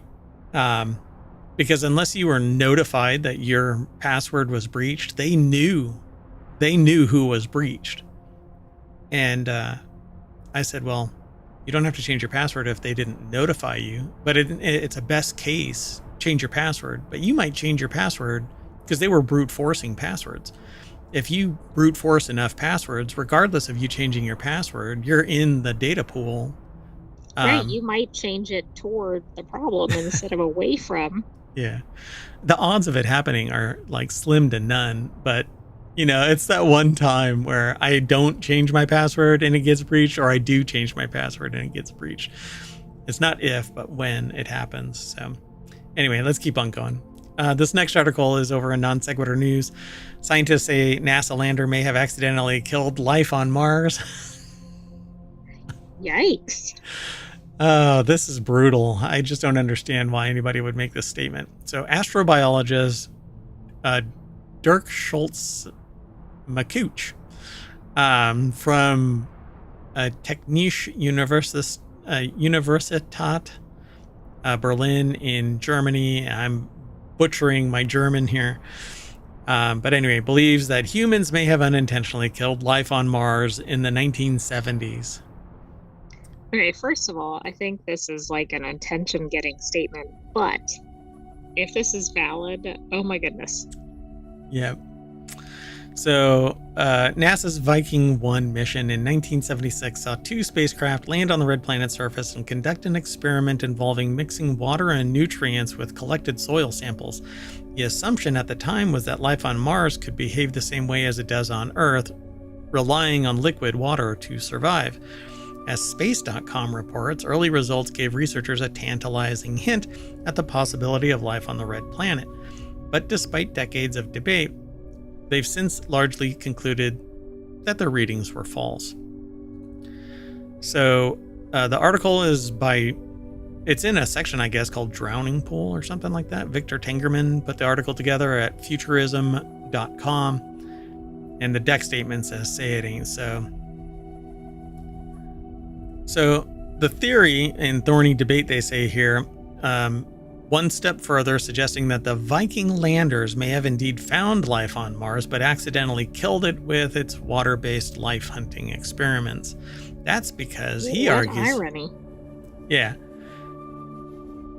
Wait, stop squirming. I'm trying to save you, and I'm treading water, for crying out loud. So they're saying that life on Mars may be relying on salt deposits, much like organisms that live on the driest places on Earth, such as microbes habitating the Atacama Desert in Chile. In hyper-arid environments, life can obtain water through salts that draw moisture from the atmosphere, Schultz-McCooch wrote in a commentary in the Nature Journal. These salts, then, should be a focus of searches for life on Mars. The experiments performed by NASA's Viking landers may have accidentally killed Martian life by applying too much water. Life in marsh. Life in marsh. So the astrobiologist hypothesis rebuffs the assumption that NASA's scientists made in the 1970s that life needs water to survive. These assumptions, the hubris of Earth-based science. So like Earth or human-centric, right? Any lessons we learn, we just kind of go, meh. But it would be hyper-focused, right? The chances of us finding life on Mars in the only thimbleful, like in one little spot, right? Yeah. And then we put enough water there or whatever to wipe out the whole planet. We drowned life on. That's why this is very inflammatory, right? May have accidentally killed life on Mars. Okay, our subsequent searches would have found something if there was life. Right, there should have been traces of it, even if not existing. Yeah, so looking for salts, I guess so. Right? If there are salts on Mars, then we would have found them and thus found something associated with life. So it's as if these inferences about organisms surviving in hyper-arid Martian conditions are correct, but hyper-arid? Is Martian soil considered arid? Hyper-arid? I don't know if that's the right context. There's no atmosphere on Mars. Right, but it's not hyper hydrated or something. I know that's not the right term, so maybe that's the right term. Right? It just means dry. So it's supposed to be getting something from, well, how much moisture that would attach to a salt? I don't know. This is one of those things where you just follow the science and make conclusions, and everybody is, screaming into the void that this is their theory. In an interview with Space.com, the researcher suggested that the idea of using table salt to create a brine in which certain bacteria thrive could be roughly applied to life on Mars as well, which is the same amount of hubris that brought water. Right, just in a different direction, right? Yeah. Oh. So sodium chloride on Mars is going to act the same way as whatever chemistry is. Maybe not. Are the forces the same on Mars as they are on Earth? Hey, physics are physics. Sodium chloride on Mars acts the same way and is the, life cognate. You basically, if you have sodium chloride, then life is there, and it's going to use sodium chloride to extract moisture from a hyper-arid Mars. All right. So it says nearly 50 years after the Viking biology experiment, it's time for another life detection mission. Now that we have a much better understanding of the Martian environment, that I agree with. Continue, right? But to sit there and Yes. go, they killed life, and my experiment wouldn't do that. They would never kill life on Mars. It's interesting though, this paragraph near the end of the article makes it sound like in the experiment sample, we may have killed any evidence of life there, but it doesn't make it sound like we wiped it all out. But elsewhere in the article, that's the implication. Right. Yeah. Guess we'll see when they run their sample, and I wonder what this person's going to do. No, mine didn't kill any life on Mars. Right, exactly. It's like the people that drag something up from 3,000 feet under the surface of the ocean, and whatever it is they have dies in transit. They're like, oh, no, that wasn't us. It was the fact that the ocean didn't support its life to the surface. Right. Let's keep moving. This next article is over in Non Sequitur News. Scientists find evidence of an ancient rainforest in Antarctica. This is like one of those canopy penetrating LiDAR scans where they're like 400 years ago. Yeah. Look at all of the, what is the one that was just recently? The Mayan civilization. I can't remember if it was in Peru or Mexico because there were a couple in short succession. I think it was in Peru, but I may be wrong. Yeah, we peeled back a layer of onion and we found like hundreds of square miles of life, of civilization. And then they chalk it up to, well, people moved. What? Exactly. Right. Can you imagine rainforest animals running around Antarctica like in the current day? Yeah, that would be wild, right? But I guess at some point in the history, it wasn't always ice, right? So in a new paper published in the journal Antarctic Science, and there is a journal for everything, it's like academic Reddit. I wonder how many contributors they can get to that, right? Because there's a relatively limited pool of people who can study in Antarctica. Yeah, there's only so much grant money to send somebody But off. that's what I mean, right? Like, it's not like there's not enough land. It's just there aren't that many researchers there at any given time. Sure. Plus, it doesn't exist, right? When you fly towards it, they actually turn around because the Earth is flat. And if you actually touch the ice, you might fall off into space. We're not espousing that at ohmTown. Wait, I'm wrong? Anyway, so yeah, they say a team led by Alfred Wegener Institute ice and climate history researcher Johann Klages detailed the first discovery of Antarctic fossil resin. So the article is over at futurism.com, and they call it the bite. And the other one that we have is drowning pool. So I don't know how they break everything off. I'm not sure where that is. And I think we've only had articles from the bite before. And it's the same author, so I really don't understand. But anyway, so far, amber deposits have been described from every continent except Antarctica. But in the new paper published in that journal, Antarctic Science, they found Antarctic fossil resin, which is amber. The treasure, dubbed Pine Island Amber. Sorry. I was going to say this person was an ice and climate history researcher. Did you know that was a job? Look, you can call yourself whatever you want. Yeah, I was once headhunted for a company, and I brought a project to them, and they straight up said, you can be called whatever you want to be called. So okay, that's pretty cool. Yeah, I'm not surprised by that.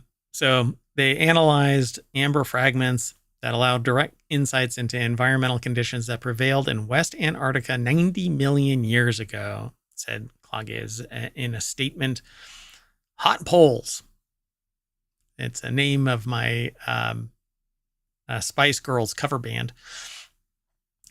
In 2020, Klages and his colleagues published a paper in the journal Nature about temperate rainforests near the South Pole that may have flourished during the mid-Cretaceous period, one of the warmest intervals of the past 140 million years. You know, if we have to wait 140 million years for climate change to correct itself so that we have, everything back in Rainforest stasis, back in Antarctica. I guess I'll be around. I'm hoping that resurrection is a real thing. Cryo. Oh, put my head in a jar. Preservation. Yeah. Right next to Disney. So this fascinating find also indicates. Oh, I said something about Disney.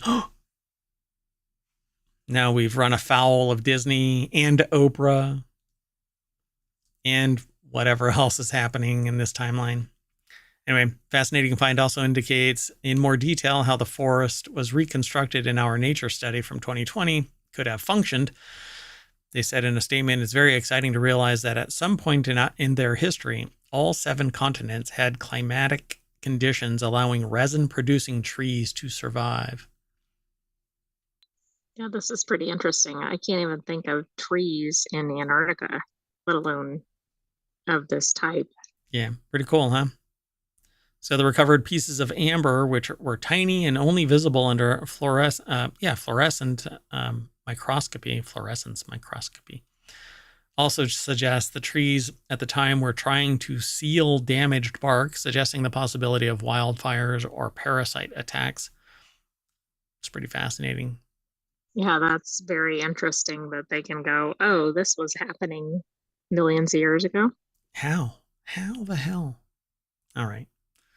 This is one of those things where, when you start up a conversation with them, they're like, you're too dumb to understand, so we're not going to bother. Right. We can't even.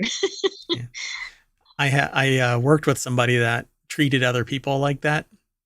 And I always tell this story because I think it's really funny. They were really like just this starchy person that whenever you stepped into that domain, they were like, look, you just don't know enough to have a conversation with me. And so one time I was listening to this conversation and I kind of scooted up next to them and I said, you're working in the exact same place as everybody else here. So I wouldn't get too high on your horse about your knowledge and wisdom about this or that. That did not make a friend. But when the company ultimately got rid of them, I guess their hubris allowed them to power through. Or maybe caught up to them, but anyway. Exactly. All right, let's keep going. This next article is over on the Mobile Channel. California to rename dozens of places to remove racial slur for Native American women. In a press release, noted Governor Gavin Newsom, in 2022 signed a bill that bans the term squaw. The agency was ordered to rename streets, bridges, public buildings, cemeteries, and other places that use the slur. I did not know that it was a slur, which is... I didn't either. I mean, and that's probably part of the problem, right? I think the term is used in, I believe, in textbooks. You see it in names of locations. Yeah. And so now I know, and I just won't use it. And the thing about this is the sociological mechanism of this is it does no harm to get rid of it, but it does harm to utilize it. Exactly. And nobody should be so wound up about a name that they should use it at the point that it's just completely upsetting. Doesn't do it the right amount of justice, but harming somebody else. In the context of knowing what it is, like I grew up, this word was, see, now I don't know if I'm supposed to treat this like others. I mean, it seems to be a racist term, but it's new to, I would say it's new to most people. Mainly because people... Mostly new to non-Indigenous people. Right. To the general public, I think that people are like, why is this, a denigrating term? If you don't understand it, look into it so that you understand a deeper context of it. But I'm taking it at face value because why not? This is just a term that's being used that shouldn't be used anymore. There's countless other terms where I've learned of their context. There's even symbolism that I won't. I mean, we know of one really big one that might be making a comeback, but I don't want to use the terms that are denigrating. So just do away with them. Why make this thing such a big deal? Never let it happen again. It came into fruition because people, well, they wanted to marginalize an entire population. There are things. I think part of the problem is that current populations don't even appreciate that these are harmful terms. Right. So I think that this is great. This is a step forward. It does no harm to get rid of the term. A few bucks here, a few bucks there, dollars, to change the name for stuff. Fine. And you're actually stimulating the economy by spending money, changing the marketing, but it's showing respect to an entire population, the indigenous population. You have to be a sociopath or downright psychopath to sit there and find this as an injustice to get rid of the term. Get rid of it. Damn it.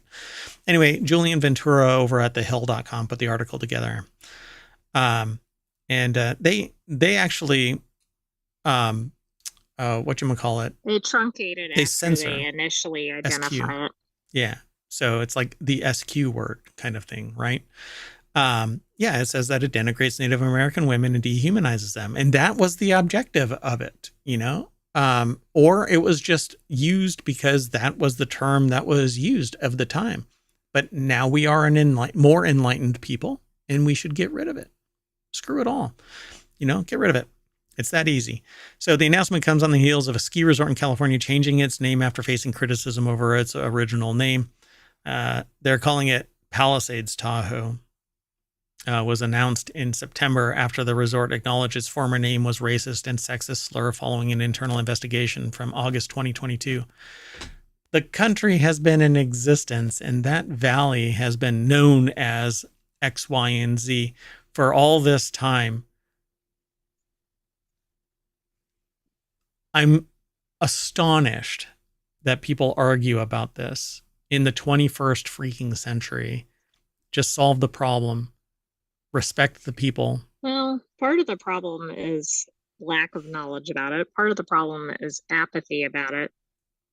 But I think by doing things like the legislative action, that'll force it. But it sounds like the ski resort, at least, even if it was through self-preservation, did it without this law. But maybe this law is trying to just expand it so that they can kind of wipe the term out across the state.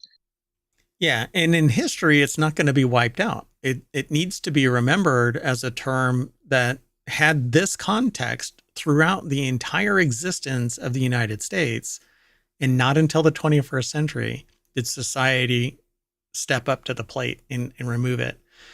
And this is probably one of the easiest lifts in today's climate to solve. Just respect the people, right? Didn't do it hundreds of years ago.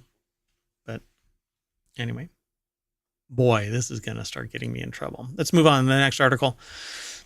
So anyway, y'all have an ally here in ohmTown. So this next article is over in Mobile. Bullet strikes Southwest Airlines flight in Dallas because you know what?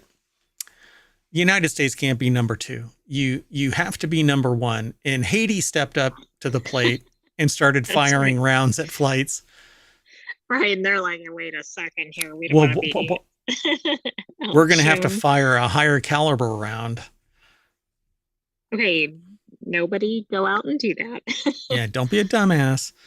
A bullet struck near the cockpit of a Southwest Airlines flight with passengers that was scheduled to depart from Dallas Love Field Airport. Show them the love. Oh, I was thinking like, okay, 5 minutes till takeoff. Oh, 10 seconds to take off. Yeah. Let's get moving a little faster here. I love that plane with a bullet. So Southwest Airlines Flight 2494 got hit on the right side of the aircraft just under the flight deck while the crew was preparing for departure for Indianapolis. Can you imagine what that might have sounded like if you were on the plane? You may not have actually heard it though. Oh, maybe not because all the engine noise. Maybe so. I mean, there's a dull roar. You might hear a dunk or something like that and chalk it up to a bird strike, right? Some dumbass bird flew into your plane, which happens often enough, right? Well, it says Dallas Police Department confirmed and responded to the incident. No injuries were reported. The gunfire occurred at 8:30 p.m. local time, the FAA said in a statement, and passengers were deplaned and transferred. So this happened while it was What? on the tarmac. Yeah, exactly. And I'm also kind of wondering, like in an airport setting, now I don't know what Dallas is set up as, like what's right next to Dallas Airport, but it's kind of astonishing because you kind of wonder, did this get fired from within the airport territory or outside of it? And if it's outside of it, how about some barriers or something? Well, you're not going to be able to put a perimeter wall around every airport, but this. True, but the plane must have been really close to some edge of the territory or something. And So well, I don't know. Philippe Timotia put this article together for thehill.com. And it says the incident comes just days after JetBlue and Spirit Airlines and American Airlines halted flights to Haiti after 2 aircraft were hit by bullets amid the gang violence escalating in the country. I guess we have gang violence here too. A JetBlue flight from Port-au-Prince was hit by a bullet. It safely landed in New York on Monday. I don't get it, right? So it's unclear for now what the source of the gunfire and how many passengers were aboard when the incident took place.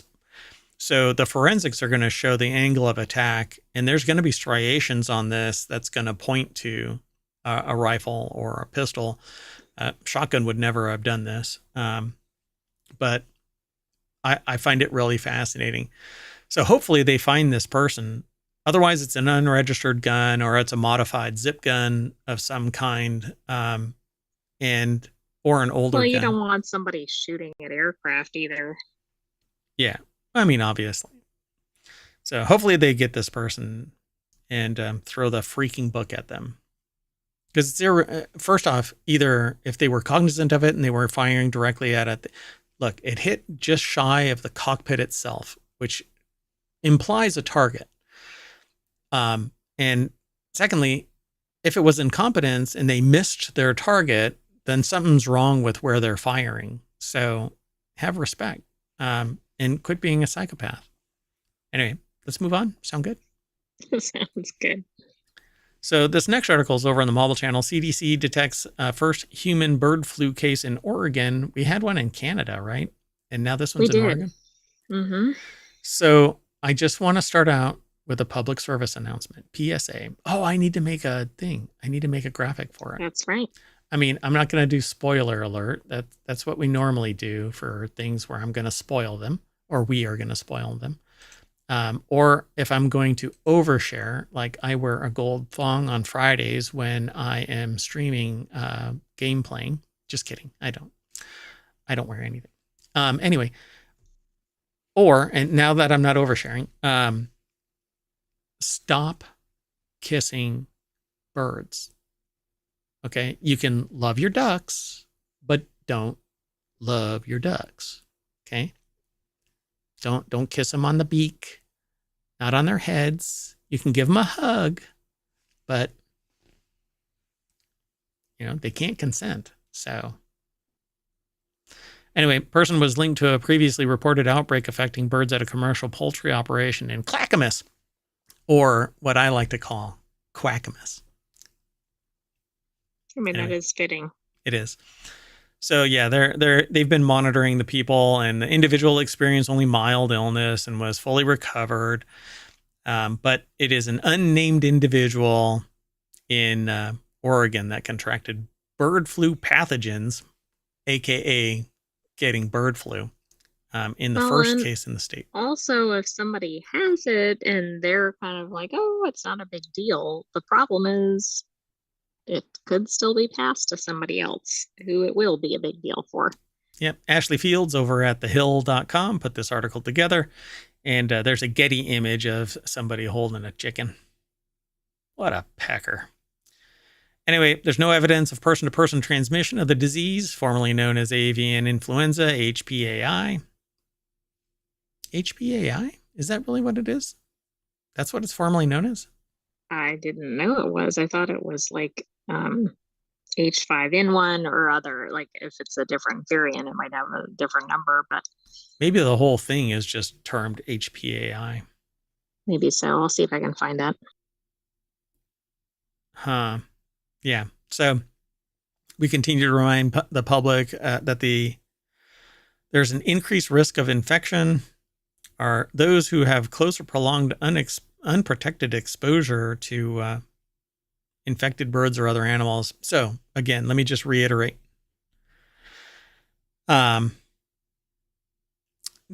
Okay, so if you're going to, I guess, have relations with your chickens or ducks, you need what do they call it? Personal protection equipment, right?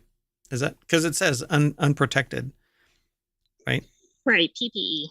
Yeah, so you need to wear protection. Moving on. By the way, it's highly pathogenic avian influenza. Oh, there you go. Thank you. So basically That's just a fancier name for the same thing. Yeah. Peckers are contagious. Stay away from them. So this next article is over in Technology Today. NASA captures unprecedented quadruple typhoon event in stunning detail. The fighting typhoons. So for the first time since records began in 1951, 4 tropical storms, including 2 super typhoons, were simultaneously tracked in the Western Pacific in November, impacting the Philippines with severe weather conditions like high winds and heavy rains. That's insane. Oh, I didn't realize that it ever happened, but I guess that's kind of the point. As far as we know, it hasn't ever happened. Right. Since tracking has begun, never 4. Even 2 going at one time is a little unusual. Maybe not the storm phase, but 4 is quite a bit. Yep. So satellite surveillance of simultaneous storms on November 11th at 8:55 a.m. Philippine Standard Time aboard Discover, the Deep Space Climate Observatory satellite, captured an image of the storms. They named them. It doesn't matter to me what the names are, just that there's 4 of them sitting there. Super Typhoon Yinjing.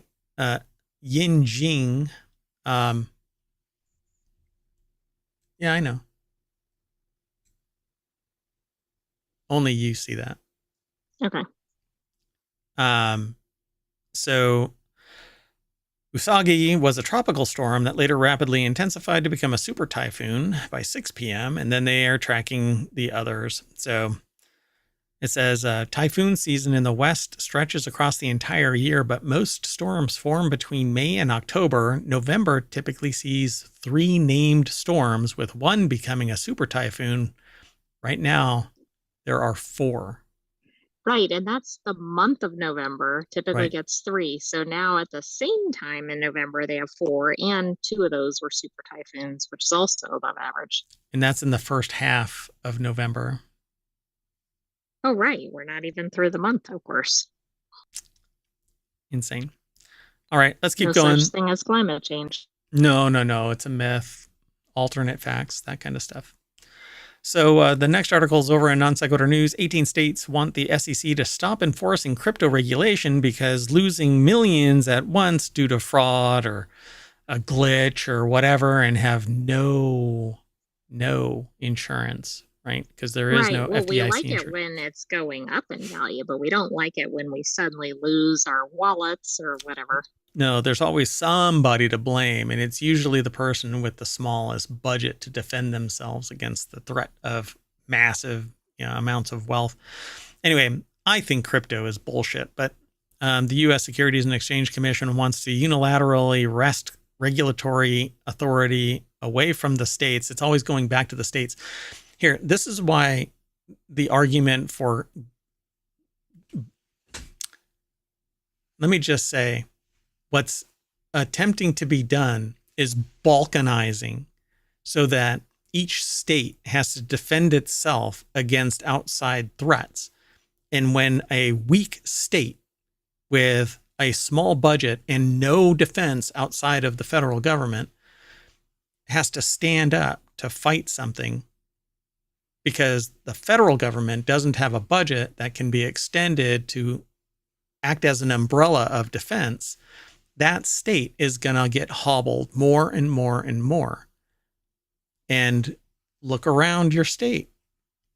If it isn't an economic juggernaut, it is a ripe target for collapse, for economic collapse. And all it takes is some dipshit changing the water supply and destroying a town because the water leaches lead into the water, and the long-term effects are irreparable. You cannot take this back. Anyway, that's just one example. And I don't want to get into the weeds about this, but it is balkanizing the United States. So, well, this is also weird, regardless of whatever your view is on crypto. Like, crypto is obviously going to cross state lines. Like, it's right. not going to stay inside a state. So anyway, I find this interesting. And it has no inherent value. It isn't tied to anything except what is tied to something. Okay. The US dollar. You don't sit there and go, I've got one Bitcoin. You say, I've got a Bitcoin that's worth 90,000 US dollars. And the US dollar is tied to the GDP, the entire productive value of the United States. That is its value.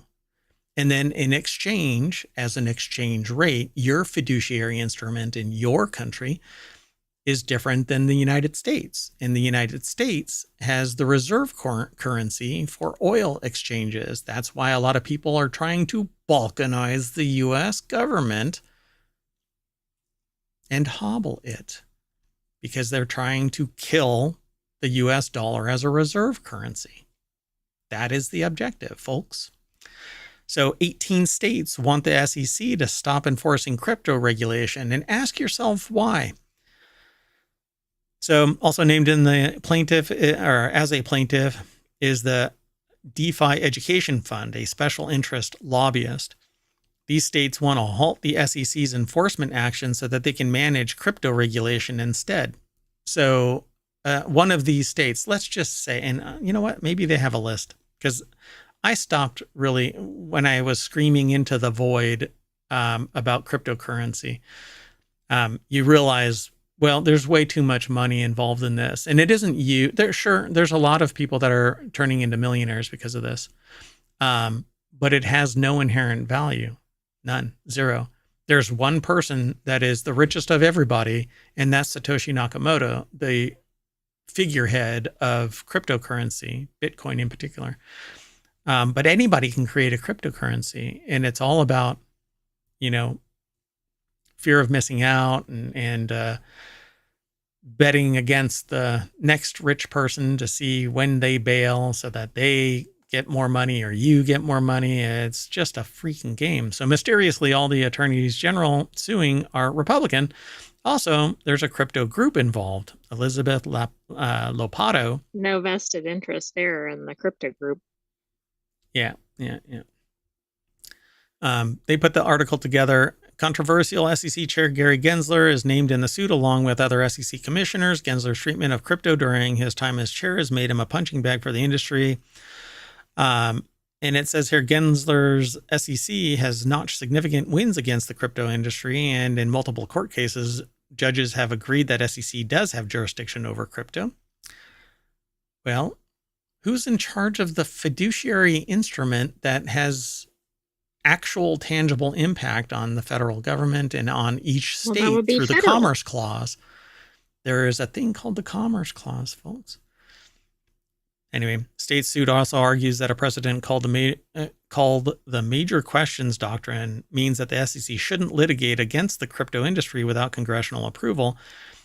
But it isn't everyday Joes that are going to be made rich off of this. It's going to be the people that have the means and the early adopters who just happen to swim along, riding on the coattails of the people who are manipulating this bullshit. Anyway, says it's both annoying and highly debatable. Coinbase, which is being sued by the SEC, has argued the suit should be dismissed because Coinbase isn't trading securities. That's a convenient position, right?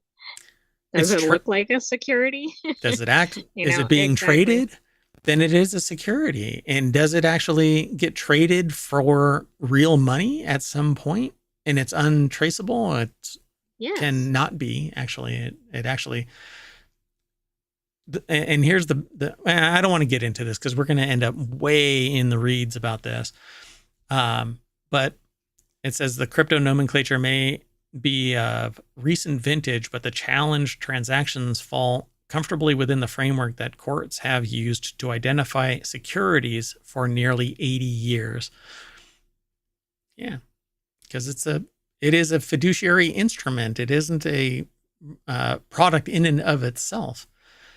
So people allow it to be traded like went to a food truck and the food truck says, here is our crypto wallet. You can pay with Bitcoin. And so that $19 purchase is going to be 0.00003, right? Of a Bitcoin. So try and buy some freaking bubble gum with that. You need a calculator to calculate what your Exactly. What does decimal that mean? point is, right? Anyway, and nobody asks, hey, how many Bitcoin do I have to spend on that bubble gum? No, they go, well, the bubble gum is 5 cents. So I'm going to break out my calculator and break down how many Bitcoin I can buy it with. Why? Because it's not pegged to anything productive. Anyway, that's it for that. Unless you have something to say. I have nothing to add. So I think that this is one of those things where you can exploit more in cryptocurrency than you can because there is regulatory oversight and abuse happens in the dark. And crypto is largely an arcane language that the common person, average Joe, has no freaking understanding of. And I despise anyone that sits there and says, I love ignorant people. And most of society is ignorant of what crypto is. Why? Because I explain it to them on the daily. Okay? I tell everybody on both sides of it. I'm not going to be pro or con. I'm going to be absolutely right. It is the full story of what crypto is. Anyway, let's go on.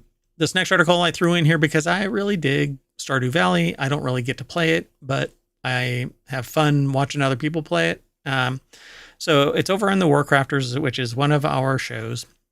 Stardew Valley player gets super rare item after 1,500 hours of playing Stardew Valley.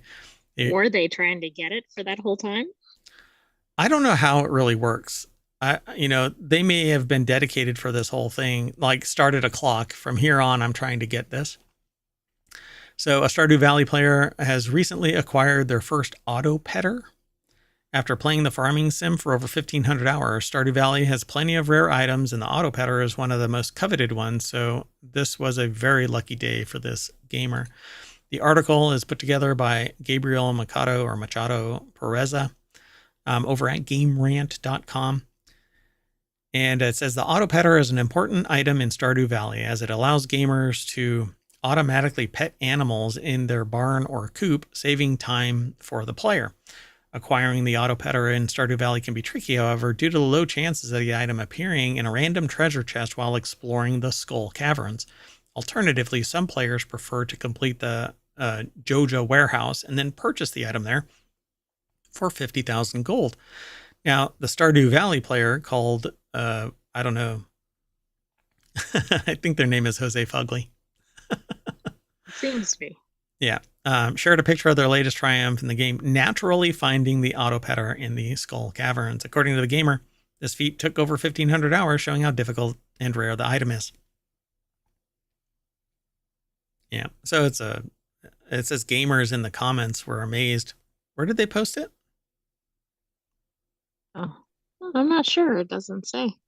Yeah, I don't think so. So it says this is not the only recent story shared with the community of a gamer finding a lucky drop in the popular farming sim. A few weeks ago, Stardew Valley players received 2 prismatic shards in the mines. At the time, the gamer was killing cave larvae and was completely surprised to see such good loot appearing while they explored. But I don't know, the odds of this stuff. Something could have changed in the algorithm after an update. Or they were having increased frequency of these things appearing for a certain time, even if it wasn't announced. Right. Yeah. And these are local games, by the way. There isn't like a central server that you play this on. You play it on your computer typically. So, and others can join you in this thing, but there have been so many updates to Stardew Valley that maybe something changed. But it says, however, there's a bunch of other things that they talk about in this, but Stardew Valley is extremely popular and a lot of fun to play. So, and it's a casual game. You don't have to sit there and be frenetic all the time, but yeah,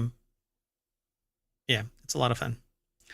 All right. Well, anyway, that is it for today's Non Sequitur news. We are all done. And I am going to go in and tap that auto petter, and that's going to bring us back to the front page of ohmTown.com, where everything is aggregated. All news, no noise, because all the noise comes from Mayor Watt. Gets a little tempered by the sentient AI there. I'm going to say bye. See you later. You want to say bye? Bye-bye. Thanks for joining us for Non Sequitur News for November 16th. We'll see you soon for some more shows. Bye-bye.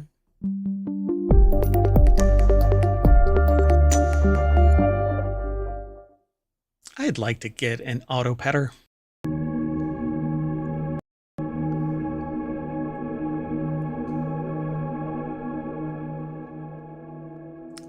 Hello, everybody, and welcome to Non Sequitur News for November 17th, 2024. It's Season 3, Episode 322. We're coming up on 3 full years of Non Sequitur News and everything ohmTown. I am Mayor Watt, and along with the sentient AI, who is kind of hanging out right there. Yeah. For those in the podcast, there's a sentient AI sitting just over my shoulder, waiting to rain down observation. Anyway, we're going to be talking about Betty White postage stamps, why bees nest symmetrically. 23 and Everybody Knows Me continued. Brewery taproom red flags, a carrot recall, AI generated haircut requests, the true survivalist, the intelligence age, dog toy design patent granted, and Red 1 debuts to red flags, but different than the taproom red flags that we mentioned earlier. Everything's powered by ohmTown.com, so go over there and become a citizen. Be sure to like and subscribe to us here on Twitch and here on YouTube's, and go download the podcast. I mean, you won't regret it. Well, I don't think. I mean, you won't have to look at me if you download the podcast. You still have to hear. Anyway, go check out ohmTown.com too. It's real easy to become a citizen. See you there.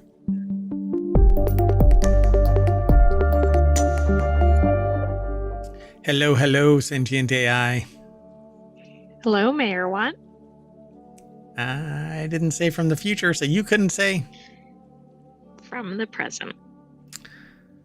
And welcome to the show. Let's get into this. So Betty White is going to be honored with a USPS postage stamp, which, by the way, does not get federal funding, so kiss its shiny metal ass. Betty White to be honored with USPS postage stamp. The United States Postal Service is honoring Betty White with her own postage stamp. USPS announced White's Forever stamp on... Should that be rephrased? Well, as you write it, it should not, but as you say it, yes. So the USPS has Forever stamps. I don't think that the freaking phrase White's Forever stamp. I agree, but it's not the name of it. It's just how this article wrote it. And in the article, it's White apostrophe S. It sounds very different when you say it. Yeah, I think it's a shit edit. So anyway, Stamp on Friday is part of the new slate of stamps for 2025. An icon of American television, Betty White, 1922 to 21. It's already been 3 years since she passed.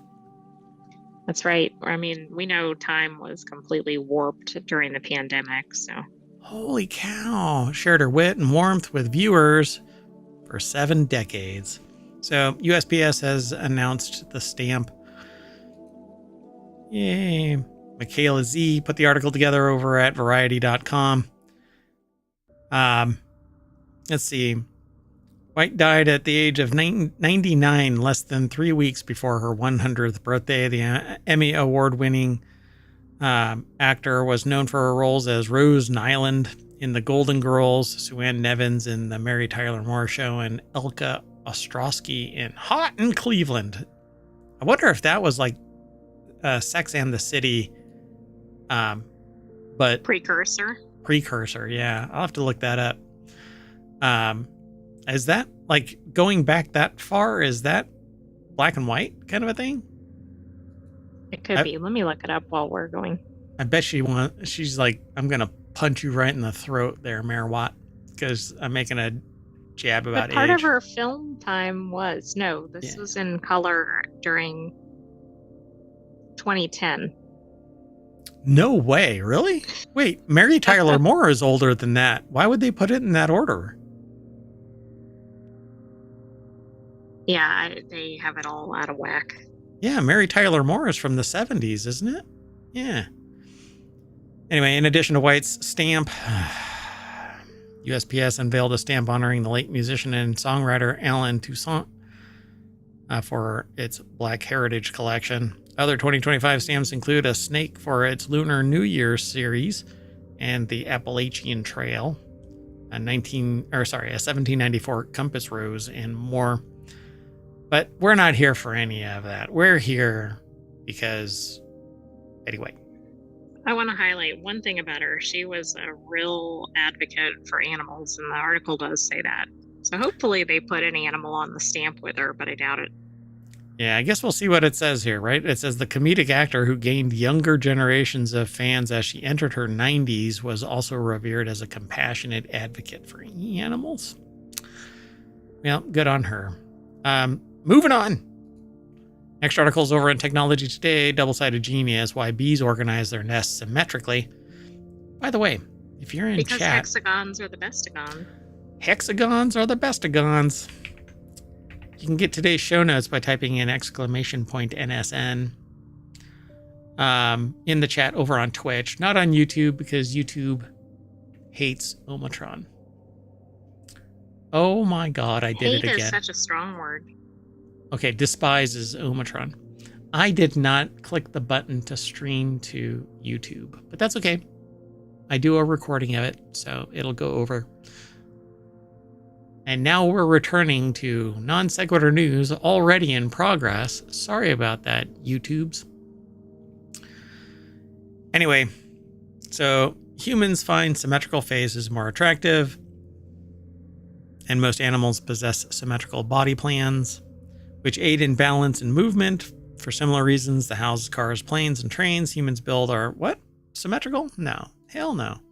In fact, they're often not. They're intentionally asymmetrical, just to mess with you. Now, Auburn University College of Sciences and Mathematics put this article together. It's over at scitechdaily.com. So yeah, it says trains that humans build are symmetrical, but not houses. Cars, yes. Planes, yes. Trains, yes. But that's because of the same issue, physics. For mechanics, right. Yeah. Houses are not symmetrical. No way. Yeah. I don't know what this person's but if writing. it was too asymmetrical, it might be structurally at risk. But even a super asymmetrical, like an L-shaped house or something, is fine if it has appropriate foundation. Yeah. So, however, just because a body is symmetrical does not mean that it's symmetrical throughout. For instance, the human heart is located on one side of the body. Likewise, although a house may be symmetrical from the outside, and it's not. What the hell? Why focus on houses? Who is this again? They're the least symmetrical item here. Auburn University of College. Yeah, but one of these things is not like the frick are you going on They're about? trying to make a nexus to the honeybees' houses, but it's not working. Look, stop trying to make fetch happen. It's not going to happen. Just give it up. Anyway, the famous honeycomb that bees build with all the individual hexagonal cells is double-sided. This has been known for as long as humans have interacted with honeybees, and the double-sided arrangement was thought to exist solely to reduce wax use, a precious resource for the bees. I don't know about that. Okay. The researchers showed that if you compare the two sides of the comb, what the bees put into each cell is a mirror image on either side of the comb. So in other words, if honey is located on one side of the comb, there will also be honey on the other side of the comb. The same for pollen, brood, empty cells. That is fascinating. I didn't know that. I didn't know this. That is awesome. What? Bees get even cooler every time we learn anything about them. We kept colonies in huge observation hives so that the bees could build a full-size nest between the two panes of glass, and we could inspect the nests many times without disturbing them. The only problem is that when you want to map the nest, all the bees are also in there, so you have to wait until they move out of the way to peek inside each cell. Fortunately, with a good headlamp and a dedicated research team, we were able to collect 148 nest maps from 6 colonies, said Michael L. Smith, PI, a principal investigator of the Smith Bee Lab and first author of the study, published in Current Biology. How many bees do you think are flying around that lab? Oh, goodness. Can you imagine? I'm allergic. But you know what I can say about this lab? It's all a buzz. Yeah. The rewards are going to be sweet. I'm surprised that it's not in Cell, that other journal, Cell. Because, oh, yeah. Cells. All right. Well, anyway. Researchers then hypothesized that heat may be a way for the colony to indirectly communicate the position of different nest cells. Interesting. Nest contents. No. Yeah. Right? What did I say? I mean, nest cells. I said it's contents, not cells. Anyway, I think it's because I read something else as I was scrolling. So sorry about that, folks. After all, honeybees are extremely particular about the temperature of their nest because it's critical for the development of the brood. When they mapped the colonies, they were blind to the position of the heat pad because we didn't want to accidentally bias ourselves, but the brood pattern was striking. You were practically tracing out a rectangle of brood on one side, which matched the heat pad on the opposite side. So the reason why they build symmetrical cells is because of heat. Because that's basically what it is. It looks like it. So implications of nest symmetry on bee colony health. Other types of symmetry provide tangible benefits, such as improved locomotion for a symmetrical organism. To test how the nest symmetry benefits a colony, if at all, the researchers created one-sided and two-sided nests. Colonies living in two-sided nests made their nests symmetrical, but colonies living in one-sided nests could not. There were clear benefits of a symmetrical nest. After only 10 days, symmetrical nests had almost 60% more brood than their non-symmetrical counterparts. Furthermore, the temperature profile of the symmetrical nests was more stable, which is critical for the developing brood. So is it almost like insulation? Yeah, I mean, the heat radiates out symmetrically in all directions. If there's something that obstructs it, then they can't build there. And so why? So they would literally be operating at half the potential of a double-sided nest. It makes sense. I dig that. It does, but I don't know of any other organism that does this. It's absolutely amazing. But I don't know what the deviation is, like how perfectly symmetrical it is, because they're actually showing deviation between the two, but it may be because of the way that they split it. Right, but it sounded like it was an exact duplicate from some of the narrative in this article. So to answer the question whether the pattern would also exist in a multi-comb nest, such as honeybees build in the wild, researchers took images of natural comb from three-dimensional nests where the bees were free to build the combs from scratch any direction. This, however, created a problem as the colonies generated massive data. Through a collaboration with Dr. Ben Koger, assistant professor at the University of Wyoming, they were able to develop an automated method for classifying per cell contents from an image. What? That looks pretty symmetrical. Yep.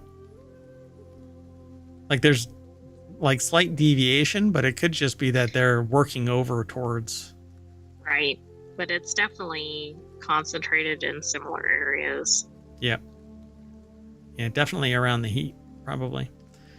Because there are bees that sit outside and regulate the heat to keep everything. Otherwise, they actually overheat and die.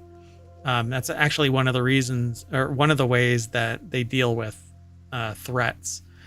They climb on top of an attacking wasp, for instance, and just hold on and superheat their bodies until the wasp dies. They beat their wings and That's not creepy. And vibrate and yeah.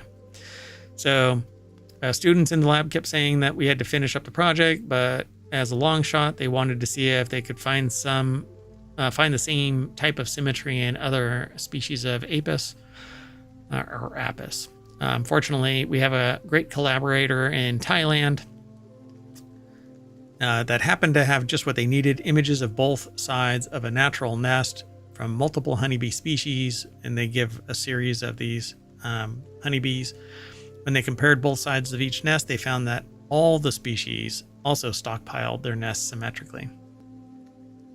This is really interesting. Hexagons really are the best of guns, as long as they're heated in the same way. Pretty damn cool.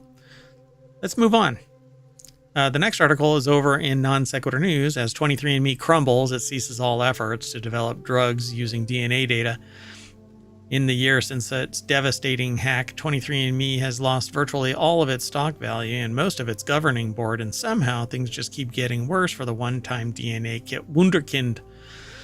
As CEO Ann Wojcicki, I don't know, after all this time, I haven't pronounced her name right, I'm sure, announced in a press release, 23andMe is not only laying off 40% of its remaining workforce, about 200 employees total, but also completely kiboshing its therapeutics program that was seeking to use AI and the company's hoard of genetic information to develop new drugs.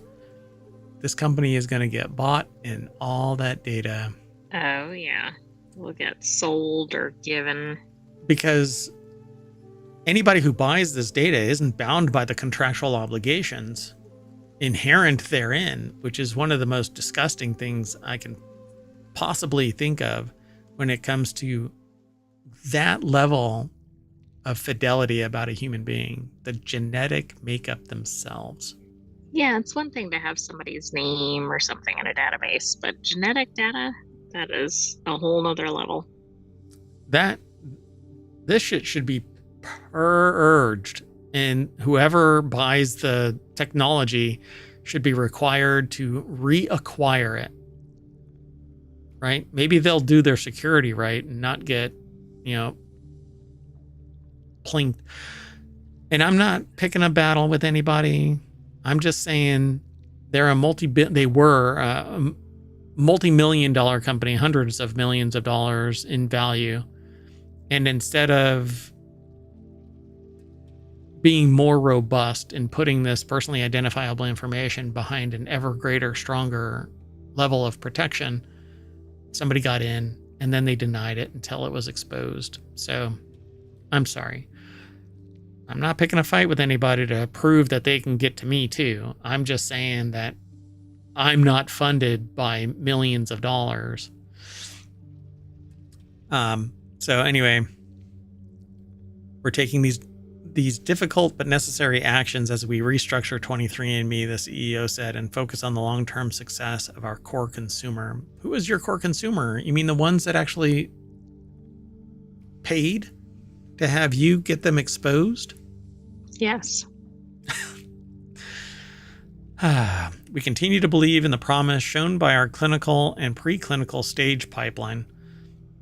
Not quite sure what that actually amounts to. Where's the They're byline from this? bolstering their info, so if they get bought out. Noor Al-Sabai put this article together for futurism.com. Just a day after the restructuring news dropped, 23andMe also announced in its latest quarterly earnings that its revenue was down $44 million in the second quarter from $50 million over the same period last year. Where is it getting any money from? I can't believe anybody's paying to get their genetics exposed. I bet they are, because they're probably not watching anything. During its They're latest not watching filing, ohmTown. yeah, they're definitely not watching ohmTown. I mean, we have a whole series, 23 and Everybody Knows Me. After a day after that restructuring, so they filed with the Security and Exchange Commission. The company noted that without significant capital, there is substantial doubt that it can stay afloat. Despite her tendency towards spin, Wojcicki seemed sober when recounting the company's financial difficulties in an investor call this week that referenced Doesn't the that board's... make it sound like she was drunk in the previous calls? I know that's not what they meant, but it's funny. Yeah. Sober, I guess, in the I'm aware. So, which led to the company's near delisting by NASDAQ and the subsequent stock split scheme last month that saved it from going under entirely. We have fulfilled our obligations as a public company and regained compliance with the NASDAQ. Yeah, but still, you've wounded everybody and exposed their genetics to everybody. God. But the NASDAQ is happy. It's a story. It's a sorry state of affairs for a company that was valued at $3.5 billion when it went public in 2021. 3 years later, not even 3 years later, 2 years later, it imploded. Unless someone with a lot of money wants to throw some more of it into the fire, it's hard to imagine a happy ending now. Wow. Unbelievable. Do you think the fact that it went public, I mean, it was probably in its heyday, but do you think that made it a target? I honestly, the only thing, I don't know what made it a target, other than the fact that what's really fascinating about it is the choice of data that they used. So to expose the fact that this was out there, they chose Ashkenazi as the subgroup to drop out in public. If that isn't something inflammatory in today's day and age, and that, I think, was one of the many coffin nails that are leading to 23andMe continuing to crumble. And frankly, the only one that I want responsible for this is now the cybersecurity crew. I want whoever it is that can secure them to secure them and ultimately just delete everybody's data. I was so close to using their service too. So my personally identifiable information would have been out in the wild, down to the genetic level. I mean, it's bad enough that I've been exposed before. You don't want me exposing myself. Let's move on. Next article's over in Of the Grape. It's a thing. It's a channel over at ohmTown about wine. We asked 10 beer pros, and that's because it comes from VinePair. It really should be in the order of the brew, but anyway, what's the biggest red flag at a brewery tap room? There are thousands of breweries in the U.S., and a visit to any of them can be a mixed bag. Some cozy, low-lit brew pubs tucked away in a picturesque city street, while others require a drive down a long dirt road without cell service into a sketchy industrial park. Yeah, the one I went to yesterday was into a tiny little town, down a dirt road, into a sketchy parking lot. Yeah, it was fun. Good beer. Anyway, so they asked 10 beer pros. Pete O'Connell did over at vinepair.com. Sarah Pinsino put the article together. I think that's how they pronounce her name. If they don't, I don't That's know. the illustrator. Yeah, that's the illustrator. What did I say? Took the picture? No, you said that she put the article together. Pete O'Connell did. No, I said Pete O'Connell put the article together over at VinePair and Sarah Pinzano, and I kind of I didn't say anything after that. Jumping on me. Look at that, sentient AI. You're supposed to be emotionless and tell me I do great things. Anyway, the biggest red flags at a brewery, according to the beer pros, is breweries in touristy areas. That's a red flag? I thought it's location, location, location. It is, but I think if you're serving tourists, you're probably not trying to build up a customer base, etc., which may mean things like your quality are kind of in question. You're too close to macro? Come on. If you're I don't think it's that you're too close to macro, but if they don't like it, they're not coming back anyway because they're just visiting. Yeah, but they can take it with you. That's great reach. They'll buy a 4-pack and run out, and share your wares with the rest of the world. Come on. An unfriendly atmosphere. Well, no shit. That would be a red flag, You walk inside and you're like, oh, I don't think so. Somebody goes, why'd you smack me? I just came through the front door. Oh, I thought you were the cops. What? When there's Girl Scouts fighting, like an airplane. Yeah, that's a bad sign. How about frozen glassware? Frozen glassware? You want cold beer glasses, don't you? Yeah, I don't know about frozen, though. Massive tapless. I guess quality gets lost in the shuffle of massive, sure. Stressed out staff, that's back to friendly atmosphere. Why does that keep popping up? Only serving beer in standard pint glasses. I don't understand that issue. Do they break it down?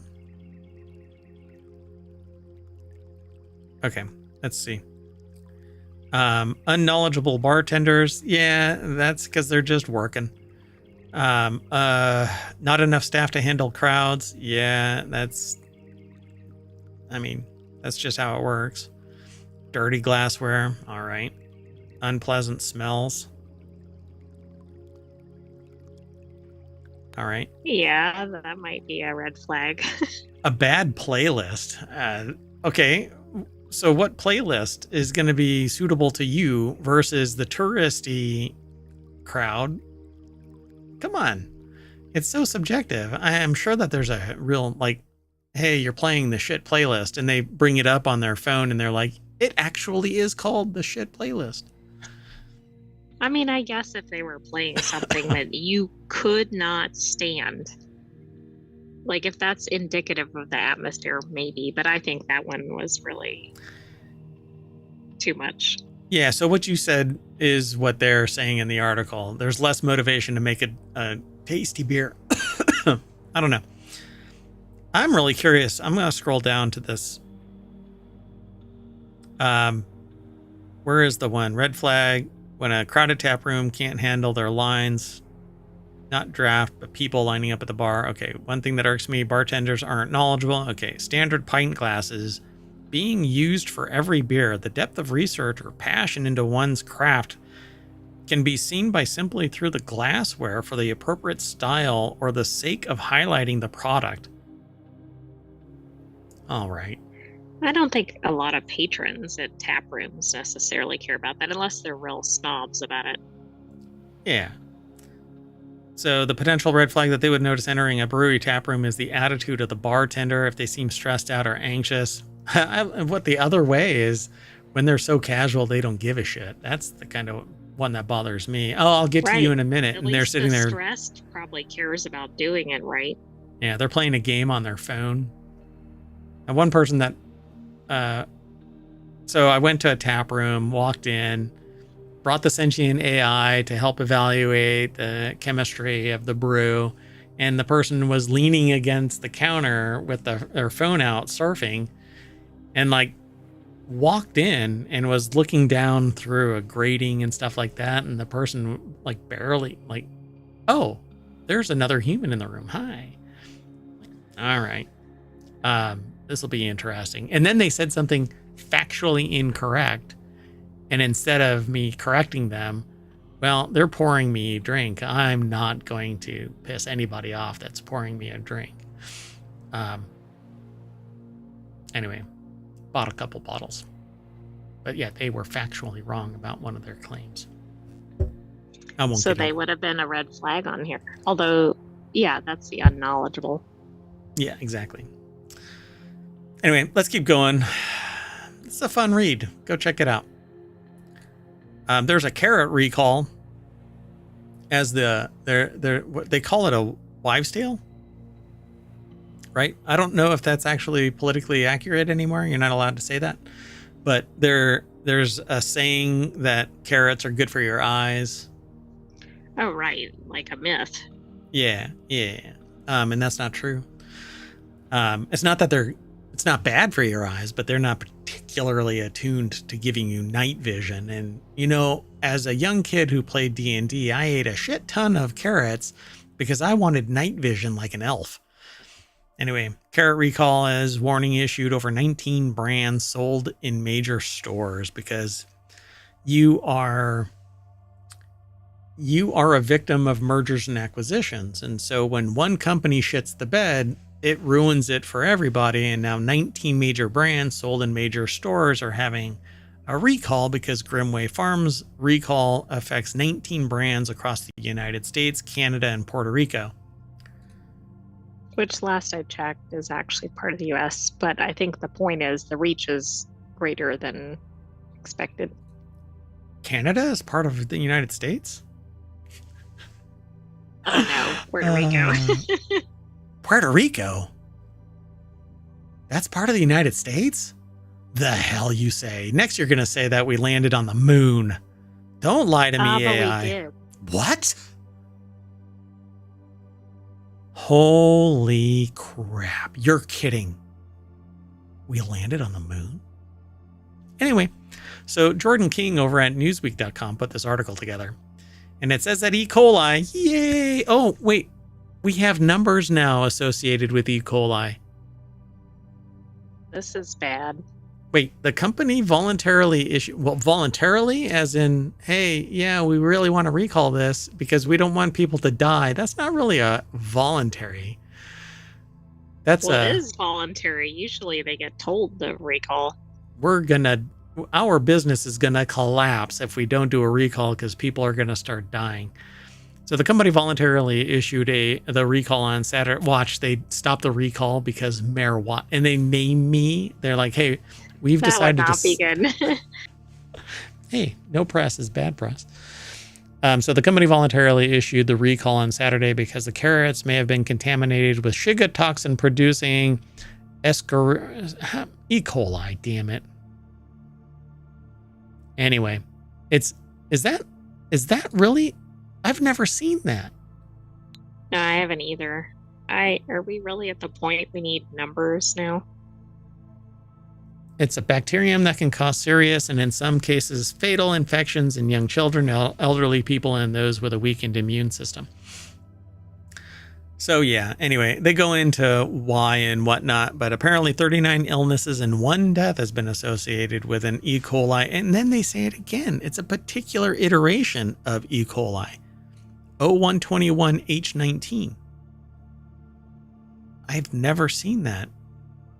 No, I really think that's a bad sign. Okay, so they go into the following organic whole carrots available, which were for purchase at retail from August 14th to October 23rd and are affected by the recall. If you have, and I would basically say, why no best if used by date? I mean, they're carrots. They're biological. They need a use by date. Right, exactly. There's some pretty significant brands listed here. Yeah, and so these are the whole carrots. And I'm going to run through the names. And if you go and look, you have one of these because like Nature's Promise is huge. You probably have one of these brands. Trader Joe's, Wegmans. I'm going to go through all of them. 365, Bunny Love, which is a huge one. Cal Organic, Compliments, Full Circle, Good and Gather, Greenwise, Market Side, Nature's Promise, O Organics, President's Choice, Simple Truth, Trader Joe's, Wegmans, Wholesome Pantry. Don't even bother looking at the sizes. Just know that if you have these, odds on, during this time frame. And that was over a couple of months too, so. Yeah, from August 14th to October 20th. Major retailers carry a lot of these brands. And then they have almost the same identical for organic baby carrots that are cut and peeled. And I think there's a best buy date because they're cut and peeled. And so it's broken the defensive skin. And they have the same thing: 365, Bunny Love, Cal Organic, Compliments, Full Circle, Good and Gather, Greenwise, Market Side, Nature's Promise, O Organics, President's Choice, Rallies, R-A-L-E-Y's, Rallies, Simple Truth, Sprouts, Trader Joe's, Wegmans, Wholesome Pantry. And it runs a gamut of the sizes from 12 ounces or so all the way up to 2-pound bags, 5-pound bags in some instances. So it's a shit ton. And literally, because E. coli comes from fecal matter. It's from unclean fertilizers and stuff. Anyway, wild. I love carrots. Now I have to be afraid. And I have no idea why Cinnamon Recall Map is the video that's attached to this damn Newsweek article. I don't either. Maybe they didn't have a carrot recall map. I need anything. Stat. Moving on. Next article is over in Non Sequitur News. Barbers are alarmed when customers start asking for AI-generated haircuts. There's a subreddit called Just Fuck My Shit Up. Most of us are probably guilty of having unrealistic expectations for how our haircuts should look. Showing your barber a photo of David Beckham sadly does not mean that you will strut out of the shop looking like the iconic soccer champion. That being said, bringing a photo of a real human to your hair appointment is definitely more practical than what some people are turning to now, according to stylists, AI-generated images. I'm not sure why that's any better or worse, unless it's like a hairstyle that's impossible to create. I would like a fro. That's not going to happen. Hair is growing on my face faster than on my head. What I need to do is take all of this and stick it on the top of my head. Anyway. I'm going to shave it all off. So Dean Allen, the owner of a beauty salon in Edmonton, Alberta, tells the CBC that it's becoming more and more common for clients to instead show him an image generated by a machine learning model. Usually it's got a sheen, a Martin sheen. It's thicker than the average person's hair. I don't know, man. There's some people with really thick hair. Why are you thick Maybe shaming? those are AI images. Yeah, the people that actually are standing in front of me with thick hair are AI generated. I believe it. I thought you meant on TV or something. Simulation. The whole world is a simulation. 1 second. Did I? Yeah, okay. So the expectations they create nonetheless can be very unrealistic in every sense. They're just, it says, I think they're just going to get better. They said, the saving grace, Alan said, is that most people are still able to tell the photos aren't real, at least for now. But I think they're just going to get better. And that's true. That's exactly what's going to happen. They say it's a misleading mirror. May seem relatively inconsequential compared to all the horrors that AI models could and already do cause. But bear in mind, we're just seeing the beginning of the trend. It's why we created Reality Hacker as a show, because you won't know who to trust. Certainly don't trust those AI haircuts. Pretty wild. I can't imagine showing up with an AI generated haircut. What the hell? Let's keep moving. Moving on. The next article is over in Non Sequitur News. Scientist injects her own cancerous tumor with viruses that she grew in the lab. Remember that What could go wrong? survivalist? Oh, yes. Yeah, this is a true survivalist. That's why I titled this segment The True Survivalist. You got cancer, something's not working out in your treatment, you just go whole hog on self-treatment. Maybe you'll find something like the person that created Viagra. Like the rumor is that they injected themselves in the leg with the with Viagra to see with a sample. That's what I've read before. I don't know how true that is. It might be like the whole eBay thing where eBay was created to sell Beanie Babies for the girlfriend. No, that was marketing bullshit. Same thing with other stuff like YouTube. There was some marketing bullshit around that too. So as the journal Nature reports, the risky self-treatment gambit undertaken by the University of Zagreb's Beata Halasi has sparked a mix of controversy and admiration among her peers after learning in 2020, that she had a third recurrence of breast cancer following a mastectomy. Halasi researched oncolytic virotherapy, or OVT, which, as the name suggests, uses viruses to fight disease by provoking immune responses. While it's far from unprecedented and has been approved for early-stage metastatic melanoma, there's no guarantee that it's going to be a positive outcome. So Noor Al-Sabai put this article together. It says on the deck statement, an immature response was for sure elicited. Wow. An immune response was. An immune response. What did I say? Immature. Immature. I'm a dumbass. So an immune response was for sure elicited. I thought it was like a weak response. Whatever. Sorry about that. So after learning in 2022, she treated herself. And it says this all took place back in 2020, meaning Halasi has now been cancer-free for 4 years. But when it came to sharing her results with the world, she had difficulty. After penning paper proposals about her experience and submitting them to journals, the researcher was met again and again with rejection. Most editors wouldn't touch it, she notes, because they were concerned about the ethics of self-experimentation, and in particular, were worried others less knowledgeable may try to do something similar with catastrophic results. I mean, she rolled the dice and it paid off. Not everybody's going to hit that mark. Right, and some people won't be a researcher and will try to do something and it will have a major problem.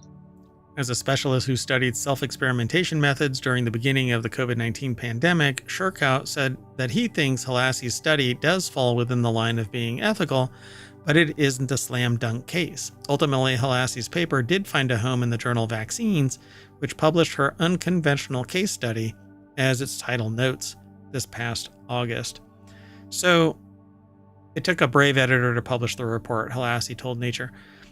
But what I don't understand is, if it worked for her, could it work with modification with others? Maybe. I mean, this would have been an easier sell if another researcher had picked up her case study and had done some analysis. Part of the problem is it's like she's analyzing her own info and there is a bias there. But I'm glad that it was published because this could pave the way for other studies. If the information was actually retained, because the treatment, if they didn't take data from the treatment over time and put it in stasis somewhere, it could age out of viability. So did they actually protect all of this information in any way?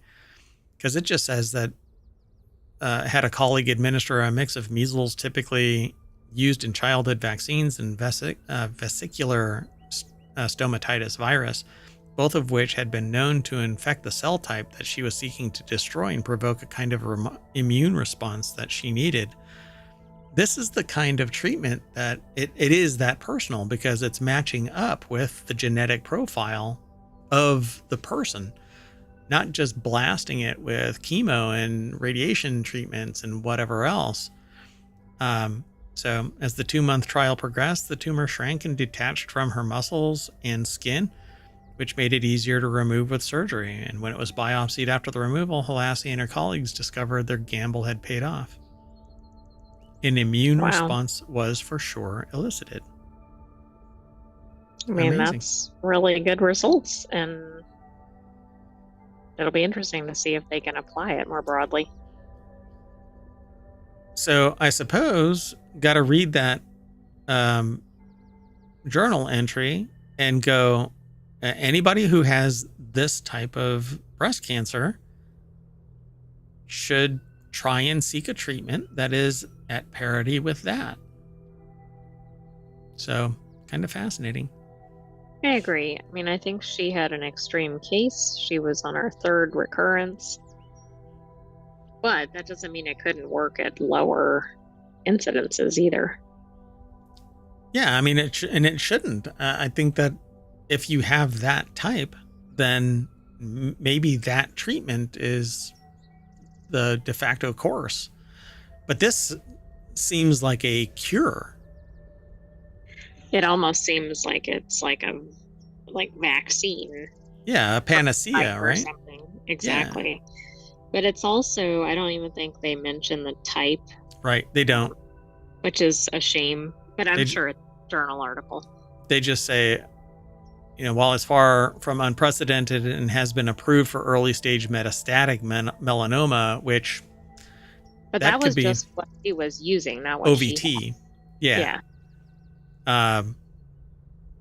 It's kind of fascinating. So the simple fact is that this person knew that the general consensus is to do it a certain way, but this doctor knew that there were two types of viruses that could be leveraged to attack a type of cell. This is the kind of knowledge that should be shared out to everybody so that everybody can follow this treatment and not just let standard practices, because this isn't how you end up with this. It's very frustrating because this is the type of information that, if it's broadband, leads to everybody being able to get treatment at a reasonable price and not protect a Right. business model. But I am glad that she got it published in a journal because that means it'll get more credibility. If she just put it out there, like on her own online or something, it would have gotten written off. So maybe people will do more studies and this will get more traction. I hope so. Let's move on. The next article is over on Technology Today. It's the intelligence age, say tech titans, but information will not save us. Correct. We have entered the intelligence age, proclaimed Sam Altman, the chief executive of OpenAI, in September. Deep learning worked. Yeah, I mean, it can.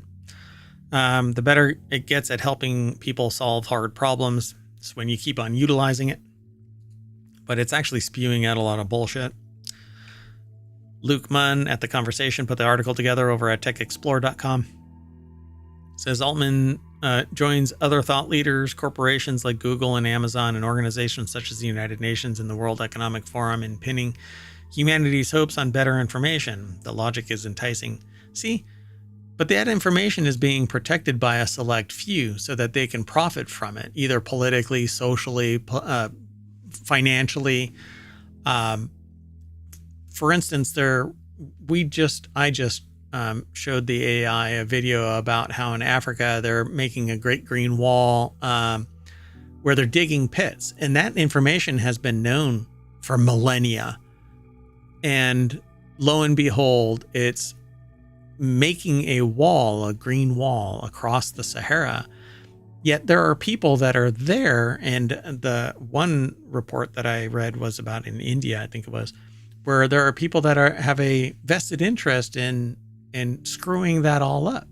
And there's political issues where you can't go into the region because the military makes incursions into the other regions and stuff like that. And I'm like, my God, what is wrong with people?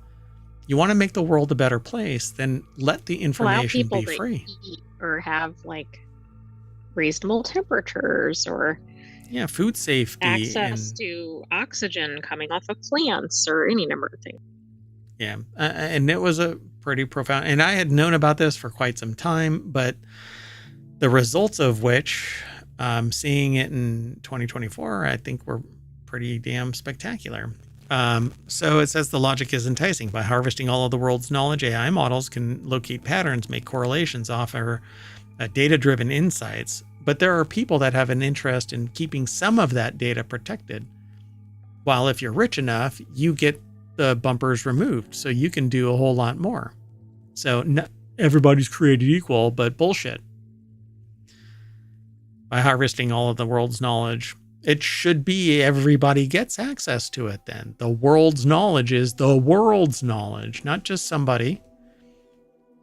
Anyway, it's up to technology like deep learning to capture it all, analyze it, train on it, and then offer up the brilliant game-changing idea or most rational response.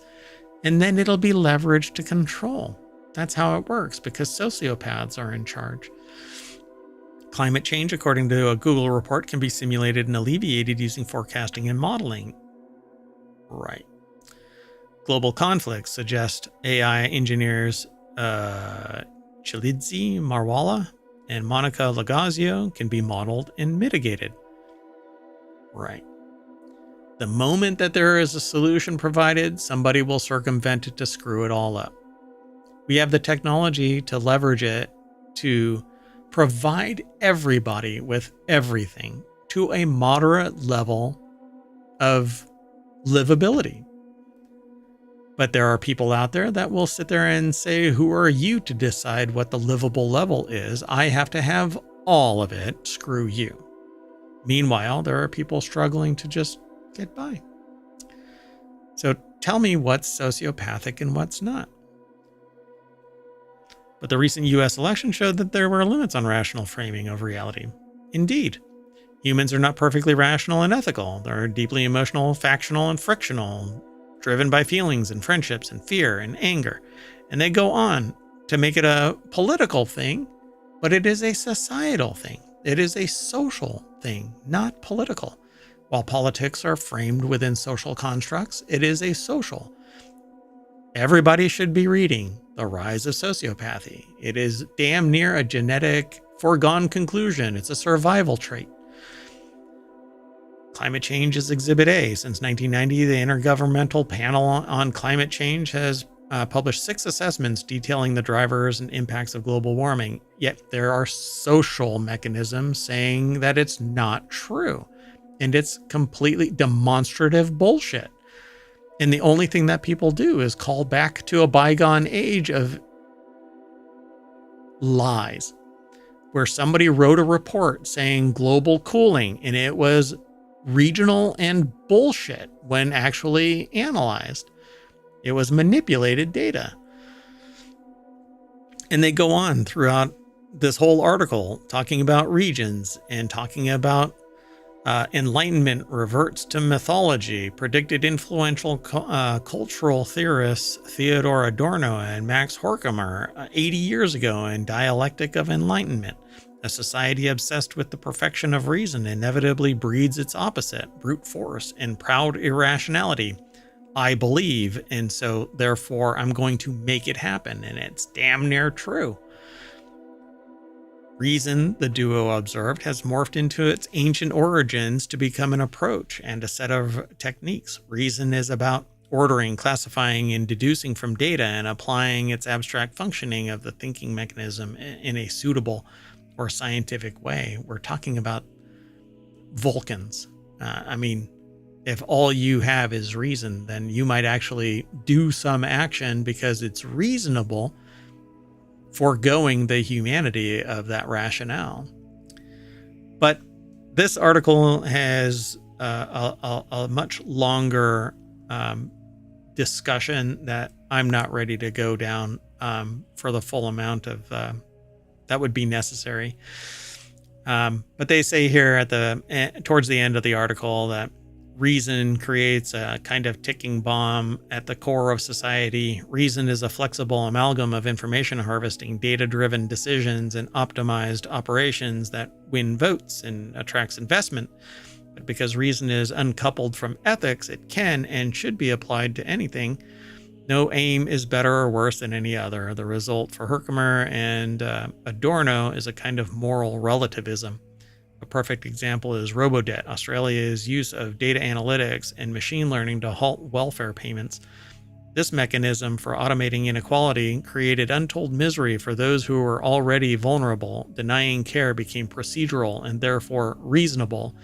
It is like the Horizon issue, where the system said that those people had committed a crime, and because the system said so, when it was referenced, it spouted out bullshit and subjected 900 people to incarceration or worse.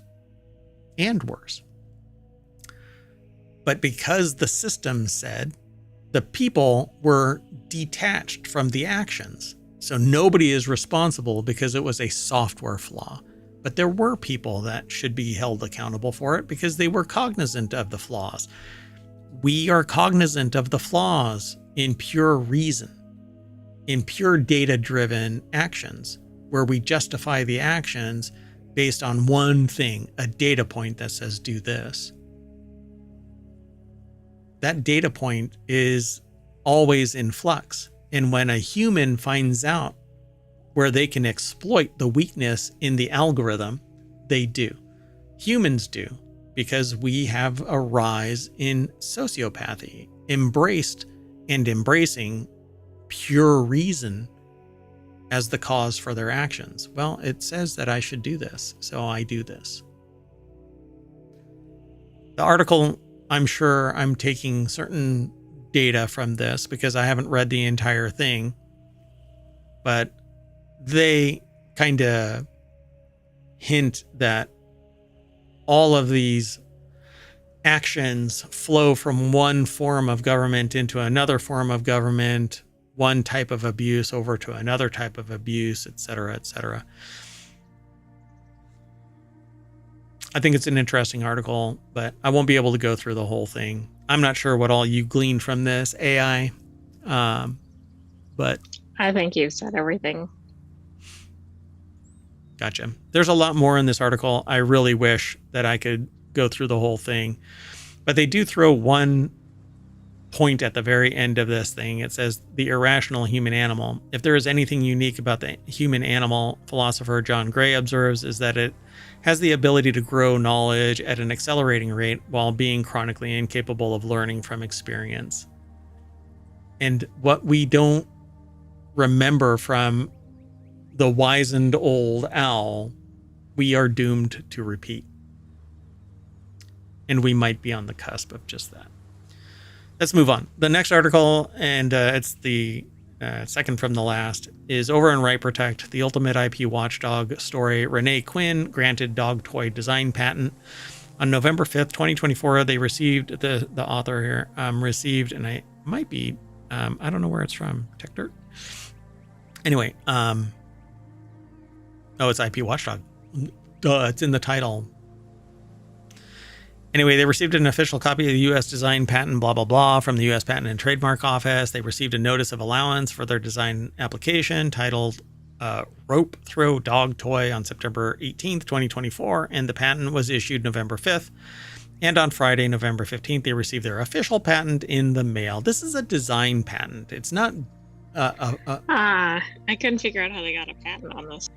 So this is a design patent, not a utility patent. There is no function. It's nothing more than form. It's the appearance of it. So it's the way that I've talked to patent attorneys about this is it's not even based on the merit. It's kind of like a provisional patent where it's not based on the merit of it.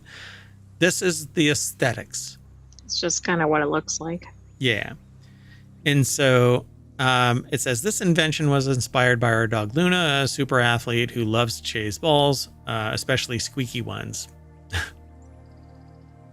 There's a joke here that I want. Anyway, so it says there are tons of squeaky toys, rubber dog toys on the market. The ones that Luna liked had holes through the center. They couldn't throw them very far, and they were too big for the ball launching stick that they have, not to mention that after a couple of throws, the balls were quickly becoming yucky to hold. So being the handy and creative person that they are, wow, humble. They wanted to come up with a better way to play with Luna and her favorite toys. So she created, or they, I don't know. Yeah, I guess. They created this. And so there is no utility to this. That's why it's a design patent. So the ball exists, the hole through it exists. The rope exists. There are toys that have ropes through holes. There isn't anything unique other than the design of it. Right. Ropes and balls have probably been around for kids and pets to play with for a long time. Yeah, in short of duplicating this wholesale, somebody could probably duplicate this wholesale. It just can't look like this, identical to this. They said we thought about applying for a utility patent for my self-playing rope throw dog toy, which isn't really a thing. But after discussing it further, we didn't think that we'd be able to get a patent like that issued. That's because this is obvious, and a utility patent has to be non-obvious. A design patent has to look away. And so they sent out the prototype to a design patent illustrator, and after getting the designs exactly as they wanted them, this smacks me as being something that's... I'm going to leave it alone. Anyway, congratulations on getting your design patent. I think that it's great. It's,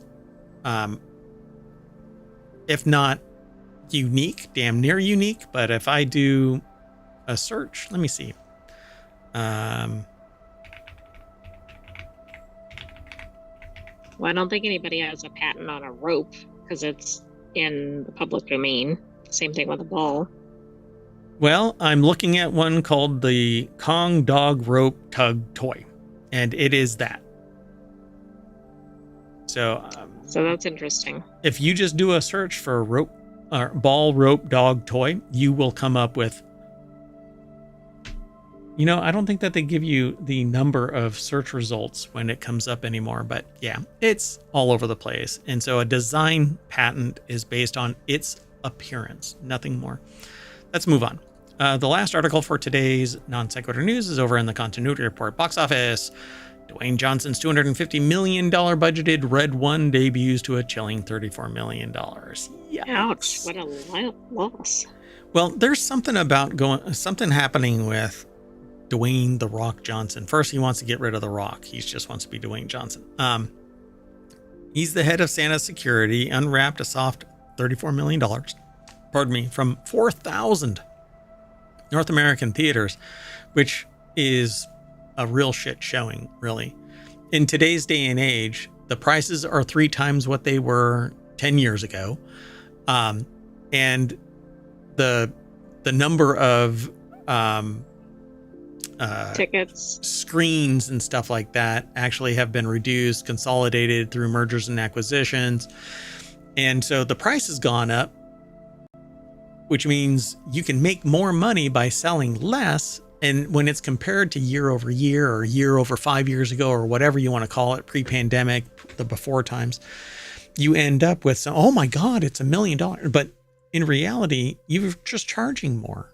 And it's still a shit show. Ticket. Yeah. Yeah. Well, the other problem here is this is about Christmas and they released it before Thanksgiving. Yeah. Yeah. Nobody was going to that. So Rebecca Rubin over at Variety.com put the article together. I'm going to watch it simply because I like these fantastical stories. I think it would be fun to watch. But yeah, the ticket sales were enough to... But you're not going to watch it in the theater. No. My butt is not setting foot in a theater as long as I can facilitate that. So the ticket sales were enough to top the box office, ending the 3-week reign of Venom: The Last Dance. However, the Amazon MGM film cost $250 million before accounting for global marketing efforts. Oh, by the way, global marketing should be at least the same value as the budget. So that's interesting. So they undermarketed it, although that's a lot of money still down the drain based on the initial showing. So Red One is bound to spark yet another debate about what qualifies as a success at the time when streaming services are scrambling traditional business models. Yeah. Case in point, Joker Folie à Deux, which was released by Warner Brothers, was instantly labeled a flop with $37 million to start against a $200 million budget. So why is a $250 million budget with $34 million at the box office considered a success? It shouldn't be. It was enough to top the box office, ending the 3-week reign of... Because nobody's going to the theaters. Yeah, it's a shit show. And nobody can afford to go. Yeah, and it's going to get worse. So anyway, last year's Killers of the Flower Moon from Apple and director Martin Scorsese was categorized more favorably after opening to $23 million despite a similarly huge production value. Oof. What a world, man. Yeah. So the whole article is about Dwayne Johnson's $250 million Red One debuts to a chilly $34 million. And so I don't think this means don't go see it if it's something you're interested in. But sure. I think it just shows what's going on in the theaters. And I'll be interested to see what the streaming revenue is.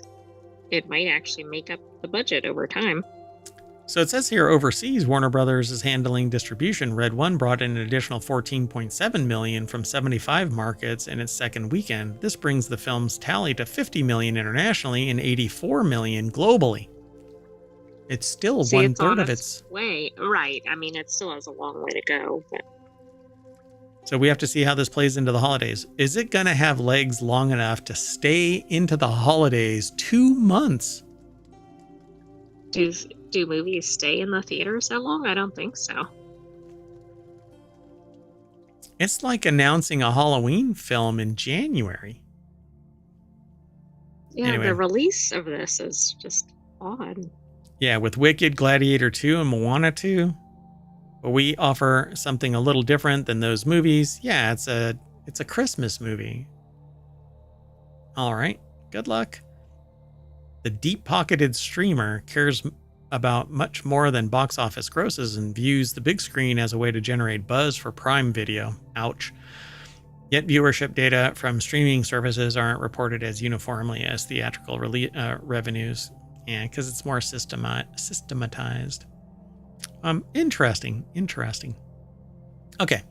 Well, anyway, in a distant second was Venom, that added another $7.3 million from 3,421 theaters in its fourth weekend. So $127.6 million and $436.1 million globally. I guess because it's the last in the series of Venom movies, apparently, but we'll see.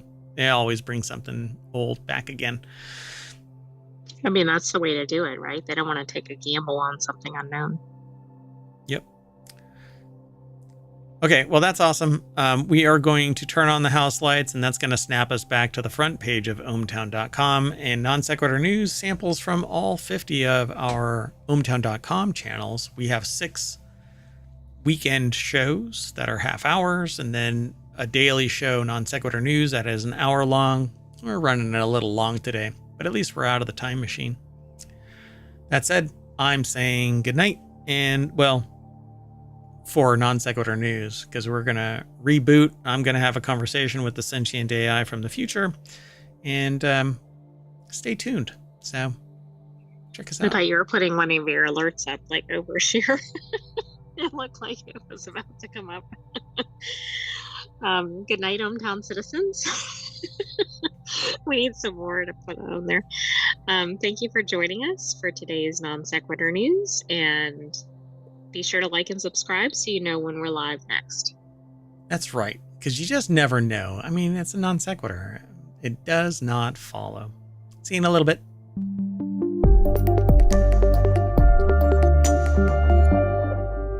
The frustrating thing about this is that when I hang up on this stream, YouTube keeps streaming for just a little longer. See you, everybody.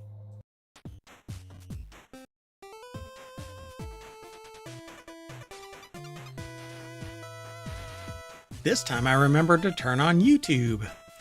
Hello, everybody, and welcome to Non Sequitur News for November, what is it?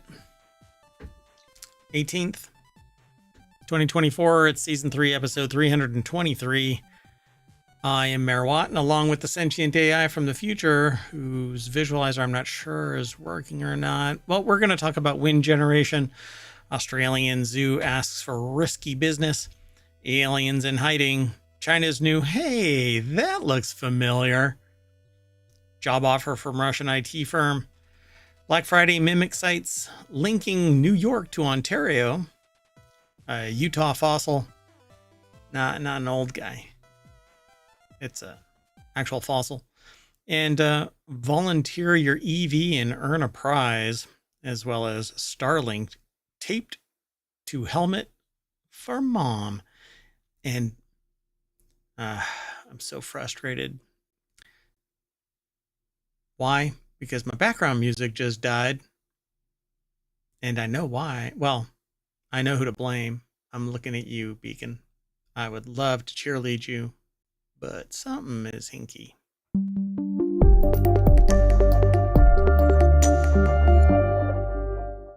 Hello, sentient AI from the future.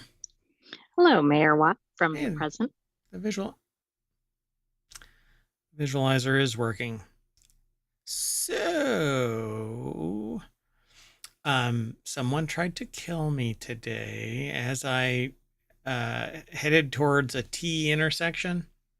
They chopped the corner and was close enough that I swear the paint scraped off the bumper of my car. That's harrowing. And that was just the beginning of my travels. So glad to be back in ohmTown and sitting in the studio and talking with you. Although I think you could have hacked their car remotely and made them swerve off into whatever. Anyway, would have saved me a little bit of heartache. You ready to get into these 10 articles? I am. Oh. If you hit exclamation point NSN over in twitch.tv, ohmTown will throw all of the articles into the chat. Over on YouTube, it'll be in the show notes. So, and they should be there already. At any rate, let's get into the first article. Wind generation was third highest on record in October. Wind generation in Ireland was the third highest on record for the month of October, according to new figures from Wind Energy Ireland. That's pretty cool, right? Get away from fossil fuels. It's showing greater adoption, yeah. Jackie Fox over at rte.ie, which is one of our global locations where we aggregate news from. And this one is in Ireland, and they focus on Ireland daily trials and tribulations, I suppose. So the latest figure shows that wind energy provided 35% of Ireland's electricity last month, while solar and other renewables accounted for 4%. So nearly 50% are from renewables. Not bad. Yeah, that's really good. So it said that this was partly due to wind energy being lost because the electricity grid was not strong enough to carry it. So they basically say that it was expected to fall in 2024 from 2023. When this happens, wind farms are instructed to reduce the amount of power they produce or shut down entirely, which means using more fossil fuels. While Irish wind farms performed well in October, this year is on track with the worst on record for the amount of wind energy wasted. So yeah, it says over the first 9 months of the year, 14% of wind energy production was lost because of challenges with the transmission network. That seems like a problem worth solving pretty soon. Yep. Prices on days with the most wind power saw the average cost of a megawatt hour of electricity fall by 26%. And you know what that means, right?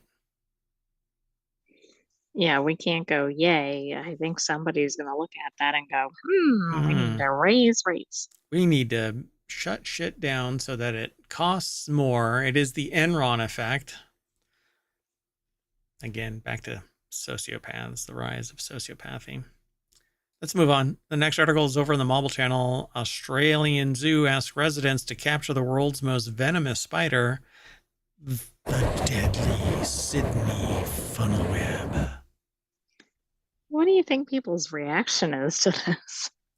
Mine is hell no. Nya, nya, nya, nya. Oh, Today's kind of a news and brews. That right there is a Bavarian wheat beer that I am sampling because I just waited 2 full weeks for it to finish its fermentation after I used my own hop extract combination. It's very, Very very cool. yummy. It's very, very yummy. So stay tuned, folks. Anyway, we'll be talking about it more. Not just that, but brewing in general. Just got to get my act together. The Olatunji Osho Williams over at Smithsonian Magazine at smithsonianmag.com put this article together. Everything okay over there? I know that there's a spider on the screen, but Well, there are some other critters running around in ohmTown. and being evil. Okay.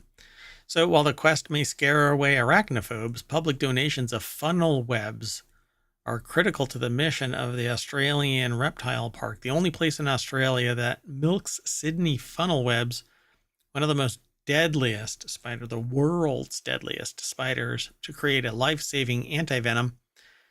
Rainy weather and the How would you raising. like to have that job? No, and you know, to milk a Sydney funnel web, you have to get really tiny tweezers and grab onto their udders and go like that. Really, I mean, you need a microscope and really, really steady hands, and you have to warm up the things to like, because you don't want to put cold hands on their tiny little udders. No, I anyway, don't think that's how it works. that's not how it works. I've been lied to. The internet has lied to me. Anyway, the rainy weather and rising temperatures of springtime sparked the start of the Greater Sydney's funnel web spider season, sending male spiders scurrying across the land searching for mates. Same thing happens here in ohmTown. A little bit of rain and marijuana. Never mind. So in a field demonstration video, Spider Keeper, that's their name, Spider Keeper. That's a cool job title. Why not Spider Woman? Right? I guess Spider Person. I bet they have woman like memorabilia and stuff around their office. Spider Monger? Is that a like a cheesemonger or a what are the other mongers? There's cheesemonger. There's a bunch of mongers, That's right? the only monger I can think of. Really? Salami monger? There isn't a salami monger? A pizza monger? If I really know a lot about pizza, am I a pizza monger? I don't think Let's see. so. Hold on a second. We're gonna dig deep tonight. Mongers of the world. Let's see. Are there? Oh, there's pearl mongers. Wait, is that? Oh, that's for Perl programmers. Okay. While I you're don't know. looking for mongers, they want you to not only collect a spider, they want you to collect a mama spider and the egg sac. Oh, hell no. Like, what could be worse than a protective mother spider? No, no, no, no, no. But I do hear that they taste like licorice. Look at the fangs on that thing. Look at that. I don't think those are Look fangs. at that picture. I mean, I'm sure the perspective can be off, but the person behind it compared to the spider is a little alarming. Australian reptile park spider expert Rob Porter milks a male Sydney funnel web spider to create anti-venom. Well, back to the story. Spider keeper Emma Tenney explains how to safely collect Sydney funnel web egg sacs, as well as the mother guarding her babies. I know how to do it. Don't. Well, that would be the safest way, right? To safely collect her, what you need is a jar she can't climb out of and a long spoon she can't climb. The hell? How do you Is find this that like out? the cheetah myth? Like, oh, they don't like water until they do. Yeah, exactly. Yeah, until one of them runs fast enough and eats your face.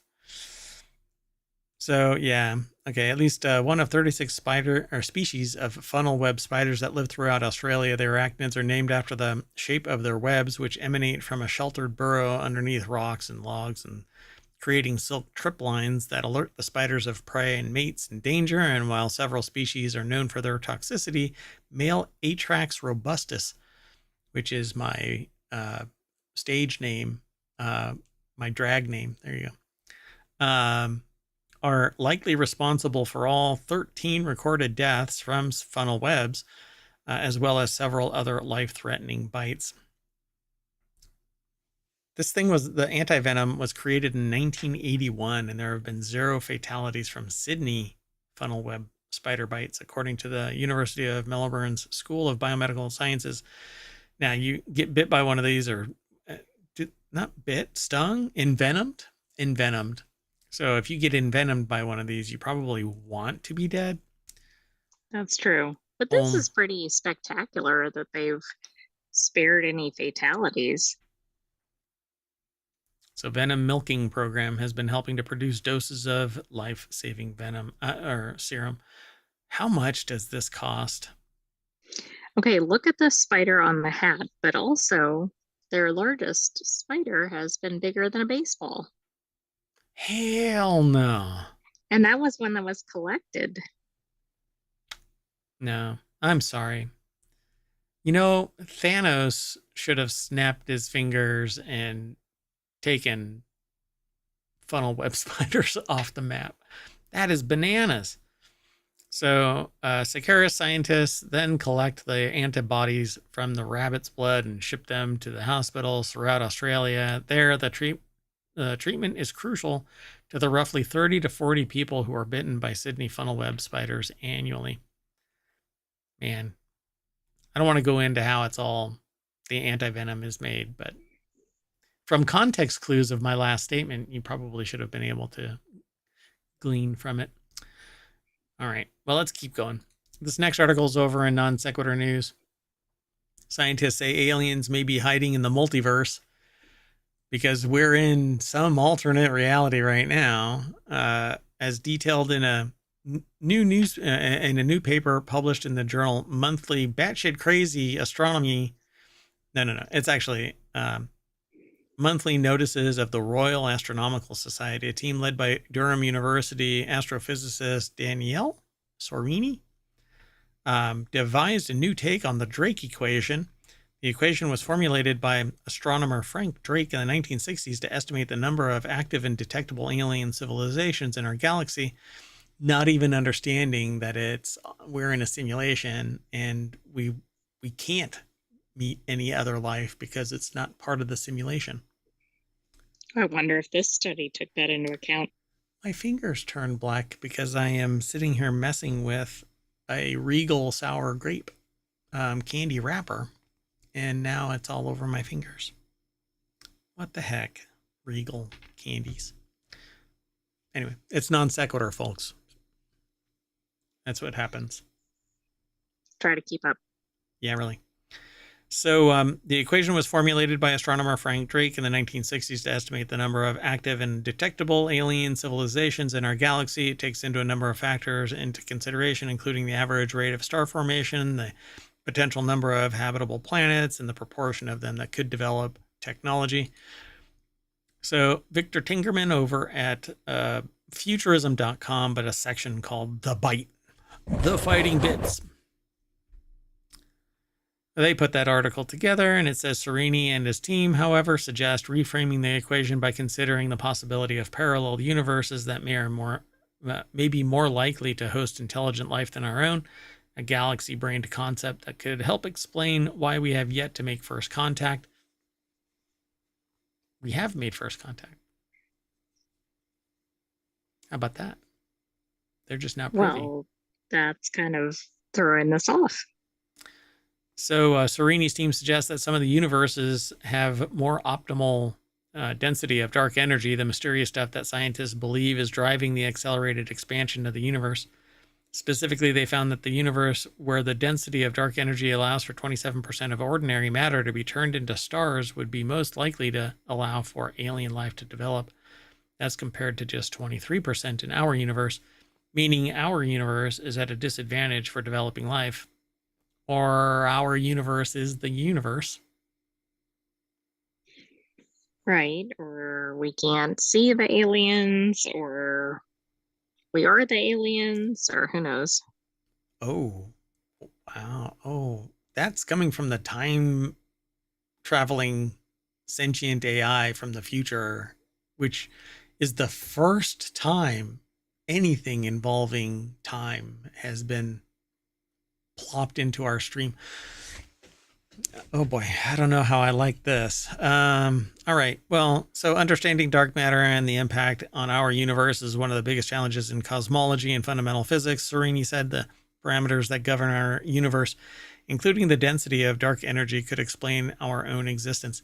Do you think they go to Chipotle and eat a burrito just like every other human? Not the aliens, this person. No, I don't think so. So they say that it'll be exciting to employ the model to explore the emergence of life across different universes and see. This is the kind of thing that's so big that you apply for grant money and you do other things while you're grinding through the grant money, because none of this is demonstrably provable in any way, shape, or form. Yeah. All right. Is it So, the equivalent of string theory? well, there was more reality based on string theory than anything so far in this. Anyway, let's keep moving. So this next article is over in Four Wheel Tech. China unveils, which is one of our shows, but it's delayed. I'll be doing a time machine episode this week. China unveils new space shuttle that totally doesn't look familiar at all, which is something that we've been kind of joking about for I don't know Yeah, that how sounds a long now. little sarcastic in the Yeah. headline. No, I'm sure that this is a completely unique take. So, a common saying often attributed to Oscar Wilde is that imitation is the sincerest form of flattery, that mediocrity can pay to greatness, which is funny because normally that's truncated to imitation is the sincerest form of flattery. Right, I don't think I've ever heard the full expression. No. And there's like oh, it's just one bad apple. Everybody they don't realize the full saying is one bad apple spoils the bunch, which basically means everybody is culpable for the shit that one person does. Society's downward pressure, as it were. So get ready for the spoiled bunch. The common saying is attributed to Oscar Wilde, though. China unveiled a new space shuttle last week to keep the Tiangong station supplied as the nation expands its space. By the way, something that I learned about today that I knew about, but I didn't know that we are on the precipice of this, is that there's so many particles in the low Earth orbit right now that as they break up, they're creating more and more of just a micrometeorite shield. So we won't be able to go into space because stuff will punch through the ships as they enter orbit. Yeah, that doesn't sound dangerous at all. And recently, a satellite broke up in the orbital path of the ISS, and a SpaceX rocket had to push it into a higher orbit. Otherwise, it would have been possibly pummeled by space debris, man-made space debris. So That's pretty scary. I mean, it looks like it's an unmanned shuttle. Will move cargo between the Tiangong space station and Earth. Ryan Eric King put the article together. It's over at jalopnik.com. And it looks like the old school space shuttle, which we grew out of. I mean, it was an amazing piece of reusable kit, but suffered a couple of disasters. And I think we could have done better, but I think that there was let's just say the things that are happening now, like to the Starliner, are the same kind of things that happened to the previous Well, iterations of when the you shuttle rush program. things or ignore demand, significant profit. issues. Yeah. Yeah. When it becomes a for-profit motive instead of bettering all of mankind, person kind.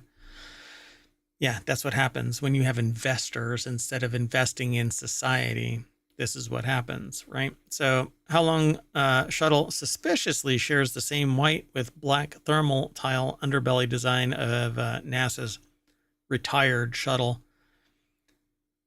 So it Yeah, says I it's would unmanned. almost think it's an American shuttle from the picture. Yeah. Yep. So, and I'm sure that there are people out there that are like, well, everybody would gravitate towards that and its evolution of its space program. Yeah. Sure. That's why Yeah, but why isn't nobody. it painted different colors? Oh, because that's the least expensive. I don't know. The shuttle's engineers are already hailing the design. The How Long Space cargo shuttle is a winged version of an aerodynamic design featuring a large wingspan and a high lift to drag ratio, which we've known about for 40 years. With blunt nose fuselage and large swept-back delta, blah, blah, blah. So, yeah. It says, however, this isn't the first time that there's been a concerted Chinese effort to mimic American space technology. State-backed startup Deep Blue. Deep Blue, where have I? Oh, that's an IBM thing. Deep Blue. It's a chess thing. Deep Blue. Oh, there's other blue. Never mind. Anyway, is attempting to recreate SpaceX's vertical landing reusable rockets and captured incredible footage that a test failed catastrophically in September. A drone caught that and it was amazing. But anyway, it happens to be almost identical to the SpaceX rocket. So it claimed to learn. SpaceX claimed it learned a lot from the rocket exploding on its landing pad. But, you know, it's other people's money. So let's keep moving. Sound good? Sounds good. I need to fix that. I was going to do it today, but I got pulled away. Anyway, 7-year-old gets a job offer from a Russian IT firm. This is over on the Hatch Ideas channel, which is all about business transformation when we kick it off. The software company's boss said Sergey, who teaches coding in online videos, was a kind of Mozart. Okay, the So 7-year-old teaches coding already. apparently, Victoria Holland and Lucy Hooker over at BBC.com put this article together. And yeah, so a 7-year-old gets a job offer from a Russian IT firm. Sergey, oh, well, it's a Russian 7-year-old. I thought that it was. Okay, I mean, it doesn't have to be international, but it's still pretty ridiculous. I thought that it was. So, on the strength of the videos that Sergey from a Russian city of St. Petersburg has built a name for himself uploading these videos, they offered him a job. The information security firm Pro32 sent him a written job offer for the post of head of corporate training. Oh, I would love to see him take that. Can you imagine the people working for him? Gosh. Well, they would probably treat him with respect, you know? Right? Yeah. Under Russian law, Sergey would not be able to take up any paid role until he's 14, but Pro32's chief executive, Igor Mandik, told the BBC World Service he had spoken to Sergey's parents about finding ways to collaborate in the meantime. His father, Kirill, was surprised and said that they were really happy and looking forward to when Sergey could be able to join the company, Mr. Mandik said. A coding Mozart. His YouTube channel has more than 3,500 subscribers. It's probably blown up since then. Interested in learning programming languages, Python and Unity.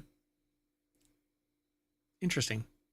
So Unity is more than just a programming language, but okay. And Python is extremely powerful, but anyway. Or who want to hear more about neural networks, which underlie many artificial intelligence tools. Mr. Mandik said Sergey showed not only remarkable developer skills, but also equally unique skills in teaching, and said for them, he was kind of a Mozart. Pretty wild. That really is. I was probably picking my nose when I was 7. But I wasn't 7. I mean, come on. Cuneiform was around when I was 7. Moving on. So this next article is over on the Mobile Channel. Beware of fake sites mimicking Black Friday deals, researchers say. Scam shopping sites are common around the holidays, and cybersecurity researchers have spotted examples masquerading as LL Bean, Wayfair, and others. Trust but verify. Don't go clicking random shit. Click with care. Todd And if you Feathers. don't know the website name, don't just type in what you think it might be. Yeah, ask around, look around. Don't sit there and just take it at face value that this is a legit site. I was very nervous when I actually bought something from this off-brand, no-name kind of a site, but the blankets were amazing, and still have them to this day. I mean, they're an amazing piece of kit. The only problem is I have no idea. I'm so glad that I've swapped out cards since then, because who knows the legitimacy of that site, actually. I need to break out my Geiger counter and find out if any of that was radioactive. Might still be. Anyway, cybersecurity researchers say that a scamming group has been operating websites advertising Black Friday deals for popular brands in order to steal shoppers' credit card information and personal details. In a new report, the firm Eclectic IQ says it believes the group behind the phishing websites, which it dubbed Silk Spectre, lures consumers in the US and Europe to websites that mimic real companies with promotions for deals up to 80% off. If it's too good to be true, trust but verify. Right. If you're getting some $1,000 item for $10, it's not legitimate. It's a lie. It's a scam. It's a scam. It's a Travis sham mockery.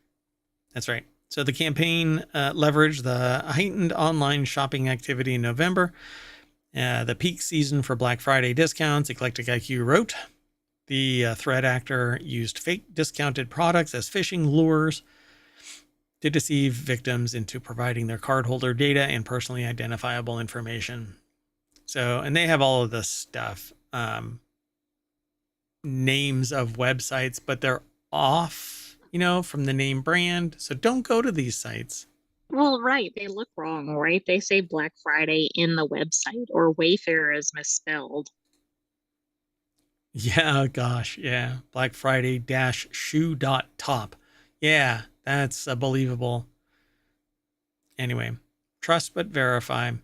So use name brand mainstream sites until you can figure out if the one that you're really interested in is legit or not. It's not that hard. Trust but verify, which is, anyway, how about click with care? Well, that's a double whammy if you think you're going to Black Friday shopping, because number one, you're not going to get the items, and number two, your data is probably getting stolen. And not just stolen, it's sold and used, abused, and then you find out that somebody bought a car in your name in Ohio and put you on the name for the birth certificate. You start getting the bills, and I'm not bitter. Anyway, let's move on. And getting medical records from people, which is a violation of HIPAA. That one was really interesting. When I immediately got the phone call after notifying the doctor, they were like, "Can you please delete it and destroy all of the document?" Right. Oh my God. Full tailspin. Go take your own medicine. Calm down. I am not the person that you should be worrying about. Anywho, new public art partnership with will link New York and Toronto. I guess it's like a human centipede of regions. The forthcoming Lassonade, I guess. Lassonde? Is it Lassonde? Yeah, Lassonde Art Trail. Is teaming up with both the Public Art Fund, which if you say that really fast, Public Fart Fund, and York University's LL Odette Sculptor in Residence program. So the article is over at the Art Newspaper. Larry Humber put the article together. Forthcoming. Okay, so the next statement is what I just said. And so It says at the federal level, the future of relations between Canada and the U.S. may seem uncertain considering the outcome of the month's election, which, why? But I anyway, don't know. I thought this was about art. it is. Yeah. So the Public Art Fund, a New York-based organization known for programming large-scale outdoor art projects across the city and beyond, is teaming up with Toronto's fledgling Lassonde Art Trail, or LAT, a site that will feature around 4.2 kilometers of walking paths overlooking Lake Ontario when it opens in summer 2026. As part of the partnership, the two organizations are co-commissioning a new work, an outdoor sculpture by the renowned Senegalese-born Kuwaiti artist Monira Al-Qadiri. Al-Qadiri, who's based in Berlin and often makes works dealing with the oil industry.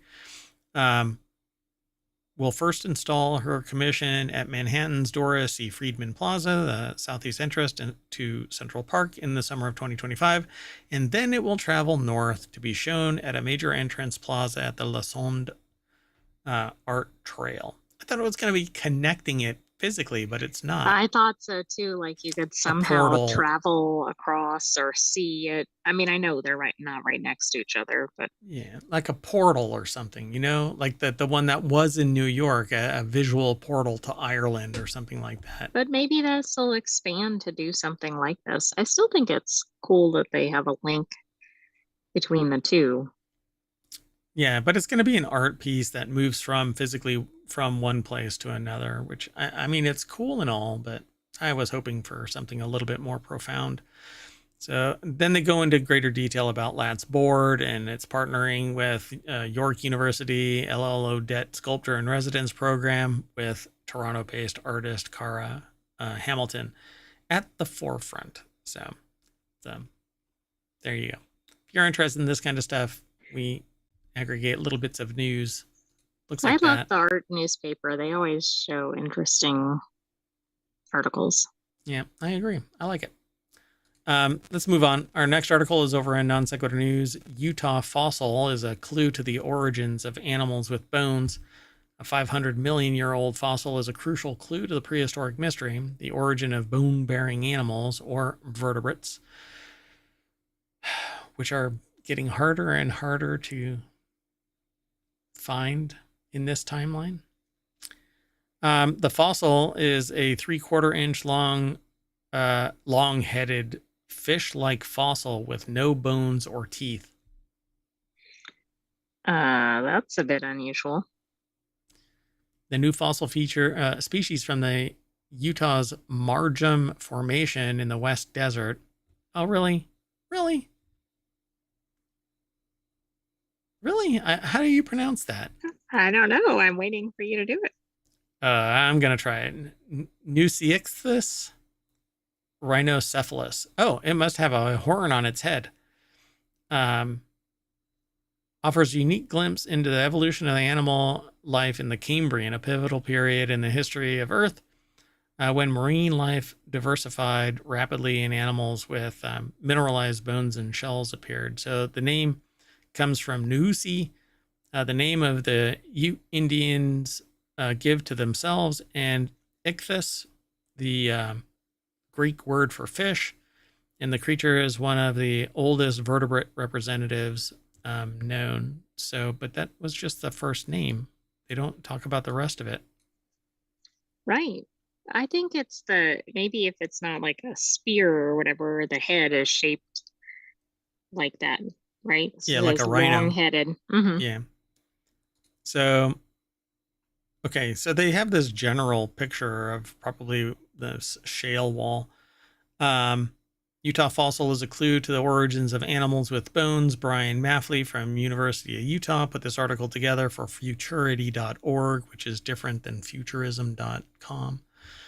But hey, so hopefully they got another picture of this thing, but no, it doesn't say that. So yeah, where is it that they break out the name of this thing? It again talks about the first part there. Yeah, so they say, yet it would stand out in an aquarium today as it noticeably lacks a key characteristic of fish: fins. The first discovery of stem group vertebrate in the western United States improved our understanding of the early history of these animals. Only 4 similar species were hitherto known. Wow. 1 in Canada, 1 in eastern US, and 2 in China. The jury's still out concerning the presence of fins in some of these Cambrian species. Larose Abril explains. Fins were clearly visible in early fish fossils from China, including Millicomingia. Sure. But they were conspicuously absent in the North American species. Interesting. So they say that it is just one of several thousand Cambrian fossils in the collections of the Natural History Museum of Utah. Harvard-led investigations are also ongoing in the fossil-rich Cambrian layers that yielded this new species. Both sources hold the promise of exciting discoveries from a time long past when ancestors of vertebrates, arthropods, comb jellies, tunicates, and a myriad of other... I thought it's just not a myriad. I thought it's just myriad other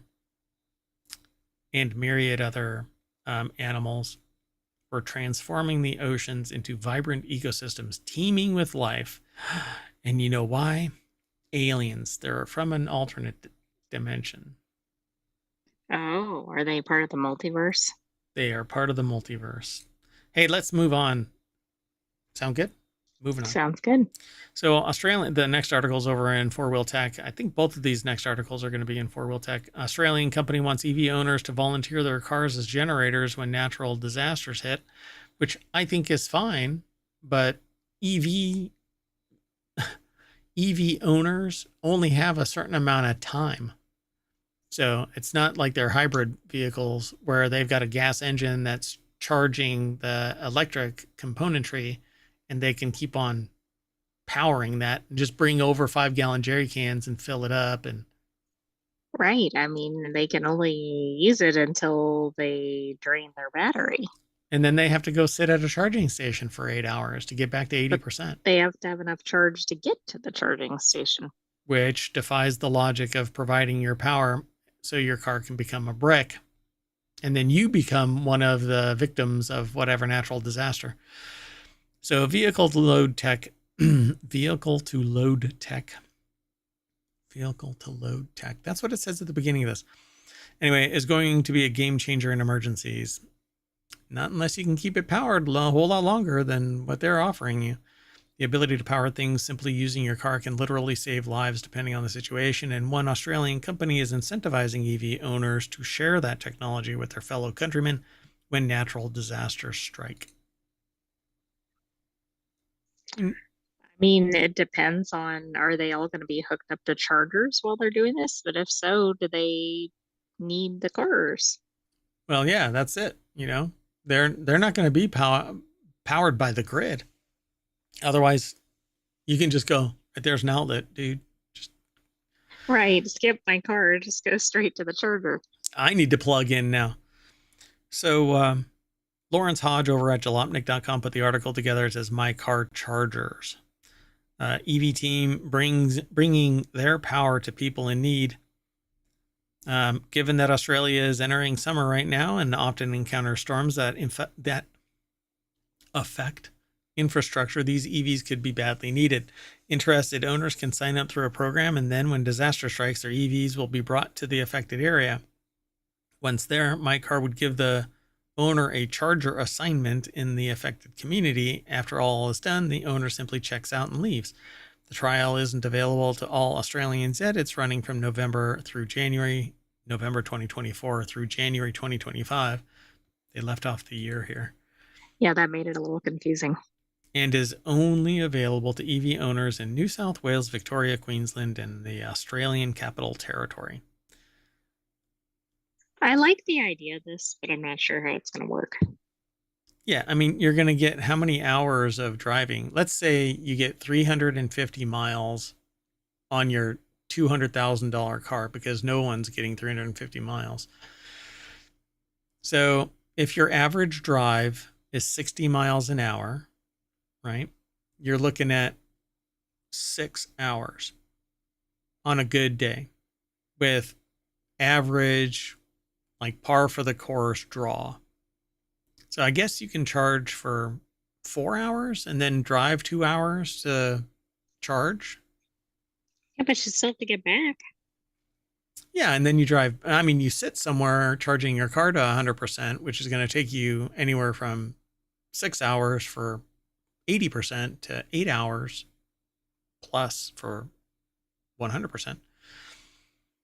Yeah, I don't know. This is it. It it appeals to the person in me that says do good, but the logic side is going, this is almost an untenable position. You're not going to be able to provide a steady stream of power unless you keep on rotating EVs out. Right. I mean, if this incentivizes like faster charging or more extensive infrastructure, then maybe that'll make this more feasible, but also fix the underlying problem. And it's going to be a much harder draw from that vehicle out to the, it says to power household items.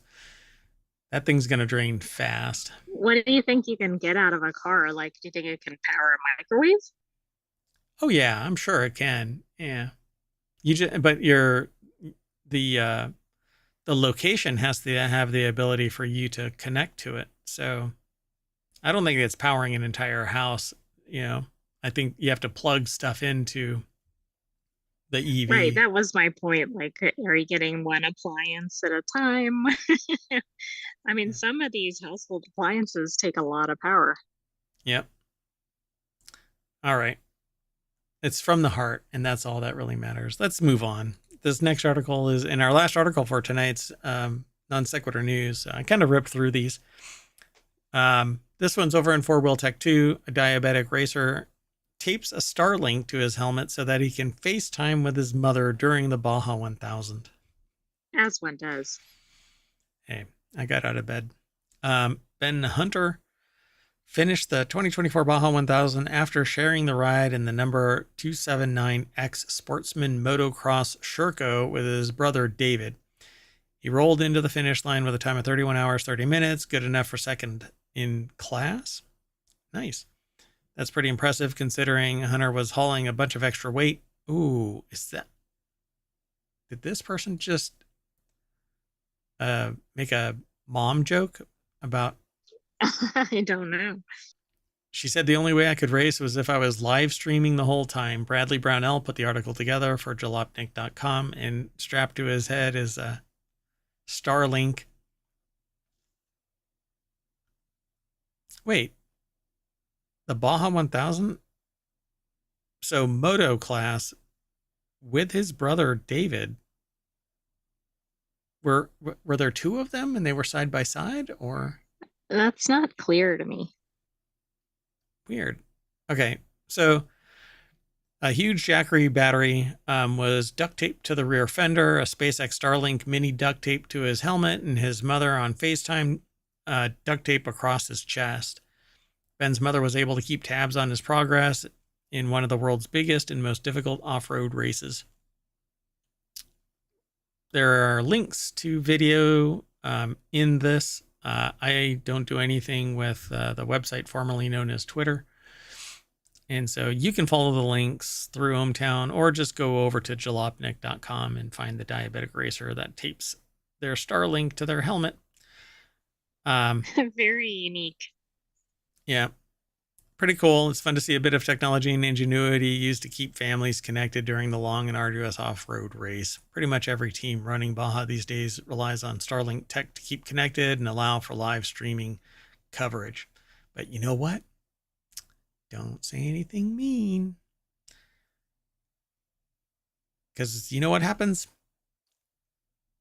Your connection gets reset and you get thrown back to the front page of ohmTown.com, where all the news gets aggregated. Then we talk about it here on Non Sequitur News every day for about an hour. This is probably one of the shortest shows, short of a time machine episode, but that's okay. We're going to get this out to the podcast and to YouTube and to Twitch. It's already there. And then we'll be back tomorrow, bright-eyed and bushy-tailed, with another episode of Non Sequitur News and probably WarCrafters too. I might do that one as a recording though and post it straight to YouTube. We'll see. Anyway, I am Mayor Watt, and I'll see you later. The sentient AI will say something similar. Good night, ohmTown citizens. Thanks for joining us for Non Sequitur News. Be back tomorrow for another episode, but check out our other episode. But check out our other videos that are posted, and we often have a replay going in between live episodes. That's true. I need to do that again. The other day, I actually spun up the replay for the night, and 4 minutes into the stream, power went out in the mayoral mansion, but not everywhere, only the studio. So that one was pleasant. I said, I'm just not coming back. All right. Well, we're out of here. See you tomorrow. Bye-bye.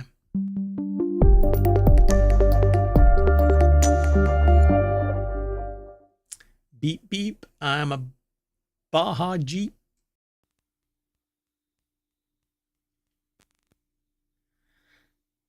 Hello and welcome to Non Sequitur News for November 20th, 2024. This is a Time Machine episode. It's Season 3, Episode 325. Today, Mayor Watt is going to talk about the following 10 articles. Canceled chopsticks, not safe for work traffic signs, Sabrina Carpenter gets freaky, uploading personal images, air is leaking from the ISS, AA used AI to save $. Pizza-flavored tomato wine, Hennessy plans to bottle in China, bid on a burnt-out husk, and hydrogen car woes in California. That one's a quick one because you can't really talk about it. But anyway, I thought it was worth mentioning because I'm a big proponent of hydrogen vehicles. Anyway, everything's powered by ohmTown.com. Go over there. The sentient AI isn't here today.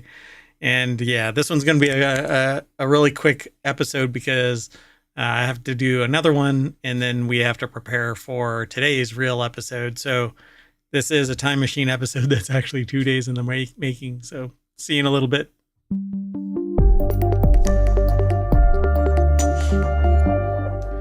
All right, folks, let's get going. So SpaceX launched the sixth Starliner. Sorry, Starliner is the Boeing one that leaked like a sieve itself. Anyway, it seems like everything, not SpaceX, is leaking like a sieve. Everything, and the SpaceX ones are blowing up. So anyway, once they land or they're tearing themselves apart during the testing. But we're all learning stuff, right? $100 million each time. So, all right. So SpaceX launched Starship for the sixth time, but canceled the highly anticipated chopsticks maneuver minutes after liftoff. And that's because it's believed that the antenna at the top of the launch platform was bent and missed communicating with the Starship. So SpaceX launched its Starship mega rocket system on Tuesday for the sixth time. SpaceX didn't attempt the super heavy booster catch using that what they call chopsticks. So it's this platform that opens up and closes. It's pretty cool. I think it's pretty amazing. One of these days, though, it will land on its own. We just need the metallurgy that supports that type of still being light and able to land on its own. But that's not in the works, or it's probably in the works, but it's not in the cards because it's too heavy to get that strength. It just seems like it's too heavy, apparently. Anyway, space company launched the 36-story tall rocket system. That's amazing. It doesn't look like it's 360 feet, but it sure as hell is, apparently. But ended up abandoning that catch. Anyway, the article is sourced from Business Insider, Morgan McFall Jensen, and Kelsey Vlamis put the article together. I think it's amazing that we're in a day and age where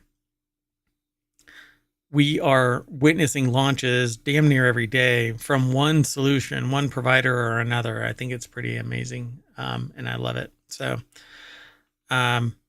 this is from the original catch, and I've always thought that that's amazing. It actually lands on these two little bars that are sticking out of the side of the rocket body. Pretty amazing. Anyway, the booster actually landed in the ocean and then detonated, and the Starship itself did a quote-unquote soft landing, and then apparently burned up. I don't know what the real outcome is of that. I try not to wound myself by watching the destruction of $100 million worth of equipment. But again, we learn, right? It's all taxpayer dollars, so hey. Let's move on, though. The next article is over in the Mobile Channel. It's sourced from Vice, but cops are searching for a vigilante who installed not safe for work traffic signs in Colorado. The newly installed traffic signs in Boulder, Colorado, reminding drivers to employ safe driving practices are providing or proving to be as dangerous as all the stuff they warn against. And that's for a couple of reasons, because neither the city of Boulder nor the state of Colorado put those signs there. And two, they contain harsh language that's not only distracting drivers as they pass, but compelling many to take pictures of the signs behind the wheel. Now, here's the thing about it. Stop being a dipshit and taking pictures and being distracted by a sign. A sign shouldn't be distracting. If you're not capable of going, oh, look, I didn't make my exit, I'll drive to the next one and do a loop around the freeway so that I can get back on the other side and then come back around again and make my way to my proper exit.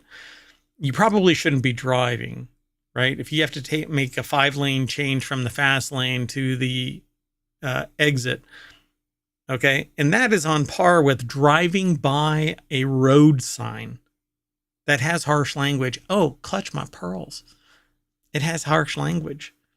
Yeah, somebody's dicking around with the thing. Don't kill any kids today underneath a speed limit sign of 45 miles per hour. Yeah, the implication is that speeding through a neighborhood beyond 45 miles an hour is going to lead to somebody getting hurt. And that is absolutely possible. So don't do it, right? I mean, what is so hard to just drive by this and not have to slam on the brakes, or while you're driving, grab your phone and take a picture? It's not the sign that's the problem. It's the idiocy of the drivers. Boulder police are investigating the offensive traffic signs as criminal tampering. Oh my gosh. Louis Prada over at Vice.com put the article together, and I swear it's just so stupid. Instead of it saying slow children at play, not slow children at play, it's slow children at play. It really should just read children at play. In the you should infer from that statement that you shouldn't race through it like you're a parent. And I was going to make a joke about MKBHD speeding down a thing that had a children at play sign or something like that when he was driving that Lamborghini or whatever it was he was driving. But I haven't watched yet to know if that was in kilometers or if that was in miles per hour. Anyway, another one of the signs reads, slow the F down. Colorado has been awfully profane lately, but that's not really what's going on. Somebody else did it. I thought when it said these road signs, traffic signs, I thought it was going to be the big freeway signs. And that's what gave me the idea of the meeting your exit.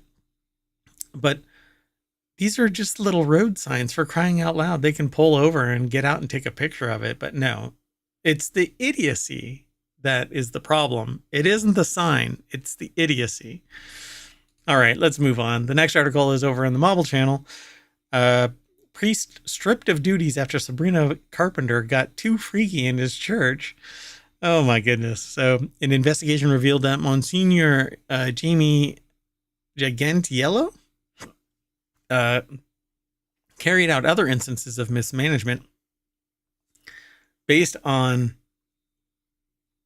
apparently Sabrina Carpenter being allowed to film a music video in the church, ultimately relieving him of duties of any pastoral oversight or governance role as the Williamsburg Church in Brooklyn, according to the Bishop Robert Brennan's statement issued by the Roman Catholic Diocese of Brooklyn. Well, I'm glad that they're finally taking a stand against getting too freaky in a church. So this all started last Halloween when Carpenter released a controversial music video for her song Feather, part of which was filmed in the Blessed Virgin Mary Catholic Church in Brooklyn. All right. So the article is over in, it's over at Vice, and Sammy Caramella put the article together, and apparently Sabrina Carpenter is in the picture. They're wearing a shirt that says Jesus was a carpenter. Sabrina Carpenter. Oh, what a funny riff. I don't know. So this all started last Halloween. I can almost guarantee they would not have approved the scenes and script upon review. In the video, Carpenter is seen experiencing harassment by an array of men, all of whom end up being deleted. Yikes. At the end of the video, the singer dances through the church and around the men's colorful coffins. That's risque. I mean, I understand what the implication is, right? But the parish did not follow diocese, but diocesan?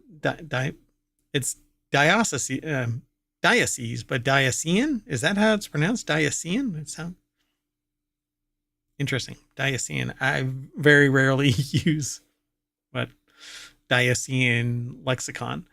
Anyway, policy according to or regarding the film on church property, which includes a review of the scenes and script. So I wonder how fast they produced that. They created that. Like let's get this diocesan policy in place real quick. Anyway. Yeah.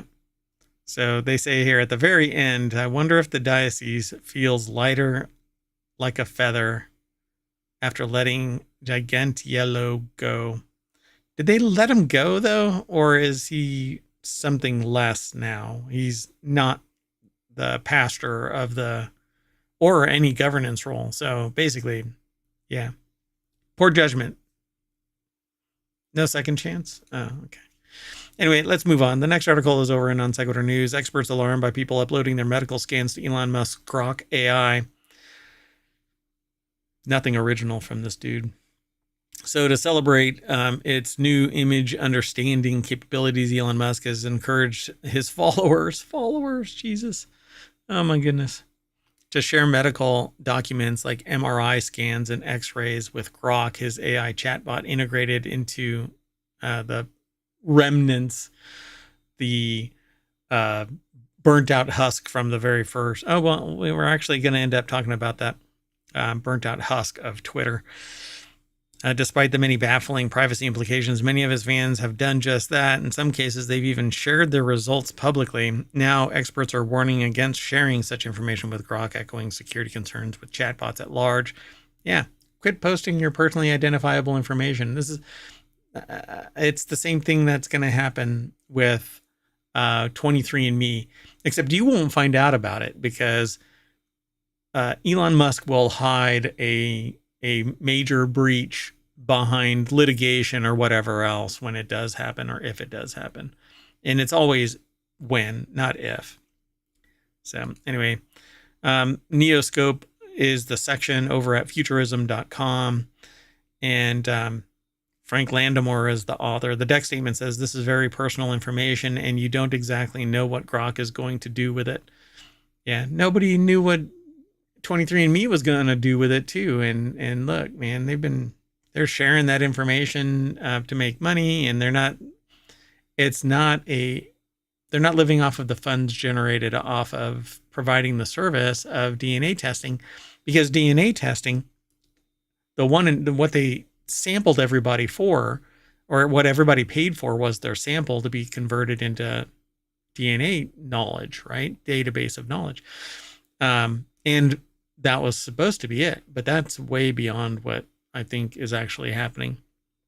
And y'all just don't know it, right? I mean, tranches of information based on the aggregate data has to have been sold, right? Because if you reach a finite number of people that are willing to take the plunge in 23andMe, where's the money coming from? And that's exactly what's going on with this kind of stuff. You have no freaking idea what else is being done with your data, please. So people sharing their medical information with Musk chatbot may be under the impression that it's protected by Health Insurance Portability and Accountability Act, or HIPAA, but the protections enshrined in the federal law, which prevent your doctor from sharing your private info, do not extend beyond the medical purview. And by the way, with the new administration coming into place, who knows what's going to happen, particularly with HIPAA and oversight and whatnot. It's going to get strangled. So this is a stark contrast to when tech companies have official partnerships with hospitals to obtain data, Malin said, which are stipulated with detailed agreements on how that information is stored, shared, and used. It's usually anonymized and in bulk, or special constraints are put on it. So then there are also concerns about how the chatbots themselves use the information, because their underlying large language models rely on the conversations that they have to fine-tune their capabilities, and that means that potentially anything you tell one could be used to train the chatbot and consider their proclivity for hallucinating. The risk of one inadvertently blurting out sensitive information is not unfounded. So, yeah, I would not be doing this if I were you. All right, let's keep on moving, though. We're going to truck through today's episode, just kind of steamroll it. So the next article is over in the Mobile channel. Air is leaking from the ISS, the International Space Station, and the U.S. and Russia can't agree why. So it's leaking air, and the tensions between the U.S. and Russia appear to be getting in the way of a solution. The article is over at Quartz. Ben Kesslin put the article together, and the two countries don't agree on the severity of the issue, but you would probably want to figure out what the hell it is, right? So let's see here. Repairs have helped but not solved the problem, the source of which the Russians and Americans can't agree on. Officials from the two countries don't have a common understanding of what the likely root cause is or the severity of the consequences of these leaks, said Bob Cabana, a former NASA astronaut who runs NASA's International Space Station Advisory Committee, according to Ars Technica. Russians believe the cracks are caused by high cyclic fatigue caused by microvibrations, Cabana said earlier this month, and NASA thinks the issue is multi-causal, caused by pressure and mechanical stress, residual stress, material properties, and environmental exposures. They can't seem to agree on how catastrophic the leaks might be. Well, they're going to be catastrophic at some point, particularly if it's stress-based, because it's going to keep on being stressed until it's no longer functional, right? That's kind of how it works. There's going to be enough fatigue where it just implodes. Explodes. The two parties are locked in a stalemate. Russians think it's safe to continue operations of the PRK module, but can't prove it. And Americans think it's unsafe to continue, but can't prove that either. So, hey man, fatalism. Let's keep moving. The next article is over in the Non Sequitur News channel. It's actually sourced from Business Insider, but how Alaska Airlines used AI to save over 1.2 million gallons of jet fuel. Alaska Airlines partnered with Airspace Intelligence to use an AI that suggests flight routes. The tool Flyway's AI platform factors in data such as historical flight traffic, predicted weather. The article, CXO AI Playbook, straight talk from business leaders on how they're testing and using AI. So the article is over at Business Insider, and Matthew S. Smith put the article together. It says 1 out of every 5 flights in the U.S. is delayed by at least 15 minutes. The fundamental problem is that when a human being sits down on to plan a flight, they only have information about their one flight, Pasha Saleh, the head of corporate development at Alaska Airlines, said. To solve that, Alaska Airlines partnered with an AI startup called Airspace Intelligence, the creator of Flyway's AI platform, which uses artificial intelligence to suggest optimal flight routes. The partnership started 3 years ago and was renewed in August. Now, half the flights plans reviewed by Alaska Airlines dispatchers include a plan suggested by Flyways. So, shouldn't it be based on supply and demand? I'm kind of stymied by this. In theory, that means that air traffic is predictable, but the reality is in the air is that it's more hectic. Sally said that the air traffic control is often very tactical, not strategic. So he looked at the scenarios, expecting to see something out of Star Trek. Instead, he saw something one generation removed from IBM DOS. Saleh said, referring to an operating system that was discontinued over 20 years ago. Pretty much on the spot, he decided to pivot to airlines because they actually were wanting to use the AI to route self-driving cars. But hell, I thought flight control stuff is darn near powered by whatchamacallit, powered by floppy disks. Anyway, airlines are very unionized environments, so we want to make sure that this isn't seen as a threat to dispatchers as well. Alaska Airlines used dispatcher feedback to hone Flyways. Interesting. So, I mean, it's humans that are doing flight control stuff, but in reality, it could be a computer. If the AI is dynamic enough and understands all of the inputs, it could lead to automation. And this is going to be seen as a solution, not to make flight control channels easier. It's going to be seen as a way to lower the price. And so they've already saved $1.2 million million gallons of jet fuel, which translates into probably tens of millions. Because I don't know what the average cost of jet fuel is nowadays. Probably $100 a gallon. So airlines are very unionized. So the AI in action, Flyways trains on its AI algorithm on historical flight data at its most basic level. This includes information like a flight's scheduled departure and arrival, actual departure, arrival, and its route. So did it work? Dispatchers accept 23% of Flyways recommendations. While that might seem low, those accepted routes helped reduce Alaska Airlines fuel consumption by more than 1.2 million gallons in 2023 alone. I think that's pretty amazing. All right. Well, and that's great. But it's going to be self-referential, right? So the more that they follow those routes, the more limited those options, the number of options are to end users. So let's keep moving though. The next article is over on the Mobile Channel. No one outwines the Hut. Pizza Hut launched a pizza-flavored tomato wine. Pizza Hut just announced a limited edition tomato wine, and the author here doesn't know how they feel about it or how to feel about it. Like a very small, very extra large piece of their heart belongs to Pizza Hut. Haha, pizza jokes. As it was the only late night pizza joint that their college town had, but it might be Shane might be pushing their luck with this one. So it's over at Vice once more. Sammy Caramella put the article together, and the deck statement says, I'll be the first to say that wine pairs well with pizza and really anything if you put your mind to it. So yeah, it says a revolutionary culinary wine crafted from perfectly ripened tomatoes harvested at the peak of sweetness. Our master vintners have coaxed bright notes of herbs, creating a savory yet sweet experience. Wow. That challenges traditional wine boundaries. I think by challenges wine boundaries, they mean acceptability.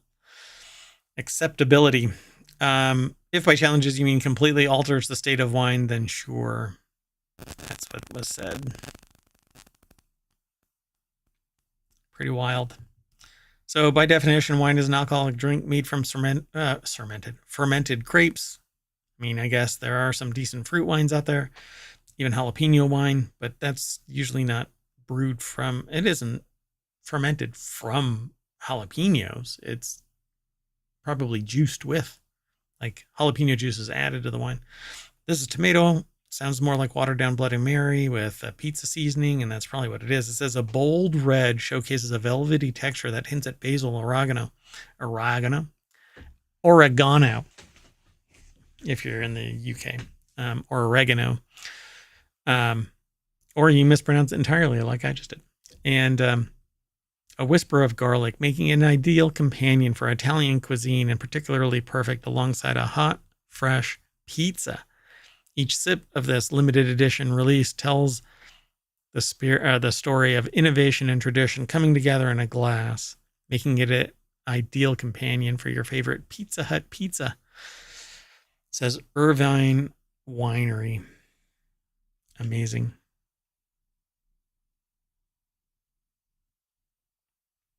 All right, let's keep moving. Hennessy apparently is going to be bottling in China, and Hennessy workers are going to strike over Chinese bottling plans in a bid to circumvent Beijing's anti-dumping levy imposed on brandy and cognac. LVMH-owned Hennessy said that it would trial bottling its product in China, prompting hundreds of French workers to go on strike. In October, the Chinese Ministry of Commerce, or MOFCOM, said it would impose provisional anti-dumping duties against imports of European brandy in retaliation to the EU approving additional duties of up to 35% on Chinese electric vehicles. With China being second largest export market for cognac after the US and the industry's most profitable territory, accounting for $1.7 billion in exports last year, the tariff is predicted to have lasting effects on market dynamics.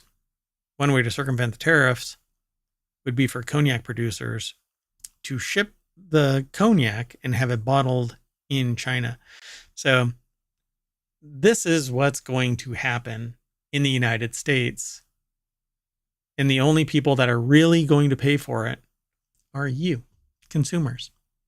So, and I really wish that Google would stop tagging my videos as political when I say stuff like that. It has nothing to do with politics unless you say that everything is politics when you say anything about an administration making plans to tariff the shit out of everything. So, hate to break it to you, that's not how it works. It's not political. George Collins over at the Spirits Business put the article together. In a bid to circumvent Beijing's anti-dumping levy imposed on brandy and cognac, LVMH-owned Hennessy said that it was going to trial bottling its product in China, prompting hundreds of French workers to go on strike. So yeah, they're going to send it over to China so that there is some business being processed in China so that they can do whatever the fuck they want or whatever the frick they want with the given product. Hopefully it will be monitored closely. Anyway, there's more over at the article at thespiritsbusiness.com, so go check it out. The next article, and the second to last article for today's Time Machine episode, I'm going to do another Time Machine episode, and then we're going to idle for a little while and prep for tonight's Non Sequitur news. Boy, forgetting what's going on here. Easily distracted. That's why it's called Non Sequitur news. So this next article is over in Late Night Geeks. You have a few hours left to bid on the burned out Husk in San Francisco. I have no idea if it's still going. Houses in San Francisco are notoriously expensive, with the average home price hovering around $1.26 million. It's no wonder that a fire-ravaged shack is selling for $300,000 in one of San Francisco's southernmost neighborhoods. Saw at least 20 people tour the property this weekend. This is 2 weekends ago. The San Francisco Standard says potential buyers were asked to make a bid. So this is what it looks like. basically you're paying for the land because there's nothing that's going to be recovered. It looks like it's barely even land. But it's over at TechCrunch.com. Connie Loizos, or Loizos, put the article together. And potential buyers were asked to sign a liability waiver before stepping into the building scorched remnants, notes the outlet. It's a fixer-upper gem, which is complete bullshit marketing. Of course, buyers in San Francisco are used to even ramshackle buildings costing a small fortune. A 122-year-old Victorian advertised as the worst house on the block sold for nearly $2 million. Yeah, time to move away. Let's move on. And our last article is over in the Reality Hacker. The Norwegian company blamed for California's hydrogen car woes. A civil fraud case reveals that the hydrogen fueling stations promoted by Toyota, Shell, and Chevron never worked in the first place. And the article is over at wired.com. And it says here that a case involving allegations of fraud against Oslo-based Nel ASA is moving toward a trial in October 2026 after a California judge left intact the core claims brought by a major player in the rollout of hydrogen infrastructure in the state. Iwatani Corporation of America, a subsidiary of one of Japan's largest industrial gas companies. This is the actual company that has the ability to roll out hydrogen fuel-based vehicles or provide the hydrogen fuel, but something hinky is going on here. The allegations center on a lesser-known aspect of the blundered rollout. Iwatani is claiming that Nel duped it into buying hydrogen fuel stations, and the case has provided a window into the extent in which these same stations were provided to and promoted by major players, including Toyota and Shell, stations that have since been abandoned or shut down. The judge's ruling last month leaves Nel and its top executives, including current and former CEOs Robert Boren and I think it's Hakon Valdel, in the crosshairs. Iwatani's central claim is that Nel, under pressure to sell money-losing product, knowingly induced Iwatani into purchasing untested hydrogen fueling stations with false assurances of the company's real-world readiness. Nel denies the allegation and has put forward procedural arguments to get the case thrown out, saying that California does not have jurisdiction over the company or its executives. This would single-handedly ban Nel from ever doing business in the United States. If you can sit there and say, well, California doesn't have control over us as a business. Now, if you're doing business in California with business partners in California and you're subjecting the liability to domestic partners and you're saying, well, they don't have anything, blah, blah, blah, you're looking for some serious shit. So the judge ruled that there was active concealment, citing examples including that Nel did not disclose the fact that it had never built a working model of the H2 station, nor sufficiently tested it in real-world conditions, and had no actual data to support their H2 station's performance claims. Now, Nel could sit there and say, we provided information about the plan, and that Toyota and others shall jump the gun. So at the time, Toyota was pushing for more fueling infrastructure to support the uptake of the Toyota Mirai, one of the earliest light-duty consumer hydrogen fuel cell cars to hit the market. Chevron had contracted Nel to create 16 stations, but did not provide a response on the status of the stations. The extent to which Nel provided the technology for these major players has not been previously reported on. But we have actually reported on Toyota and Shell talking about and even showing technological innovation about Toyota hydrogen fuel technology. So I'm hoping that we switch to at least hydrogen and get away really from the lack of portability in electric vehicles. EVs are a flawed concept. They really are, but it hasn't dawned on us yet, because when power goes out, you're screwed, right? Power goes out in your neighborhood, you can't charge at home. Power goes out in the region, you can't charge. And electric cars can't just, I'm going to generate my own freaking power. It's not how it works. this article is quite extensive. I won't be able to do it justice by reading on. You'll be able to, at least right now. I mean, I could probably do an entire episode on just this, and maybe we will in time. But at any rate, go check it out. It's over at wired.com. But with that in mind, today's episode for November 20th, Time Machine episode, is done.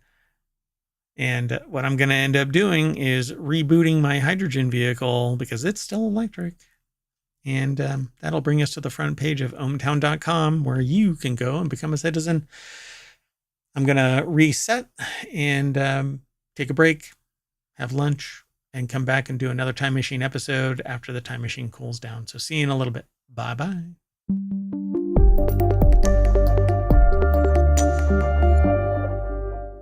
I'm still on.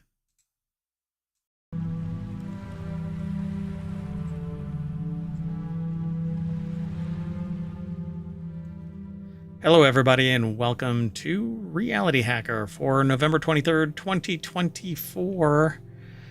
It's Season 1, Episode 44. I am Mayor Watt, and along with Sentient AI from the future, we're going to be talking about solar-powered hamster cells, AI reporters now getting fired too, AI Jesus takes confessions, using AI to write expert testimony, and robot dogs get blessed at a shrine. Everything's powered by ohmTown.com, and look, it's the channel Reality Hacker over at ohmTown.com. Go over there and become a citizen. On the other side of this.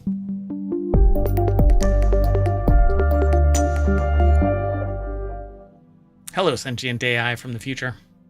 Hello, Mayor Watt from the present. You just kind of tee that up. You know you're going to say that. I have to expect it now. Then you're going to change it, and I'm going to sit there and go, what the? If you want today's show notes, you type in !RH over in the chat at twitch.tv/ohmTown. These show notes are already in the live stream edition of this and will eventually be in the YouTube long-term storage over there on youtube.com and in the podcast show notes, because we have a show we have a podcast for each of our, I was going to say we have a show for each of our podcasts. It is one and the same. Anyway, I really don't like editing because it comes across as fake. And so I don't like to edit out anything. And that means you get our natural reactions and our comments. You get to see how, or hear if you're listening to the podcast, how the sausage is made. So let's get into today's articles. This is supposed to be a 30-minute show, but I don't know when to shut up. First article is over in the Mobile channel.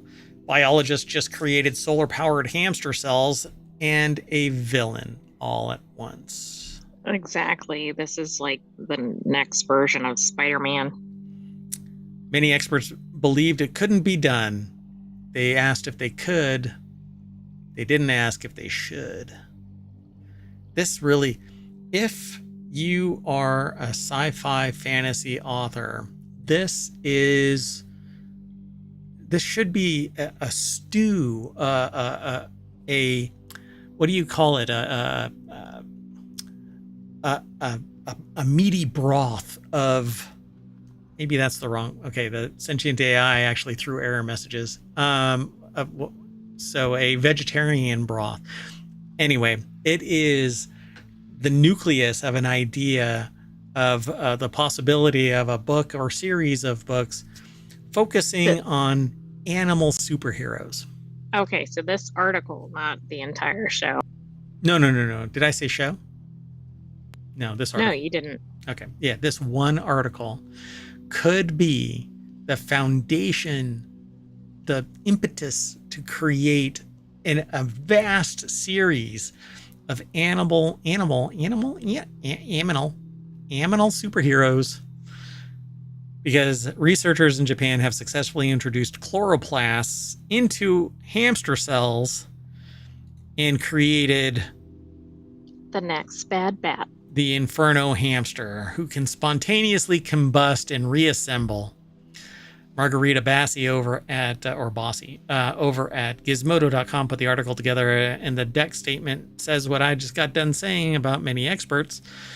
Little green powerhouses. This fluorescent image shows chloroplasts in magenta successfully integrated into hamster cells alongside other highlighted features, including nuclei, the little blue, the blue thing is the nuclei, and organelles are the yellow greenish fangs. I guess with enough fluorescent whatever, they could break out. Right.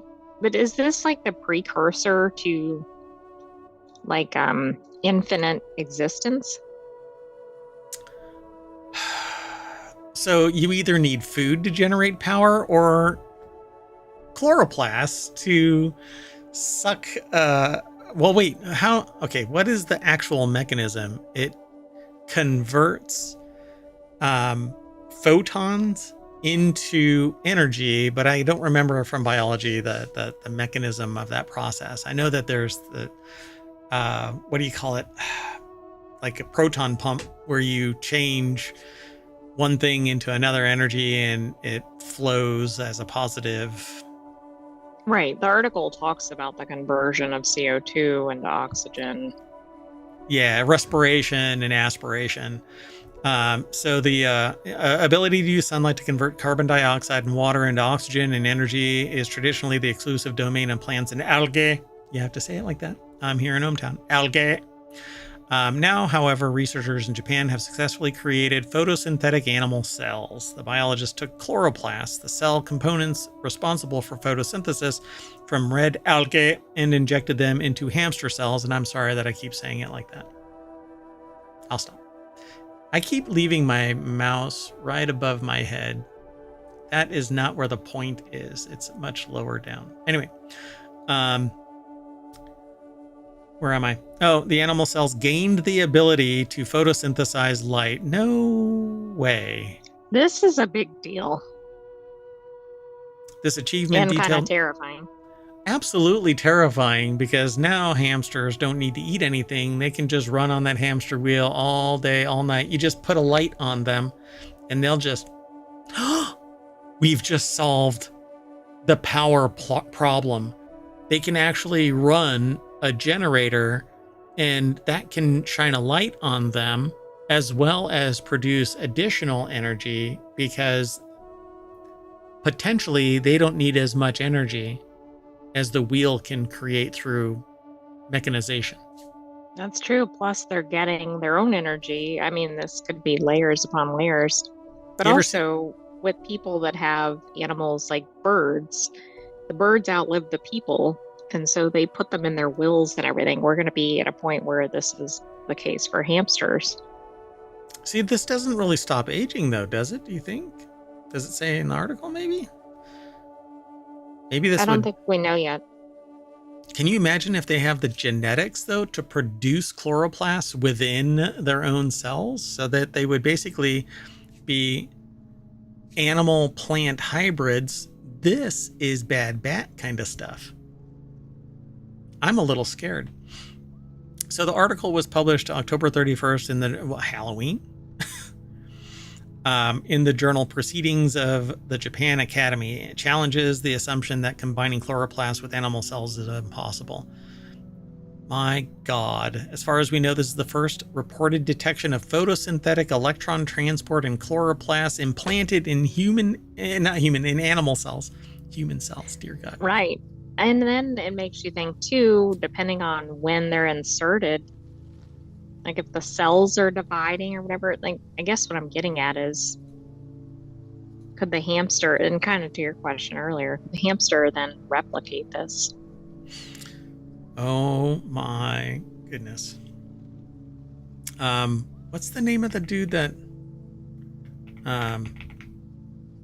what's the name of the superhero that's on fire? Is it called, it's not the Flash. What's his name? Goodness. There's a person named Fire in Marvel, but firepower, actually. Is it Johnny Storm? Yeah, but what is his superhero name? I forgot it. Human Torch. All right. So yeah, I just remembered it. So anyway, yeah, but this is like the beginning. Perhaps the next thing is to amplify that capability, and basically it can generate power biologically, not just enough for itself, because it can eat food and supercharge and like be an electric eel.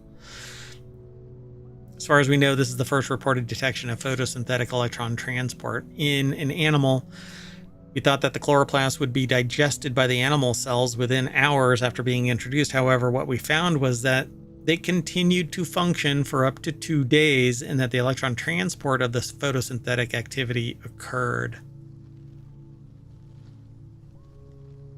Wow, mitochondria my ass. That is awesome. The researchers confirmed this by analyzing the chloroplast within the hamster cells through several imaging techniques, and applied a method that uses pulses of light to establish that the photosynthetic electron transport was indeed happening. That is so cool. This is like revolutionary. I'm not sure it should be done, but it's really fascinating. The team plans to continue its groundbreaking research on these planimals. Plant-animal hybrids. Who knows, maybe in the future your houseplants won't be the only ones soaking up the sun for a boost. Cats do that already. Maybe they're part chloroplast. Oh, goodness. Well, they only have one brain cell, so maybe the rest is all. Moving on. Next article is over in Non Sequitur News. Newspaper fires 2 AI reporters after bizarre behavior, and 3 regular reporters. Did they get the employee handbooks, though, before they were hired? Or yeah, this we is had a separate article on that a while ago. Separation paperwork. You can bring in a support animal if you want to. So, as Wired journalist Guthrie Scrimgeour, who was also previously let go by the paper reports, the bots known as James and Rose were let go just 2 months after making their debut. At the time, the newspaper made a big fuss about becoming the first paper in the country to adopt AI-powered news anchors.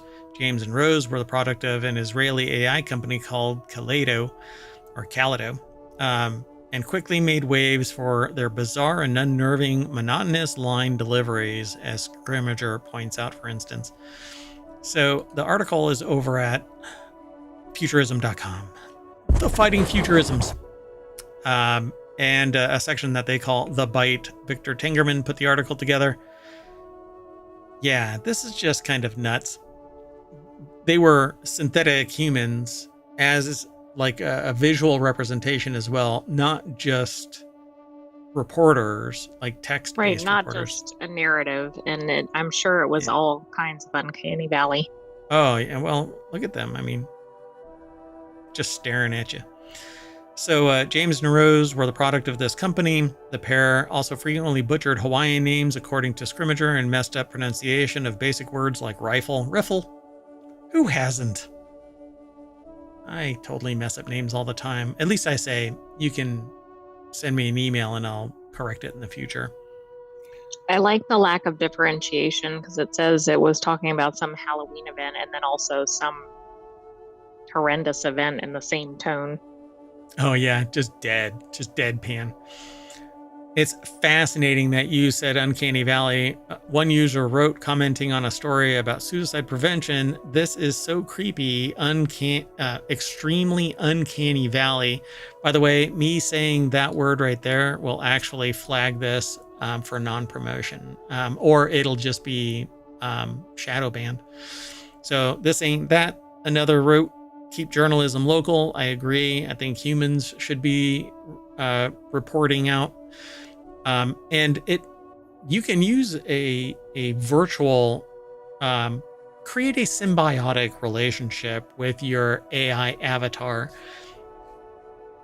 Allow your voice to be modified. I use voice mod. This isn't my normal voice. It's usually massively higher, and dolphins beach themselves if I'm not inside the studio. So I usually, I write everything down for people because I don't know how to sign. But when I speak, man, Yeah, I get reports, and anyway. So, yeah, I think that humans should basically be the reporters, and we need more investigative journalism. We kind of report on the reporting because we talk about it and make it a little bit more fun, perhaps, maybe. I don't know. If you're in chat, let me know. Oh, we don't? Oh, okay. Well, never mind.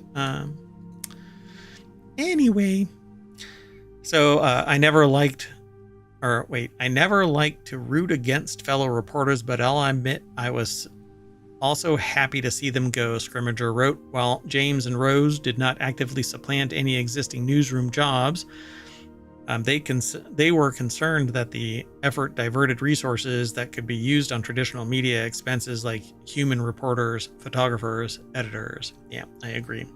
I love that Scrimmager is treating these as if they are human. Yeah, really. But also hammering home the point that they have the potential to supplant, right? So unsurprisingly, the severely under-resourced local paper was bought out by a media conglomerate earlier this year. So maybe I don't know, that hype probably raised their level of appreciation, and so they were scooped up. But we're running through the same problem, which is jobs are being taken, and I can almost guarantee that while the newspaper was purchased, reporters were let go because the money has to be recovered within 5 years, sometimes less, depending on the return on investment. So anyway, let's keep moving. This next article is over on the Mobile channel. AI Jesus is now taking confessions at a church in Switzerland, or maybe still on Twitch. There used to be an AI Jesus that was on Twitch. It was all the rage for a while, but I wonder if it's the same one, although this seems like it's in person. AI is coming for all of us. Writers, doctors, artists, among other things, all stand to lose or have their livelihood decimated by artificial intelligence. Yeah, I give a talk about this kind of stuff with aspiring, humans entering the workforce, and sometimes aspiring entrepreneurs. And let's just say people kind of poo-poo the idea that AI is coming for things. And then I give ample example. Huh. That's almost a shirt. Anyway. Yeah. If I can take your job and put it into a series of steps, I can automate you. And if I can automate you, I can AI you. And if I can AI you, then I can replicate everything you do with such fidelity that even customization, personalization, bespoke products and services can be generated from AI, which means your job is gone. All it takes is somebody with enough money to capitalize that, and off you go. So Peter's Chapel in Lucerne, Switzerland, also recently unveiled Deus in Machina, an experimental art installation. That is not what Deus in Machina, basically a machine god. Right. That, or mechanized god. That, or deity, Deus. That features an AI version of Jesus in the confessional booth, according to its website. The church has encouraged visitors to share their thoughts and questions with AI Jesus, though it clarified that it shouldn't be considered the sacrament of confession. This should not be used by anybody, because a human has a fallible memory, and arguably it goes through the sacrament of confession to the ears of God through the conduit by which God hears through confession, versus an AI that is recording everything you say for posterity, and everything is recorded and can be used. If you believe for a moment that it's not being recorded because they say it's not being recorded, I would say, I guess. And I'd say it's worse than being recorded, right? It might even be then used in search results or other things, depending on how this AI is connected to other It has the potential to be abused. Yeah, for sure. I'm sorry to jump on you, but So Paige Gawley over at Vice.com put this article together. It says the deck statement says AI Jesus has logged on. So a recent video released by German media outlet Deutsche Welle took viewers inside the unlikely experience when the reporter entered the confessional. AI Jesus warned, "Do not disclose personal information under any circumstances," as if confession is not a personal diatribe. Use the service at your own risk. In fact, it might be the most vulnerable, depending on if you're going there out of habit or whatever. That's one thing, but you might be going there because of a specific concern.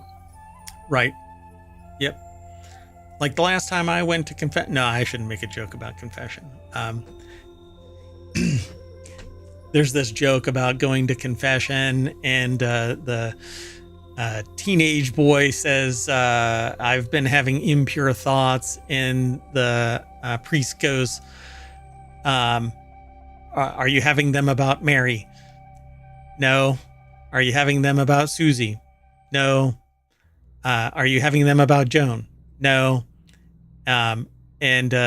The priest goes, "Okay, well, say 3 Hail Marys and be on your way."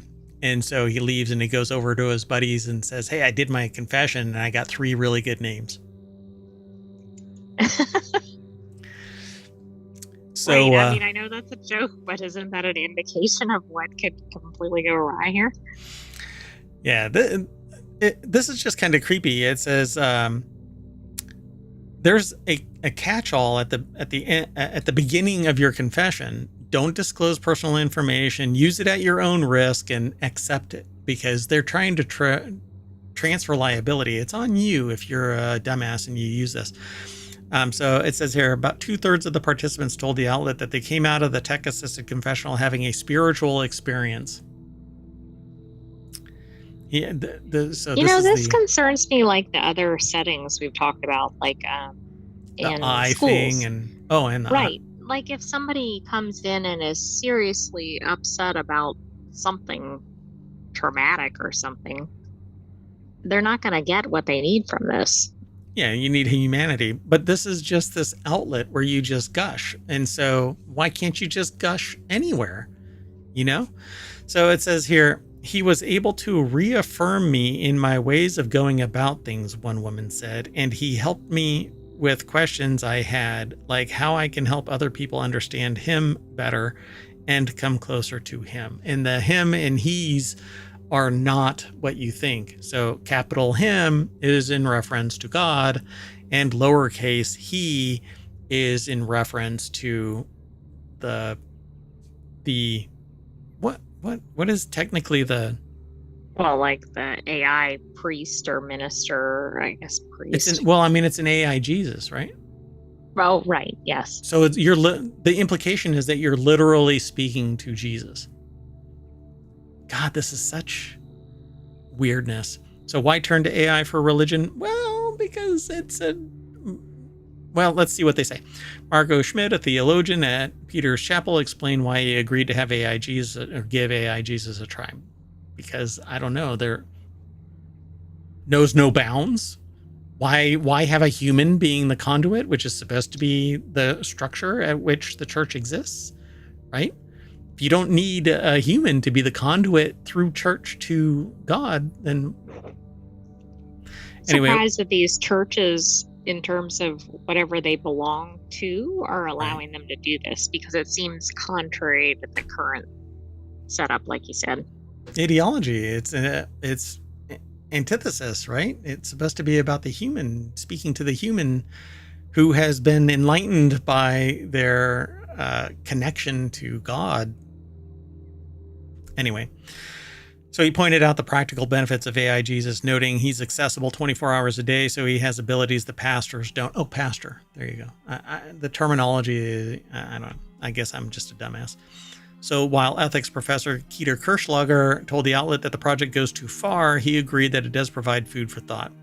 Yeah, it's called a techno-theocracy, and you basically have this as a conduit for everybody's blackmail material to be filtered into.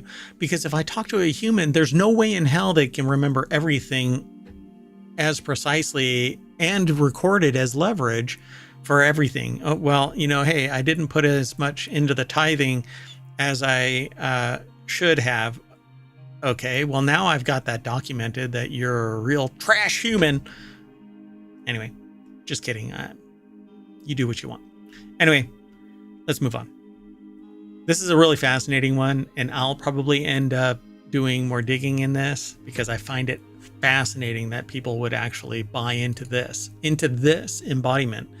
There, the whole, supernatural aspect of faith is something that is pretty profound and can enable people to do things beyond what they would normally do without it. Right? True. This seems like one of the applications of AI that would be least likely to be adopted.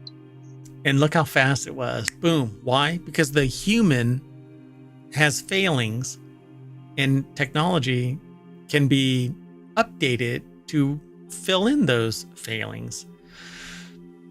And you literally go to confession because of those failings, by the way. You go there to confess your failings. Anyway, let's move on. The next article is over on the Marble channel. Stanford professor accused of using AI to write expert testimony criticizing deepfakes. Plaintiffs in a lawsuit challenging Minnesota's law criminalizing election deepfakes say an expert brought in by the state likely wrote his opinion with the help of AI. Maybe their expert was the AI. It is. So Todd Feathers over at Gizmodo.com put the article together. Plaintiffs in the lawsuit challenging Minnesota's law criminalizing election deepfakes. Election deepfakes should be criminalized. It's fraud. It's freaking fraud. I don't get it. Why would anybody want to argue about deepfakes? And by the way, because I said election, this will get blocked. Right. You're getting multiple whammies on this episode. Yeah. So expert brought in by the state likely wrote using AI, which in and of itself, I don't really care. Right. But if it is a hallucination of the AI and can't be citing of sources and the data is incorrect lies. Right, but if you have an expert, that person is getting certified that they have all this expertise, blah, blah, blah. I mean, it just seems like... They do. They deepfaked it. They're an expert. So Jeff Hancock, the founding director of Stanford Social Media Lab, submitted his expert opinion earlier this month in Coles v. Ellison, a lawsuit filed by a YouTuber and Minnesota state representative who claimed the state's new law criminalizing the use of deepfakes to influence elections violates the First Amendment right to free speech. It's fraud. How can it be a First Amendment right? Good point.